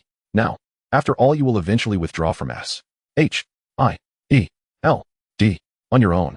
Hao Wan thought to himself, but did not voice it. In the later stages of the cinematic universe, Natasha would leave S-H-I-E-L-D and the Avengers alongside Captain America due to ideological differences. This led to an internal conflict among the Avengers, resulting in some heroes being wanted, Vision and Wanda going into hiding and Barton being imprisoned and restricted from traveling. War Machine ended up paralyzed due to the conflicts at that time. Let's change the topic. Let's talk about the potions. Natasha knew she could not inquire further, so she changed the subject. "What potions? Didn't I give you 2 vials of life potions? According to your S-H-I-E-L-D research standards, haven't you successfully developed them yet?" Hao Wan asked knowingly. It seemed that Natasha had seen him using the composite potion. The composite potion, which worked faster and was more effective compared to the life potion, warranted Natasha's attention. This was the real reason Natasha invited him over. Of course, it's not about the life potion. S-H-I-E-L-D's life potion has been successfully developed, but due to limitations in materials and methods, it only has about 4,050 of the original life potion's efficacy. Natasha explained, then continued, "You should know what potion I am referring to." After the crowd dispersed, she immediately saw Hao Wan using the composite potion. The green potion, which was more effective and acted faster, was clearly much better than the red potion. Based on the experience of replicating the life potion, as long as they could replicate 40-50 of the green potion, the resulting product could completely rival the life potion. "Is this what you're talking about?" Hao Wan waved his hand, revealing a long vial containing a grass-green liquid that swayed within. He did not expect S-H-I-E-L-D's research capabilities to be higher than he imagined. In his view, it would take S-H-I-E-L-D at least a year to replicate the life potion, and its efficacy would also be significantly lower. Now, it had only been a little over a month since he handed the life potion to Natasha. Although the efficacy was only 40-50, this progress had already surprised him. Fortunately, he still had an upgraded version of the composite potion. He had drawn one for himself. After using one in the small town, the vial of composite potion automatically refilled. "This is it." Natasha stared intently at the long vial, and Hao Wan's casual shaking made her nervous. In the next moment, he made a swift motion, and the composite potion vanished. "I only have 1 vial of this, and it's still in the experimental stage. Once I have a stock, we can do business, but the price won't be too low. Of course, you need to be prepared to stay with me for a while longer." Hao Wan continued, rising as if to leave. Indeed, as he said, he only had 1 vial of the composite potion. However, given his current situation, he could easily draw more and accumulate more composite potions. He simply did not want to. It's better to release things little by little. At this stage, the life potion was enough for S-H-I-E-L-D to experiment with. "Okay." Natasha, who already had experience collaborating with Hao Wan, readily agreed and escorted him out the door. Back at home, Hao Wan opened the personal panel of the system. "Host Hao Wan, Current inheritance, 1 Hao Alliance coins 900, 1 Hao level LV92168080 upgradable passive. The hefty experience points in the experience bar made Hao Wan smile. He had made the right bet. Since heading to New Mexico, Hao Wan had been experimenting with one thing. That is the assist mechanism. All along, the enemies Hao Wan faced were ones he resolved on his own. There had never been a situation where someone else helped him. Some ideas remained unverified. The level increase of his inheritance had always followed the same method as in the game. Therefore, he speculated that the assist mechanism could also bring him substantial experience points. This was also the reason he proactively engaged the Destroyer in the small town. Though the Warhammer was ineffective, Thor ultimately defeated the Destroyer. The extraordinarily high experience points in the experience bar confirmed that his speculation was correct. The assist mechanism existed. In this case, he could appear in some special events to gain assists and accrue experience. Unfortunately, such occurrences as the Destroyer were almost non-existent in the near future. Choose to level up. Current level LV 10108-180 earned 1 skill point. Please select skill points allocation. He directly allocated the skill points to the deliberate punch. He needed just 100 more experience points to reach level 11, and his ultimate skill would be breathtakingly upgraded. His intuition told him that a level 2 ultimate skill would bring him a qualitative change. Hao Wan scrolled through the personal system. The lottery interface appeared, revealing an unopened golden treasure chest from earlier. The battle with the Destroyer made Hao Wan realize the inadequacies of his equipment. He only had one piece of teleport-level defensive gear, the Guardian Angel, and his attack gear was just an epic-level Warhammer. It was completely insufficient. Lottery opened the box. He clicked on the golden treasure chest. A red light appeared on the system panel. 1 item. Mythical quality. The highest quality item obtainable from the golden treasure chest. A red illustration appeared. Hao Wan looked on with anticipation. The red border light faded, revealing the object's original colors. It was a piece of equipment with a yellow and green color scheme, shaped more like a strange axe. Clicking on the illustration, a metallic luster emanated from the object in the illustration from top to bottom. Holy Separator, mythical level category, equipment, effect 1. After equipping this item, attack power and health increase by 10 and cooldown reduction increases by 5. 2. Cursed Blade, after casting a skill, the next attack will deal an additional 10 of the target's maximum health as physical damage due to enhancement. If the target has a combat power rating equal to or greater than yours, it restores 50 of the host's injuries, and if the host is uninjured, it increases the host's health cap, triggered only on the first attack. 3. Mythical passive, for each legendary equipment equipped, gain 9 armor penetration and 9 spell penetration. Note, I am not a useless piece of equipment. Note, only one mythical item can be equipped at a time. The Holy Separator is something he is aware of.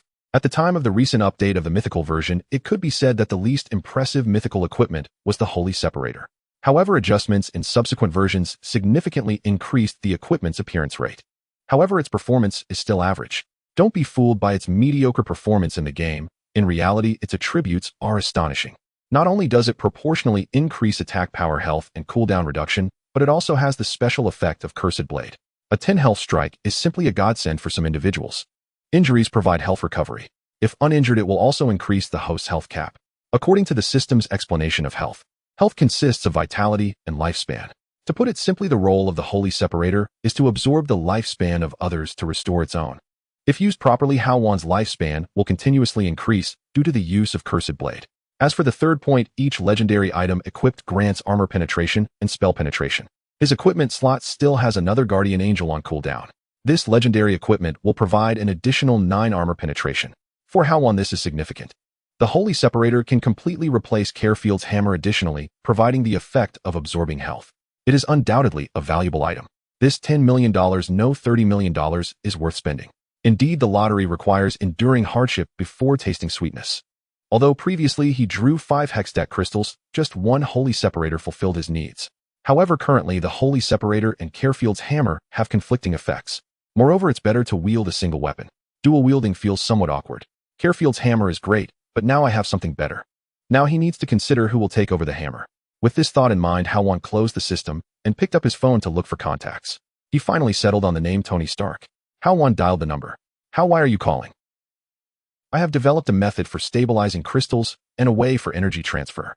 This is definitely an epic-making technology. The energy of the crystals is far more powerful than that of reactors. However, my current transfer method can only transmit 50 of the energy. The remaining energy is lost during the transfer process. I'm considering whether it's a material issue or a transfer method issue. Tony's tone was excited, clearly having made a significant breakthrough in the study of Hextech crystals. Congratulations, congratulations. Hao Wan complimented. Tony's research progress is rapid. Without any guidance or clues, he has achieved 50 efficiency in just a month. He truly lives up to the name of a genius. In principle, if not for the pursuit of better, the current Hextech crystals could completely serve as the core of the Iron Man armor. However, his focus is not on the research progress of the Hextech crystals. According to his speculation, Obadiah's replication of the armor is nearing completion. Once the energy issue is resolved, Obadiah will take action to eliminate Tony. With this in mind, he asked, "Tony, has Pepper said anything to you recently?" He had reminded Pepper about Obadiah's matter before leaving. Based on Pepper's previous behavior, she would definitely have made preparations or even conducted investigations in secret. A month has passed, and logically Pepper should have discovered something. "I remember she mentioned something, but I forgot. J-R-V-I-S. Cool me down, stop, not to cool me down." Tony responded with the sound of jets in the background. This situation is easy to surmise. He must be busy with the crystal matter. Clearly, Pepper did communicate with Tony, but Tony's mind is solely focused on the Hextech crystals, completely neglecting Pepper's words. "How do you have anything else? If not, I'll get back to my work." Tony continued to inquire. "I have a hammer you might want. It has special effects." Hao Wan asked tentatively. However, based on Tony's current state, he probably wouldn't be interested. "What do I need a hammer for? If there's nothing else, he'll get back to work." Tony said as expected, and after finishing, he was about to hang up the phone. Hao Wan spoke up, "Give me Pepper's contact information, and he'll contact her directly." "All right." After saying this, Tony informed him of the contact information without further thought and hung up the phone. Hao Wan did not hesitate to dial Pepper's number. "Who is this?" "Hao Wan. Mr. How, where did you get my contact information?" "From Tony. You should have investigated Obadiah's matter already, right?" Hao Wan replied, getting straight to the point. "I have a hammer that is very suitable for Tony to use. You know Tony's situation, he's busy with research. I'll hand the hammer over to you, and when issues arise, remember to pass the hammer to him." Pepper did not answer directly. Recent investigations made her understand what Obadiah was doing. However, she did not understand why Hao Wan was helping Tony so much. "Thank you for your help, Mr. How, but may I ask why you are helping Tony so much?" "No, don't get me wrong, this is a transaction. The hammer is not a gift. I am buying you." Hao Wan replied. "What is wrong with these people? They always think I'm giving them for free." Pepper fell silent for a moment before asking, "How much?" $30 million. Deal. After hanging up the phone, Hao Wan walked to the bottom of the bed and dragged out a suitcase. Opening the suitcase, it contained cash that had been prepared in advance. Hao Wan always kept cash at home for occasional purchases of consumables. The suitcase contained $3 million. He directly deposited $3 million into the lottery panel. Just as he was about to draw, Hao Wan's phone rang. Glancing at the incoming call's contact information, Hao Wan closed the system, thinking to himself, "Why do these people always call when I want to draw?" "Mr. Hao Wan, I apologize for calling you. Struggling to hold on and being chased. There's a guy crackling with electricity chasing after me. I'm trying to lure him to a less populated area. Can you come help me?" On the other end of the phone was Peter Parker, who had come to help during the meeting. From his description, it wasn't hard to guess that the one chasing Spider-Man was Electro. Electro's real name is Max, and he was once an engineer. As a minor character, he had previously received help from Spider-Man. Due to an accident, Max fell into a reservoir filled with electric eels, and instead of dying, he unexpectedly gained the ability to absorb and manipulate electricity. Having just acquired his powers, he struggled to control them and ended up opposing Spider-Man. Logically, with Spider-Man's abilities and intellect, he could handle Electro by himself. There was no need to seek help. With questions in mind, Hao Wan asked, "Little Spider, can't you handle Electro by yourself?" No, Mr. Hao Wan. If it were just Electro, I wouldn't ask for your help. But there is more than just one Electro after me. There's also a mechanical octopus chasing me without reason." Peter replied, his voice intermittent and clearly fatigued. "A mechanical octopus? Dr. Octopus. Isn't he an enemy of the original Spider-Man? According to the storyline of Amazing Spider-Man, the two shouldn't even meet. Even if they did meet, they wouldn't encounter each other alongside Electro. How did he end up here chasing Spider-Man together with Electro? Where are you? Give me a location to meet you." With a belly full of questions, Hao Wan asked. Ignoring the reasons behind this, little spider had helped him before. He had no reason not to assist him. The armor-piercing effect would work wonders against mechanical equipment. The Sacred Separatist, as Hao Wan's new weapon, had no one to test it on. Dr. Octopus would be a good target. As for Electromax, could be left to Little Spider. I'm near Central Park, leading them in circles. "Mr. Hao Wan, we can meet there."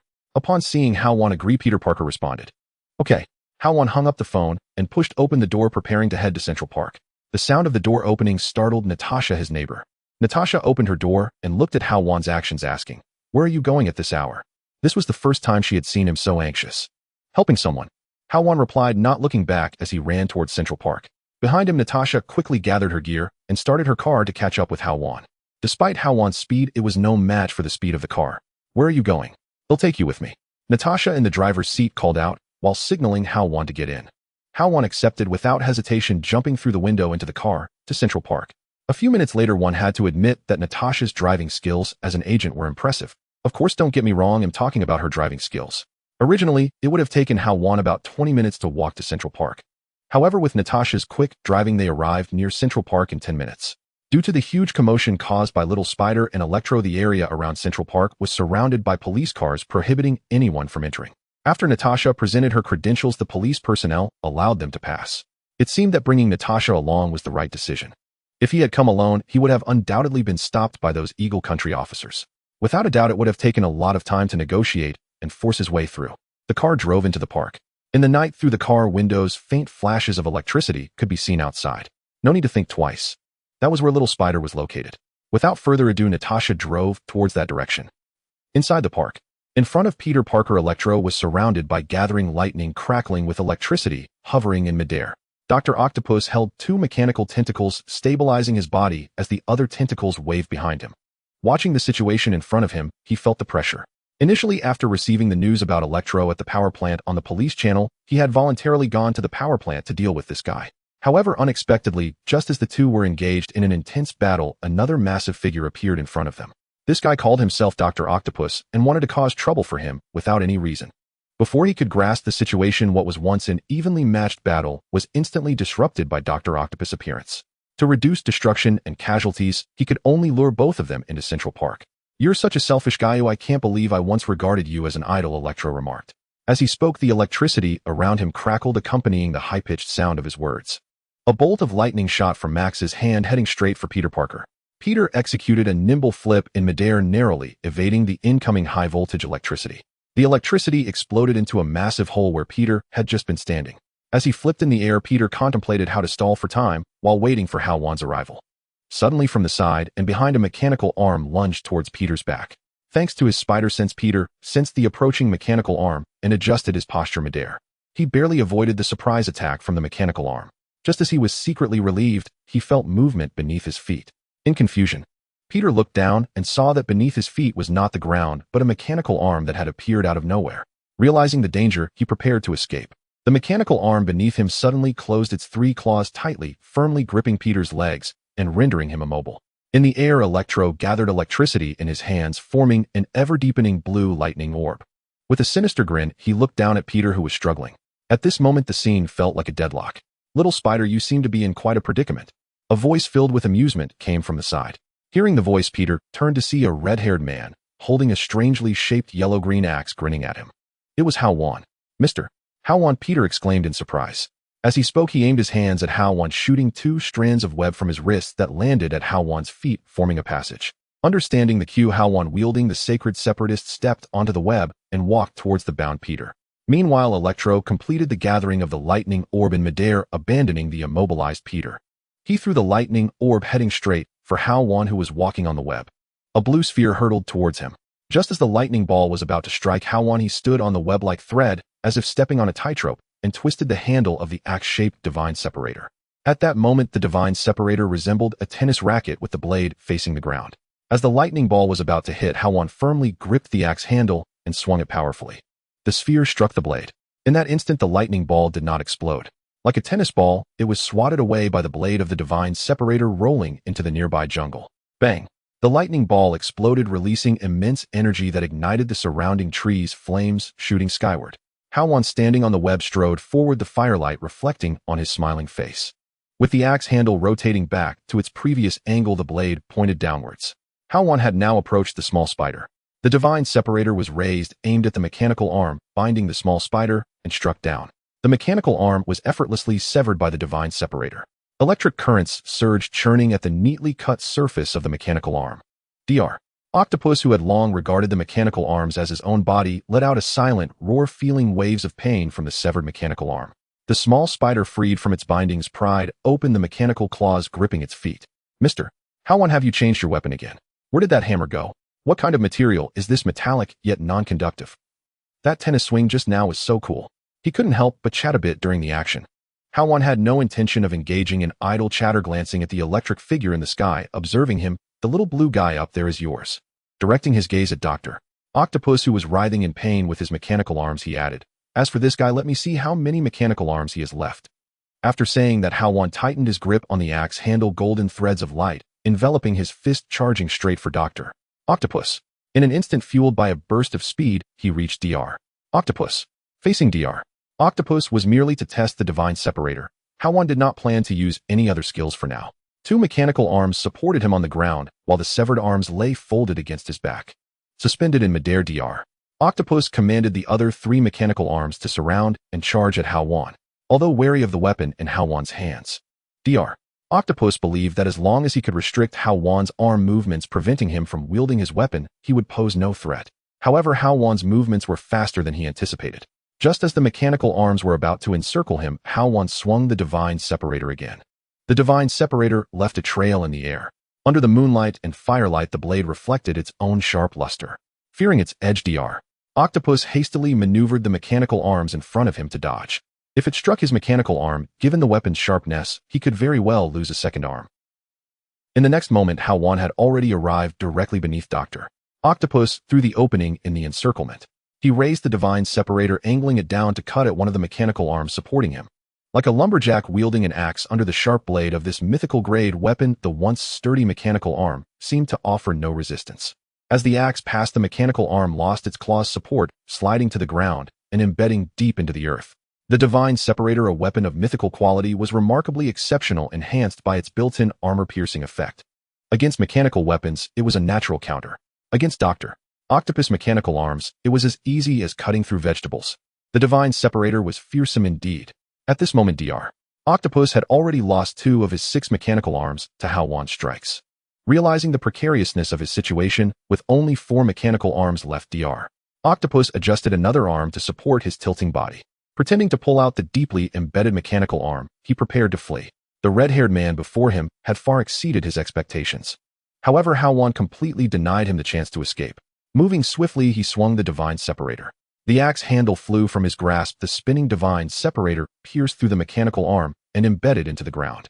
At that moment, Dr. Octopus finally lost his balance, his body suspended in midair, crashing to the ground, the 3 severed mechanical arms folding behind him. With only 3 mechanical arms left, he thought, 3 hands. Hao Wan picked up the divine separator from the ground, looking at Dr. Octopus, who was left with only 3 mechanical arms. Ideas began to form. So compared to Iron Man, Dr. Octopus' template is more suitable for Victor Wright. Essentially, Dr. Octopus is not a bad person, it's just the side effects of his failed experiments that keep him in a state of rage. Simply put, he cannot control his emotions. In fact, in the latest movie plot, The Restored, Dr. Octopus even actively helped the small spider. Had his experiments not failed, he could very likely have been a superhero. Though this was his thought, he would not hold back now. Raising the divine separator, he activated the pressure-inducing effect, once more charging towards Dr. Octopus with enhanced speed. Dr. Octopus turned and ran with 3 mechanical arms broken. He would not foolishly wait to be slaughtered. As for the electric figure, he would not care about this temporary ally. The 3 mechanical arms constantly alternated contact with the ground as he swiftly moved deeper into the jungle. However, under the enhancement of the pressure-inducing effect, Hao Wan's speed was evidently faster. Where do you think you're running? Hao Wan had already reached the side of Dr. Octopus, smiling as he looked at the desperately fleeing figure. Dr. Octopus finally realized Hao Wan had caught up, freeing 1 mechanical arm to block him. But in the next moment, Hao Wan's divine separator directly severed the mechanical arm. Now the experiment with the divine separator had been completed. He was close enough to Dr. Octopus, gripping the axe handle with one hand. With his other hand aimed at Dr. Octopus, the skill Cleave the Skull activated the sudden force, drawing Dr. Octopus closer to him. Swiftly cutting through the confusion, 2 mechanical arms were completely severed by the divine separator. Losing all his mechanical arms, Dr. Octopus wobbled, unable to maintain his balance. So what should your name be now? As he spoke, Hao Wan turned to glance at the small spider who was entangled with the electric figure. To his surprise, the small spider was at a disadvantage. Small spider, use your web to tie this guy up. Although Dr. Octopus' arms have all been severed, the flailing severed limbs still possess tremendous destructive power. Understanding the cue, the small spider caught the web swinging through the air, handing over the nearly incapacitated Dr. Octopus to the small spider. Hao Wan's gaze locked onto the electric figure Max, suspended in midair. In the next moment, the electric figure transformed into a bolt of lightning, fleeing the scene without looking back. The Electric Man fled. The technique that transformed him into lightning caused Hao Wan, who was already disinterested in pursuing him, to abandon the chase. As for the subsequent situation of the Electric Man, let the little spider worry about it. As for Dr. Octopus, all the claws on his mechanical arms were severed by Hao Wan. Furthermore, 3 mechanical arms were directly chopped off at the waist. Even if repaired, it would take a lot of effort.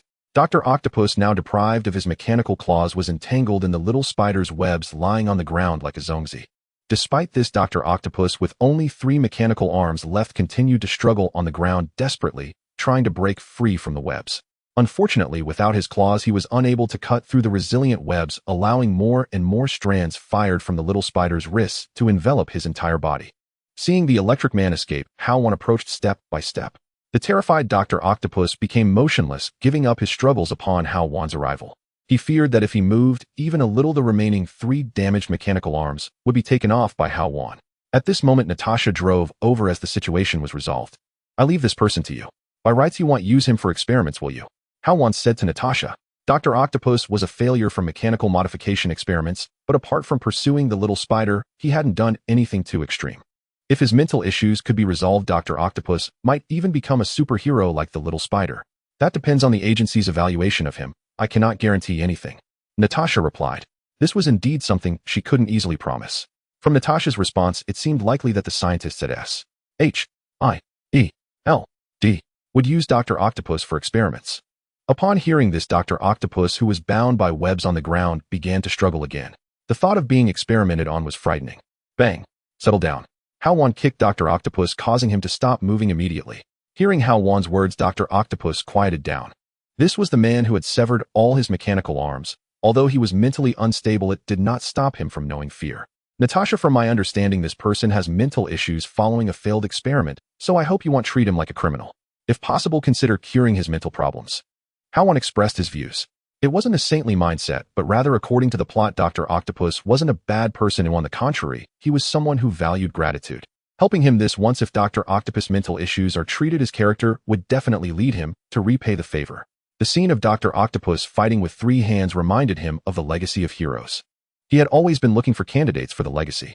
Ultimately, one's growth speed is limited. No matter how strong a person is, teamwork is necessary. Hao Wan needed to establish his own team.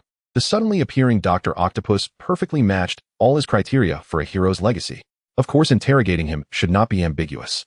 Hao Wan added. It was the first time Natasha saw Hao Wan care so much about someone. She looked at Dr. Octopus and Hao Wan, nodding. "I will convey your message to Director Fury. If it is truly as you say, we won't make things difficult for him." Given Hao Wan's current conditions and resources, SHIELD would still consider his words. "That's good." Hao Wan spoke, then introduced the little spider. "This is the little spider. You should have his record at SHIELD, right?" "Of course." Natasha extended her right hand. "I am Natasha. Should I call you Spider-Man or Peter Parker?" Peter Parker shook Natasha's hand and quickly let go, his mind filled with questions as he spoke. "Miss Natasha, what is your relationship with Mr. Hao Wan? What exactly is SHIELD? How come I've never heard of it before? Have you investigated me? How do you know my name? I'm fighting against criminals. That shouldn't be a crime, right?" Natasha suddenly regretted initiating the conversation with Spider-Man. "It's not a crime, but SHIELD has cleaned up your mess quite a bit," she selectively replied. The little spider scratched his head awkwardly, not pursuing the topic further. With the matter resolved, the few of them said their goodbyes and left the forest park. As for the battlefield, there was no need to worry. SHIELD personnel would come to clean up. Natasha first took Dr. Octopus, bound by webs, away from the park. Hao Wan originally planned to walk home, but at the little spider's invitation, he was sent back to Hell's Kitchen by Spider-Man, experiencing the feeling of swinging between buildings. At this moment, Hao Wan had returned home. He opened the system's personal information panel. Current level LV10-113180. As his combat power increased, the experience points he gained became fewer. Dr. Octopus should have reached the district level in his estimation. The experience points gained wouldn't be many, but they shouldn't be too few either. Unexpectedly defeating Dr. Octopus only brought him 50 experience points. That's too little. Scrolling through the system, Hao Wan decided not to think about levels. He would eventually acquire 50 experience points. He opened the shop panel to continue the unfinished lottery. "Would you like to redeem 3 intermediate lottery draws?" "Yes." 3 silver treasure chests appeared on the screen. Without hesitation, Hao Wan opened all 3 chests. 1 golden, 3 purple, and 3 green lights appeared, totaling 7 items. One golden item was legendary. His luck seemed not too bad. As the light gradually faded, several images with different icons took shape.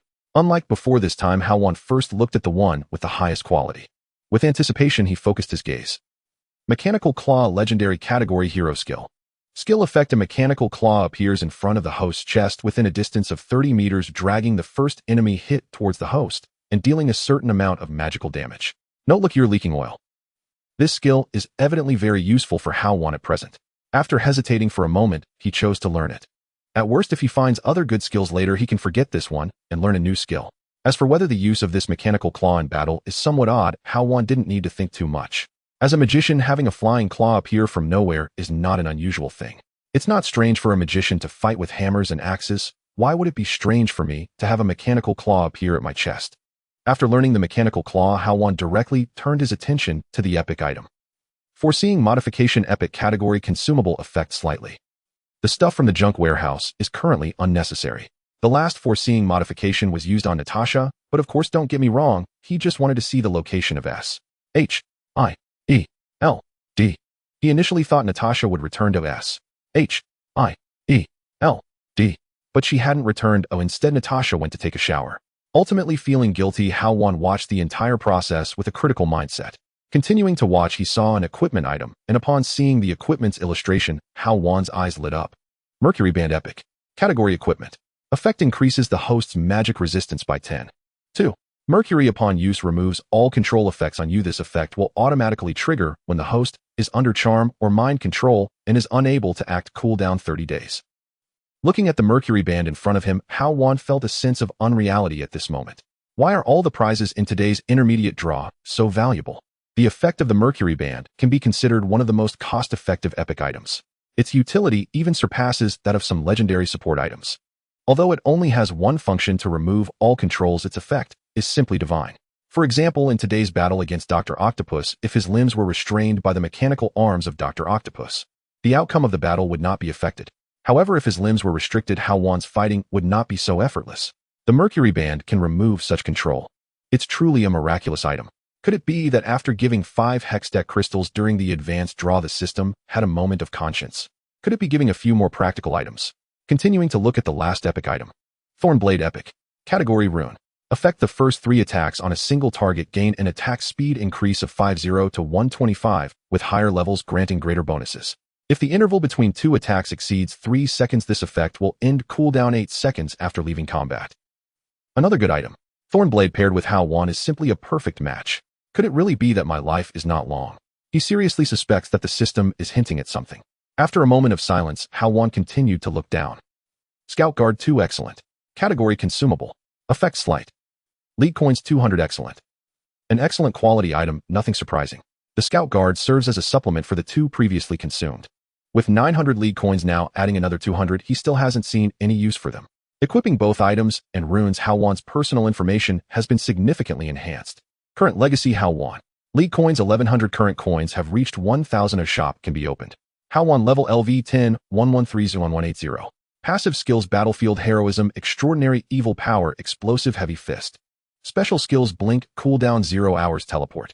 Hero skills: intimidating presence LV4, intentional heavy punch LV3, strongman skull splitter LV3, breathtaking LV1. Current equipment: sacred sepulcher Duran's, shield, fairy charm, Mercury Band red, crystal guardian, angel cooldown 55 days, pickaxe unequipped, blue crystal unequipped. Consumables: health potion 1, mana potion 6, a composite potion 1, layer foresight modification 1, Scout Guard 2. Rune Storm Gathering current bonus 280 attack power bone coating Thornblade. Combat rating block level. The blue crystal was just removed from Hao Wan's equipment slot, replaced by the Mercury Band. A silvery ribbon binds around Hao Wan's wrist, the sheen on it flowing like mercury. Thanks to the items obtained from recent draws, Hao Wan's personal information has become much more enriched. The information after league coins attracted Hao Wan's attention. Current coins have exceeded 1000. Would you like to open the shop? Yes. Originally unclear about the function of league coins, it finally showed its purpose. So it seems.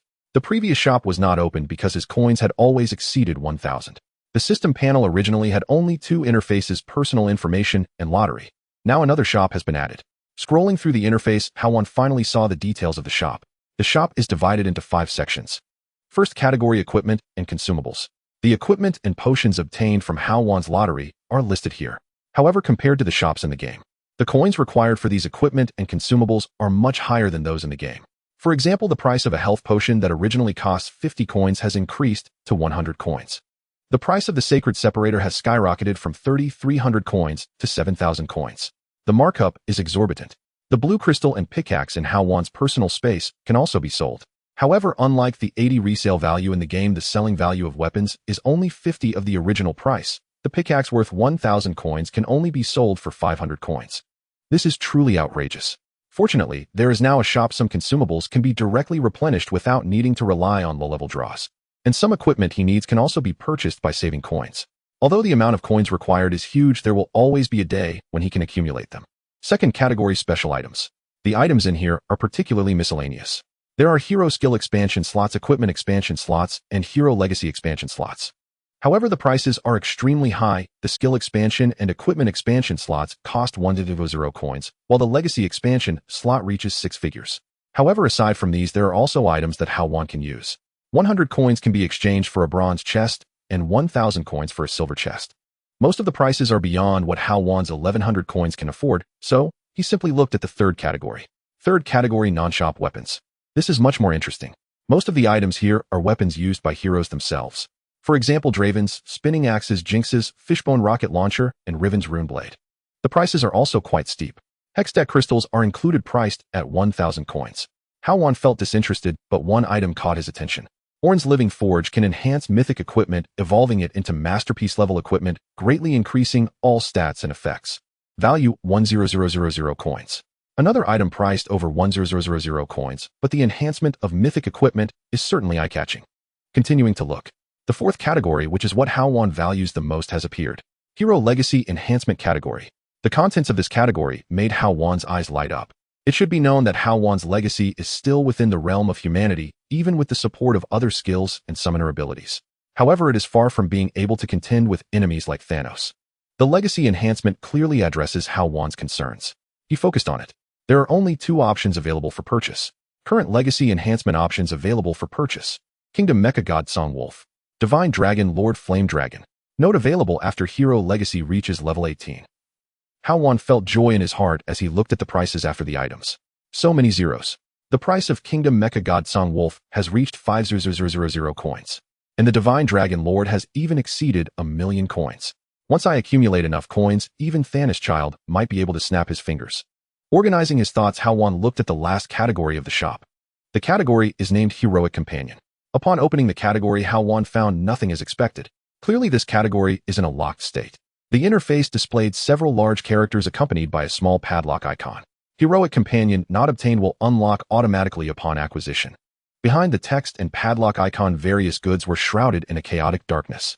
Faintly, the word biscuits could be seen. Feeling disappointed, Hao Wan chose to close the system. In 2 months, the dividends from Stark Industries would arrive. Moreover, the value of this dividend would definitely exceed 100 million USD. By then, an ultimate lottery would take place. Both Heroic Companions and Heroic Inheritance were quite exciting prospects. If the inheritance was something he could use, he would use it directly. If not, he wouldn't let it go to waste, and could easily find a target to sell it to others. There was no need to elaborate on the Heroic Companion. He called Pepper, instructing her to bring cash and take away the Caulifield's Warhammer. Moments later, Pepper personally arrived with cash in a Stark Industries vehicle. After taking the Warhammer, she drove away from Hell's Kitchen. In the room, only Hao Wan remained. With nothing to do, he simply lay down to sleep. The next day, morning came. The phone rang. Hao Wan, still in a dream, was awakened by the sound. Being awakened from a beautiful dream was quite unpleasant. Seeing the caller ID, he realized it was Bonet. Hao Wan frowned.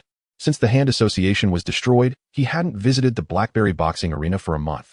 To him, the stocks from Stark Industries were enough to achieve financial freedom.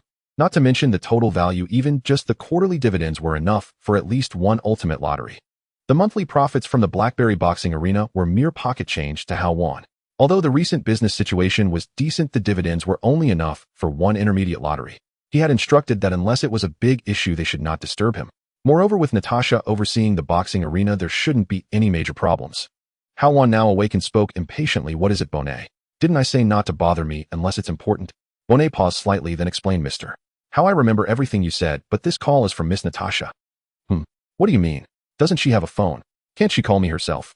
Upon hearing it was Natasha's instruction, Hao Wan's tone softened a bit. He realized he had wronged Bonet. However, he couldn't help but feel puzzled. Why did Natasha call herself? She is busy and didn't have the chance to make a call. Bonet continued to explain, his tone somewhat urgent. In his speech, his voice fluctuated as if he were observing something. What is she busy with? Stop beating around the bush. Hao Wan interjected, his tone growing impatient again. These people always spoke in circles without getting to the point. Bonet sighed and spoke, Mr. How someone has come to cause trouble again. Cause trouble? Hao Wan was filled with questions. Someone was causing trouble again. Initially, the Blackberry boxing arena was under Jean Bing's control. When Jean Bing fell from grace, it was understandable that people thought there were no backers and came to collect protection fees. However, after the Hand Association was destroyed, the situation completely changed. Due to Hao Wan's actions, 5 elders perished and the Hand Association was disbanded on the spot. Without the support of the Hand Association, the newly expanded Black Forest gang was being devoured by other smaller gangs. As a key figure in the destruction of the Hand Association, news spread among fleeing members of the Hand Association, coupled with various transmissions from different gangs. The backing of the Blackberry boxing arena and the title of the armed hero spread throughout Hell's Kitchen. He was a figure who could bring down the entire Hand Association.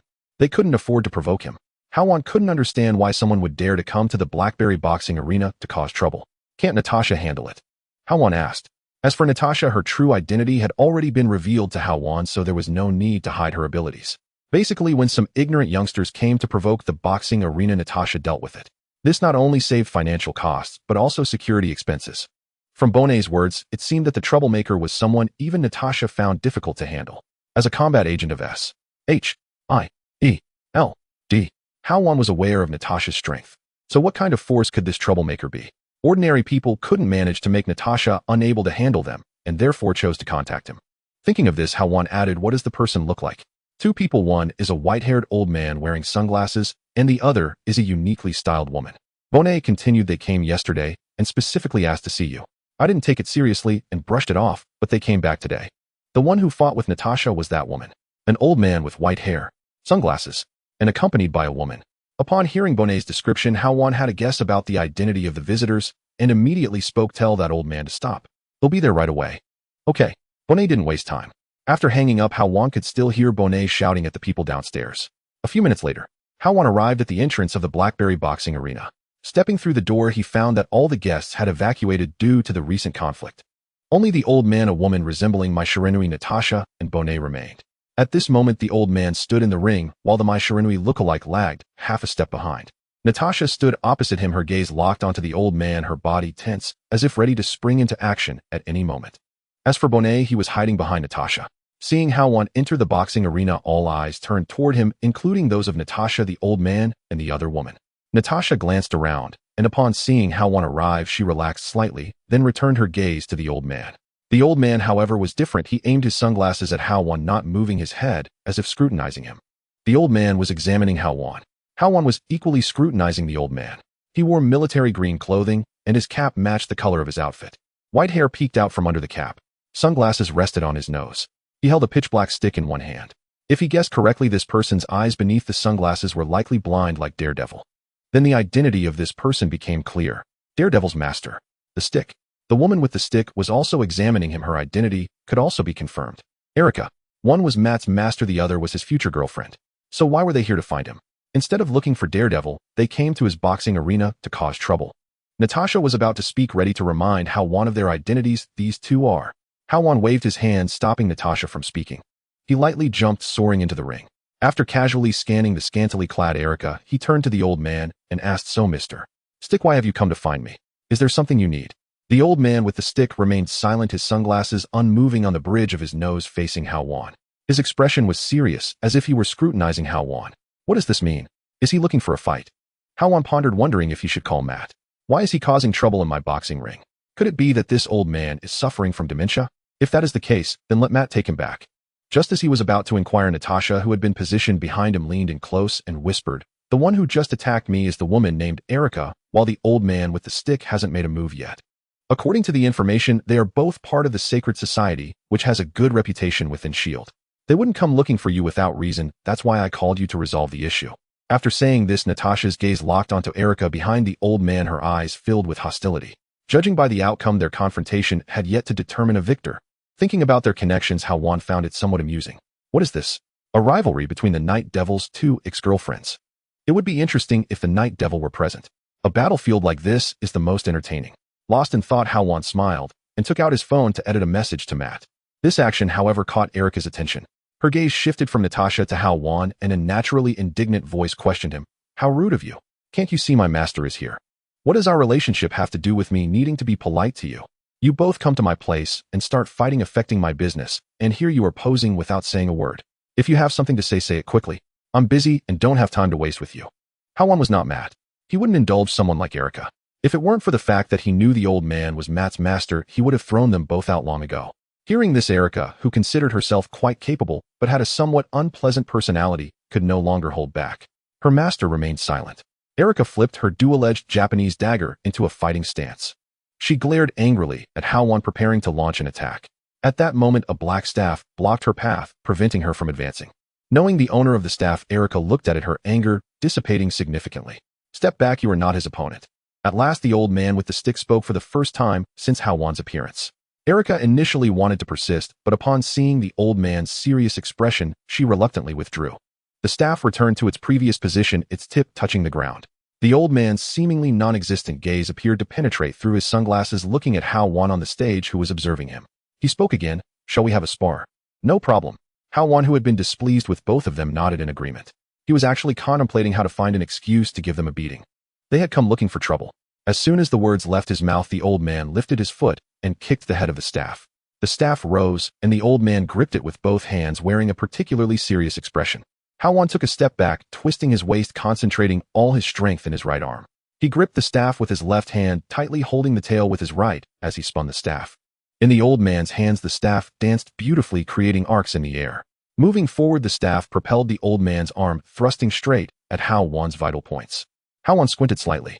With the elevation of his level and the enhancement from the storm's accumulation, Hao Wan's physical prowess had drastically improved. Now relying solely on his inheritance and rune enhancements, without any skills, his strength could far exceed that of Jin Bing from months ago. Moreover, the elevation of his level had brought about growth in all his perceptions. Compared to Matt's super perception, his was at least twice as strong. Even now, Hao Wan could easily predict the direction of the old man's staff strike. The staff gradually loomed larger in his vision, calmly responding as the staff was about to arrive. He exerted force from his waist, leaning forward, his body twisting to avoid the staff, while simultaneously raising his fist, which was as big as a sandbag, right in front of the old man's sunglasses. His fist was mere inches from the sunglasses, capable of shattering them with just a little force.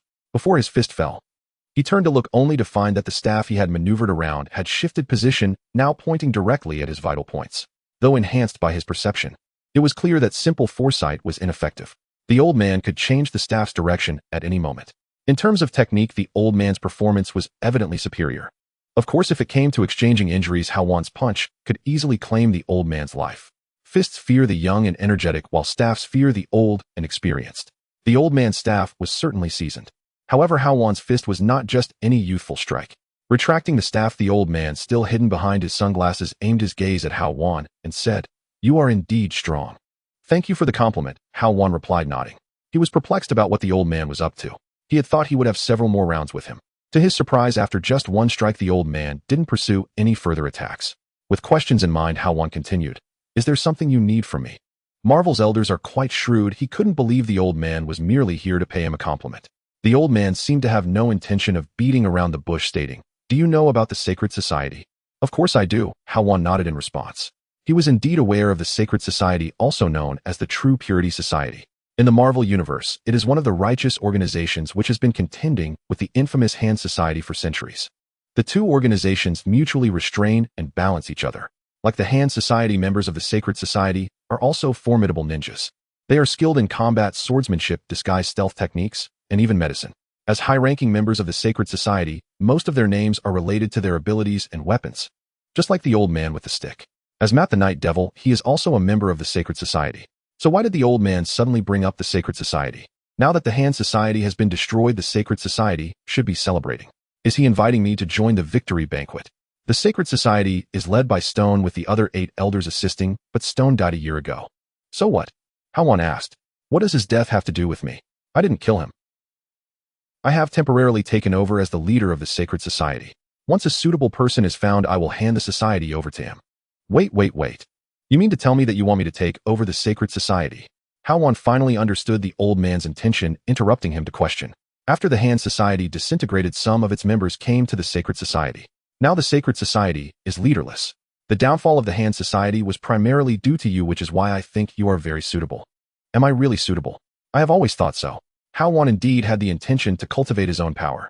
However, he preferred to nurture it himself, as that way he would hold absolute authority, and it would be less likely for unforeseen accidents to occur. The Holy Order as a ninja organization consists of quite a few capable members. Among them, aside from the old staff, there are also members like the Holy Flame and the Claw who are well known within Marvel. Both the old staff and Daredevil fit the templates of two types of heroic legacies in his heart. Furthermore, the Holy Order also has its own medical department. Additionally, there exists a resurrection secret technique similar to that of the Hand. If the Holy Order fell into his hands, it would indeed satisfy his needs. Moreover, an established organization would save Hao Wan the time cost required for nurturing a power. However, he currently lacks the experience to lead an organization. Suddenly, the old staff suggested handing over the Holy Order to him. If the Holy Order were to be entrusted to Hao Wan, he first had no idea how to lead the organization. Would he simply be raising a bunch of ninjas for free? Or would he be directly sidelined? Being an outsider with no roots, parachuting into a large organization could easily lead to such a situation. The Holy Order is not like a boxing ring where you can just hand it over to two trusted individuals to manage. How are your considerations coming along? The old staff inquired, sensing the change in Hao Wan's expression. I can consider agreeing, but I lack leadership experience in an organization. How do we resolve that? Hao Wan countered. Cultivating an organization from scratch is entirely different from taking over an already established one. If he really took over, how could he ensure that the members of the Holy Order would listen to him? In that case, he would not only fail to leverage the advantages of the Holy Order, but would instead invite trouble for himself. Thinking of this, Hao Wan added, even if I really take over the Holy Order, how can you guarantee that they will choose to obey me? You needn't worry about that. The old staff seemed to anticipate Hao Wan's concerns and explained the Holy Order is divided into 8 departments. After some members of the Hand disbanded, they joined the Holy Order, forming a new department, making it 9 now. Each department is led by an elder, and among them 4 elders share my views and believe that placing the organization in the hands of someone who has destroyed the Hand like you is quite reasonable. As long as we address the concerns of the remaining 3 elders, we can reach a consensus. So how do we resolve their concerns? Hao Wan asked. It was evident that the old staff sincerely invited him. The old staff explained clearly if what he said was true, then taking over the Holy Order was entirely acceptable. It's simple, just defeat them. The old staff continued. The answer surprised Hao Wan. Defeat them? Is this really how the Holy Order resolves issues? Whoever is strong gets to lead. Could the previous leader have done the same? At the same time, Hao Wan felt puzzled. What did the remaining 3 elders think? Did these 3 not know that he had dealt with the 5 elders of the Hand? Even the original demonic manifestation was something he was aware of. After so long of conflict between the 2 ninja groups, he single-handedly took down the high-ranking members of the Hand, who gave them the courage to think they could defeat him. Indeed, the old staff remarked, there are always a few old diehards who do not trust the accuracy of the news. A beating will suffice. From his words, Hao Wan sensed the old staff's dissatisfaction with the 3.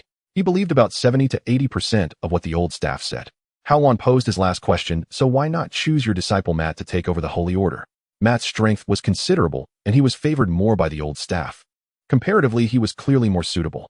It seemed unreasonable to pass the Holy Order to an outsider like himself instead of Matt. Matt has room for improvement in strength, but most importantly, the old staff began to explain. However, his words were interrupted by a voice. A man wearing sunglasses entered the hall from the boxing arena, sensing the atmosphere in the hall. Most importantly, I prefer to work alone. This voice belonged to Daredevil. Matt, who received the message from Hao Wan, finally arrived. Facing Hao Wan, Matt spoke again. I also think that the master is right. How you are very suitable to lead the Holy Order.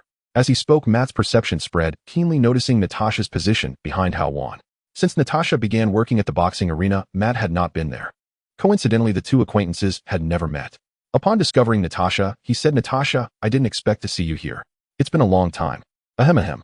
Hao Wan coughed twice, reminding Matt to observe more carefully. What's wrong, Hao? Are you sick? Matt inquired, unable to discern the situation, while explaining, I've known Natasha for a long time. When did you 2 meet? I never knew Natasha was at your boxing arena for so long. Natasha crossed her arms, casting a glance at Matt without responding. Hao Wan observed their awkwardness. Not only were they old acquaintances, but they were likely former lovers, Hao Wan thought, while his gaze moved to Erica behind the old staff. Who have you not seen for a long time? It seems to me that you 2 are not just old acquaintances. Erica, who had been silent, revealed herself from behind the old staff. Initially, she wanted to surprise Matt, whom she hadn't seen for a long time, but her voice was rather bland. Only then did Matt notice Erica's presence. He had been so surprised to discover Natasha that he completely forgot to observe carefully. Moreover, with Erica's concealed aura, Matt, caught off guard, finally noticed her. While he felt a sense of foreboding, he looked towards Hao Wan. His intent to seek help was evident. Serves him right. Hao Wan secretly chuckled, ignoring Matt's plea for help, his gaze shifting to the old staff, who was also suppressing a smile. Mr. Old Staff, should we go upstairs to discuss the details? Sure. The old staff readily agreed. The two exchanged glances. Hao Wan made a gesture inviting the old staff, and both walked towards the stairs with smiles on their faces. Bonnet, who had been watching the drama, showed his insight at this moment, informing Hao Wan that he was leaving the boxing arena. Matt, you need to learn to solve your own problems, the old staff said without turning back as he and Hao Wan reached the top of the stairs. Erica and Natasha, arms crossed, awaited an explanation from Matt. At this moment, laughter from the second-floor staircase echoed down the laughter of the old staff and Hao Wan. It was unclear whether the laughter was due to a successful collaboration or mocking Matt. Through the glass of the observation room, Hao Wan and the staff elder could clearly see everything happening on the arena. Natasha and Erica, both women, stood with their backs to Matt, their arms crossed, and their expressions were extremely reluctant. As for Matt, he kept moving back and forth in front of the two.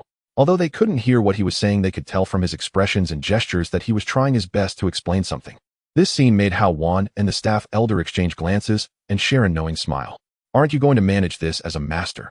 Hao Wan looked over while the staff elder shook his head, a smile at the corner of his mouth that he couldn't hide. I cannot interfere in matters like this. Let's talk about the serious business. I plan to take over the Holy Society, and we should discuss it in detail.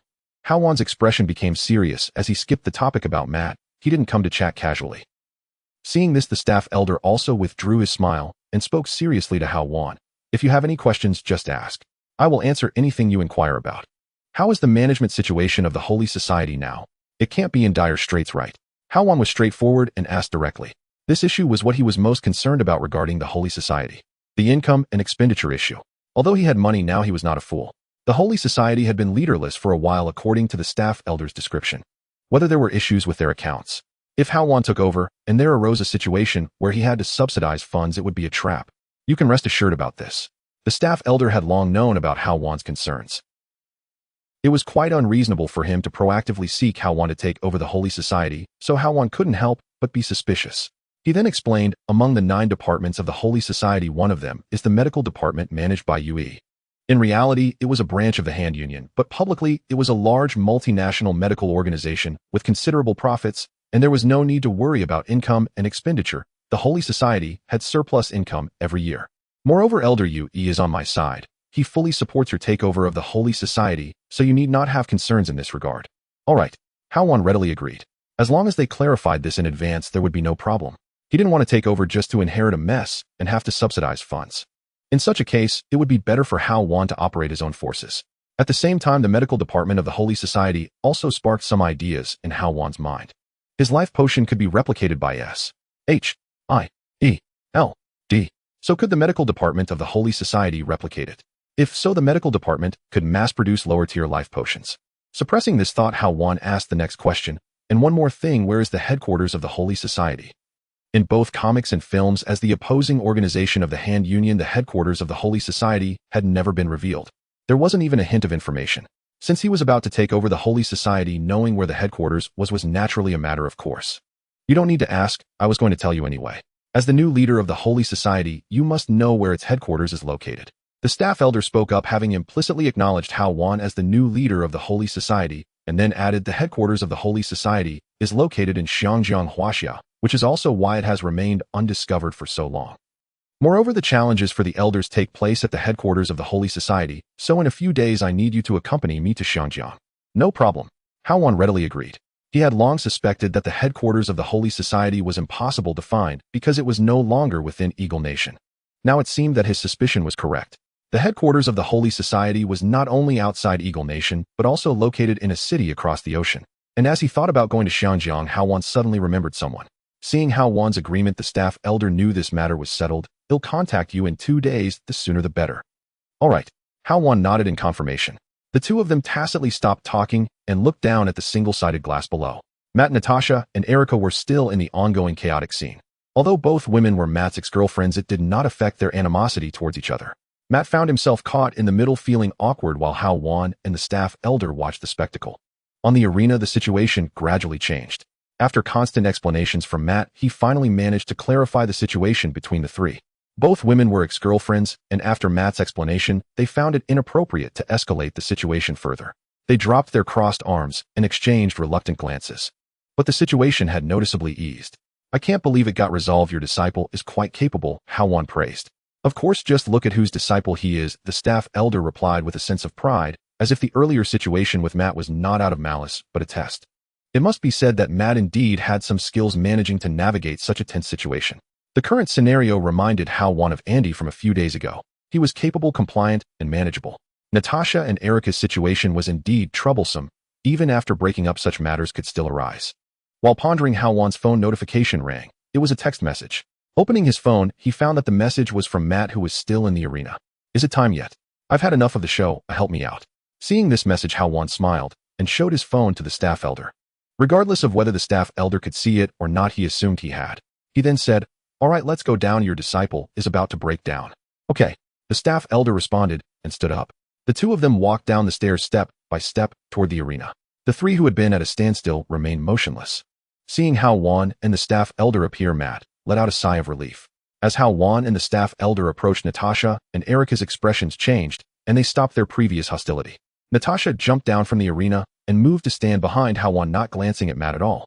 As for Erica, she jumped down and moved behind the staff elder, also not looking at Matt throughout.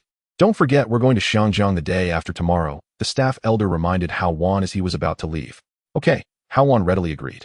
After finishing, the staff elder left the boxing venue with Erica. Matt said a brief goodbye to Hao Wan and Natasha before leaving as well. Only Natasha and Hao Wan were left in the boxing venue. Are you going to Showdown the day after tomorrow? Natasha asked, her curiosity piqued by the staff elder's words. Why was he going to Showdown? For someone like Hao Wan, leaving the country was not a trivial matter. Hao Wan glanced at Natasha and understood her meaning, responding coldly, "Why do you care?" It seemed that S-H-I-E-L-D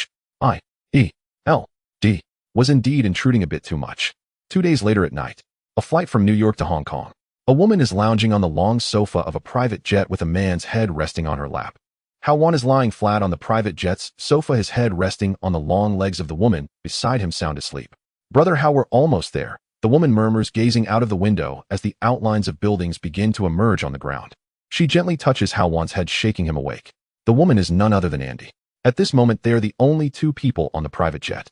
Awoken, Hao Wan glances at Andy before looking out the window. After a long flight, they are finally reaching their destination. In Matt's chaotic situation, despite being his ex-girlfriend Natasha, and Erica's difficult nature is evident to Hao Wan. This reminds him of obedient and understanding Andy. Last night, he called Little Pepper. He mentioned borrowing Andy for a few days to handle some business in Hong Kong, claiming only Andy could manage it.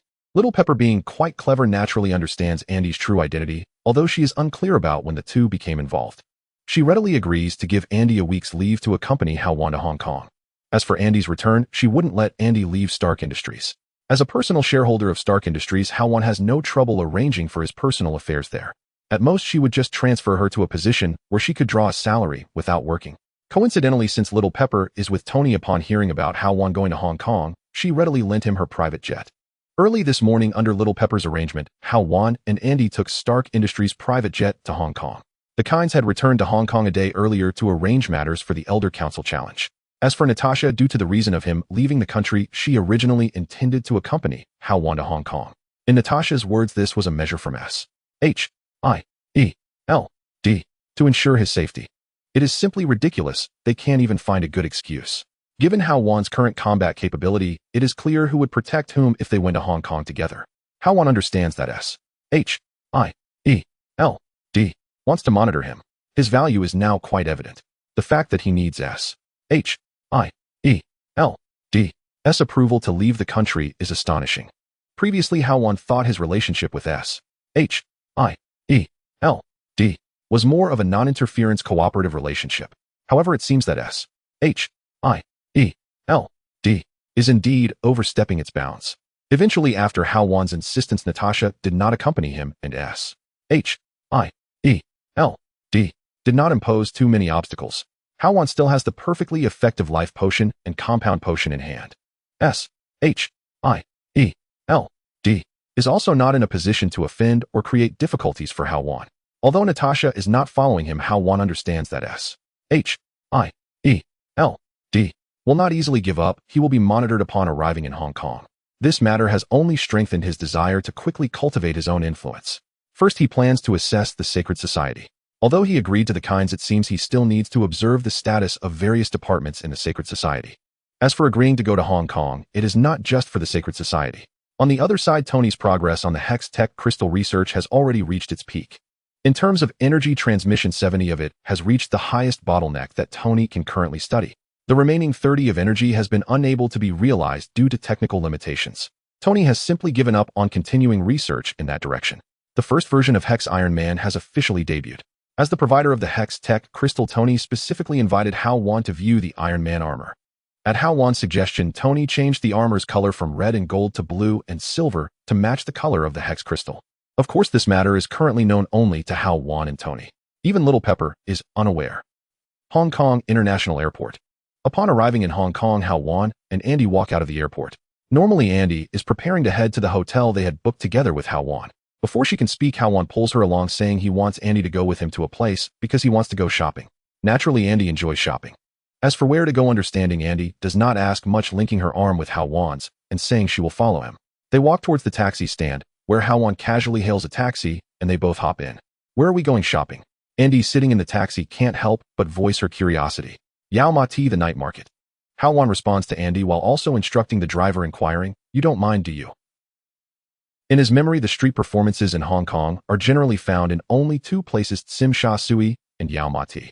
The person he is looking for is most likely to appear in one of these two locations. The driver does not ask much and drives directly to the destination. "Of course I don't mind. What are we going there for?" Andy asks. "To watch a magic show." Hao Wan replies, secretly thinking that it is a very amazing magic. Magic. Although she doesn't understand why Hao Wan traveled all the way to Hong Kong to see magic, understanding as she is, she doesn't ask further. The taxi starts. Just as they drive out of the airport's vicinity, Hao Wan's brow furrows. In his perception, at least 3 cars are purposefully following behind theirs. In the rearview mirror, the tracking cars are well disguised, but they still do not escape Hao Wan's perception. Without a doubt, these 3 vehicles belong to S. H. I. E. L. D. Relaxing his brow, Hao Wan returns to his expressionless demeanor. The person he is looking for should also be under S. H. I. E. L. D.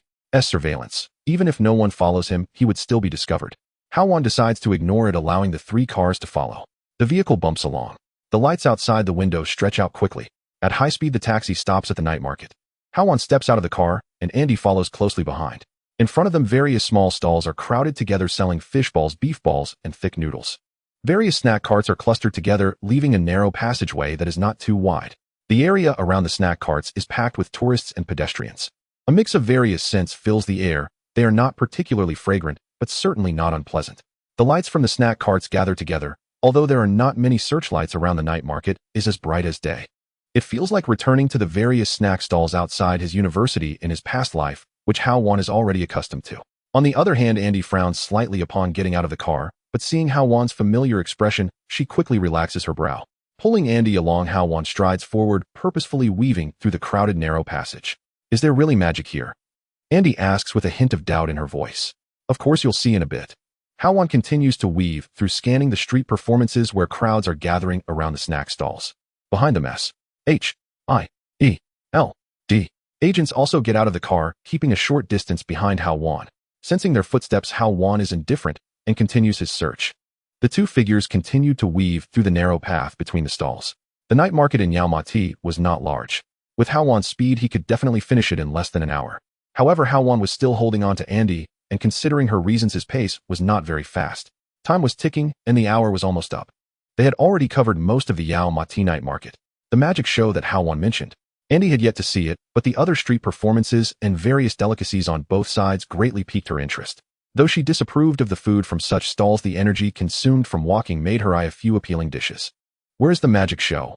After walking for a long time, Andy in her high heels inevitably felt a bit tired and could not help but ask. Hao Wan did not answer directly. He wondered, could it be nearby? If it's not in Yau Ma Ti, it wouldn't be in Tsim Sha Tsui or Boring Street, right?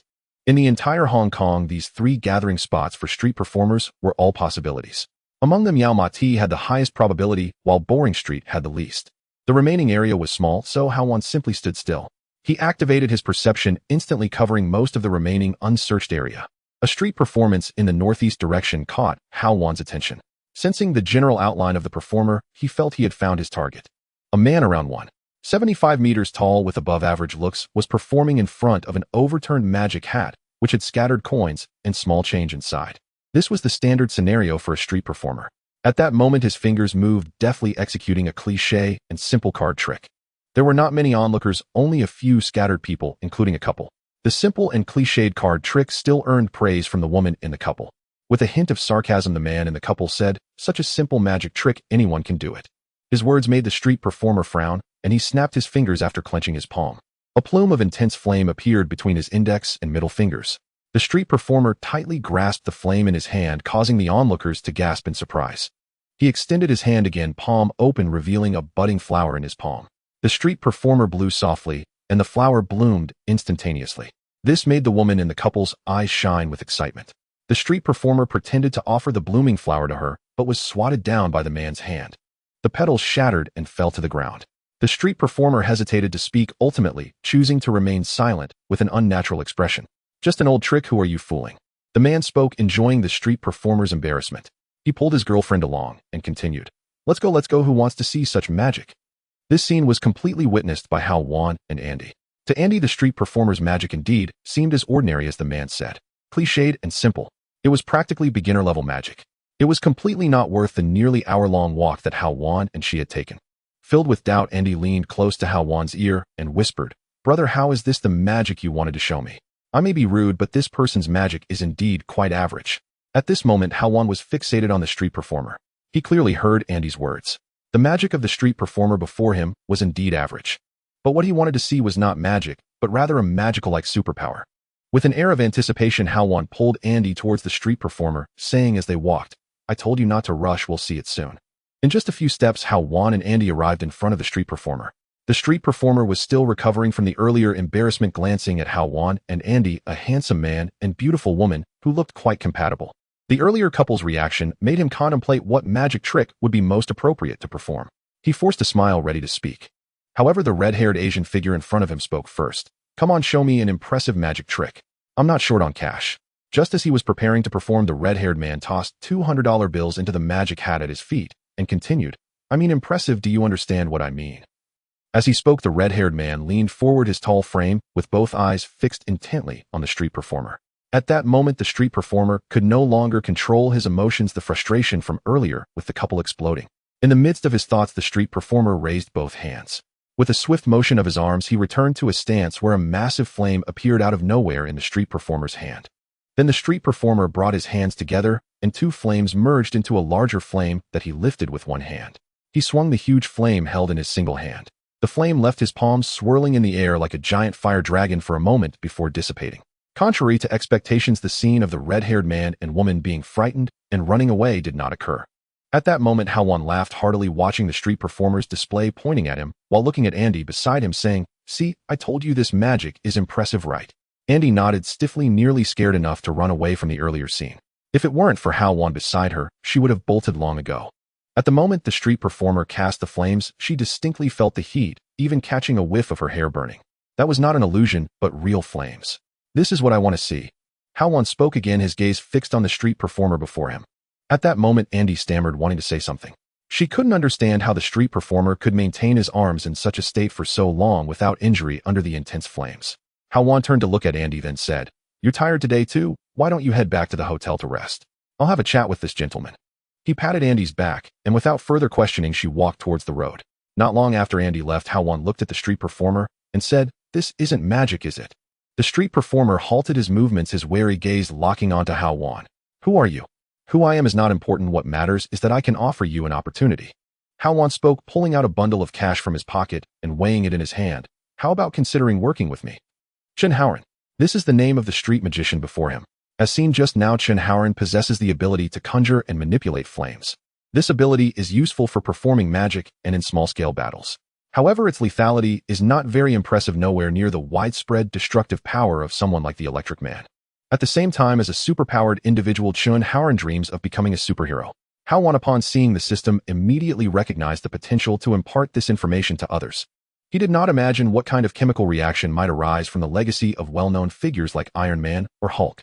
Instead, the first person who came to his mind was this individual. an ability that aligns with a certain hero's legacy, lacking only an opportunity while still aspiring to be a superhero.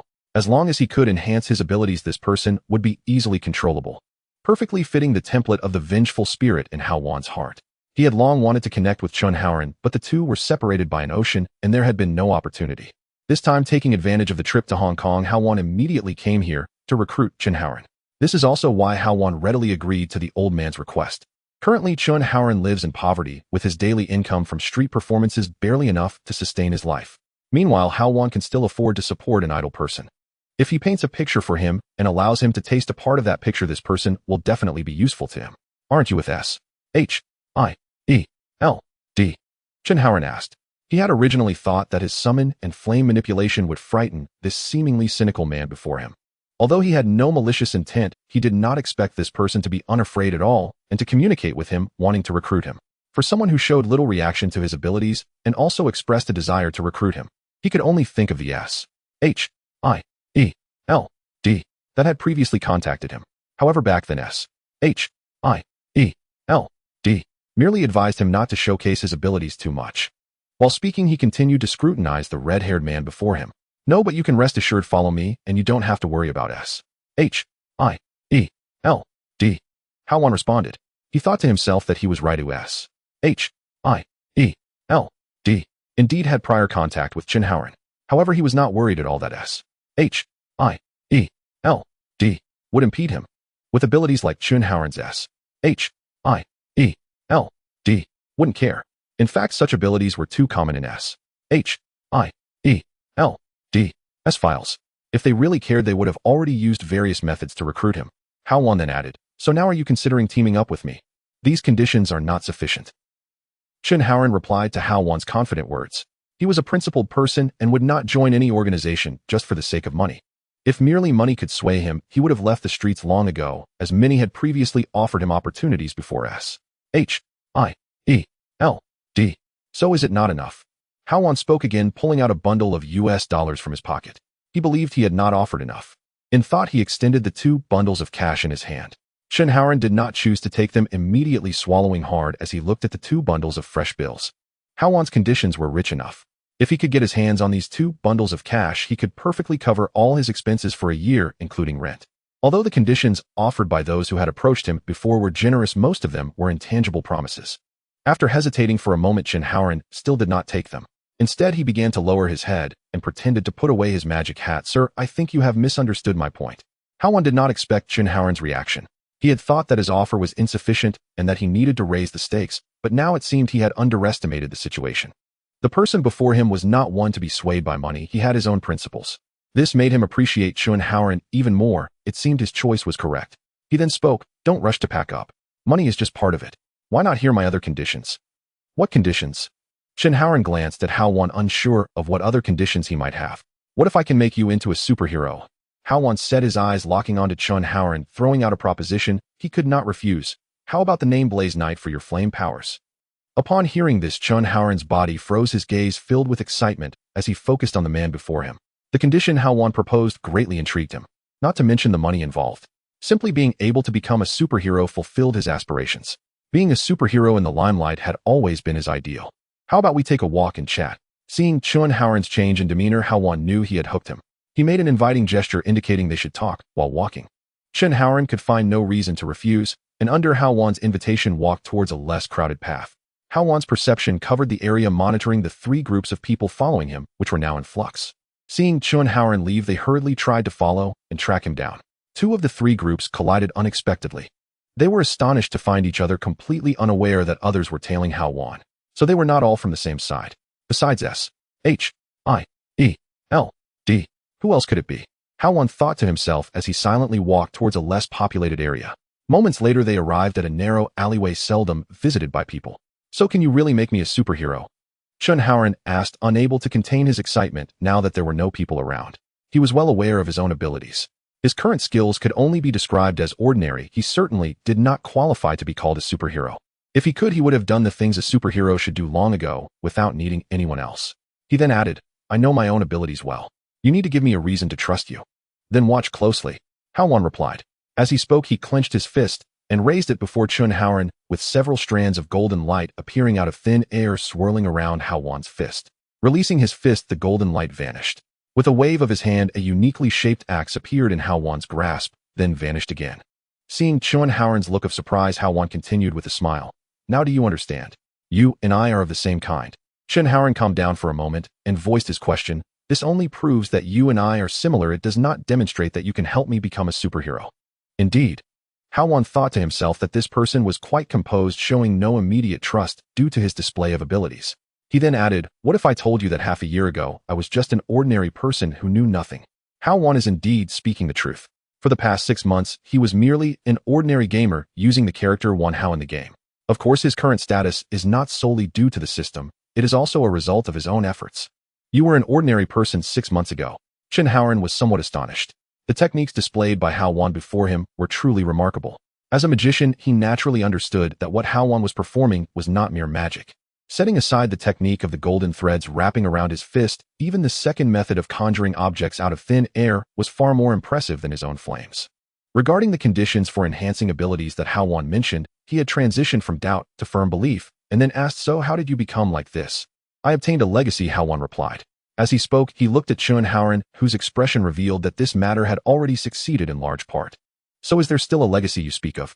Do you think I still have a chance? Hearing Hao Wan's words, Chun Haoran's interest was piqued. Since this person before him could transform from an ordinary person into a superpowered being through a legacy, what would happen to him if he obtained a legacy? Would it enhance his strength as described by the person before him? Thus was the legacy he spoke of a means to strengthen oneself.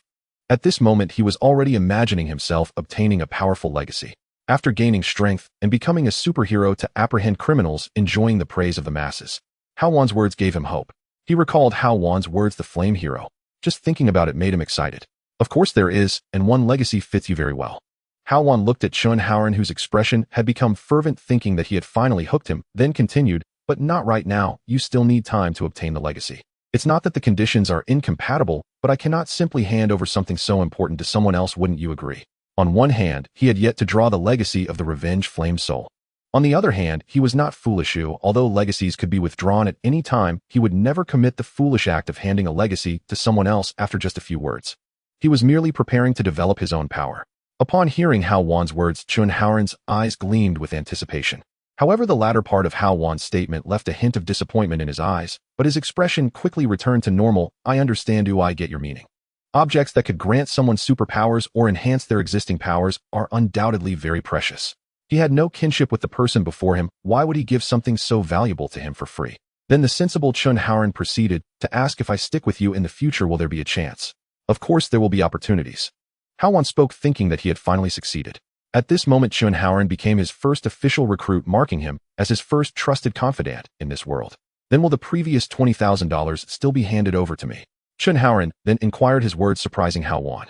Hao Wan had not expected this, and with a look of astonishment he replied, you're quite pragmatic. Though he said this, he still handed over 2 bundles of dollars. Currently, Chun Haoran indeed had an urgent need for money. He took the dollars weighing the 2 bundles and comfortably tucked them into his pocket. Thank you, boss, but I still don't know how to address you. My name is Hao Wan, but people in New York have given me a nickname calling me Wan Hao. Hao Wan explained.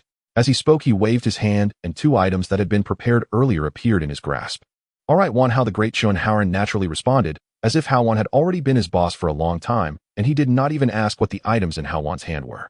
In the next moment, Hao Wan simultaneously handed over the 2 items in his hand, saying, since you called me Great One, how could I not show some appreciation? Here are 2 gifts for you. The items that Hao Wan produced were the fairy amulet and the blue crystal he had drawn earlier. Based on Hao Wan's judgment, the flames released by Chun Haoran also belonged to the magic category. The blue crystal's function in the game was to increase mana. Thus, in reality, it could also enhance the total amount of magic that Chun Haoran could release. As for the fairy amulet, it would extend the duration of Chun Haoran's magic release and also speed up the recovery rate. At this stage, without the enhancement of a legacy, these 2 pieces of equipment would not be very useful for Hao Wan, but for Chun Haoran, they would provide a tremendous boost. What is this? Looking at the design of the blue crystal and the fairy amulet, Chun Haoran felt a bit of rejection at first. The 2 items looked more like accessories for women. He did not understand why his new boss would give such items to him. Did he have some peculiarities? With a sense of resistance, Chun Haoran accepted the fairy amulet and the blue crystal. The moment he held the crystal, he wanted to apologize for his earlier thoughts. The blue crystal made him feel an overwhelming sensation in his body, compared to before he felt he could release more flames with better quality. In a moment of thought, he extended his arm and opened his palm. A blazing fireball appeared in his hand. The fire this time released with one hand was nearly as large as two fireballs fused together compared to the previous fireball he had released on the street. Moreover, the temperature of the flames was also several degrees hotter than before. Shaking his arm, the flames danced in the air before vanishing. Immediately, Hao Wan felt another change in his body. Previously, after releasing flames, he would feel a sense of weakness. If he released too many times, it could even lead to a dullness of consciousness. In the most severe instance, he had fainted completely. However, this time, after releasing flames despite the close interval between the two releases and the second fire being quite large, he surprisingly felt no weakness at all.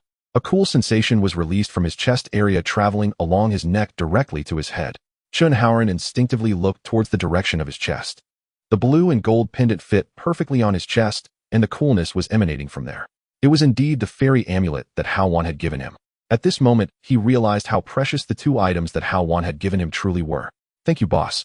If his previous gratitude was aimed at obtaining the legacy Hao Wan spoke of, then now his gratitude was genuinely from the heart, thanking Hao Wan. He had only just acknowledged Hao Wan as his boss, yet he had already given him two such precious items, demonstrating his trust in him. "Don't be in a hurry to thank me. There will be a time when you will need these." Hao Wan's words caught Hao Wan off guard. At that moment, Hao Wan looked at Hao Wan. He saw Hao Wan's gaze fixated on the end of the alley as he spoke. "After watching the commotion for so long, let's go take a walk." Faint sounds emanated from the far end of the alley. Moments later, several figures emerged from the shadows of the alley, each fully armed, clad in bulletproof vests and wielding automatic rifles. Red dots illuminated Hao Wan's body. All firearms were aimed at him. Meanwhile, Hao Wan was overlooked by his mother, as the data clearly indicated that Hao Wan posed a greater threat. Among the squad, the leader wore a skull-shaped metallic mask with a pattern of crossed bones appearing on the chest of his battle attire. The position of his fists was adorned with semi-mechanized metal gauntlets. Underneath the distinctive attire, the identity of this individual was unmistakable. Hydra crossbones. To Hao Wan's perception, the three teams actually belonged to three different organizations. One of them, just as Hao Wan had surmised, was indeed from S.H.I.E.L.D. However, just moments ago, the S.H.I.E.L.D. team had collided with Hydra's. After discovering S.H.I.E.L.D., Hydra's team followed Hao Wan into the remote alley, and under Crossbone's leadership swiftly eradicated all members of S.H.I.E.L.D. Not a single survivor was left. All of this transpired under the coverage of Hao Wan's perception. Throughout his communication with Hao Wan, Hao Wan remained vigilant of the movements of the three teams. Additionally, there was another team that had not made a move. This team was even better concealed than both S.H.I.E.L.D. and Hydra. Even the two supposedly professional teams completely failed to notice that a third team was monitoring Hao Wan. However, under Hao Wan's perceptual coverage, it was still difficult to escape detection. Although he could not ascertain the origins of this third team, Hao Wan roughly guessed that they were most likely from the Purifiers. Currently, the only forces related to Hao Wan aside from the Purifiers were a mystery regarding the identity of the third team. This time, Hydra's squad was surprisingly led directly by Crossbones. Clearly, recent intelligence updates had made Hydra aware of Hao Wan's strength.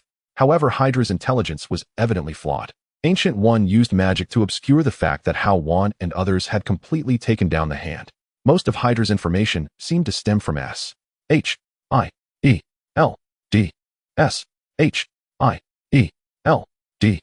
records regarding the downfall of the hand were related to a mysterious sorcerer, and the death of Gatler was also classified by S.H.I.E.L.D. as collateral damage. Even now, S.H.I.E.L.D.'s intelligence system was unaware that Gatler was Hydra's true identity. Under the influence of the Ancient One, even S.H.I.E.L.D. and Hydra did not know the extent of Hao Wan's power. To be safe, they still dispatched Crossbones. The life potion was an extremely important item for them. However, sending just Crossbones was clearly insufficient. Given Hao Wan's current growth, even if Red Skull personally intervened, it would not be guaranteed that he could subdue Hao Wan. There's a saying that goes well. Although flies do not bite, they are quite bothersome. Hydra had sought trouble with him more than once or twice. After returning to New York this time, Hao Wan felt it necessary to pay them a visit. Although he did not know where Hydra's headquarters was nor where the so-called Red Skull was, there were several Hydra members in S.H.I.E.L.D. whose names Hao Wan recognized. These individuals could not withstand scrutiny. Even if he did not personally resolve the matter, simply passing this information to Natasha or Hill would be enough to bring misfortune to the Hydra members lurking within S.H.I.E.L.D. Removing these few individuals from S.H.I.E.L.D. would be enough to give Hydra a headache. As for the present moment, Crossbones was after all a trained super soldier. Hao Wan was clearly no match for him. Crossbones could be left to him. As for the other members of Hydra's team, they would be more than enough for Hao Wan to practice with his new equipment. Mr. How if you cooperate, I may consider not taking action. You should know what I need. Crossbones did not choose to shoot directly. Instead, he proactively inquired of Hao Wan.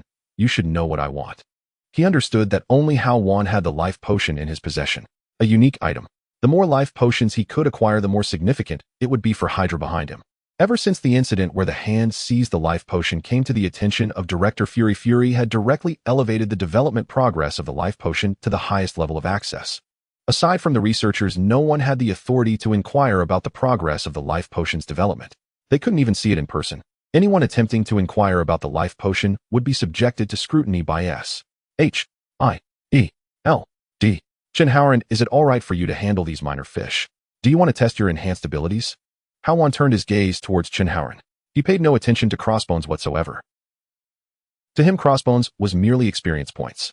He then focused his attention on Crossbones. As for this seemingly intimidating fellow, leave him to me. The expression beneath Crossbones' mask shifted. Clearly, he was quite displeased with Hao Wan ignoring him. He knew Hao Wan was powerful, but being a super soldier himself, he believed he was not inferior. Moreover, Hydra had specifically prepared methods to deal with Hao Wan. In his thoughts, Crossbones raised his hand. Behind him, members of Hydra's team raised their weapons, the scopes already locking onto Hao Wan's vital points. His arm waved. Bang, bang, bang. A series of suppressed gunfire rang out from the muzzles. Flames of fire continuously appeared from the thick barrels of the suppressors. Hao Wan's expression remained unchanged. The attribute growth from his level increase combined with the defensive boost from his resurrection armor. Ordinary firearms posed no threat to Hao Wan at all now. Bullets struck various vital points on Hao Wan, having no effect whatsoever.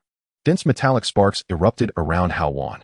The bullet heads turned into small metal discs falling before him. Yet only a few golden glimmers appeared around Hao Wan. The passive reaction from the deliberate punching was minimal.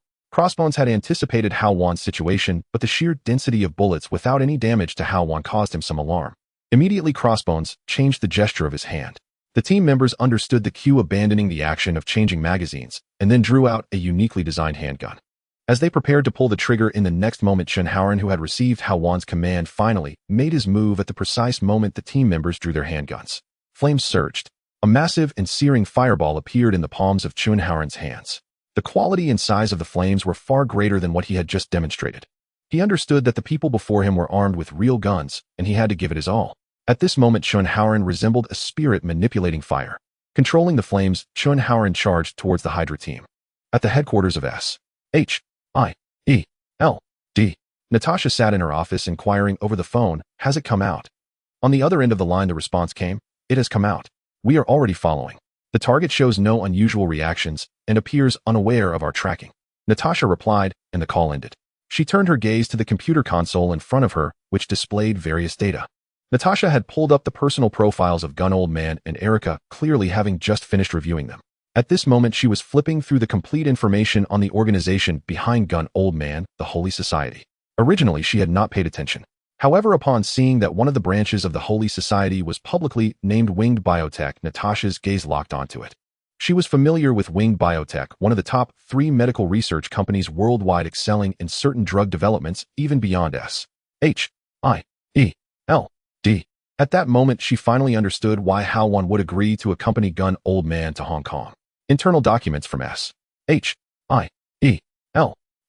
indicated that the headquarters of the Holy Society was indeed located in Hong Kong. If he took over the Holy Society, Hao Wan could potentially mass-produce certain items through Winged Biotech. This included the life elixir and composite potions that S.H.I.E.L.D. was most concerned about. After a brief hesitation, Natasha searched through her contacts and dialed a number. "Fury, you're aware that Hao Wan is going to Hong Kong. I suspect it may not just be to take over the Holy Society, I suspect he has other reasons for it." "Oh, do tell," Fury responded with curiosity. "Documents indicate that one of the branches of the Holy Society is Winged Biotech." Winged Biotech. Fury, being a clever man, was in the same boat as Natasha. Despite his high clearance, he had not previously examined the detailed information on certain organizations with any particular intent. Like Natasha, he had just realized that winged biotech was associated with the Holy Society. He instantly grasped Natasha's implication. You mean he might choose to commission winged biotech to produce the life elixir and that unknown potion? He understood perfectly that if he could replicate even a fraction of the life elixir's capabilities and bring it to market, it would undoubtedly sell well. With winged biotech's research progress, it wouldn't take more than 2 years.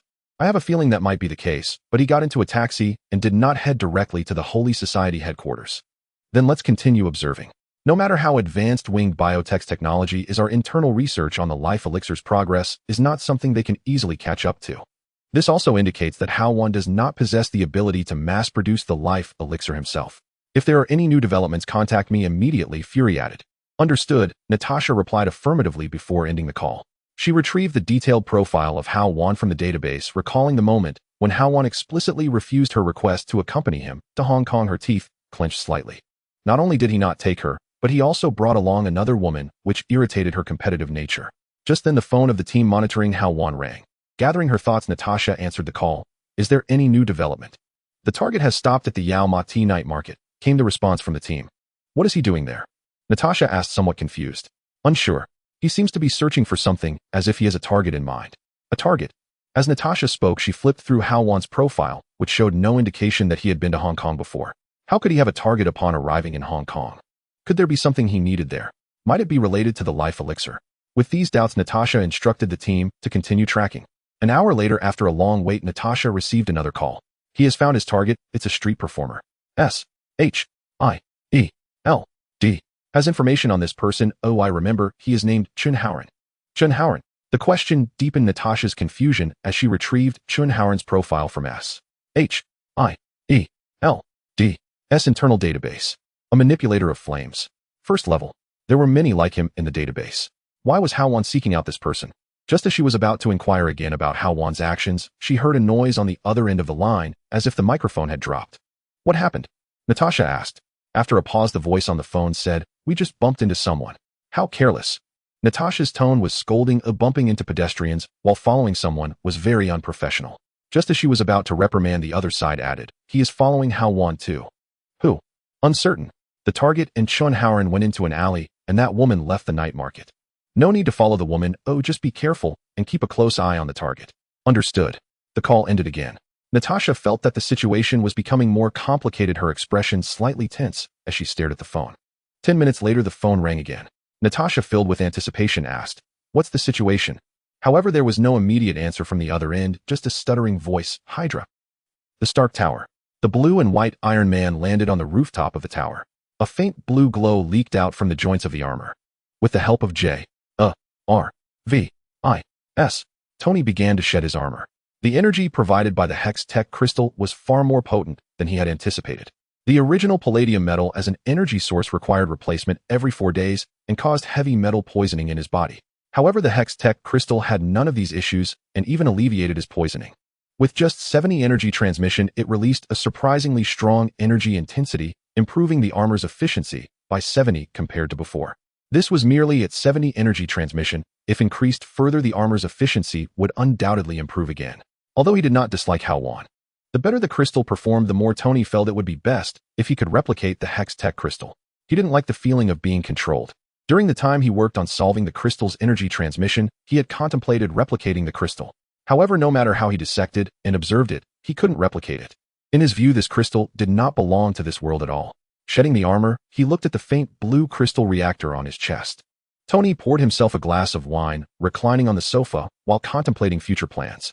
The phone rang. Seeing Pepper's name on the caller ID, Tony answered with anticipation. Tony, where are you? I've discovered something incredible. Pepper's voice came through. Just as Tony was about to respond, a sharp sound erupted in his ear, and he struggled to speak, but no sound came out. Hao Wan retracted the system panel. His gaze shifted to the area where Chun Haoran and the Hydra team were located. The members witnessed Crossbones being taken away by Hao Wan's 2 punches. Their hearts trembled. The strength of Crossbones was well known to the Hydra team members. He was someone who could match Captain America in an arm wrestling contest. Yet in Hao Wan's hands, just 2 punches were enough to end Crossbones' life. At this moment, the other members of the Hydra team were filled with the urge to flee, wanting to escape from here. However, things did not go as they wished. The fire elemental before them offered no opportunity for retreat. The flames severed their escape route. Hao Wan manipulated the flames with his hands. The surge of power exhilarated him, and under the adrenaline rush he disregarded the dangers swirling the flames in his hands to envelop the electric net bullets aimed at him. The members of the Hydra team had no time to switch weapons. In the next moment before the bullets could even unfold, they were burned to ashes by the flames. The half-opened electric net turned to ashes in the air. Looking at all he had achieved, his eyes grew even more excited. This was not even what Hao Wan referred to as a legacy. These were merely two small gifts from Hao Wan. Hao Wan could not imagine what he would become if he were to inherit Hao Wan's legacy. In a moment of thought, the flames in his hands suddenly erupted, transforming into a larger fireball. The expanding fireball shot straight towards a member of the Hydra team. That person dodged left and right, but to no avail. The flames, like a flesh-eating pest, began to spread rapidly the moment they touched the team member. The fire engulfed the team member, and in an instant the one struck turned to charred ashes. After Crossbone's death, the remaining Hydra team members who had no intention of resisting now fled frantically. They completely disregarded their formation. In the chaotic situation, some fell to the ground. The fleeing crowd paid no mind to such matters. Dead friends do not save the living. The recent grim death of their comrade filled them with fear. However, Hao Wan had no intention of letting them go. To him, the narrow alley felt more like a natural battlefield. The flames released, and the massive fireball pounced on the members of the Hydra team like a predator spotting its prey. The Hydra team members regretted placing the battlefield in such a narrow alley. No matter how they tried to escape, there was no way out. They allowed the flames to cling to their bodies. With desolate cries, all the members of the Hydra team, whether on the ground or standing, were consumed by the flames. It was like a feast of fire. The crowd turned to ashes, dead beyond recovery. Hao Wan, pale-faced, stared at all he had wrought, standing in a daze. His exhilaration faded, and the adrenaline in his blood diluted. Looking at the scene he had created, he felt a sense of unreality. A slight pain pulsed in his head, and the coolness spreading from his chest dulled the pain a bit. The unrestrained release of flames made Hao Wan feel the price of excessive consumption. However, compared to the previous fainting spells this time, he was fine thanks to the fairy amulet. "You did well," came Hao Wan's voice as he approached Hao Wan. "This is the true power of a mage. Compared to my pure fist techniques, Hao Wan is a mage in the truest sense. In an unknown scenario, I might have the advantage, but with too many opponents, Hao Wan would be overwhelmed. He lacks area effect skills. Looking at it now, I need to consider a mage-oriented legacy for my next inheritance. All of this was given to me by you, otherwise I definitely wouldn't have been able to achieve this." Hearing Hao Wan's voice, Hao Wan snapped back to reality and spoke. The overload from releasing flames had drained him, causing his words to tremble and his voice to lack strength. He understood that reaching this point was entirely due to the two pieces of equipment Hao Wan had given him. Noticing the change in Hao Wan's tone, Hao Wan waved his hand, and a conical vial appeared in his hand. Unlike the vivid red liquid of a health potion, the liquid in the conical vial was a deep blue. The starlight reflected and undulated within the liquid. It was the mana potion that Hao Wan had yet to use. He didn't need it now, and with the shop now open, both health and mana potions could be directly purchased. He handed over the conical vial. Hao Wan hesitated for a moment before taking the potion, uncorking the vial. He gently sniffed the potion's scent. At that moment, Hao Wan had only one thought in his mind: drink it. For some unknown reason, he felt an urgent need for this potion. Without further hesitation, Hao Wan downed it in one gulp. The coolness entered him, and after a few seconds the same sensation he felt from the fairy amulet began to spread from his stomach. The headache caused by overexertion vanished in an instant, and Hao Wan felt the energy surging throughout his body. He believed he could unleash flames a few more times. At this moment he realized that the potion Hao Wan had given him, like the equipment, was something incredibly precious. "Although it may be a bit intrusive, I feel you have been too good to me, providing me with both potent equipment and healing potions." Hao Wan spoke up, voicing his confusion. Indeed, as he said, Hao Wan had been excessively generous to him. Hao Wan glanced at Hao Wan and replied, "You agreed to follow me, so of course I have to give you some benefits. I can't let you serve me for free, right?"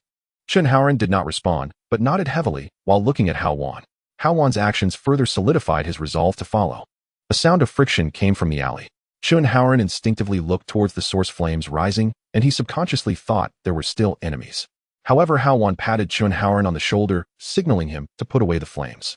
He seemed to have anticipated the arrival of these people. A group emerged from the direction of the sound. Most were dressed in pure white ninja attire. The leader, however, wore a fiery red ninja outfit.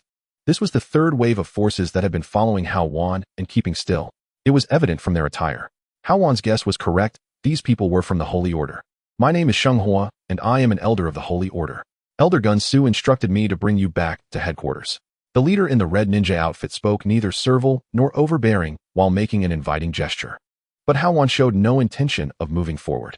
His gaze swept over Sheng Hua and the people of the Holy Order behind him, responding, "Tell Gun Su that I do not intend to go. Your Holy Order's leadership can be handed over to whoever you like." They didn't come out earlier or later. Only after resolving the matter did these Holy Order people choose to appear. Regardless of Sheng Hua's intentions or anyone else's, Hao Wan had no intention of taking over the Holy Order. He was unwilling to offer even help. Chen Haoran's allegiance had made him realize that it was better to cultivate one's own power. At the headquarters of S.H.I.E.L.D., Natasha sat in her office inquiring over the phone, "Has it come out?" On the other end of the line the response came, "It has come out. We are already following. The target shows no unusual reactions and appears unaware of our tracking." Natasha replied, and the call ended. She turned her gaze to the computer console in front of her, which displayed various data. Natasha had pulled up the personal profiles of Gun Old Man and Erica, clearly having just finished reviewing them. At this moment she was flipping through the complete information on the organization behind Gun Old Man, the Holy Society. Originally she had not paid attention. However, upon seeing that one of the branches of the Holy Society was publicly named Winged Biotech, Natasha's gaze locked onto it. She was familiar with Winged Biotech, one of the top 3 medical research companies worldwide, excelling in certain drug developments even beyond S.H.I.E.L.D. At that moment, she finally understood why Hao Wan would agree to accompany Gun Old Man to Hong Kong. Internal documents from S.H.I.E.L.D. indicated that the headquarters of the Holy Society was indeed located in Hong Kong. If he took over the Holy Society, Hao Wan could potentially mass-produce certain items through Winged Biotech. This included the life elixir and composite potions that S.H.I.E.L.D. was most concerned about. After a brief hesitation, Natasha searched through her contacts and dialed a number. "Fury, you're aware that Hao Wan is going to Hong Kong. I suspect it may not just be to take over the Holy Society, I suspect he has other reasons for it." "Oh, do tell," Fury responded with curiosity. "Documents indicate that one of the branches of the Holy Society is Winged Biotech." Winged Biotech. Fury, being a clever man, was in the same boat as Natasha. Despite his high clearance, he had not previously examined the detailed information on certain organizations with any particular intent. Like Natasha, he had just realized that Winged Biotech was associated with the Holy Society. He instantly grasped Natasha's implication. "You mean he might choose to commission Winged Biotech to produce the life elixir and that unknown potion?" He understood perfectly that if he could replicate even a fraction of the life elixir's capabilities and bring it to market, it would undoubtedly sell well. With Winged Biotech's research progress, it wouldn't take more than 2 years. "I have a feeling that might be the case," but he got into a taxi and did not head directly to the Holy Society headquarters. "Then let's continue observing. No matter how advanced Winged Biotech's technology is, our internal research on the life elixir's progress is not something they can easily catch up to." This also indicates that Hao Wan does not possess the ability to mass-produce the life elixir himself. "If there are any new developments, contact me immediately," Fury added. "Understood," Natasha replied affirmatively before ending the call. She retrieved the detailed profile of Hao Wan from the database, recalling the moment when Hao Wan explicitly refused her request to accompany him to Hong Kong. Her teeth clenched slightly. Not only did he not take her, but he also brought along another woman, which irritated her competitive nature. Just then the phone of the team monitoring Hao Wan rang. Gathering her thoughts, Natasha answered the call. "Is there any new development?" "The target has stopped at the Yao Ma Tea night market," came the response from the team. "What is he doing there?" Natasha asked, somewhat confused. "Unsure. He seems to be searching for something, as if he has a target in mind." "A target?" As Natasha spoke, she flipped through Hao Wan's profile, which showed no indication that he had been to Hong Kong before. How could he have a target upon arriving in Hong Kong? Could there be something he needed there? Might it be related to the life elixir? With these doubts, Natasha instructed the team to continue tracking. An hour later, after a long wait, Natasha received another call. "He has found his target. It's a street performer. S.H.I.E.L.D. has information on this person. Oh, I remember. He is named Chen Haoran." Chen Haoran. The question deepened Natasha's confusion as she retrieved Chen Haoran's profile from S.H.I.E.L.D.'s internal database. A manipulator of flames. First level. There were many like him in the database. Why was Hao Wan seeking out this person? Just as she was about to inquire again about Hao Wan's actions, she heard a noise on the other end of the line, as if the microphone had dropped. "What happened?" Natasha asked. After a pause, the voice on the phone said, "We just bumped into someone." "How careless." Natasha's tone was scolding. Bumping into pedestrians while following someone was very unprofessional. Just as she was about to reprimand, the other side added, "He is following Hao Wan too." "Who?" "Uncertain." The target and Chen Haoran went into an alley, and that woman left the night market. No need to follow the woman. Oh, just be careful and keep a close eye on the target. Understood. The call ended again. Natasha felt that the situation was becoming more complicated, her expression slightly tense as she stared at the phone. 10 minutes later, the phone rang again. Natasha, filled with anticipation, asked, "What's the situation?" However, there was no immediate answer from the other end, just a stuttering voice, "Hydra." The Stark Tower. The blue and white Iron Man landed on the rooftop of the tower. A faint blue glow leaked out from the joints of the armor. With the help of J.R.V.I.S., Tony began to shed his armor. The energy provided by the Hextech crystal was far more potent than he had anticipated. The original palladium metal as an energy source required replacement every 4 days and caused heavy metal poisoning in his body. However, the Hextech crystal had none of these issues and even alleviated his poisoning. With just 70 energy transmission, it released a surprisingly strong energy intensity, improving the armor's efficiency by 70 compared to before. This was merely at 70 energy transmission. If increased further, the armor's efficiency would undoubtedly improve again. Although he did not dislike Hao Wan, the better the crystal performed, the more Tony felt it would be best if he could replicate the Hextech crystal. He didn't like the feeling of being controlled. During the time he worked on solving the crystal's energy transmission, he had contemplated replicating the crystal. However, no matter how he dissected and observed it, he couldn't replicate it. In his view, this crystal did not belong to this world at all. Shedding the armor, he looked at the faint blue crystal reactor on his chest. Tony poured himself a glass of wine, reclining on the sofa while contemplating future plans. The phone rang. Seeing Pepper's name on the caller ID, Tony answered with anticipation. "Tony, where are you? I've discovered something incredible." Pepper's voice came through. Just as Tony was about to respond, a sharp sound erupted in his ear, and he struggled to speak, but no sound came out. Tony found himself unable to move, only able to turn his eyes. "Tony, are you listening?" A voice from his phone belonging to Pepper filled the silence, her tone anxious as she received no response. The call was abruptly ended, and Tony felt someone holding his head from behind. "Take a deep breath, relax," came a familiar voice, and he instantly recognized its source. Obadiah, whom he once considered his closest ally. At this moment, he recalled Hao Wan's words, "Be careful of those around you." He finally understood whom Hao Wan was referring to. As his eyes turned, Obadiah's figure came into view. He wore earbuds and held a device the size of a voice recorder. The sharp sound emanated from the device. Obadiah raised it, stepping closer to Tony. "Do you remember this thing?" Unfortunately, the government didn't approve its production, but this temporary paralysis is useful in many situations like right now. As he spoke, Obadiah removed his earbuds. "Tony, when I ordered the hit on you, I was worried I might kill a golden goose." As he spoke, Obadiah produced a small device, perfectly matching the size and shape of the arc reactor in Tony's chest. The intention was clear: to remove the arc reactor from Tony's chest. Tony looked incredulously at Obadiah, unable to comprehend what was happening. A whirlwind of emotions surged within him: disappointment, resentment, anger, yet he could not voice them. Meanwhile, Obadiah had already begun his actions. He pressed the device against Tony's chest and gently activated it. "But it seems you truly are a golden goose after all." With the activation of the device, Tony felt the reactor detach from his chest. As the device rotated slightly, the reactor was drawn out. Compared to Tony's pale complexion, Obadiah observed the reactor with a smile. "This thing is your last golden egg." Holding the reactor, the blue crystal emitted a light, revealing something unusual to Obadiah. Originally based on his observations, the reactor in Tony's chest was merely a scaled-down version of a large arc reactor without any crystals present. So this crystal is the latest version developed by Tony. "I really don't want to kill you, Tony. You are indeed a genius to have upgraded it in such a short time.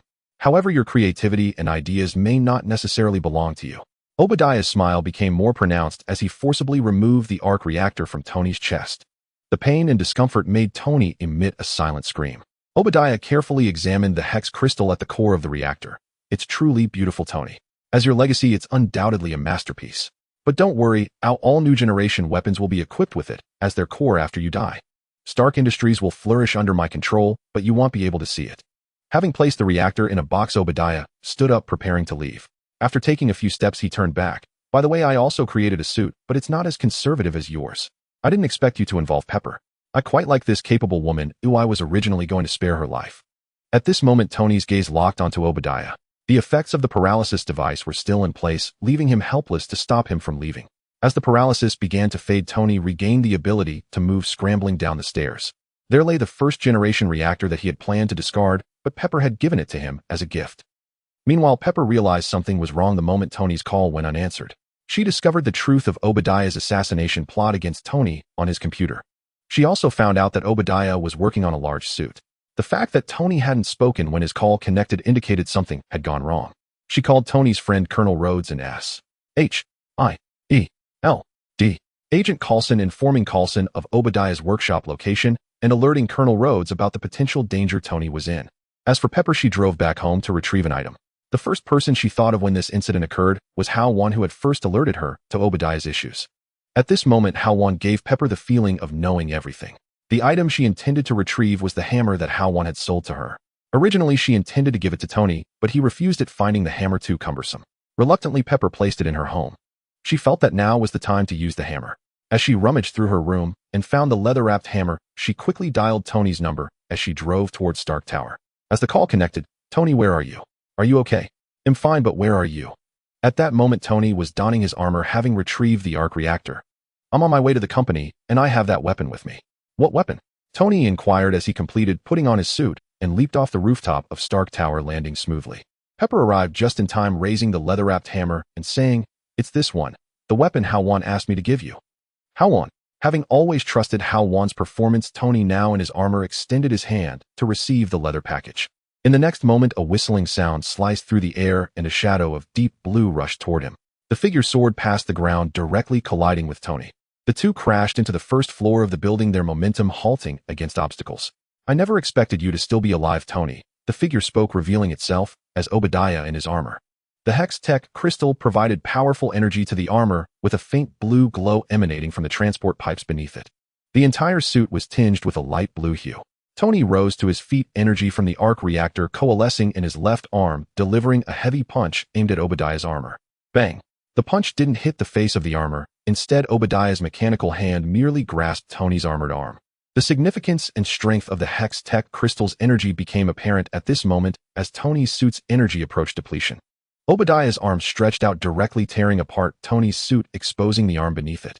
A sudden kick struck the chest of Tony's armor, sending him sprawling near Pepper. "Perfect, let's have you die together." Obadiah advanced step by step, a smile on his face beneath the armor. As Tony pondered his next move, Pepper threw the hammer towards him. With no other choice, Tony stood up, grabbing the hammer and ripping off its leather covering to reveal the true form of the Cofield hammer. "You think you can defeat me with a medieval hammer?" A smile emanated from the armor as Obadiah watched Tony with the hammer approaching closer. With no other options, Tony raised the hammer, charging directly at him. Obadiah extended his arm, preparing to block. In his view, this archaic-looking hammer was nowhere near as useful as modern firearms. However, in the next moment, the hammer struck Obadiah's armored arm, slicing it clean off, as if it had met no resistance. At that moment, looking at the scene created by the hammer in his hand, Tony's expression turned to one of astonishment, suddenly realizing that wielding a hammer wasn't so difficult after all. On a Stark Industries plane, Hao Wan slumped lazily in his seat, his demeanor unmistakably relaxed. The cabin was filled with flashy rhythmic music, and the flight attendants danced gracefully to the beat. A steel pole gradually appeared, and one of the flight attendants approached it, gripping the pole as she performed a seductive pole dance. Hao Wan casually glanced at her, but his interest was lacking, and he turned his gaze away. Scenes like this are fine to glance at occasionally, but seeing them too often becomes tiresome. Just then, Andy obediently approached, pouring champagne for Hao Wan. Half a glass of champagne was handed over, and Hao Wan accepted it, steadily gesturing with the glass to the space in front of him. Following his gesture, a new person appeared on the plane. The person sat awkwardly on the sofa, looking uncomfortable, stealing glances at the dancing flight attendants. He wanted to look, but dared not, making him appear quite comical. "Don't you like it? If you want to watch, just look openly. There are no outsiders here, right?" Hao Wan raised an eyebrow, watching the person's awkward movements with interest. Suddenly, he slapped Andy on the backside, causing Andy to give him a curious look. Without a hint of concern, Hao Wan gestured with his eyes, saying, "Go pour a glass for my little brother, Mr. Chun." Upon hearing this, Andy showed no signs of surprise, twisting his waist as he approached the man, asking, "Mr. Chun, would you like something to drink?" "Anything is fine," the man replied awkwardly. His expression suggested he was somewhat flattered, and his gaze became noticeably bolder. This man was none other than the firebrand Hao Wan had recruited in Hong Kong, Chen Haoran. There was nothing he was particularly attached to in Hong Kong, and when Hao Wan extended an olive branch to go to New York together, he readily agreed. Chen Haoran readily accepted. He knew that Hao Wan was wealthy, but he never imagined he was this rich. His boss was on a private jet, even if it was a Stark Industries private jet. Chen Haoran also understood that Hao Wan was certainly not an ordinary person. At the very least, Hao Wan had a close relationship with Stark Industries. Even if he didn't follow the stock market, he had heard of the company's market value. Hao Wan gave Chen Haoran a day to pack. He also took Andy shopping around various malls throughout the day. Recruiting Chen Haoran made the trip worthwhile. As for the matter of the Holy Order, Hao Wan had firmly decided not to take it over. During the period, the Elder had tried to contact Hao Wan twice, but failed since Hao Wan was not at the hotel. Unable to find him, the Elder also attempted to call Hao Wan, but Hao Wan declined outright.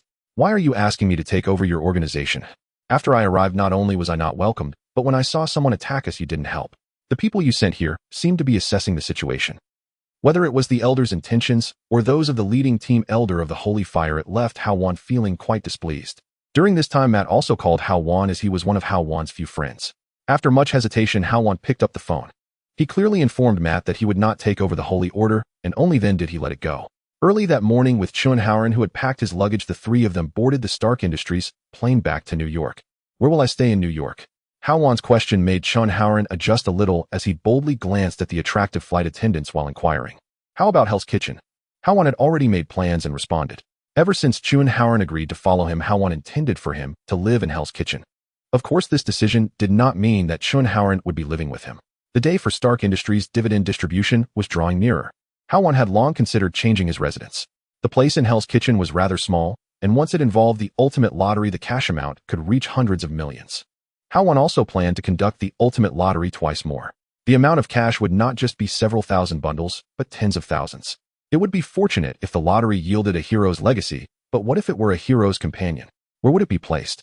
Thinking this way, it was indeed necessary to change to a larger house. As for Hell's Kitchen, let Chun Haoran stay there for now. It was not good for the Blackberry boxing arena to remain unoccupied, so he planned to arrange for Chun Haoran to work at the boxing arena. In the midst of his thoughts, Hao Wan sensed a sudden change in the system. His expression shifted slightly. Hao Wan stood up and walked towards the restroom. "Where are you going?" Andy noticed the change in Hao Wan's expression and asked, "To the restroom, do you want to come along?" Hao Wan replied nonchalantly, "You're terrible." Andy shot him a reproachful glance before turning his gaze away from Hao Wan. Upon entering the restroom, Hao Wan closed the door. He opened his personal information panel. Current legacy, 1 Hao Alliance coins NA, 1 Hao level LV10 1229180 can upgrade. I must not have sensed incorrectly just now. His experience points had inexplicably increased by 50. What is going on? Did the system miscalculate his experience points and compensate him with 50? Impossible. Absolutely impossible.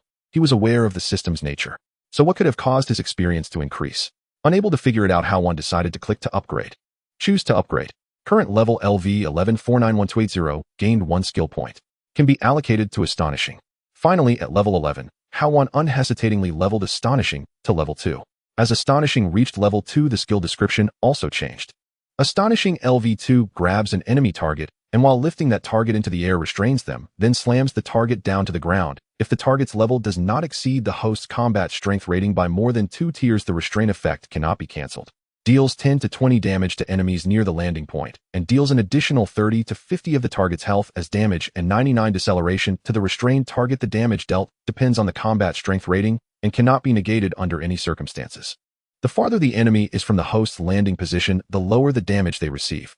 The area of effect for the landing point is 300 meters. Compared to the previous LV1 Astonishing, the first line raised the restraint effect from 1 tier to 2. The second line even added a note that it cannot be negated. If he were to encounter the Black Void, Hao Wan's Astonishing could directly deal damage to him no matter what form Black Void took. Unfortunately, he would not encounter Black Void. As for the third line, it had been significantly enhanced. The original area of effect was only 50 meters, but now it had increased to 300 meters. This could be considered an epic enhancement. The level 2 Astonishing certainly lived up to Hao Wan's expectations. However, as he continued to look down, he found that the last line's combat strength rating had changed. The original district level wording was gone. Replacing it were 3 new characters, jurisdiction level. Was this because his destructive power had increased? He briefly glanced at his personal information panel. Hao Wan put the panel away and exited the restroom. It would be better to examine these things in detail once he arrived in New York. After all, the airplane was not his home. He had already spent quite a long time in the restroom. Although Andy and Chun Haoran were trustworthy individuals, it was still better to head out sooner. As he pushed open the door, a familiar face appeared before Hao Wan, who looked like he had been waiting for a while. "Andy, what's up? Did you miss me after such a short time?" Surprised by Andy's presence there, Hao Wan spoke naturally. "Don't joke around." Andy responded, then immediately handed over a phone. "You didn't bring your phone. You received a call earlier from Pepper. It seemed urgent, but they hung up." Based on his experiences with Andy, Hao Wan usually took his phone to the restroom, but this time he strangely hadn't. Understanding his identity and position, he didn't question Andy further. At that moment, the phone rang again. It turned out there was a call. Hao Wan didn't think much and answered Andy's phone. "Mr. Hao Wan, where are you? A slightly excited voice from Pepper came through the phone. On the plane on the flight from Hong Kong back to New York, Hao Wan replied. He couldn't quite understand why Pepper was so excited, so he asked, Is there something going on, Pepper?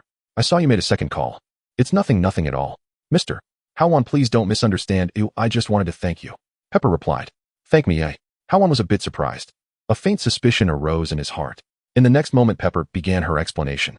It turned out that the plot of Iron Man 1 had indeed unfolded. Not long ago, Obadiah had seized Tony's arc reactor and installed it in his own armor. The energy provided by the Hex technology crystal had allowed Obadiah's armor to achieve peak performance. The first-generation arc reactor that Tony wore was no match for that armor. Then the warhammer that Hao Wan sold to Pepper played a crucial role.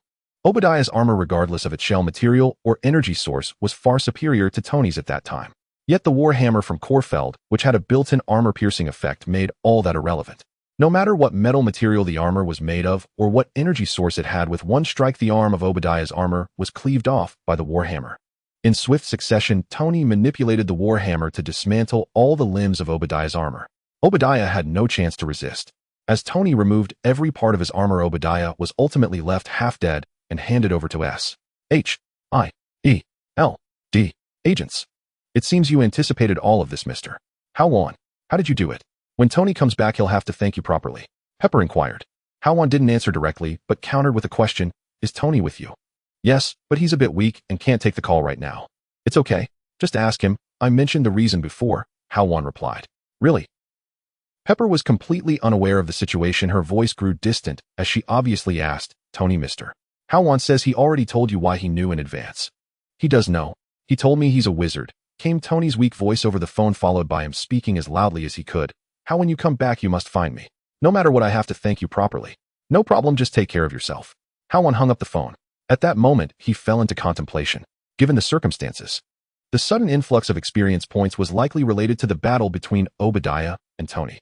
If he guessed correctly about this matter, that would mean that lending his weapon to others would also provide him experience when they engaged in battle. Of course, this was merely speculation. He would need more similar occurrences to verify it. With Tony's penchant for trouble, it would surely be confirmed soon. Returning the phone, Hao Wan lay on the sofa, resting his head on Andy's lap. There was still some distance to New York, so it would be best for him to take a nap first. 3 days later, New York, at the top floor of Stark Tower. Amidst the vibrant lights and music, beautiful women dressed in various outfits danced around. Looking around, the entire top floor was almost filled with women. Of course, there were exceptions. 2 male figures leaned against the bar table, being Tony and Hao Wan. This was the celebration Tony prepared for surviving, as well as a token of gratitude towards Hao Wan. Tony's gaze swept over a particular beauty, pointing at her and offering unsolicited commentary. He then changed the subject and said, How do you have any more of that stuff? Sell me a few more pieces. What stuff? Hao Wan feigned ignorance. Don't joke around, I'm serious, Tony said, patting Hao Wan's shoulder. He now regarded Hao Wan as his partner. The incident with the warhammer made him realize that if Hao Wan wanted to deal with him, the warhammer would suffice. Obadiah's armor was made of materials stronger than his own, yet it had still been torn apart by the warhammer. By handing over the warhammer to him, Hao Wan clearly showed his trust.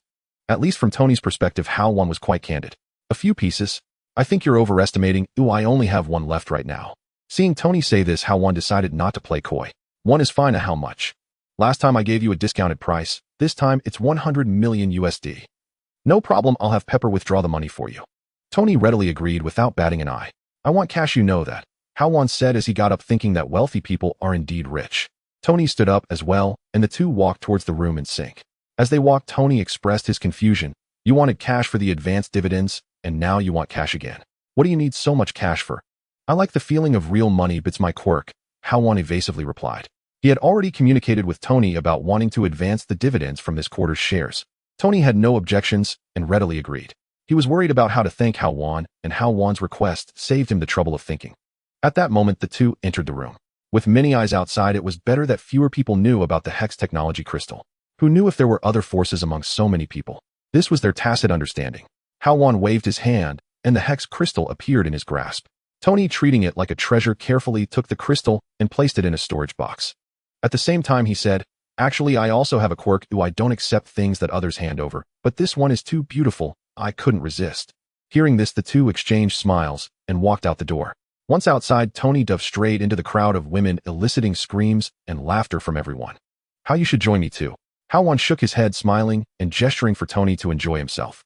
Moments later, Pepper appeared in the position on the top floor and immediately spotted Tony in the crowd of women. She shot Tony a hard glare, then with a smile turned to Hao Wan and said, "Mr. Hao Wan, the cash you wanted is all ready. Including the recent transaction with Tony, it totals 300 million USD, all packed in the car. When shall we deliver it?" "Now? Please help me say goodbye to Tony. I've had a great time watching him play," Hao Wan said as he entered the elevator. The ultimate lottery could finally begin. To draw the inheritance he needed, Hao Wan was directly preparing for 3 chances. New York City, Manhattan District. As one of the most iconic, affluent areas in this city, here the strengths in security, education, healthcare, and technology are exceptionally prominent. Those who reside here are either rich or noble, including lawyers and various high-paying professionals from the finance sector. And Hao Wan chose to locate his new home here. He was not well-versed in purchasing real estate. However, upon learning that Hao Wan was looking to change homes, Pepper volunteered to assist him. He simply informed Pepper of his needs. With Pepper's help, he only had to pay the money to move into the new residence. Finding it a hassle, Hao Wan readily agreed. The efficient Pepper had arranged for Hao Wan's new residence by the next day, and he was quite satisfied. Moreover, not far from his new home, just 3 or 4 houses away, was Pepper's residence. Thus, Hao Wan also became neighbors with Pepper. The over 400 square meter 2-story villa fully met all of Hao Wan's needs. If he were to indeed draw a hero companion, he could easily arrange for the hero to occupy the upper level. The living room, which originally felt quite empty with only Hao Wan present. However, now the entire center of the living room was filled with neatly arranged sealed boxes, making the space feel crowded. As the last sealed box was brought into the living room with the help of the staff, Hao Wan closed the door, watching the workers drive away outside the floor-to-ceiling windows. These Stark Industries workers had no idea that every single box they transported contained cash. If they knew there was no guarantee they could withstand the temptation of such a large sum of money. $300 million in cash neatly divided into 300 boxes, each containing exactly $1 million. Casually opening one box revealed freshly minted banknotes inside. The dark green bills were arranged neatly, emitting an almost imperceptible scent of money. He casually pulled out a stack of bills. His fingers slid across the notes, the green $100 bills slipping through his fingers. Even though Hao Wan now possessed over $10 billion in wealth.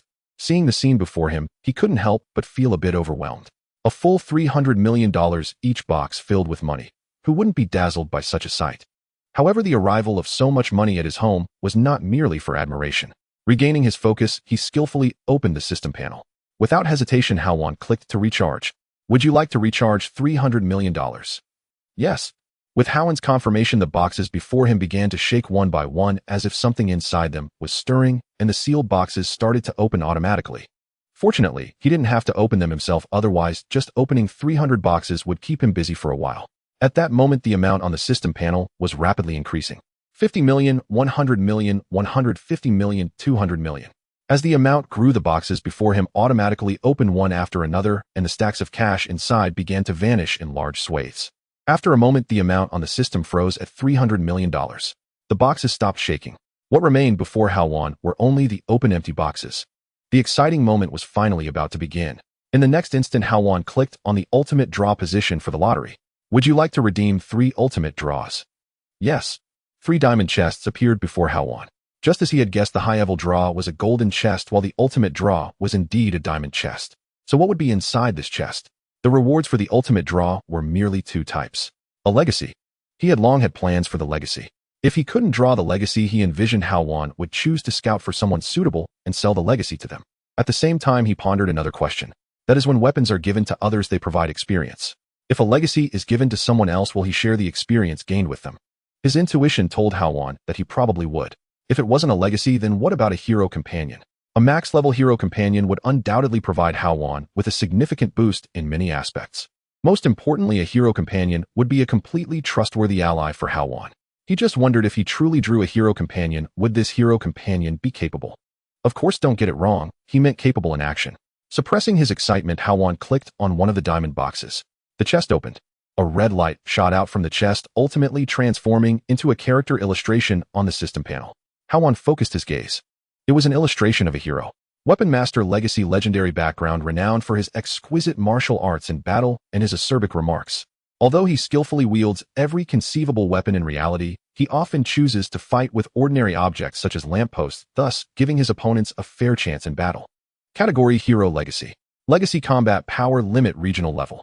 Note: the combat power limit can be enhanced through legacy strengthening. Relevant upgrades have been updated in the store. Skills: Passive skill. Ruthless Strike normal attacks increase his attack speed for the next attack lasting 2.5 seconds. This effect can stack up to 8 times and will decay layer by layer. Skill. Jump/leap towards a target unit. If the target is an enemy, it will attack, dealing 10 physical damage upon hitting. Charge Strike. This skill charges his weapon, causing his next attack to deal an additional 12 magical damage to the target. If it is a normal attack, it will also increase the attack range. Counterstorm. Upon use, enter a perfect defensive stance that can last up to 2 seconds, able to dodge any incoming attack. After 2 seconds, or upon reactivating this skill, it will stun surrounding enemies for 1 second and deal them 5 to 15 physical damage. For each attack dodged by Counterstorm, the damage dealt after Counterstorm ends will increase by 1 up to a maximum of 10 damage increase. Master's Might passive effect. Every 3 consecutive attacks will deal an additional 5 magical damage to the target. Active effect. Upon activation, increases armor by 60 and magic resistance by 30, lasting 8 seconds. Simultaneously increases your attack speed and attack power. The duration can last for 2 hours, and using this skill will put you in a weakened state. Legacy item. Jax's lamppost. Note there's not a capable one among them. Note legacies given to others can be recalled at any time. The legacy level begins at 4 for those he knows, automatically learning the other 3 skills aside from the ultimate skill. Note unwanted legacies can be liquidated at the store, which will reward a large amount of gold based on the combat power limit of the legacy. The information expanded and then disappeared after a moment. The hero illustration began to transform into a red orb of light, ultimately landing in Hao Wan's hands. It was an ordinary-looking lamppost about 2 meters tall. Hao Wan willed the lamppost into his personal space. A legacy-type item. Moreover, the skills of the hero legacy were similar to the ones he currently used with the Arm Master legacy, with some modifications. For instance, the Master's Might, which originally only provided armor and magic resistance, now included bonuses to attack speed and attack power. Additionally, after the release time ends, it will also put him in a weakened state. Counterstorm was similarly updated, originally only able to evade physical attacks, now modified to evade all attacks. This was something that the hero itself did not possess in the game. However, the Weapon Master was somewhat different from the legacy Hao Wan desired. Drawing this as the first legacy, he felt a bit disappointed. The Weapon Master was not the second legacy he sought. As mentioned before, he could only equip 3 legacies, and to add an extra legacy, he would need a costly legacy expansion slot. Therefore, one must be cautious when choosing a legacy. However, in Hao Wan's mind, there was one person who fit this legacy perfectly. That was the Stick Sage. At the very first moment he saw the Stick Sage, Hao Wan felt that this person matched the template of the Weapon Master perfectly. However, given their current relationship, Hao Wan naturally couldn't hand the Weapon Master legacy over to him. At the same time, one note in the remarks caught Hao Wan's attention. Unwanted legacies could be liquidated at the store for a substantial amount of gold. This was an unexpected delight. Hao Wan opened the store and dragged the Weapon Master legacy into it. The selling price of the Weapon Master legacy made Hao Wan's eyes widen. 10,000 gold. This price far exceeded Hao Wan's expectations. It seemed that with this, the price of the Kingdom Mecha War God at 500,000 gold was not an unreachable hope for Hao Wan. Based on previous circumstances, gold acquisition relied solely on lotteries and weapon sales. The selling value of the mythical level Holy Separatist was only 3,500 gold. Gathering 500,000 gold would clearly be like a drop in the bucket. Now it appeared that as long as one had enough money, they could completely gather enough funds for legacy strengthening through selling legacies. Having dragged the Weapon Master legacy out, there was currently no urgent need for gold. Hao Wan did not intend to sell it. One point mentioned in the Weapon Master legacy noted. It could enhance the combat power limit through legacy strengthening, and the store had updated relevant legacy strengthening items. Taking advantage of the store being open, Hao Wan directly flipped to the 4th category of hero legacy strengthening. Indeed, he found that the page, which originally had only 2 products, had now turned into 5. There were 3 additional strengthening items available for purchase. Light Knight, 300 gold. War God, 400 gold. Kingdom Mecha War God, White Tiger, 500 gold. Just like the Arm Master legacy strengthening, this was exorbitantly expensive. Reining in his thoughts, Hao Wan switched back to the lottery panel, looking at the remaining 2 diamond chests. He clicked on a chest and began the second draw. Hoping to draw something good, Hao Wan silently prayed. The chest opened. A similar red light shot out at the moment the chest opened, ultimately transforming into a character illustration on the system panel. Hao Wan focused his gaze. It was an illustration of a hero. Another hero legacy. However, unlike the Weapon Master, this legacy was useful. In the realm of futuristic guardianship, Jace is a genius inventor who dedicates his life to protecting Piltover and the city's pursuit of progress. Jace safeguards his hometown, using the Hextech transformation hammer in his hand, along with his own strength, courage, and exceptional wisdom. Though the entire city regards him as a hero, he struggles to manage such fame. Inheritance Combat Power Limit Regional Level. Skill Passive Hextech Capacitor. Each time the weapon transforms, it increases movement speed by 30 for 1 minute, and during this minute movement, grants a ghostly state to pass through other living matter. Skill Celestial Leap Electric Shockwave Hammer Form Jump towards a target, dealing 10 physical damage to nearby enemies and reducing their movement speed. Runner Form Launch a ball of electricity that explodes upon hitting a target or reaching maximum range, dealing significant damage to all enemies in the explosion area. This skill consumes energy from Hextech crystals. Lightning Field Supercharge Passive Effect in Hammer Form. Each attack will recover energy from Hextech crystals. Active Effect Hammer Form. Create an electronic halo that deals electrical damage to surrounding enemies. Cannon Form Enter Overload State, increasing attack speed to its maximum value. This effect lasts for 3 attacks. Thunder Strike Acceleration Gate Hammer Form deals damage equal to 9 of the target's maximum health and knocks the target back a short distance. Cannon Form Unfold an Acceleration Gate that lasts for 4 seconds, granting increased movement speed to all allies passing through it. If Electric Shockwave is fired through this gate, its projectile speed and range will be enhanced. Mercury Hammer Mercury Cannon Active Effect. Mercury Hammer and Mercury Cannon can transform into each other. Passive effect: when transforming to cannon form, the next attack has armor-piercing properties. When transforming to hammer form, armor and magic resistance are increased, making the next attack in hammer form more powerful. No, call me Mr. Congressman. Due to the special nature of this inheritance, it requires the creation of the Mercury Hammer, and upon completion this inheritance will automatically reach level 4. Similar to the previous Weapon Master's inheritance, the future warrior's skills have also been adjusted. The mana consumption in the original game has been changed to energy consumption from Hextech crystals. From the perspective of attributes and skills, this inheritance makes Hao Wan somewhat tempted. However, it remains just a thought. This inheritance seems perfectly suited for Tony. It feels like the system intentionally led him to draw this inheritance. However, selling it to Tony would not be a loss. The design of the Mercury Hammer must involve knowledge of energy transmission. Currently, Tony's research can only achieve 70 energy transmission. The Mercury Hammer would undoubtedly surpass that. If the inheritance is handed over to Tony, he would definitely gain more benefits. But it depends on how he negotiates with Tony. Glancing briefly at the shop, he looked at the inheritance enhancement category for the future guardian. Light Hammer 2,000 gold coins. War Academy 3,000 gold coins.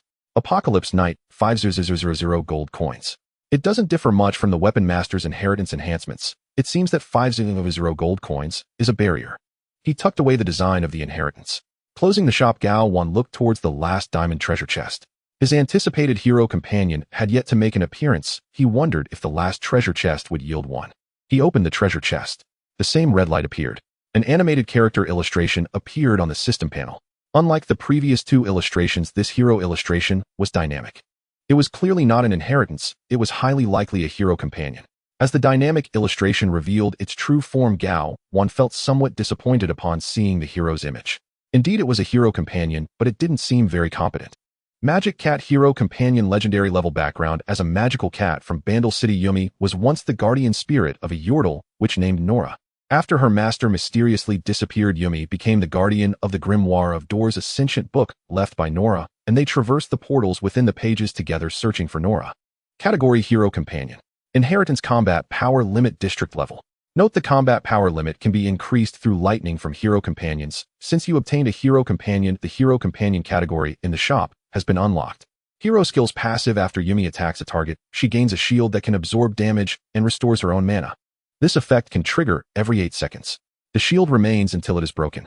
If Yumi is in possession state, the host will receive this shield. Skill Fish Missile. Yumi summons an erratic missile that can deal magic damage to the first enemy hit. The longer the missile flies before hitting, the more magic damage it inflicts, slowing the target for 1 second, while possessing Yumi can control the missile. Yumi deploys passive effect. Yumi and the ally she possesses gain attack power or spell strength. Active effect: Yumi dashes to an allied target and possesses them. If subjected to control effects, Yumi will automatically detach. Vibrant Vitality: Yumi heals herself and gains increased movement speed. If Yumi is in possession state, this skill will instead affect the possessed target. The healing effect is tripled and grants increased attack speed to either herself or the possessed target. Final chapter of the Grimoire. Yumi channels the Grimoire and then launches 7 waves of magic damage. Any target hit by 3 or more waves will be immobilized. Note, I don't have to do anything, that's your job. It turns out to be a cat, but unfortunately the cat isn't very capable. However, it's fine. Having the 7th piece of equipment in advance is very helpful for his power enhancement. In his thoughts, the illustration before him changed into an ancient-looking grimoire appearing in Hao Wan's hands. He gently touched the grimoire. Golden light rose around the grimoire, which began to flip pages by itself in the absence of wind. The brilliance blocked his view. As his vision cleared, the grimoire closed, revealing a small cat with blue fur surrounded by golden threads. Its size was comparable to an ordinary cat. "You smell like Nora. Are you my new master?" The cat spoke softly, its voice faint and its spirit quite lethargic. "This situation feels a bit off. It seems somewhat unhealthy. Could there be another explanation?"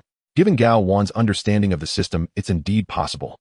Recalling the system's prompts and the Yetobeepan hero companion shop, Hao Wan felt that there were definitely pitfalls within. With doubts and a hint of curiosity, he opened the last page of the system's shop. The hero companion category has already opened. Inheritance enhancements: Combat Dean Enchanting Witch. Medium cup of Poro card magic cream cookies, price 100 gold coins. Effect enhances hero companion status. Using it allows the hero companion to attack 10 times. Large cup of Poro card magic cream cookies, price 300 gold coins. Effect slight. Extra large cup. Price 500 gold coins. Refillable Poro card magic cream cookies, price 2,000 gold coins. Effect enhances hero companion status. Using it allows the hero companion to attack infinitely. Come here, system, let me see your face. No, this system is shameless. He initially thought he had obtained a hero companion that would enhance his power, but unexpectedly it started asking for gold coins before even attacking. What is gold coins? In short, it is money. This routine is unmistakable. This system was definitely developed by the Goose Factory. That said, he still needs to buy the magical cream cookies. Spending 100 gold coins, a cup of packaged cookies appeared in Hao Wan's hands. At this moment, the drowsy Yumi perked up like a cat catching a whiff of fish, her eyes sparkling as she stood up from the grimoire, staring intently at the cookie cup in Hao Wan's hands. "Master, is this for me?" Hao Wan did not answer and directly handed over the paper cup. Yumi's eyes lit up again as she daintily lifted the paper cup lid and brown cookies tumbled out of the cup. Yumi savored the cookies leisurely. It's hard to tell if it's an illusion, but after swallowing the cookies, Hao Wan felt that Yumi's fur looked shinier and the golden threads surrounding her glowed brighter. In a short time, the small cup of cookies was completely devoured by Yumi. "Thank you, master." With lingering enjoyment, Yumi adjusted her paws and continued, "Remember to call me when you need help." Where was that previous lethargy? The effect of the cookies was truly immediate. As she spoke, the grimoire began flipping pages automatically, and Yumi transformed into a beam of golden light, returning to the grimoire. 3 ultimate draws, 2 inheritances, 1 hero companion. It can be simply seen that the ratio of hero companions is considerably smaller. Overall, the result of the draw was acceptable. Not too good, but not too bad either. However, at this moment, without obtaining the second inheritance he wanted, Hao Wan felt a lingering sense of unfulfillment. Currently, Hao Wan's assets have surpassed 10 billion USD, and he could easily liquidate stocks for an additional 1 or 2 billion USD to draw again. However, upon reopening the draw panel, he discovered another issue. Now he couldn't draw anymore. A small line of text appeared in the upper left corner of the ultimate draw, causing Hao Wan's expression to darken once more. The countdown to the next ultimate lottery is 30 days. Why is there still a countdown? A 1-month cooldown period. Is it that even money won't let you draw? So the system's construction also involved a network, right? What a dampener. Thinking carefully, now drawing useless hero inheritances is also a waste. It's better to put the money in the stock market to earn dividends. The value of hero inheritances is extremely high, and it's completely hard to sell. If the price drops, I would incur losses myself. Aside from people like Chunhauren who rely on me, I can't give the inheritances away for free. After all, most heroes in the Marvel Universe are dead broke, and there aren't many wealthy individuals like Tony. It's time for me to consider how to get in touch with that fabulously rich Wakanda. If I can connect with Black Panther, it would be no different from having a money printer. As I reined in my thoughts about the lottery, a sudden idea sprouted in Hao Wan's mind. He had just discovered that hero inheritances could be sold to the store. Since hero inheritances can be sold, can the hero companions be sold too? With this thought, Hao Wan began his attempt. He brought the system panel close to the magic tome that Yumi entered, trying to drag it into the store with his hand. After a moment, the already materialized magic tome remained unchanged, and the store showed no reaction. It seems that hero companions cannot be sold. If there are more hero companions in the future, it would also be a troublesome matter. Looking back, it seems like a wise choice to move to a new large house. Since it cannot be done, I won't try anymore. Hao Wan directly gave up. He then opened his personal panel. In this period, the number of lottery draws wasn't many, and there wasn't much change in personal information. Hao Wan just glanced over it, as he hadn't looked seriously for a long time. At this moment, Hao Wan's personal information looked completely refreshed compared to before. Current inheritance, 1 Hao. Alliance coins, 1,000 coins. 1 Hao level LV 1149180. Passive skills: battlefield heroism, extraordinary evil power, explosive heavy fist. Special skills: flash, cooldown 0 hours, teleportation. Hero skills: diminishing opponent's strength LV4, intentional heavy punch LV4, strongman skull splitter LV3, astonishing LV2, mechanical claw. Current equipment: sacred separatist, Durans, shield, mercury talisman, red, crystal guardian, angel, cooldown 49 days, cross pick. Consumables: life potion X1, nano potion X5, composite potion 1 layer, reconnaissance guards X2. Rune storm gathering, current bonus 300 attack power, skeletal coating, grove blade. Hero companion, magical kitty. Hero inheritances: weapon master, future guardian. Combat power rating, district level. The combat power rating has increased to district level. The fairy amulet and blue crystal in the equipment slots were given to Chun Haoran by Hao Wan and are no longer listed here. Corefield's warhammer was also sold to Tony. Originally, the 6 equipment slots were fully occupied. With the sending out of 2 items, 1 slot was freed up, and Hao Wan simply equipped the cross pick that had been thrown into storage. Although it only increases attack power slightly, every little bit counts. The vacant slot in the equipment panel made Hao Wan realize that he needed to conduct a high-level lottery to update his equipment. Now his wealth is already considerable.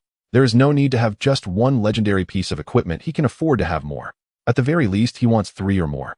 The richness of the panel also let Hao Wan understand that he is getting stronger and stronger. The attack power bonus brought by Storm Gathering has reached 300 points. According to Hao Wan's calculations, each point of attack power is roughly equivalent to 0.8 tons. Now Hao Wan feels that he can contend with the strength-renowned Hulk just by relying on his attack power and the strength provided by diminishing opponent's strength without the need for weapons. At the same time, the original foresight enhancement was consumed by Hao Wan. It was applied to Chun Haoran, who although performed decently. But one must be wary. The state of the life potion made him aware that anything in his possession could cause changes. It's better to observe for now. Within 48 hours, Hao Wan occasionally checked and found no issues. Chun Haoran moved almost exclusively between the Hell's Kitchen residence and the Blackberry boxing ring. Now the boxing ring is completely under Chun Haoran and Bonet's responsibility. Natasha has been busy with SHIELD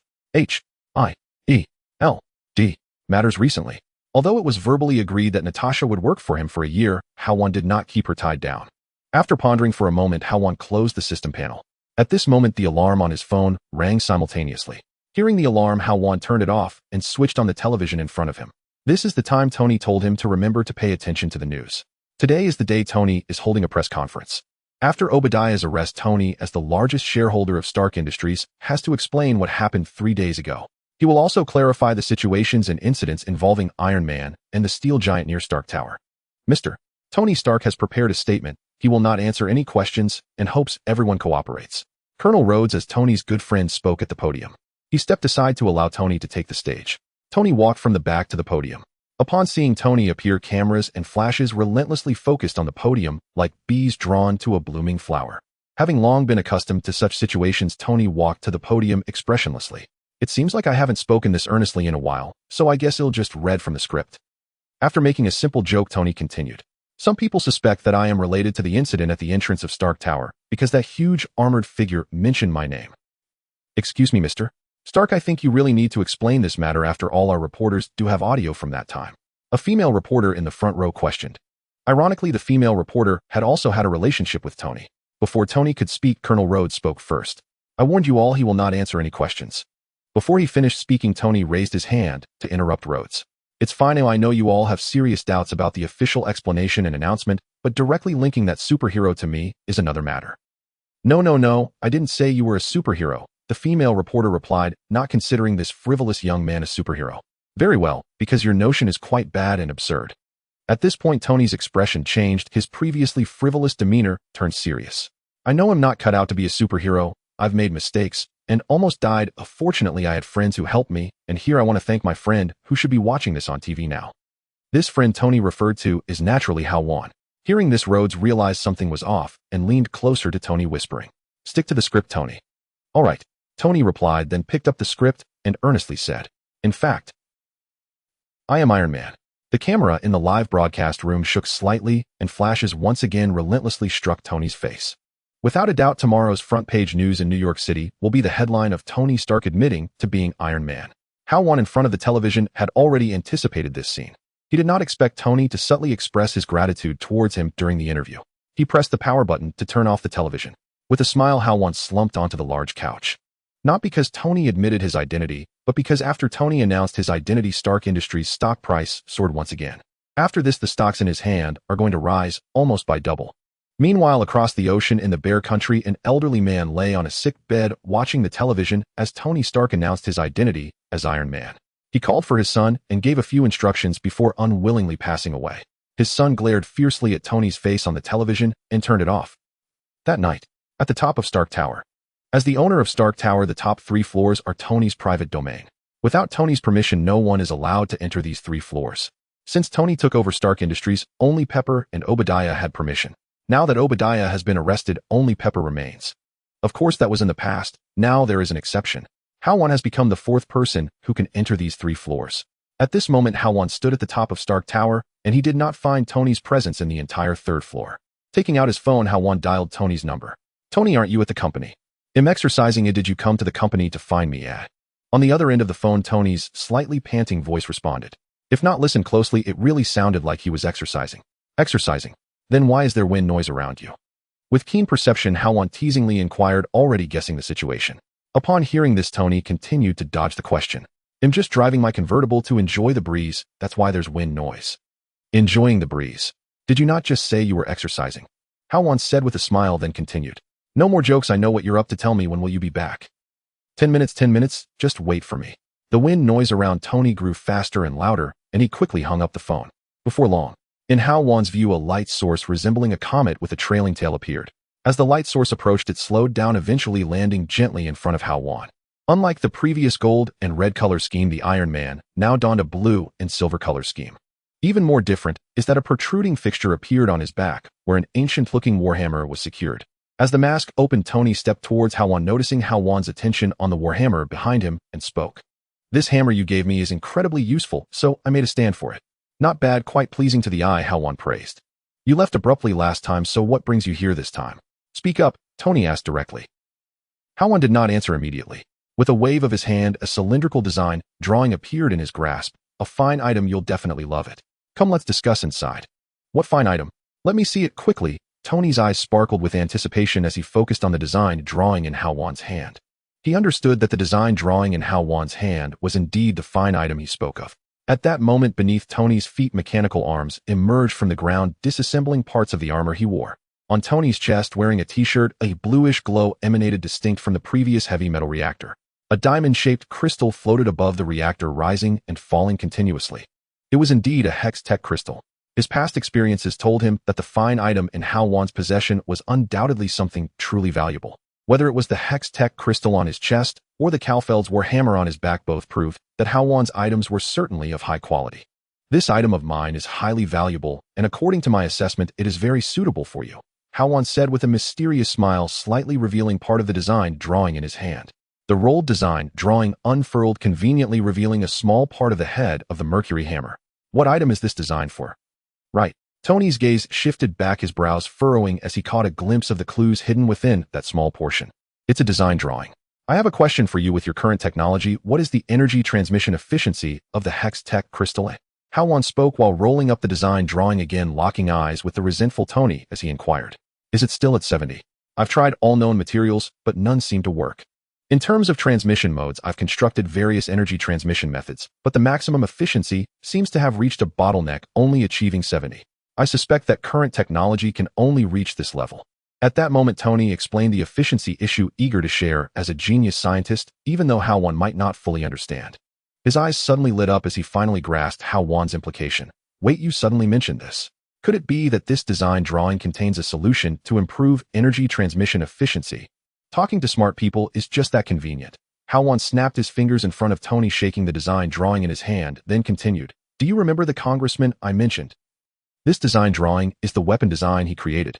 The technology used in this design can perfectly solve the energy transmission efficiency problem you are facing now. You should know its value, Tony," Hao Wan added. Tony fell silent upon hearing this. He had great faith in Hao Wan's words. He was now eager to know exactly which congressman Hao Wan was referring to, impatient to meet this genius individual. After a period of continuous study on the Hextech crystal, Tony understood that the crystal was not the natural product Hao Wan mentioned, but an artificial one. However, no matter what method he tried, he couldn't replicate it. It was as if the raw materials for this crystal simply did not exist on Earth. Similar to a brand new element. It was clear that the congressman Hao Wan spoke of was the one who created the Hextech crystal. He used to think he was the most brilliant person, but now it seemed there were always those more talented. If the design drawing in Hao Wan's hands belonged to that congressman, then Tony absolutely believed that the issue of energy transmission efficiency could be resolved. Name your price, Tony said, knowing that Hao Wan was waiting for a bid. Although his skills in business dealings were inferior to his invention capabilities. However, he understood the principle of getting the other party to make an offer during negotiations. What do you think it's worth? Hao Wan, not easily fooled, countered. Even close brothers have to settle accounts. The design drawing is essentially the legacy of future guardians. Its value will certainly be significant. Now is not the time to discuss feelings, especially since his relationship with Tony isn't all that close. Let me think, Tony said.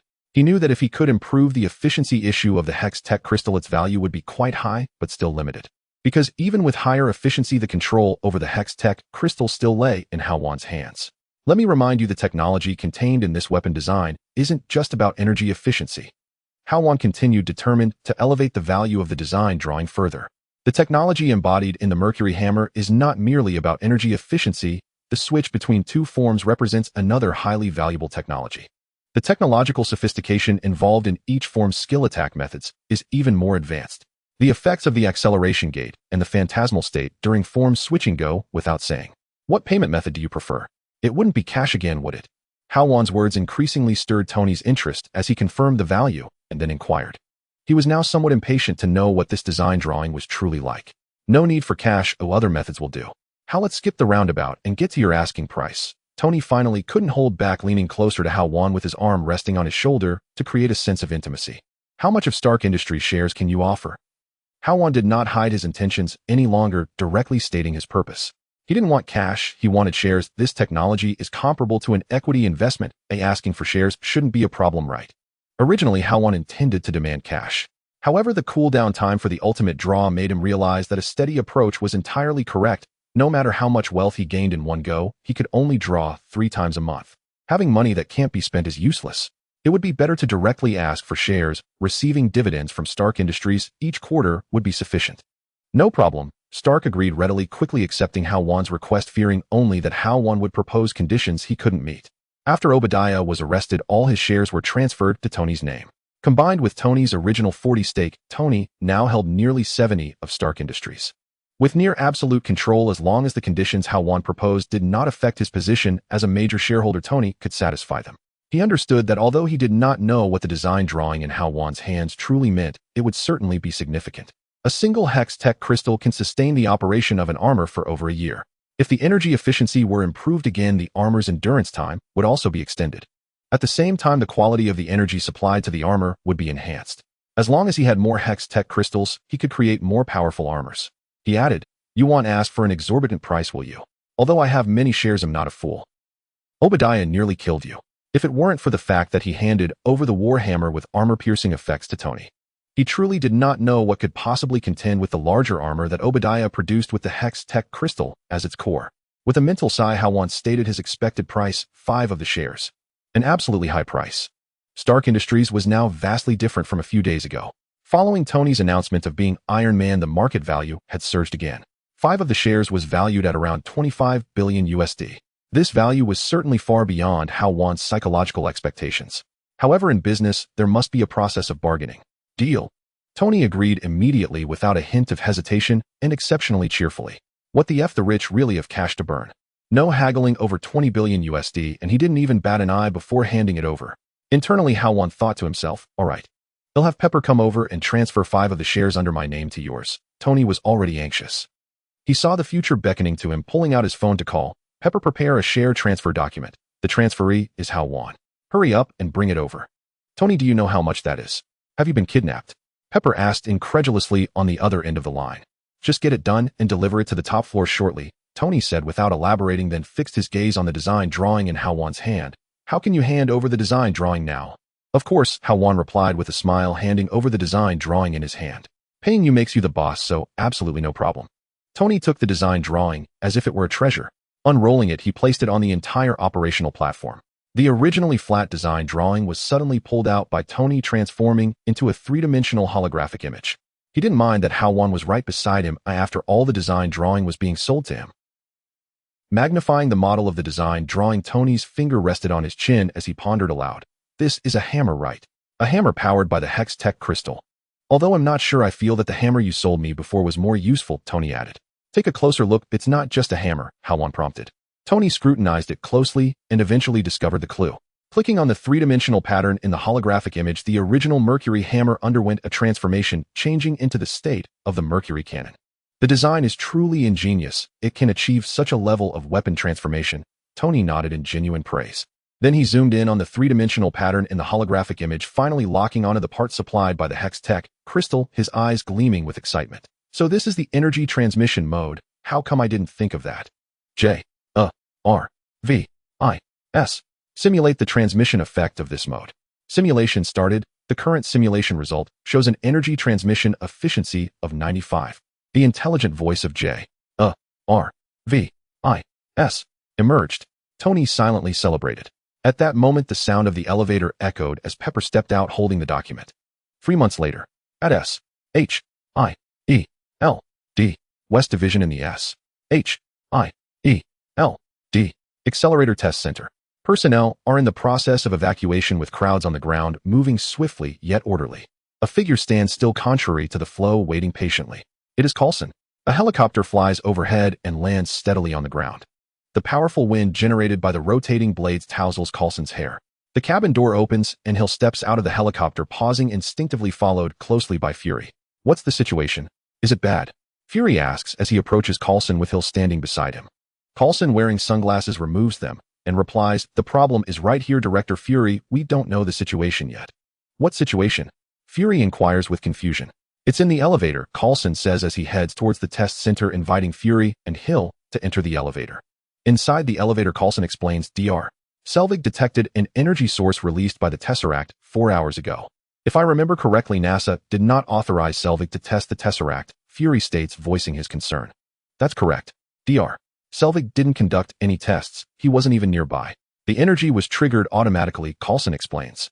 Fury falls silent while Hill remains quiet behind him as the elevator descends rapidly to the ground level. The elevator doors open and members in white lab coats continue transporting weapons, evacuating the research facility on the lower level. It can trigger itself.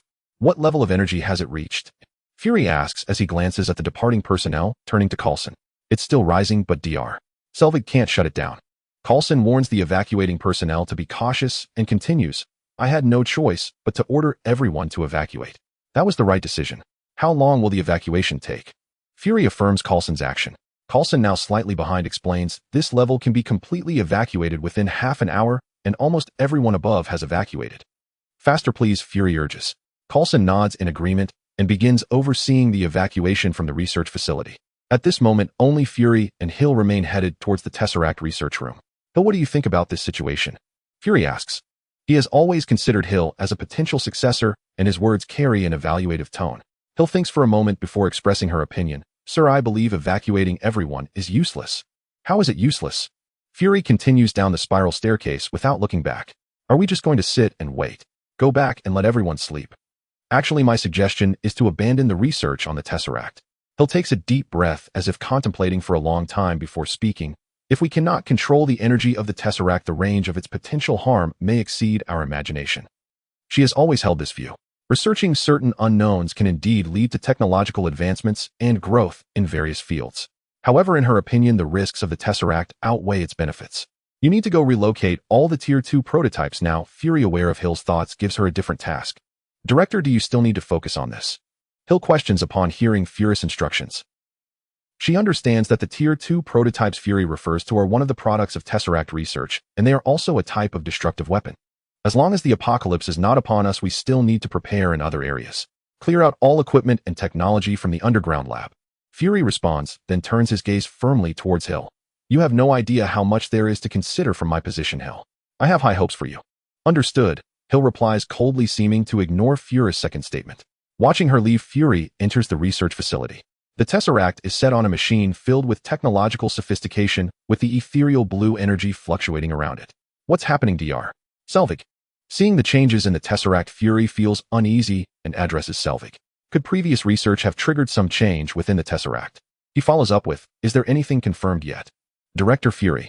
Selvig, having stepped down from the control panel, approaches Fury and states, "The Tesseract has become active on its own and is out of control." "Are you joking?"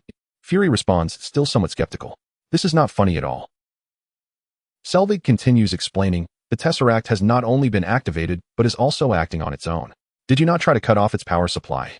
Fury raises this seemingly unnecessary suggestion. "Director, it is an energy source itself. Even if we turn off the power, it will restart." The Doctor responds, "If its energy reaches peak levels." He is interrupted by Fury. "Reaching peak levels is exactly what we want, isn't it? We are all prepared for this, Dr. Selvig. We can utilize the Tesseract's energy." "No." Selvig flatly refuses, then adds, "We do not yet understand its capabilities or technology. This is playing with fire." Seeing that his words go unanswered, Fury shifts the topic, looking upwards. "Where is Agent Barton? Has he noticed anything unusual?" "There," Selvig replies, gesturing towards the high platform behind him. At that moment, Barton leaps down from the elevated position and approaches Fury. "I sent you here after you returned from New Mexico to keep a close watch on everything happening here," Fury tells Barton. "So did you see what activated the Tesseract?" "I saw everything clearly from above and no one entered," Barton answers. Fury prepares to ask again. An assistant in the lab speaks up in astonishment, "Dr. Selvig, the Tesseract's energy is surging again." Selvig hurriedly runs to the data panel to observe the readings from the Tesseract. There's nothing wrong, no one transmitted or received any signals. Barton offers his analysis. "Director Fury, if someone is up to something, it's likely not from this side." As they speak, Barton and Fury have already arrived in front of the Tesseract. The ethereal blue light reflects on Fury and Barton's faces. Fury, upon hearing this, shifts his gaze from the Tesseract to Barton and asks, "What do you mean?" "The Tesseract is a gateway to the other side of the universe, right?" Barton speculates, "That door can be opened from this side, so why can't it be opened from the other side?" Fury's eyes widen, suddenly feeling that Barton's words make a lot of sense. In the next moment, the Tesseract's light suddenly intensifies, and the entire underground research facility begins to tremor. Even the ground above feels it. The Tesseract remains unchanged despite the trembling ground. Instead, it begins to emit rhythmic vibrations and light. The ethereal blue light transforms from intermittent to continuous, then begins to swirl like a vortex on the surface of a lake. The vibrations and roaring sounds emerge simultaneously. A bright blue laser shoots out from the center of the vortex newly formed by the Tesseract. A large portal appears before everyone, revealing a pitch-black environment that seems to swallow all light. Boom! A massive energy wave emanates from the portal, causing it to explode. The ethereal blue energy spreads outwards. In the astonished gaze of everyone, a figure appears at the location of the recently opened portal. The bright blue light envelopes the figure. As the light gradually dissipates, armed personnel surround the figure with their weapons, revealing his true form. Everyone stares at the suddenly appearing human figure. The man scans his surroundings with a grim expression, breathing heavily, holding a long spear-like object with a golden body, and the spearhead still glows with a faint blue light similar to the Tesseract. "It is Loki." "Sir, please lower the spear in your hand," Fury speaks up. However, it seems Loki hasn't heard Fury's warning, glancing down at the spear in his hand before raising it towards Fury. Bang! A blue laser beam shoots from the tip of the spear, heading straight for Fury. Loki then leaps up, thrusting the spear towards the armed personnel surrounding him. Everyone fires their bullets. The bullets hit Loki's body, creating sparks on the surface, but causing no harm. Loki raises his spear again, aiming at Barton, firing another laser cannon. Barton rolls skillfully to evade, and all armed personnel are slain. Loki, satisfied with the chaos he has caused, moves forward. Barton, hiding, makes a move, but is caught by Loki with the spear pointed at Barton's chest. The ethereal blue power flows from the spear into Barton's body, his eyes turning black as he becomes controlled by Loki's spear. Loki then searches for survivors in the research facility, pointing the spear at their chests one by one. Fury watches everything from the side, reaching near the Tesseract to transfer it into a box. As Barton fires at Fury, the latter, who just picked up the box, falls to the ground. Under Loki's control, Dr. Selvig speaks, "The ground is about to collapse. Master, we need to leave quickly." Picking up the box, the group heads towards the exit. In New York City, Manhattan District, the driver of Stark Industries' truck drove away with a friendly smile while Hao Wan watched him leave. The 3-month cooldown period had ended. Hao Wan once again advanced $240 million in cash from Stark Industries' dividend distribution, preparing for the ultimate lottery draw. Stark Industries' market value relies heavily on the news that its leader, Tony, is Iron Man. After all, Tony Stark is the first publicly listed corporate director to acknowledge his identity as a superhero. Although Hao Wan's total shareholding increased from less than 2 to nearly 7, after a surplus of orders in the last quarter, Stark Industries experienced a decrease in orders this quarter, leading to a decline in revenue and profits. The dividend distribution of 7 remained consistent with the previous quarter, amounting to around $200 million. Over the past 3 months, Hao Wan also figured out the cooldown mechanism for the ultimate lottery draw. At the end of each month, the ultimate lottery draw would restore 1 drawing opportunity. If there were unused drawing opportunities after 3 months, there would be no cooldown time in the next quarter. For instance, if there were 2 draws this quarter and 1 remained, Hao Wan would have 4 draws next quarter, unlike the various small cardboard boxes used to store money before. This time, Hao Wan had Pepper deliver a metal safe, a massive one capable of holding up to $300 million. It took several workers to move it. Fortunately, Hao Wan's new home was spacious enough, otherwise the safe would not fit. He walked to the safe and twisted the helm-shaped lock. Inside the safe, 2,500 bundles of cash were neatly arranged before his eyes. Having experienced the $300 million before, Hao Wan's expression remained unchanged. To him, money was a tool to gain strength at this moment. Skillfully opening the system panel, he flipped to the lottery interface. Without hesitation, Hao Wan clicked to recharge. Would you like to recharge $250 million? Yes. With Hao Wan's confirmation, the 2,500 bundles of cash disappeared from the safe. The balance on the lottery panel increased by $250 million. With past experience in mind, the next moment, Hao Wan clicked on the ultimate lottery draw. Would you like to exchange for 2 ultimate lottery draws? Yes. 2 diamond treasure chests appeared before Hao Wan. His anticipation for a hero companion had diminished somewhat compared to before. After Yumi appeared, the contents of the hero companion store made Hao Wan realize that even if he got more hero companions now, he couldn't afford to maintain them with his current gold coins. Each hero companion's actions cost 100 gold coins for 10 actions. Through experimentation, Hao Wan discovered that each skill release counted as 1 action. It was unclear if ordinary attacks counted because Yumi, that lazy cat, was almost always asleep except when releasing skills. Ultimate skills counted as 2 actions. In other words, 100 gold coins could only allow 1 hero companion to use all their skills, including ultimate skills, twice. Given Hao Wan's current gold coin reserves, it was prohibitively expensive, unless he could buy a refillable Poro cookie for 2,000 gold coins. Otherwise, Hao Wan truly couldn't afford it. However, gold coins were precious, and he still needed to save them for items that enhance inheritance. He was also planning for after level 18. The growth limit of the Wan Hao inheritance wasn't very high, only city level like the Weapon Master. Currently, the Wan Hao inheritance had reached level 11, and it wasn't too late to aim for level 18. It was better to plan early. Moreover, if he drew a hero companion, it would be nice if it was an attractive female hero. Even if he couldn't afford to raise her, it would be pleasant to look at her. Perhaps they could develop some ultra friendship. However, if another cat or dog hero companion was drawn, his home would turn into a pet paradise. Gathering his thoughts, Hao Wan clicked on 1 diamond treasure chest. The chest opened. A red light shot out of the chest and ultimately transformed into a character illustration that appeared on the system panel. Hao Wan focused his gaze. It was an illustration of a hero. Upon seeing the hero on the illustration, a surge of hatred welled up in Hao Wan's heart. Is this even considered a hero? Swift Scout Inheritance Legendary Background Introduction Brief. Category: Hero Inheritance. Inheritance Combat Power Limit Block Level. Note: can be improved through inheritance enhancement types. Relevant inheritance enhancements have been updated in the store. Skills: Passive Gorilla Armament. Skills: Blinding Arrow, Little Mo Run, Toxic Shooting, Planting Mushrooms. Inheritance Item: Teemo's Blowgun. Remarks: Captain Teemo standing by. The hero illustration began to transform into a red light cluster, ultimately landing in Hao Wan's hand. It was a small blowgun, only the size of a thumb. Too small. He originally thought that the district-level hero inheritance was already low enough. He didn't expect there to be a block-level hero inheritance. This level completely matched the setting of Teemo's movable true sight in the game. In the game, when using Wan Hao, there were 2 situations he hated the most. One was when the opponent had Teemo, and the other was when his teammate had Teemo. This hero was quite mystical. A teammate with Teemo was bound to be a hindrance, while an opponent with Teemo would certainly excel. Moreover, it was very restraining to Wan Hao. The moment he saw the inheritance's name, Hao Wan wanted to sell the inheritance directly in the store. No other thoughts. Teemo must die. With that thought, Hao Wan acted immediately, dragging Teemo's blowgun into the store. Opening the store, he dragged Swift Scout's inheritance inside. The selling price of Swift Scout's inheritance appeared, causing Hao Wan's expression to darken. 5,000 gold coins. This price was far below Hao Wan's expectations. The value of 5,000 gold coins was only slightly higher than that of a mythical weapon. As a hero inheritance, it was simply a disgrace in Hao Wan's eyes.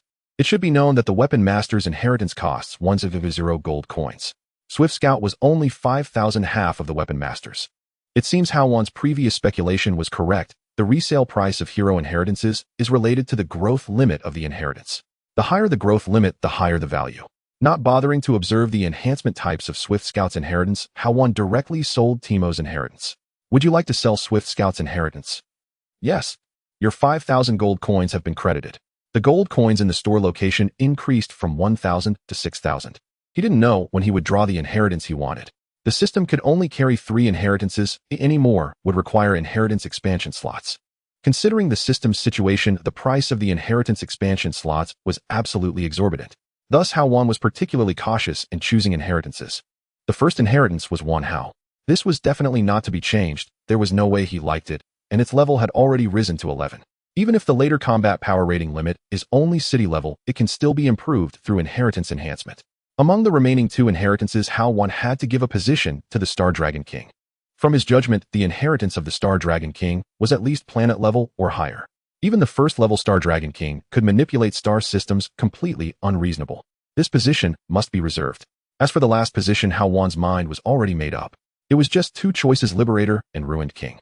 There's no need to elaborate on Liberator. The ultimate skill can replicate other heroes' ultimate skills. Based on the modifications of the Weapon Master's inheritance, Liberator's ultimate skill should also be modified to replicate the skills of other characters in the Marvel Universe. Very useful indeed. As for Ruined King, it goes without saying. The passive skill of the King's command can seize the souls of the deceased and use their skills.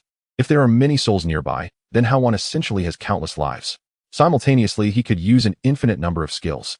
Having Ruined King and Liberator would mean possessing the skills of all other superheroes. Isn't that enticing? Collecting his thoughts, Hao Wan looked at the last diamond treasure chest on the lottery interface. A red light shot out of the chest and ultimately transformed into a character illustration that appeared on the system panel. Hao Wan focused his gaze. Upon seeing the hero on the illustration, his face brightened. This inheritance was usable and was one of the inheritances he desired. Vengeful Flame Soul Inheritance Legendary Background Introduction Brief. Category: Hero Inheritance. Inheritance Combat Power Limit Regional Level.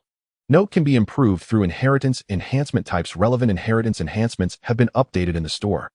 Skills: Passive Fiery Flame. Skills: Flame Mark, Pillar of Flames, Flaming Burn, Flame Storm. Inheritance Item Brands, World Rune. Remarks: is that a fire extinguisher? The hero illustration began to transform into a red light cluster, ultimately landing in Hao Wan's hand. It was a fiery metal object.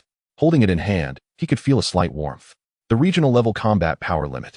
This completely matched Hao Wan's perception of the Vengeful Flame Soul's attributes. The destructive power of the Vengeful Flame Soul had surpassed city level. Moreover, this was the inheritance that aligned best with Chun Haoran in Hao Wan's mind. For the past 3 months, Chun Haoran had been running the Blackberry Boxing Gym under Hao Wan's watch. The gym was doing well and no troublesome issues arose. Knowing Chun Haoran's desire to become a superhero, Hao Wan had not kept him tied to managing the boxing gym. He took the initiative to contact Spider-Man. When night fell, Spider-Man would take Chun Haoran along with him. Although there was a gap in ability and strength with the enhancement of equipment, Chun Haoran could easily clear out some minor enemies. The title of Blazing Hero had spread in New York City over these past 3 months. Hao Wan was very satisfied with Chun Haoran's performance. Having obtained the inheritance of Vengeful Flame Soul, he could also consider entrusting it to him. Coming back to his senses, Hao Wan looked at the advanced lottery interface. With a balance of $50 million, he could conduct several advanced lottery draws. Hao Wan had been preparing to upgrade his equipment for 3 months, but had not yet done so. As he was about to exchange $30 million for golden treasure chests, his phone rang abruptly. Hao Wan took out his phone to check the caller's name. Speaking of the devil, the caller was Spider-Man. Closing the system, Hao Wan answered Spider-Man's call. What happened? Is there something urgent? Hao Wan asked.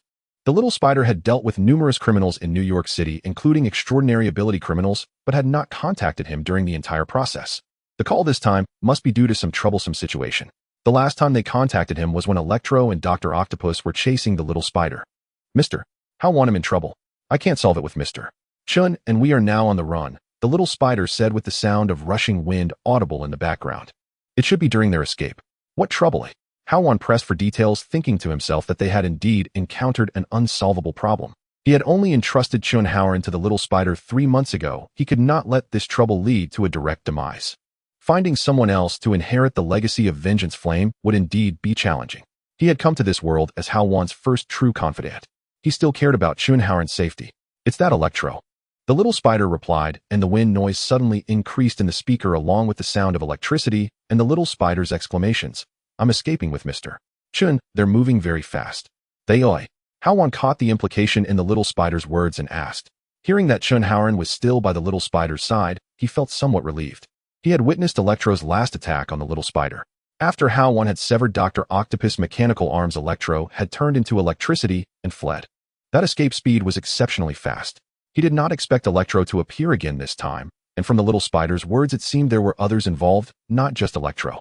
Initially he thought Electro had become stronger, but now it seemed he had help.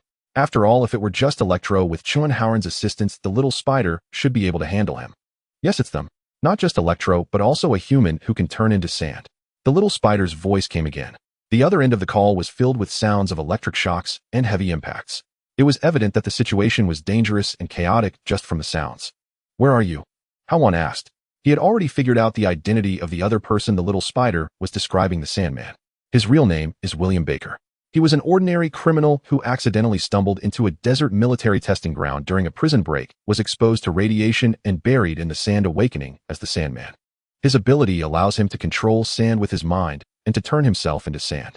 Like Dr. Octopus and Electro, he is one of the named villains encountered by the little spider.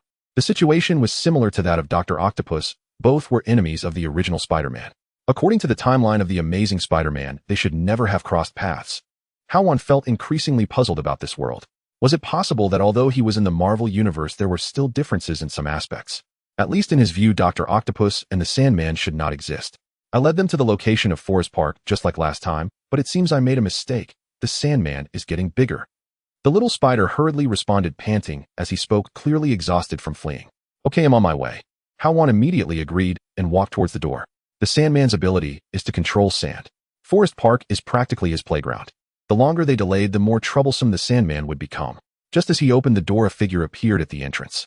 Seeing the person's face, Hao Wan thought to himself, what a coincidence for you to arrive just now. In such a hurry, where are you going? I was just looking for you because I have something to discuss. The person asked. Natasha, you drive, while talk in the car. Hao Wan replied. This person was Natasha, whom he had not seen for a long time. He did not directly answer her question. Noticing the seriousness in Hao Wan's expression, Natasha, who had intended to joke, held back her thoughts. She quickly walked down the stairs of Hao Wan's room and sat in the car, flipping her hair while signaling Hao Wan with her eyes, "Get in." "Where to?" "Forest Park," Hao Wan replied, somewhat surprised. How could Natasha not know where he was going? Didn't she come to help the little spider?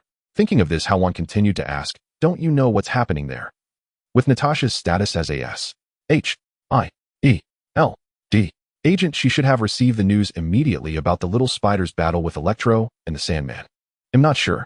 S.H.I.E.L.D. Assign me other tasks, and right now I'm only responsible for one thing, Natasha said, providing an answer that surprised Hao Wan. He had a vague suspicion of what could be so significant that Natasha was solely responsible and not paying attention to other matters. Thinking of this, Hao Wan said, "I almost forgot, Bonet told me you haven't been to the boxing gym in half a month. You need to make that up to me." Upon hearing this, Natasha, who was driving, slightly changed her expression but quickly returned to normal. "Something has happened in S.H.I.E.L.D. I'm sorry I haven't been able to fulfill requests lately." Hao Wan's senses were exceptionally sharp. Although Natasha's expression only changed slightly, he noticed it. Considering the time and Natasha's need to take charge of something while seeking his help, Hao Wan had already guessed the general situation regarding what had happened in S.H.I.E.L.D. They seemed to be revisiting their old path of researching the cosmic cube. Moreover, a major event in S.H.I.E.L.D. should be Loki's arrival. Then the day for assembling the Avengers would also be approaching. With this thought, Hao Wan said, "It's fine, I'll just make up the time. I'm an open-minded person." "Thank you," Natasha said softly, not mentioning the request for help she had previously intended to make, and quickly changing the subject. "What has happened in Forest Park?" "It's quite a coincidence. The little spider is being chased again. He led the enemies there, but this time the situation is worse than the last." Hao Wan explained. "So Blaze is Chun Hao, right? Are they together?" Natasha suddenly asked after hearing Hao Wan's explanation. "Yes." Hao Wan nodded, not hiding the truth. He thought that in just 3 months, Chun Hao's name as Blaze had reached Natasha. If he heard this news, he would surely be very happy. Natasha, upon seeing Hao Wan nod, ceased her inquiries and silently drove. Hao Wan sat in the car, feeling a stronger push against his back, as Natasha seemed to have increased the car's speed. Manhattan was not far from Forest Park, especially with Natasha intentionally speeding up. In a moment, they drove into the park area, and with Natasha's credentials, they passed through smoothly, just like last time. Before they even entered the park, they could see the commotion in the forest. Flickering electric lights were constantly surging in the sky. Hao Wan's vision was remarkable at level 11. A gigantic Sandman, nearly 10 meters tall, was swinging his arms down towards the ground. Surrounding the Sandman were sporadic flames, but compared to the brightness of the electric light and the size of the Sandman, they seemed insignificant. A figure in a red leather suit was leaping continuously on the Sandman's body. Her petite figure made her look like a flying insect against the ever-growing Sandman. As the vehicle sped along, the wheels kicked up dust. After leaving 2 tire marks, Hao Wan and Natasha finally arrived near the battlefield. Natasha suddenly swung the steering wheel and stepped on the brakes. After a beautiful drift, Hao Wan used the inertia from the brakes to leap into the air, landing steadily in the battlefield. Mr. Hao Wan, the little spider's surprised voice came through. Before he could continue, a fist made of sand struck his chest. The pain and the Sandman's methods left him exhausted, and he stopped complaining. At this moment, Hao Wan finally saw the situation clearly. The little spider was moving rapidly around the massive Sandman, evading attacks, while occasionally being hit by the Sandman's sudden strikes. Although the Sandman was terrifyingly big, he was still much slower in movement. The battle between the two was fairly even. In contrast, on Chun Haoran's side, the fire totem and the patterned bodysuit were his battle attire. Although Hao Wan found it somewhat ugly, it was Chun Haoran's own choice. Flames surrounded him, forming a fiery shield to protect himself. In the air, Electro was hovering, hands crackling with electricity. With a wave of his arms, small fireball orbs were gathering in Chun Haoran's hands as he swung his arm fiercely. The fireball shot out, but its momentum and energy were insufficient to sustain its motion, extinguishing before it could reach Electro. The light emitted by the two stood in stark contrast like stars against a bright moon. Electro flicked his fingers, releasing a bolt of electricity straight towards Chun Haoran on the ground. It was akin to a cat playing with a mouse. The electric flash was extremely fast, and Chun Haoran could not evade it being struck precisely by the electric bolt. A sense of paralysis washed over him, and he fell to the ground still conscious, but his body twitching slightly. Seeing this, Hao Wan quickly rushed forward, compound potions and mana potions appearing in his hands, pouring them all into Chun Haoran's mouth. At this moment, Electro finally noticed Hao Wan, deeply impressed by the man who had incapacitated Dr. Octopus. Instinctively wanting to flee, he noticed that the previous evenly matched struggle between the Sandman and Spider-Man had turned into a one-sided suppression by the Sandman. He felt that if the two acted together, they could easily deal with Hao Wan hovering in the air while waiting for the outcome of the battle between Spider-Man and the Sandman. However, Hao Wan showed no intention of intervening. Under the effects of the compound potion and mana potion, Chun Haoran, who had been struck by Electro, had already returned to normal. He was about to speak upon seeing Hao Wan arrive, but noticed Hao Wan shaking his head, signaling him not to explain. Then Hao Wan's gaze swept towards Electro in the air, turning his head to Chun Haoran and asking, "Let me ask you one thing, do you want revenge?" The mask of the tight-fitting suit was scorched halfway due to the attack of the Electro Man. Fortunately, the uniqueness of Chun Haoran's abilities left his face unchanged. With half of his face covered by the mask, Chun Haoran was exceptionally alert at this moment, his gaze steady as he nodded heavily to Hao Wan. The bottles of the composite potion and mana potion were retrieved into the personal space, followed by the appearance of a flame totem-like metallic substance in Hao Wan's hand. The world rune of the vengeful flame soul. As the metallic totem approached Chun Haoran, Hao Wan felt a continuous warmth in the palm of his hand. The warmth intensified with time, as if the inheritance had found a suitable host. Hao Wan extended his arm, offering the fiery metal totem. From the moment the fiery metal totem appeared, Chun Haoran's gaze had been fixed on it. The innate affinity of fire emanated from the totem, deeply captivating Chun Haoran. His intuition told him this was the inheritance he had longed for as promised by Hao Wan. "Is this the inheritance?" Chun Haoran asked. Yet he felt it was surreal to be handed such a precious thing directly, his tone slightly lacking confidence as he confirmed, "Boss, how have I truly met the conditions to accept the inheritance?" Thinking of Hao Wan's description of the inheritance, Chun Haoran's heart surged with excitement. Alone, without any family or friends, he had followed Hao Wan from Xiangjiang to New York. For the sake of this inheritance and the opportunity to become a superhero.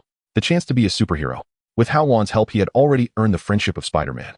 Over the past 3 months, the name of the powerful ally, the Blazing Hero, had spread throughout New York City. Although he was an aide, the feeling of being recognized and needed was immensely satisfying. Now the second thing he longed for lay before him. He felt that everything was coming too easily, a sense of unreality washing over him. "Of course you fully qualify," Hao Wan replied seriously, sensing the change in Chun Haoran's emotions. He added, "Your performance in the past 3 months has been excellent. You've taken good care of the boxing arena, and the tasks completed with Spider-Man were outstanding. You deserve this inheritance." Hearing these words, Chun Haoran felt a surge of emotion, almost to the point of tears. Hao Wan's words clearly acknowledged him. Resolute in his decision to follow Hao Wan's path, Chun Haoran solemnly accepted the fiery metal totem. The moment the totem touched his palm, Chun Haoran closed his eyes, his expression frozen, as countless flames of magical knowledge began to flood into his mind, deepening his understanding of fire. So this is what fire is like. Amidst his thoughts, the fiery metal totem gradually merged into Chun Haoran's body. His eyes snapped open, flames seemingly rising within his pupils. At that moment, three powerful techniques appeared in his mind akin to the instinct of a mammalian newborn suckling. These three formidable techniques were ones Chun Haoran had already mastered. As the fiery metal totem merged, it completely vanished within Chun Haoran's body.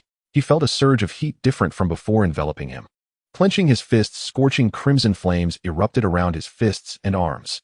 Chun Haoran stood up from the ground and vigorously swung his arms. The flames on his arms reached for the ants on the sweets, quickly spreading and enveloping him. From Hao Wan's perspective, Chun Haoran's body underwent changes that only he could observe. Name: Chun Haoran. Inheritance: Vengeful Flame is Soul. Level 40580. Skills: Passive Blazing Flame. Skills: Flame Imprint, Pillar of Flame, Blazing Inferno. Combat rating: District level. Current equipment: Blue Crystal Fairy Amulet. As a district level hero inheritance, the Vengeful Flame Soul reached district level at level 4. This was the combat capability that Hao Wan could achieve at level 11, highlighting the differences between inheritances. Moreover, one could imagine the terrifying destructive power of the Vengeful Flame Soul inheritance. However, in actual combat, the equally district level Hao Wan could easily overpower Chun Haoran. The two inheritances emphasized different aspects. In terms of single target burst, Hao Wan's inheritance was somewhat stronger. Feeling the powerful changes brought by the inheritance, Chun Haoran's gaze locked onto the Electro Man hovering in the air. Now that person is up to you. Hao Wan looked at the noticeably changed Chun Haoran with satisfaction, stepping out of the four-person battlefield while speaking, "Don't let me down, Blazing Hero." The title of Blazing Hero made Chun Haoran's spine straighten, instinctively the fiery blaze around him vanishing. Are you sure he can handle the Electro Man? Natasha crossed her long legs, leaning against the car, her curves accentuated by the convertible, exuding the vibe of a beautiful woman with a luxurious vehicle. Her position remained safe from the battlefield's reach. She could retreat at any time. She had witnessed everything that had just transpired. Chun Haoran's abilities matched the data. Although there was a sense of enhancement, he still operated at the first-tier level of S-H-I-E-L-D. The fireballs he released dissipating in the air were proof of everything. While she understood Hao Wan's abilities and methods, he always had some strange items that could enhance Chun Haoran's capabilities, no doubt. However, she did not think the current Chun Haoran could deal with the Electro Man. "We'll see, won't we?" Hao Wan didn't refute. He simply allowed her to witness the result. If he couldn't even handle the Electro Man, the district-level Vengeful Flame Soul would be unworthy of its combat rating. At that moment, Chun Haoran finally moved. His gaze locked onto the Electro Man once more. The original Electro Man, upon seeing Chun Haoran restored, entertained a thought of escape. However, seeing Hao Wan leaving the battlefield and not preparing to engage, he felt considerably reassured. Upon hearing Hao Wan say to leave him to the Blazing Hero, he even felt a desire to laugh. He had witnessed the means of the Blazing Hero renowned in New York. The scene of the fireballs dissipating in the air was still fresh in his memory, and the Electro Man truly believed the title of Blazing Hero was unfounded. Feeling Chun Haoran's gaze fixed on him, the Electro Man returned the same look with deep eyes. He was curious to see what tricks this Blazing Hero, who only had a name, possessed. In the next moment, a smile appeared at the corner of Chun Haoran's mouth beneath the shattered mask. Flames surged in his eyes. The Electro Man suddenly sensed something was amiss. He felt an intense heat enveloping him, as if he were being scorched by flames. Small flames began to rise around the Electro Man. Enduring the pain, the Electro Man's gaze returned to Chun Haoran. He realized this was his doing. Blazing Inferno lock onto all enemy targets within a 50-meter radius, igniting targets to inflict damage while applying a burning effect. Why hadn't he had this ability before? The flames surrounding him were not too overwhelming. The Electro Man could easily endure them, yet his mind was filled with questions. Ultimately, his gaze shifted to Hao Wan outside the battlefield. It was him, the one who had just granted the metallic totem to the Blazing Hero. As Chun Haoran witnessed the Blazing Inferno take effect, he gave the Electro Man no chance to react. With his hands together, a small fireball soared through the air, heading straight for the hovering Electro Man. Although Chun Haoran had gained an additional ability, the previously dissipated fireball made the Electro Man believe there would be no lethal force. Moreover, the color and size of the fireball Chun Haoran released now were inferior to before. The fireball sped through the air without obstacles. It did not dissipate in the way the Electro Man had anticipated. The next moment, the fireball struck the Electro Man's body. Pain surged. Much like the flames that had spontaneously ignited moments ago, it was still within the Electro Man's tolerable range. The continuous barrage of techniques thoroughly enraged the Electro Man. In his eyes, Chun Haoran was merely a fly to be swatted. This fly had provoked him, and he had no qualms about crushing it. Channeling the electricity around him, the Electro Man was determined to melt Chun Haoran into the electric currents. waving his arms poised to manipulate the electricity. In the next moment, the Electro Man discovered that his limbs were immobilized. No matter how hard he tried, he couldn't move. Flame Imprint. Launch a fireball to inflict magical damage. If the target has already been ignited, the Flame Imprint will stun the enemy. Upon releasing the effect of the Flame Imprint, the Electro Man felt a wave of fatigue wash over him, a drowsy sensation, making him close his eyes. As he closed his eyes, the hovering Electro Man lost the strength to support himself and fell to the ground. Hao Wan gazed at the fallen Electro Man, showing no signs of relaxation. The Electro Man's ability to be hit and stunned by his Flame Imprint was primarily because he had been unprepared. The next moment, he aimed his hands at the spot where the Electro Man was falling. He raised his hands sharply, and the ground beneath the Electro Man began to tremble, presenting a dry, cracked surface with red flames appearing in the fissures. The scene at this moment resembled a volcanic eruption. The Electro Man finally regained his composure from the dazed state, feeling the continuous tremors of the ground, and lowered his head to look at the flames beneath the cracked surface. Danger, danger, danger. The buildup of power beneath him made him hastily roll away, trying to evade the brightest core area of the flames beneath him. In the next moment, flames erupted from the ground below him, the cracked earth splintering as the flames shot skyward like an erupting volcano, forming a towering pillar of scorching fire. Pillar of Flame. Designate a ground area as a target. After a brief delay, unleash a pillar of flame that rises high. The closer to the center, the greater the damage. The flames surged as the Electro Man rolled continuously, avoiding the core position, but still being hit by the edge of the pillar of flame. He mentally lamented the missed opportunity. Hao Wan, however, remained unfazed. Even though the core damage of the pillar of flame was evaded, the hit from the edge contributed to the passive effect of the blazing flame, reaching 3 layers. After a short time, the explosive effect following the 3 layers of blazing flame was beyond the Electro Man's capacity to endure. The Electro Man, rolling on the ground, finally rose, feeling a sharp pain in his back. Though he had dodged the core damage of the pillar of flame, the hit from the edge left him in immense pain, with his clothing at the back already burned away. The originally black skin had lost its color due to the flames exposing the fat beneath. A surge of rage erupted within him, and the Electro Man's form crackled with electricity, even his eyes flashing with electric light. His gaze locked onto Hao Wan. At this moment, he was utterly infuriated. The electricity surrounding him started to flicker intermittently, and the Electro Man looked at himself in confusion. In the next moment, the scorching heat burst out from within his body once more. The effect of the blazing flame had finally arrived. The Electric Man felt a burning sensation surrounding his body, sensing that his control over the electricity had come to a standstill. The electric currents he commanded flickered like tungsten lamps in the night, intermittent and erratic. In the end, the electric light extinguished. A faint sound of explosions echoed around the Electric Man. His originally dark skin turned an even deeper black, and the smell of burnt hair filled the air. His remaining consciousness allowed his eyes to turn, ultimately fixing a fierce gaze on Hao Wan outside the battlefield. It was this man who had enabled the Blaze hero before him to gain such immense power. He locked his gaze, determined to remember this man before him. As his consciousness began to fade, the Electric Man could no longer maintain his strength, collapsing to the ground like a pile of mud. At this moment, Natasha stared in shock at the scene before her. She had originally thought that although Hao Wan had acquired some new tricks, he would not be a match for the Electric Man. But now the Electric Man lay on the ground, motionless, uncertain if he was dead or alive. Not far away, a dark pit remained on the ground, where Hao Wan had just unleashed the pillar of flames. Whether it was the method of self-ignition by locking onto a target or the dizzying flames, these were tactics not seen in the materials she had reviewed. The last pillar of flames even made Natasha's eyes sparkle with excitement. To her, the current Blaze hero was indeed living up to his name.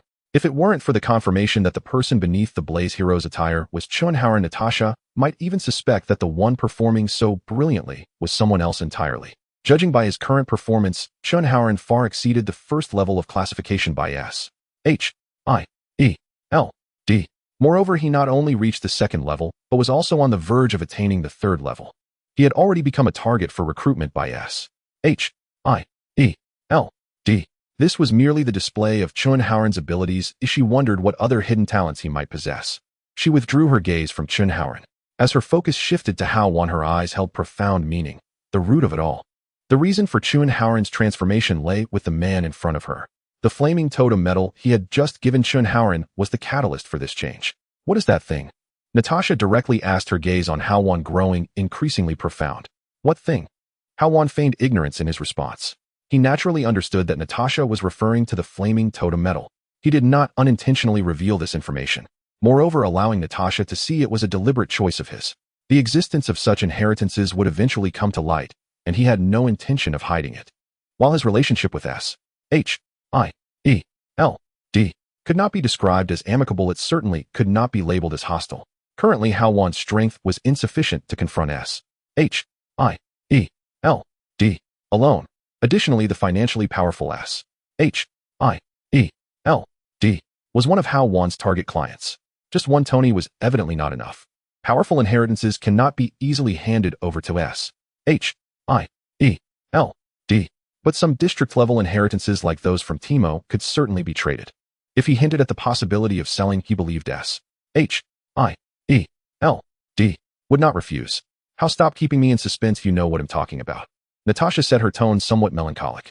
That is an inheritance, Hao Wan replied. Inheritance? Yes, inheritance. You can think of it as an item left behind by a powerful individual after their death, which allows a person to gain part of the deceased's abilities. Hao Wan explained, elucidating the concept of inheritance in a clear and understandable manner, introducing the idea without revealing the system. How did you obtain it? Upon hearing Hao Wan's explanation, Natasha's eyes held suspicion, naturally doubting his words. I'm a magician. Hao Wan began delivering a prepared response. We magicians are called Valoran magicians. When a magician dies, they try their best to reach a specific location, their burial site. They will record their lives' abilities onto an object, which is the inheritance. Among Valoran magicians there exists a type, known as the Gravekeeper, who can freely enter and exit a magician's burial site. The inheritances wait for a Gravekeeper to appear, bringing them out to seek suitable successors. The miraculous occurrences surrounding Hao Wan were abundant.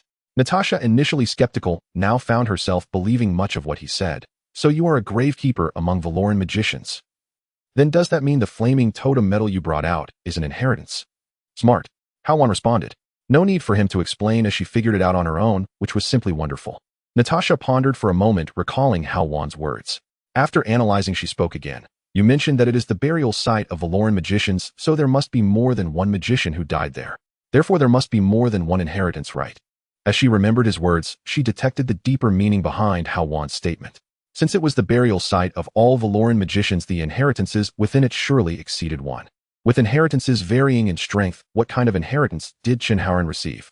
Furthermore, the inheritance Hao Wan spoke of seemed more like a tool for mass-producing superheroes.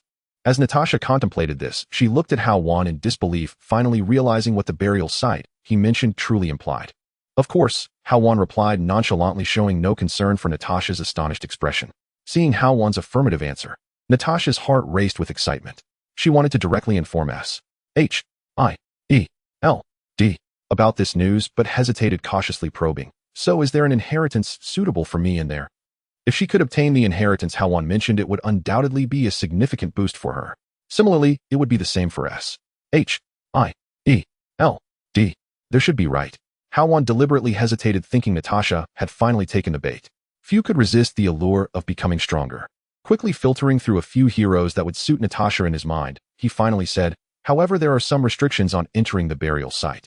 One can only enter once every 3 months, and only one inheritance can be brought out each time, and only I can enter. Once every 3 months. Natasha contemplated Hao Wan's words, secretly noting down his statement about there should be. She understood that Hao Wan's explanations were not just for her, but were also meant for S.H.I.E.L.D. behind her. If S.H.I.E.L.D. were to force Hao Wan, he would also be unable to produce the inheritance, a scenario she did not wish to see. What are the requirements to receive an inheritance? Natasha continued to inquire, feeling intrigued by the inheritance that would suit her. Although she was uncertain about what kind of inheritance Hao Wan was referring to, she felt hopeful. First, it must be someone I trust. Like that one, for example. Hao Wan's gaze shifted to the battlefield where Shinharan had just helped Little Spider against the Sandman after defeating the Electric Man. The person Hao Wan trusted was naturally Shinharan. He then added, to be honest, I do not want to hand the inheritance over to official personnel. I actually trust you to some extent. Of course, his words were not absolute. There could be exceptions, but it would require some cost. Having worked as a spy, Natasha naturally understood the implications of Hao Wan's words. I trust you, but you belong to official personnel. If you want to obtain the inheritance, you need to separate from the official. Additionally, if you do not separate from the official, there are other methods, but those methods come with certain costs. She vaguely guessed that the cost Hao Wan mentioned was not a straightforward one. She then inquired, what kind of cost? We can discuss it when I acquire inheritances again. Hao Wan replied, withdrawing his gaze from Natasha and looking toward the battlefield. Clearly, he had no intention of continuing the conversation. On the battlefield, as the Electric Man fell, changes began to unfold. Originally, the Sandman had the advantage of the terrain, but with Chun Howard now empowered by the inheritance joining the battle, the balance of the battlefield shifted. The massive Sandman moved slowly, appearing as a live target before Chun Howard. Flames ignited, locking onto the Sandman as fire erupted around him. In the next moment, the flaming imprint accurately struck the sluggish body of the Sandman. The sensation of dizziness halted the Sandman's movements. Little Spider shot out webs at the Sandman's eyes repeatedly. Chun Howard directed his attack at the ground beneath the Sandman's feet. The pillar of flames was ready to unleash its power. The Sandman recovered from the momentary dizziness, opening his eyes, but seeing nothing. All he could see were dense webs obscuring his vision. While he realized something was wrong, a burning sensation radiated from below his feet. Rustle, rustle, rustle. The pillar of flames surged upward from beneath the Sandman's feet. The flames washed over the Sandman's massive body. The high temperature caused the sand in the Sandman's body to continuously crystallize. The Sandman, who controlled the sand to form a shell, felt an increasing heat surrounding him before losing consciousness. In the next moment, the pillar of flames finished its release. The Sandman, now restored to his normal size, lay naked with scorch marks on his body, collapsing to the ground like the Electric Man, uncertain if he was dead or alive. The two witnessing this exchanged knowing smiles, walking towards Hao Wan and Natasha. "Mr. Hao Wan," they both called out in greeting. Little Spider's gaze locked onto Natasha, and he immediately said, "Miss Natasha, it's good to see you again. Are you really just friends with Mr. Hao Wan?" Natasha knew that Little Spider had a tendency to ramble and chose to ignore him. Little Spider found it dull, shifting his gaze back to Hao Wan. "Mr. Hao Wan, may I ask what just happened? Why did Mr. Chen suddenly become stronger?" He had a stomach full of questions he wanted to ask further. Hao Wan raised his hand, interrupting him. "Once the situation is resolved, we will head back. You can ask Mr. Chen any questions you have." Chun Howard did not ask further, simply nodded and prepared to leave. Little Spider's gaze moved around the group, unwilling to give up on his inquiries, but was pulled away by Chun Howard. At this moment, only Hao Wan and Natasha remained in the forest park. "Shall we go?" Hao Wan said as he got into the car, inviting Natasha. Natasha stayed in place looking at Hao Wan and said, "The matter here has been settled. Oh, let's discuss my situation." "What situation?" "The matter in which I need your help." "Are you asking me to fix a drainage pipe?" Hao Wan leaned against the car door, teasingly responding. This was the first time Natasha had invited him, and the statement had more than one layer of meaning. Natasha's response made Hao Wan feel somewhat awkward. "So which drainage pipe do you need fixed?" At this moment, she felt her earlier guesses were correct, that the cost Hao Wan mentioned was indeed what she was thinking. Hao Wan was taken aback by Natasha's sharp words. "Although you are skilled at driving, how could you start the car at this moment?" At this moment, Hao Wan carefully recalled what he had just said and Natasha's expression at that time. Suddenly, he realized that when he mentioned the need for a cost, Natasha might have misunderstood. She had misunderstood his meaning. The cost he referred to was the money that S-H-I-E-L-D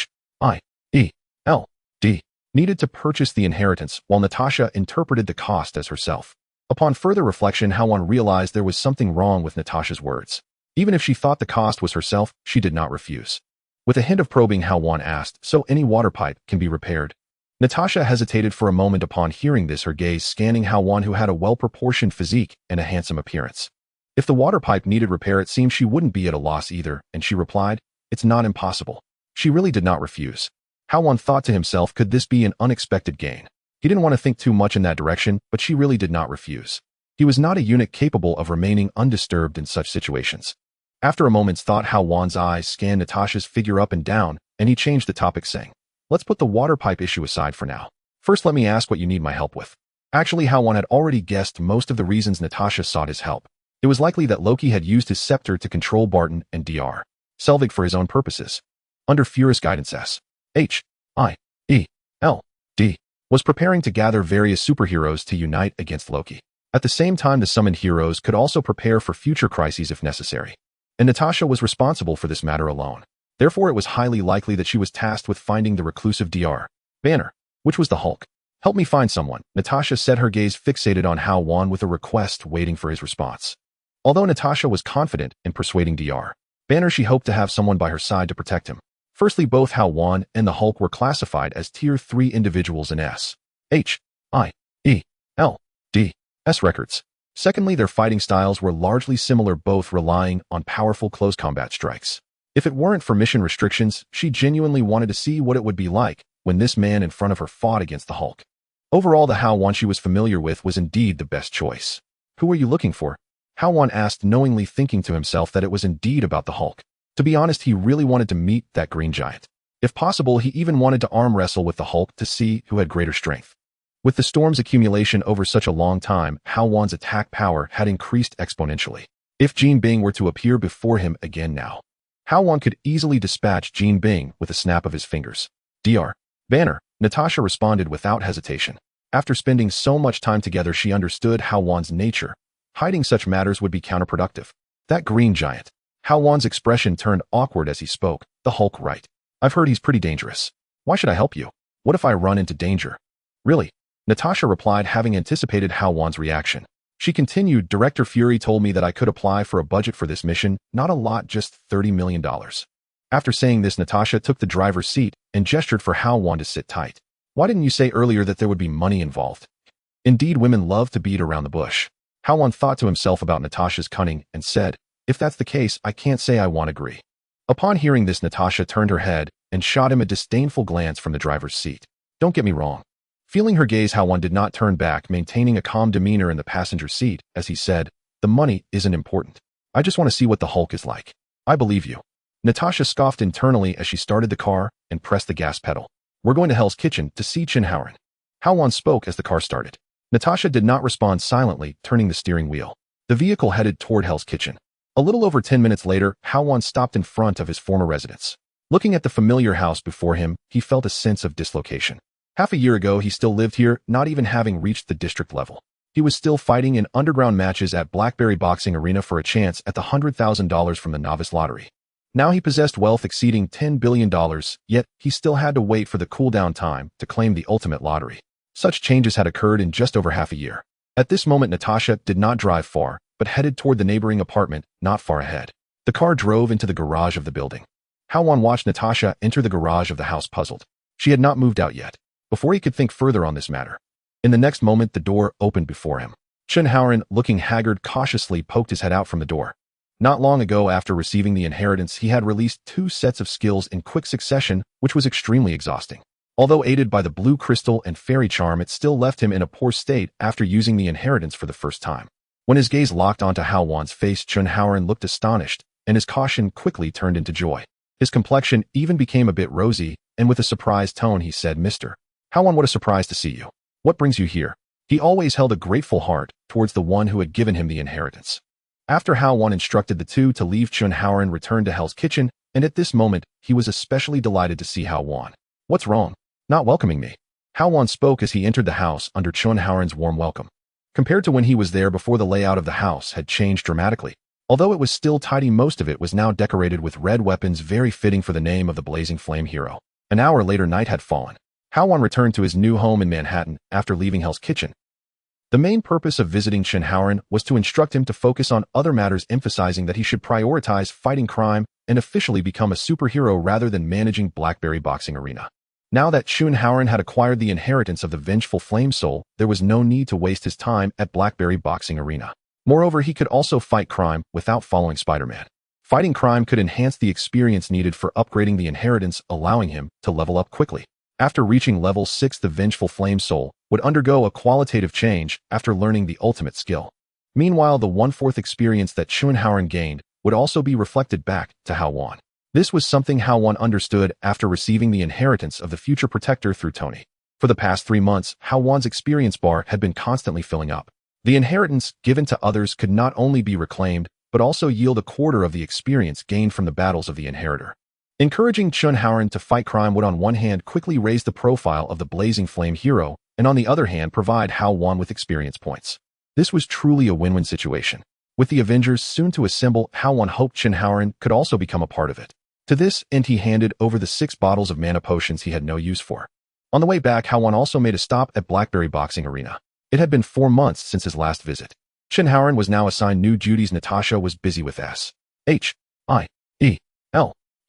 affairs, and only Bonnet remained at Blackberry Boxing Arena. Over the course of more than half a year, Bonnet had been doing well, managing Blackberry Boxing Arena effectively, and even considering opening a branch. This time, Hao Wan decided to hand over full responsibility for the boxing arena to Bonnet. Bonnet was quite surprised and agreed to take over the boxing arena after making a solemn promise. Once everything was settled, Hao Wan sat on the sofa at home and opened the system panel to carry out the unfinished lottery. Would you like to exchange for 5 high-level lottery draws? Yes. He converted $50 million entirely into 5 high-level lottery draws. 5 high-level treasure chests appeared in his view. He opened all the high-level treasure chests. Various illustrations appeared in his view. Hextech Crystal 3 Epic. Alliance Gold Coins 5002 Epic. Foreseeing Modification 2 Epic. Scout Guardian 3 Fine. Composite Potion 3 Fine. Through the Body Force Legendary Category Hero Skill. Skill effect: the host's next attack or skill will carry a penetrating effect dealing damage to the target and enemies behind them and providing an armor debuff effect to those behind. Noto should I feel pain Arlen. Purification Epic Category Special Skill Effect: Purification removes all control effects on you. After use, this effect will automatically trigger when the host is charmed, mind-controlled, etc. and cannot be used. Cooldown 10 days. Hao Wan felt a surge of impulse to continue drawing as he realized that not a single legendary piece of equipment had appeared. These 5 draws were mainly to exchange his existing equipment for legendary grade, enhancing the mythic passive effect of the Holy Separatist. However, the 5 high-level lottery draws yielded no legendary equipment, only fine quality items. The purification skill was indeed useful, reducing the cooldown by 20 days, and its effect was identical to that of the Mercury Pendant. It could replace the Mercury Pendant and free up an equipment slot. As for the skill, Hao Wan did not plan to learn the Through the Body Force. If he could sell it, he would consider selling it directly. This was not a skill he needed. Just like the equipment slot, skill slots were equally precious. Just as he was hesitating whether to continue, recharging, his phone rang. Seeing the caller's name, Hao Wan was surprised and answered the phone. Natasha, what brings you to call so late? Normally Natasha wouldn't disturb him at this hour. Nothing much, just asking if you fix water pipes. Natasha's tone was slightly cold, seeming reluctant. Upon hearing this, Hao Wan immediately stood up straight, fully understanding Natasha's implication. What kind of water pipes would need fixing at this hour? He quickly replied, yes, of course I will fix it. Where are you? Hell's Kitchen, Natasha replied, and hung up the phone immediately after. Hao Wan closed the system and left the room. Middle East. A gathering place for a group in poor conditions. A naive little girl runs frantically through the alley looking quite anxious. She glances around purposefully at the surrounding buildings, finally darting into a room marked with a herbal medicine sign. Inside a 2-story building. On the first floor, patients are groaning continuously. The little girl's expression changes as she anxiously walks toward the stairs. The footsteps disturb a woman dressed in Middle Eastern attire upstairs, along with a middle-aged man in a shirt and suit at the sink. Glancing at the middle-aged man, her head peeks out from the staircase. There are patients here, you should leave, the Middle Eastern woman warns, taking a step forward to chase the little girl away. The middle-aged man at the sink, vigilant, notices through the mirror that the newcomer is a little girl, and he relaxes a bit, rising to look toward her. You are a doctor, my father is unconscious. The little girl speaks urgently, her tone pleading as she clasps her hands together, her gaze fixed on the middle-aged woman, ignoring the man beside her. He has a fever and keeps groaning, but he can't open his eyes. Don't worry, take your time, the middle-aged man says, feeling a pang of sympathy. The little girl's gaze shifts from the woman to the middle-aged man as she takes a deep breath. My father. She looks toward the stairs where several other people lie groaning on the ground. The middle-aged man points to those individuals, asking with concern, is he like them? The little girl, tears welling in her eyes, raises her right hand, tightly gripping her arm, trembling slightly, pleadingly looks at the middle-aged man. Please, sir. Take me with you. The middle-aged man can no longer resist his inner weakness and gestures for the little girl to lead the way. A few minutes later, the little girl runs quickly, tears brimming at the corners of her eyes, while the middle-aged man strides after her. The little girl occasionally looks back, fearing the man behind her might vanish without a trace. Ahead, a cluster of low, compact metal houses appears on the desolate land. Nearby, others are sitting together preparing food. Everything looks perfectly normal. The little girl, with a clear goal, heads straight for the metal house. An armored vehicle carrying armed personnel drives past the two. The middle-aged man steps forward, quickly blocking the little girl's path, his back facing the armored vehicle, as if afraid of being seen. As the vehicle passes, the middle-aged man releases his grip. The little girl's arm raises as she quickly runs toward the metal house. The middle-aged man slows his pace, walking step by step toward the building. The little girl moves nimbly through the room, slipping in through the window right under the middle-aged man's nose. He leans against the wall, finally realizing he has been tricked. With a reluctant smile, he nods toward the direction the little girl left, saying to himself, you should collect the money first, Dr. Banner. This man is none other than Dr. Banner. For someone who constantly tries to stay away from pressure, you certainly chose a good place to hide. Natasha steps out from the shadows of the house, looking at Banner as she speaks. Staying away from pressure is not my trick. Banner turns to see Natasha, his eyes lighting up. But even so, it is not enough to quell his current anger. Leading me to the suburbs was indeed clever, but I do not like this method. As he speaks, Banner slowly moves around the room, casting his gaze out the window. Let me guess, this place must be surrounded, right? No one is surrounding you. A man's voice emerges, and shortly after, Hawkeye steps out from the shadows, locking eyes with Natasha. You see, I told you he wouldn't like this approach. Hawkeye's gaze then shifts to Banner as he continues, there are only the three of us here. From another perspective, you could say you are surrounded. Banner looks at the suddenly appearing Hawkeye, sizing him up, finding his words rather amusing. Since they are looking for him, they should know his true identity. Just a moment ago, he had not noticed any other armed personnel outside. So 2 people surrounded him. How ridiculous. At this moment, he is curious why these 2 have the audacity to approach him, walking step by step toward Hawkeye, scrutinizing him. What about that little actress just now? Was she also one of your trained spies? She started early and acted quite well. I would love to describe the little actress you mentioned, but the girl just now is not a spy. Her situation is genuine. We simply treated her father. Natasha explains, feeling some concern about Banner's actions toward Hawkeye. So who are you? Banner asks. He is not very satisfied with Natasha's answer. However, the man in front of him who is looking directly at him is interesting. He is not afraid of him at all. Moreover, from his eyes, Banner senses that he seems to be looking forward to something. Banner steps back 2 paces, his gaze shifting between the 2. My name is Natasha, and this is Mr. Hawkeye, Natasha explains. Banner crosses his arms in front of him, locking his gaze on Natasha as she explains, so are you here to kill me, Miss Natasha? Mr. Hawkeye, because I am troublesome for others, right? No, we are not here to kill you. We are here on behalf of S.H.I.E.L.D.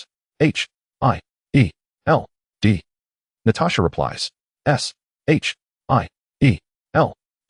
How do you know my location? We have been observing you while deliberately keeping our distance, and also helping you eliminate other forces looking for you. So I should thank you. As you said, indeed, no one has disturbed me this past year. After some careful thought, Banner responds, then continues, but can you tell me why? Director Fury trusts you very much, but now we need you to come with us. Natasha explains, her tone becoming slightly firmer at the end. Noticing the change in Natasha's tone, Banner feels a bit displeased. What if I refuse? Then I will persuade you. Natasha replies. Upon hearing this, Banner hesitates, his tongue gently sliding over his lips as he rubs his hands together. What if that guy refuses? Then I will persuade him. Hawkeye, who had been silent, steps forward, his fist clenched, blocking Banner's face with his fist. So you are quite brave, huh? Banner says with a smile, carefully observing the Asian young man in front of him. He cannot figure out what means the young man has to give him such confidence. Deep inside, the soul that had not stirred for over a year now begins to awaken. I am super brave, Hawkeye responds. He has long awaited this moment. At this moment, he clenches his raised fist tightly, the golden light swirling around it. Unleash one's power, activate. Crack, crack, crack. The sound of objects striking the wall echoes, debris and dust swirling in front of him. Hawkeye lowers his fist, the obstruction in front disappears, revealing that Dr. Banner has long since vanished. In his place stands a massive figure nearly 3 meters tall, covered in green. With a face that exudes an intimidating presence, a mocking smile plays at the corners of his mouth as he looks at Hawkeye, his muscles bulging and tearing through all his clothing except for those unknown material shorts that somehow hold. Beside Hawkeye, Natasha stares blankly at the transformation into Hulk despite having seen footage of the Green Giant in battle. Now witnessing Dr. Banner's transformation firsthand, her mind goes blank. The psychological resilience of an agent quickly brings her back to reality. She turns her gaze to Hawkeye, looking at him with concern, realizing that directly letting Hawkeye confront the Hulk form is a wrong choice. Can you really handle this? With a smile on his face, Hawkeye turns to Natasha, gently patting her on the backside. How can a man say he can't? You should wait outside. Once this is resolved, I will come find you to fix the plumbing tonight. Natasha silently rolls her eyes at Hawkeye. Seeing that he still has a sense of humor, she understands that Hawkeye is confident and pushes him out of the room. At this moment, only Hawkeye and Hulk remain in the room. The massive figure bursts through the house, and Hulk swings his arms, transforming the entire structure into a skylight, tearing off all the rooftops. The action raises a cloud of dust. As the dust settles, Hawkeye stands still in place, his hands shining with golden light. Hulk looks at the unmoving Hawkeye, feeling offended, a smile curling at the corners of his mouth. His muscular arm lifts, ready to give the man in front of him a lesson. The arm comes crashing down. He can already visualize the young man being flattened.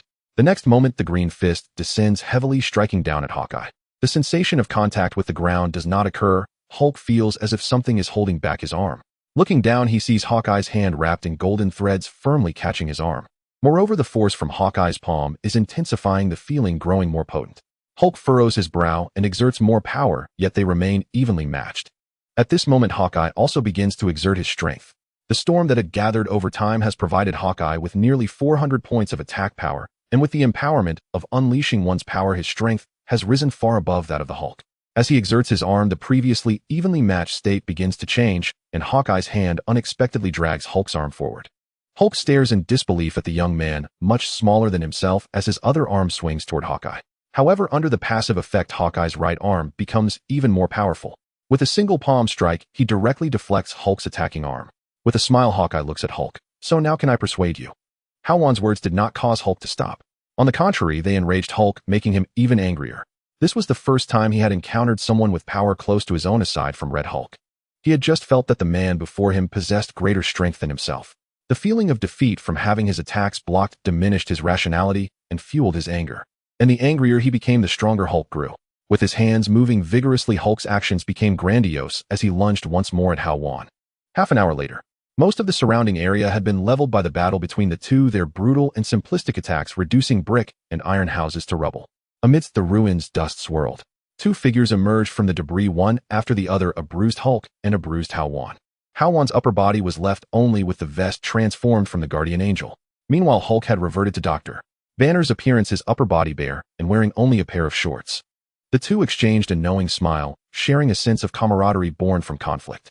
Their battle was evenly matched, and despite the heavy blows, there was no intent to kill each other. If they were to go all out, Hao Wan using the sacred separatist would surely have the upper hand. The sight of their bruised faces combined with their silly smiles left Natasha, who had watched the entire fight, utterly shocked. They had just been fighting fiercely. Now they were all smiles. The complexities of male friendship were truly hard to comprehend.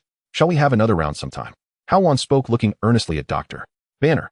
As he spoke, a complex potion appeared in his hand, and he paused after drinking about half of it. That's the first time I've seen that guy get beaten. We definitely need to meet again, Banner replied. Watching Hao Wan drink the potion, he felt a bit surprised. However, he suddenly noticed that the bruises on Hao Wan's face were beginning to fade, and the previously bruised condition was returning to normal. Banner wore a puzzled expression. This new friend of his seemed rather extraordinary. In the next moment, Hao Wan handed the complex potion over to Banner, signaling him to give it a try. After a moment's hesitation, Banner finally took the potion from Hao Wan and drank it in one go. The warmth filled his stomach, bringing him a cozy sensation. Soon after, he felt a tingling sensation in his face, particularly where he had just been struck. Looking down, he saw that the bruises on his arms had already faded, and without needing to think much, he realized his facial bruises had also vanished just like those on his arms. While marveling at the miraculous effects, Banner gave a thumbs up. His fondness for Hao Wan rose further in his heart. At this moment, the two were making their way toward Natasha step by step. They exchanged words, truly embodying a sense of regret for not having met sooner. How you two can chat later. Oh, let's get down to business first. Natasha spoke up, her expression serious, as she pulled out her phone and handed it over. Banner attempted to pull out his glasses from his pocket, but found that they were nowhere to be seen, having been lost in the fight due to his torn shirt. Taking the phone and leaning in to view the screen, he finally saw the photo displayed on it. It was an energy cube radiating a bluish glow. Even though it was just a photo, the extraordinary nature of the energy cube was evident. The cosmic cube, a type of energy body, said to unleash world-destroying power, and it also emits a slight gamma radiation. Natasha explained 2 days ago of being calling himself Loki, transported here from the other side of the cosmic cube. He has taken control of those researching the cube, along with several top agents from Sett, where they went and what their intentions are. Sett is currently unclear. Rubbing his chin, Banner stared intently at the photo of the cosmic cube. After digesting Natasha's words, he spoke up, gamma radiation. I'm quite familiar with that. The other me came about because of it. So what do you need me to do? We're aware of your understanding of gamma radiation, so we hope you can help us track the location of the cosmic cube. We need to organize against Loki before he achieves his goals. Natasha explained. So how do you plan to make me track gamma radiation? Lock me up, or let me go alone to bring Loki in? Banner voiced his concerns directly. Based on past experiences, even if the authorities needed his help, they would isolate him in a room. Rather than call it isolation, it was more like imprisonment. No, we won't imprison you. This operation is a team effort. Clearly, Loki's situation cannot be handled by one person alone. Besides, we have also invited the Captain Iron Man and other superheroes. Realizing Banner had misunderstood S's intentions, Natasha hurriedly clarified. To enhance credibility, she specifically mentioned the other invited individuals. However, Banner seemed unimpressed by her explanation and remarked, "Isn't the captain from the 50s? Has he started operating again? Iron Man, the head of Stark Industries. Who is this Blaze guy, a newcomer? Honestly, I'm not that interested in these people. Oh, I just want to know what he is responsible for in this team." As he spoke, Banner's gaze shifted to Hao Wan, clearly referring to him. Natasha fell silent, shaking her head slightly, as she explained, Mr. Hao Wan is not a part of Sett. He is currently serving as a consultant for us, and his name is not on the list of personnel for this team. According to Hao Wan's rating in Sett, He should certainly be included in the Avengers team. However, Fury did not have that intention, and even when she reminded Fury, he pretended not to hear her refusal. Natasha understood that after all this time, Hao Wan's interactions with S.H.I.E.L.D. did not qualify him as a hero. It was not surprising that he was not included in the invitation. "So you really won't lock me up?" Banner asked at this moment. He was somewhat puzzled as to why Hao Wan, who was evenly matched with him, was not on the invitation list. Doubting Natasha's words, he glanced at Hao Wan, his new friend, seemingly seeking confirmation. "We really won't." Although he disliked S.H.I.E.L.D., their handling of the Loki situation was quite decent. Faced with major issues, Hao Wan, while displeased with S.H.I.E.L.D., felt there was no need to say anything in front of Banner. He was not surprised that S.H.I.E.L.D. had not invited him. However, he was surprised that Chun Haoran was on the invitation list. His efforts had clearly not been in vain. Having Chun Haoran enter the Avengers was already sufficient. Seeing Hao Wan nod, Banner decided not to ask further and accepted S.H.I.E.L.D.'s invitation. Natasha, seeing this, wasted no time and dialed the phone. The helicopters that had long been on standby moved at this moment, landing in front of the three. Banner was somewhat taken aback, indeed, as Natasha had said there were no other people around. Upon reflection, with Hao Wan present, there was no need for anyone else. The presence of others would likely be a burden. Nodding to Hao Wan, Banner climbed aboard one helicopter. For safety reasons in S.H.I.E.L.D.'s arrangements, Banner and Hao Wan shared one helicopter. Natasha took a separate one. After seeing Banner enter the helicopter, Natasha turned to head towards another helicopter. However, in the next moment, her arm was suddenly grabbed. Turning to see Hao Wan, who had caught her, she showed a look of confusion. Hao Wan pulled her close and leaned into Natasha's ear softly, saying, "Don't forget, I need to fix the plumbing tonight." Natasha shook off Hao Wan's arm, and with a slight change in her expression, jumped into the helicopter. Hao Wan observed Natasha's reaction, knowing he had another task to attend to that night, and similarly climbed into the other helicopter. Meanwhile, in Asgard, Heimdall, the guardian of the Rainbow Bridge, discovered the presence of the Cosmic Cube and Loki on Earth. He relayed the message to the king he served, Odin. Odin dispatched Thor to Earth to capture Loki and retrieve the Cosmic Cube. The Rainbow Bridge opened, and Thor traveled to Earth. Meanwhile, at Stark Tower on the top floor, Tony had just finished repairing the underwater energy pipeline. The armor gradually came off with the help of mechanical arms. Pepper had long awaited Tony on the rooftop, handing him a freshly poured champagne, saying, "Tony, congratulations on completing your task again. Coulson couldn't reach you by phone, so he asked me to tell you. Just tell him I don't have time." Tony took the champagne from Pepper and drank it in one gulp, feeling the effects of the alcohol. "I think we should talk about our situation." "What situation?" Pepper replied somewhat uneasily. Next moment, the sound of the elevator rang out abruptly as Coulson stepped out holding a file and speaking. "Hi, Tony, I need to talk to you about something important." "What is so important?" Tony asked, his tone expressing irritation at being interrupted, turning to Pepper and asking where did he get permission. "I gave it to Phil." "What did you just call him?" Tony asked. In a hidden room in New York, the captain looked bewildered, feeling out of touch with the times and unsure of what to do. After a series of punches against the sandbag, the bag exploded. Fury appeared in the room. In Hell's Kitchen, Chun Haoran had just completed a solo mission against superpowered criminals. Upon returning home, he was in the process of removing his tight suit and the mask from his head when a sudden voice sounded next to him. It was the familiar voice of Mandarin. "I thought your outfit was to match your Blaze Guy title, but from your room, it seems you genuinely like this color scheme." Looking at the Asian woman in combat attire with a fit physique before him, Chun Haoran's expression changed as he was about to take action against the unexpected visitor. In the next moment, the woman produced her credentials and introduced herself, Madeline S.H.I.E.L.D. Agent. "Of course, I prefer the other title they gave me, Iron Rider. I've been sent by S.H.I.E.L.D. to find you. We need your help."